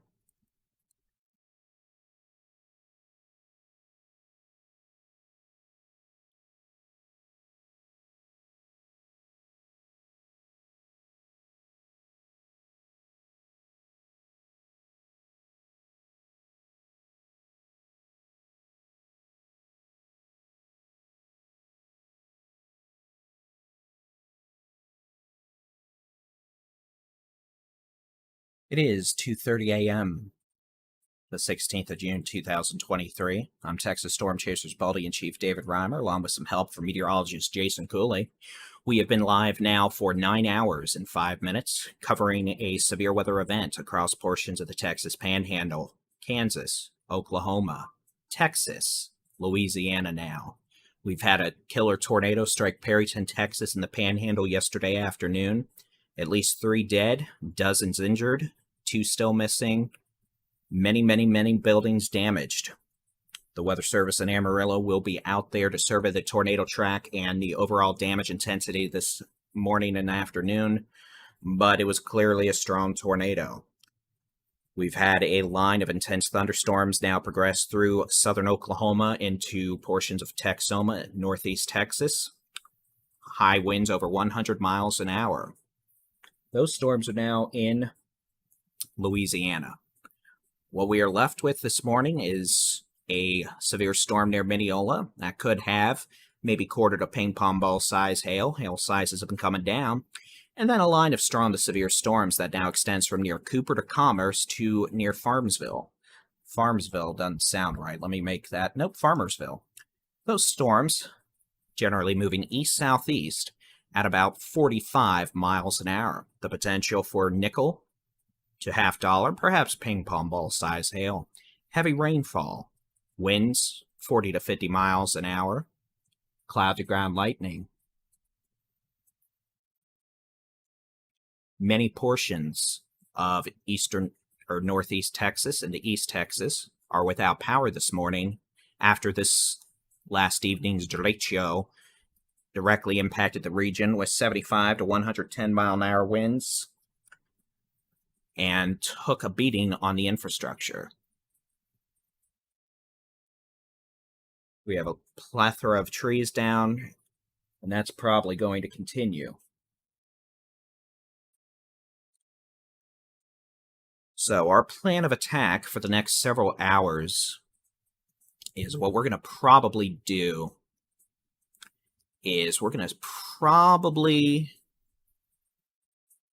get ready to call it quits here soon in terms of the continuous voice coverage, but the live streams are going to stay up. We're just going to play some jazz music and start doing cut-ins every few minutes in that, but the video feed's not going to go anywhere. You just may not necessarily hear me talking constantly. And besides, there's nothing wrong with some 2:30 a.m. jazz. We're still going to be here. I've actually got to make a forecast video for this morning's Texas Weather Roundup that's due out in a couple hours, so I have to start putting that together and taking a look at data. But again, we're down to a couple of severe storms at this point. One near Lindale, moving towards Winona, Hawkins, Big Sandy. Second, located from near Nevada and Farmersville to Greenville, Naylandville, Commerce, Cooper, moving southeast at about 45 to 50 miles per hour. The most intense hail cores in these storms capable of producing nickel to perhaps $50 or ping pong ball size hail. Winds of 40 to 50 miles an hour. Heavy rain. Cloud to ground lightning. Storms over the last 5 to 10 minutes have shown a decrease in intensity, which would make me a very happy Baldy-in-Chief. But we're still going to have to keep an eye on it, especially this thunderstorm near Mineola and Lindale that does appear to still have a pretty potent hail core. If we switch back over to the how hard it's raining mode, you can see that hail core now east of Highway 69, south of Highway 80, generally moving towards Hawkins, Winona, Big Sandy. And again, this could have hail up to the size of $50 as it moves to the east-southeast. As I begin using my monotone voice to 1, not stress my vocal cords, and 2, prevent my throat from hurting more than it already does. But that's okay. A line of severe storms from near Lavon in Nevada to Farmersville, Greenville, up to Celeste, Wolf City, Naylandville, Commerce, Ladonia, Pecan Gap to Cooper, moving east-southeast at 45 to 50 miles per hour. We are not concerned about damaging straight line winds at this point. We are not concerned about tornadoes. Our primary issue this morning is damaging, well, let's rephrase that, cloud to ground lightning, heavy rainfall, the potential for some storms to produce nickel to half-dollar size hail. It appears we are beginning to trend downwards. Does that mean we're going to be free from severe storms this morning? No. We need to remain vigilant and watch this storm near Lindale that has a hail core. We need to remain vigilant and watch these little line segment from Lavon to Commerce as they may continue moving east-southeast this morning. Let's take a look at the high-res rapid refresh model. Let's see if, first off, the model has any idea what's going on this morning, and if so, we'll be able to show that data and provide a timeline on when we may actually be able to be done with storms. So what we're going to do is load the latest high-res rapid refresh model. We're going to take a look at what it shows for 2 a.m.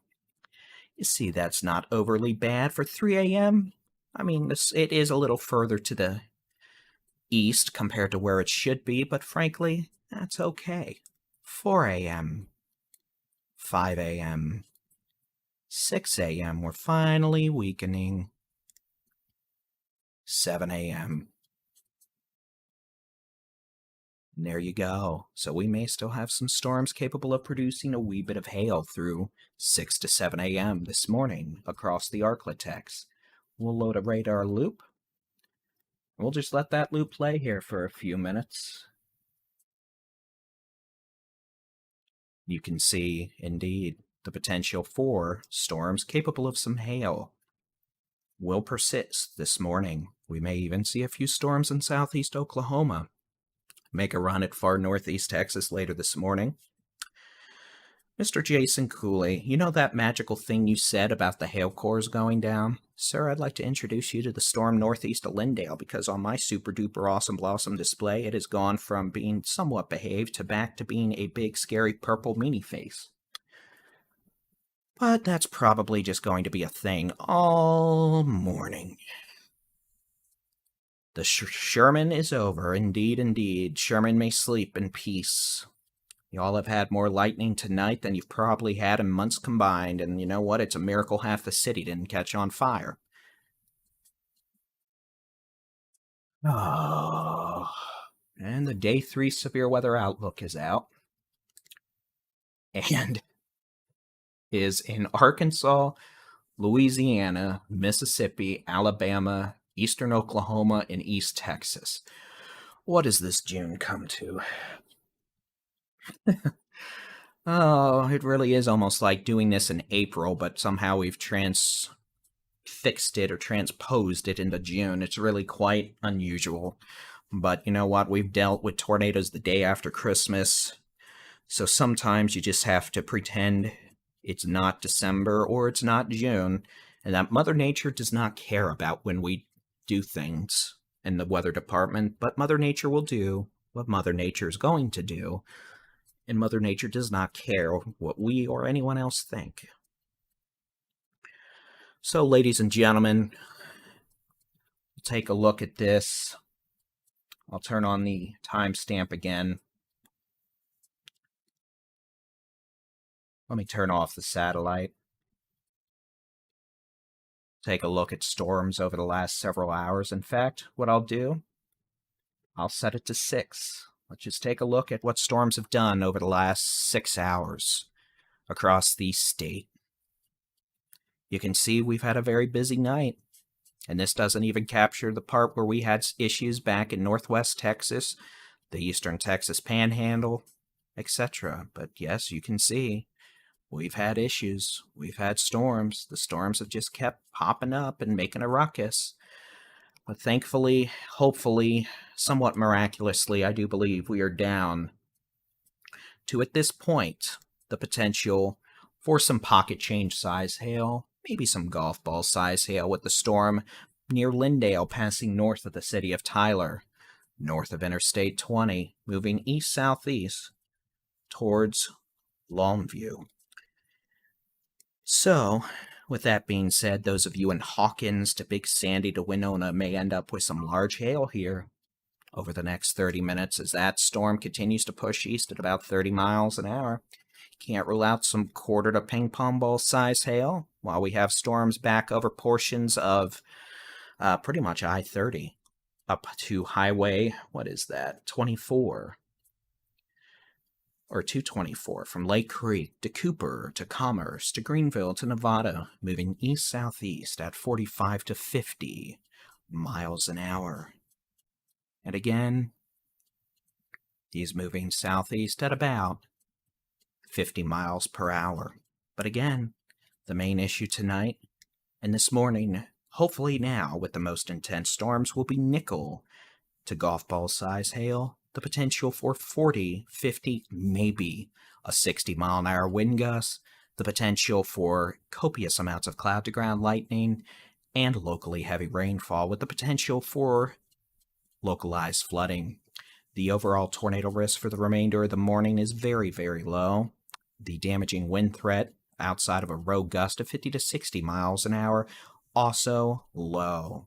As always, we'll never rule anything out because doing so tempts Mother Nature to taunt us, and taunting Mother Nature is never a wise idea. So with that being said, we're going to turn on some jazz music. We're going to sit back. We're going to let the radar loop. We're going to keep an eye on things here, but once again, we're going to give the Baldy-in-Chief's voice a rest. We're all going to tell meteorologist Jason Cooley to go to bed. Those of you outside of Stormyville, I do hope you have a good rest of your morning. We're not terminating the live stream, but we will be taking a wee bit of a talking break with another severe weather update by 3 a.m. Otherwise, we'll start looking at forecast data for later today, into the weekend and next week, as Mama Nature brings the heat and the triple-digit temperatures with the abhorrent amount of humidity return and persist across a majority of the state of Texas. So, let's turn on some music. Let's get that going. Just give me a second. We'll get some music set up here.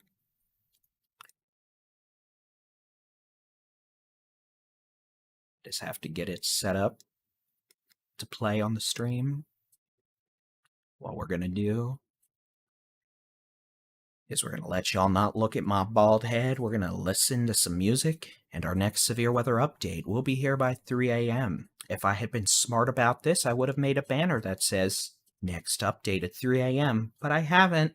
And frankly, at 2:45 in the morning, I'm not going to, because it's 2:45 in the morning, and we've been doing this 9.5 hours, and at some point, you just have to close your eyes and pretend it's nap time. Is it nap time for Baldy-in-Chief? No. Unfortunately not, but that's okay. So, let's get some music going. Let's keep an eye on the sky, and we'll have our next update back with me here in about 15 to 17 minutes at 3 a.m. Central Time.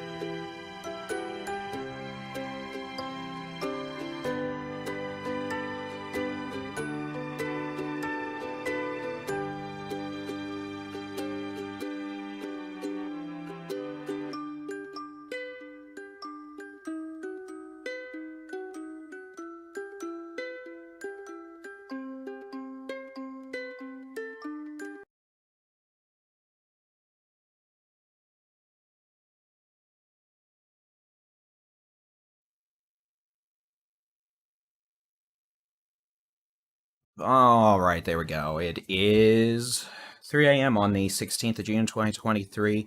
We're still monitoring a couple of severe storms early this morning across eastern North Texas into East Texas. These storms primarily going to be a hail threat at this point. Not too worried about damaging winds, not too worried about tornadoes, but hail does remain possible.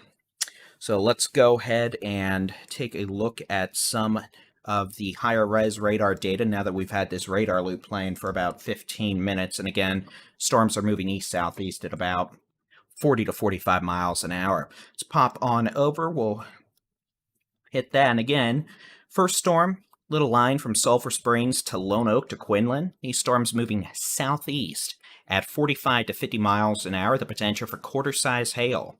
Winds generally staying below 50 miles an hour, heavy rainfall, and cloud-to-ground lightning. Quite a bit of cloud-to-ground lightning at that. Let's switch to the Shreveport radar for this thunderstorm. That's northeast of Lindale near Winona and Hawkins to Big Spring. This is going to be a severe thunderstorm capable of producing half-dollar-size hail. Perhaps wind gust up to 60 miles an hour, but probably sticking around 50.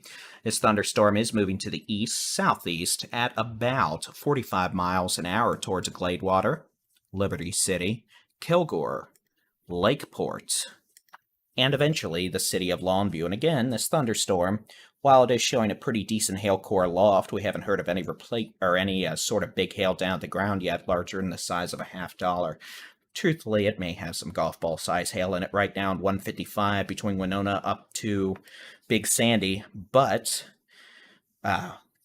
we haven't heard anything of that yet. The storm will continue moving east on Highway 80 towards Gladewater, Longview, Liberty City, with the potential for quarter to perhaps golf ball size hail. And again, these storms from Sulphur Spring to Point to Quinlan continuing to move southeast at 45 to 50 miles an hour with quarter size hail.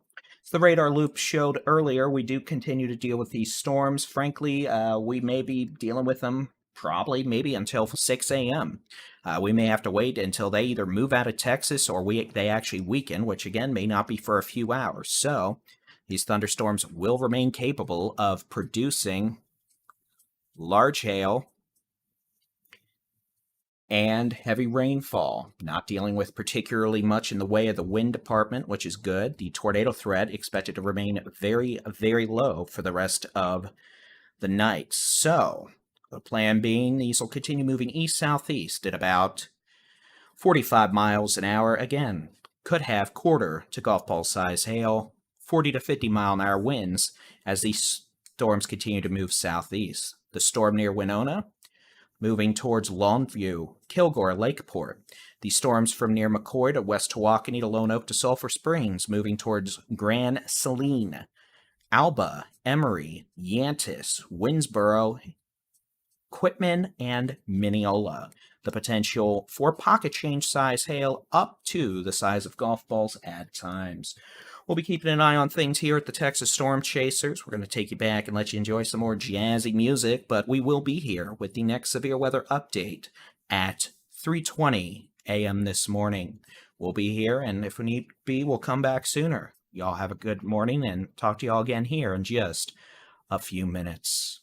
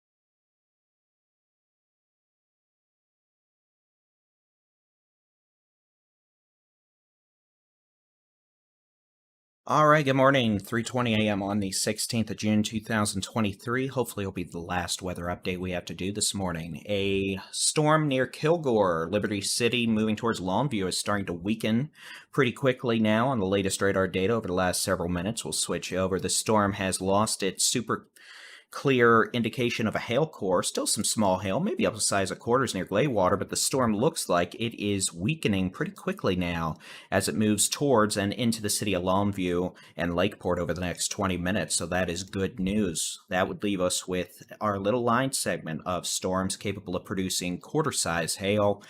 Perhaps winds of 50 to maybe 60 miles an hour. It's possible we're seeing some winds up to near 60 miles an hour make it down to the surface, especially near Wills Point to Edgewood, Fruitvale, where we're getting quite a bit of cloud-to-ground lightning right now.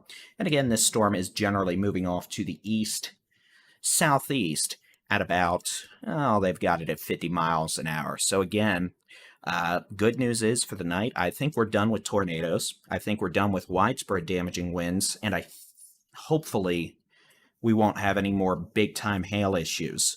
I can't totally rule out any of the above just because doing so would taunt Mother Nature, and taunting Mother Nature is a good way to have bad things happen. But as it looks now, I'm hopeful that it will be these little lines, or this little line of storms from Wills Point to Emory will be our last little line of storms tonight as it moves south-southeast towards Canton, Van, Lindale, and eventually, the way it's going, it may make it over to Athens, to Brownsboro, and Chandler as this thunderstorm moves more to the south-southeast than the previous storms. So again, this is moving south pretty efficiently. You can see that there. So again, Canton, Van, eventually moving towards places like Chandler, Moore Station, Tyler, Noonday. So we'll be keeping an eye on things, but again, this storm currently capable of producing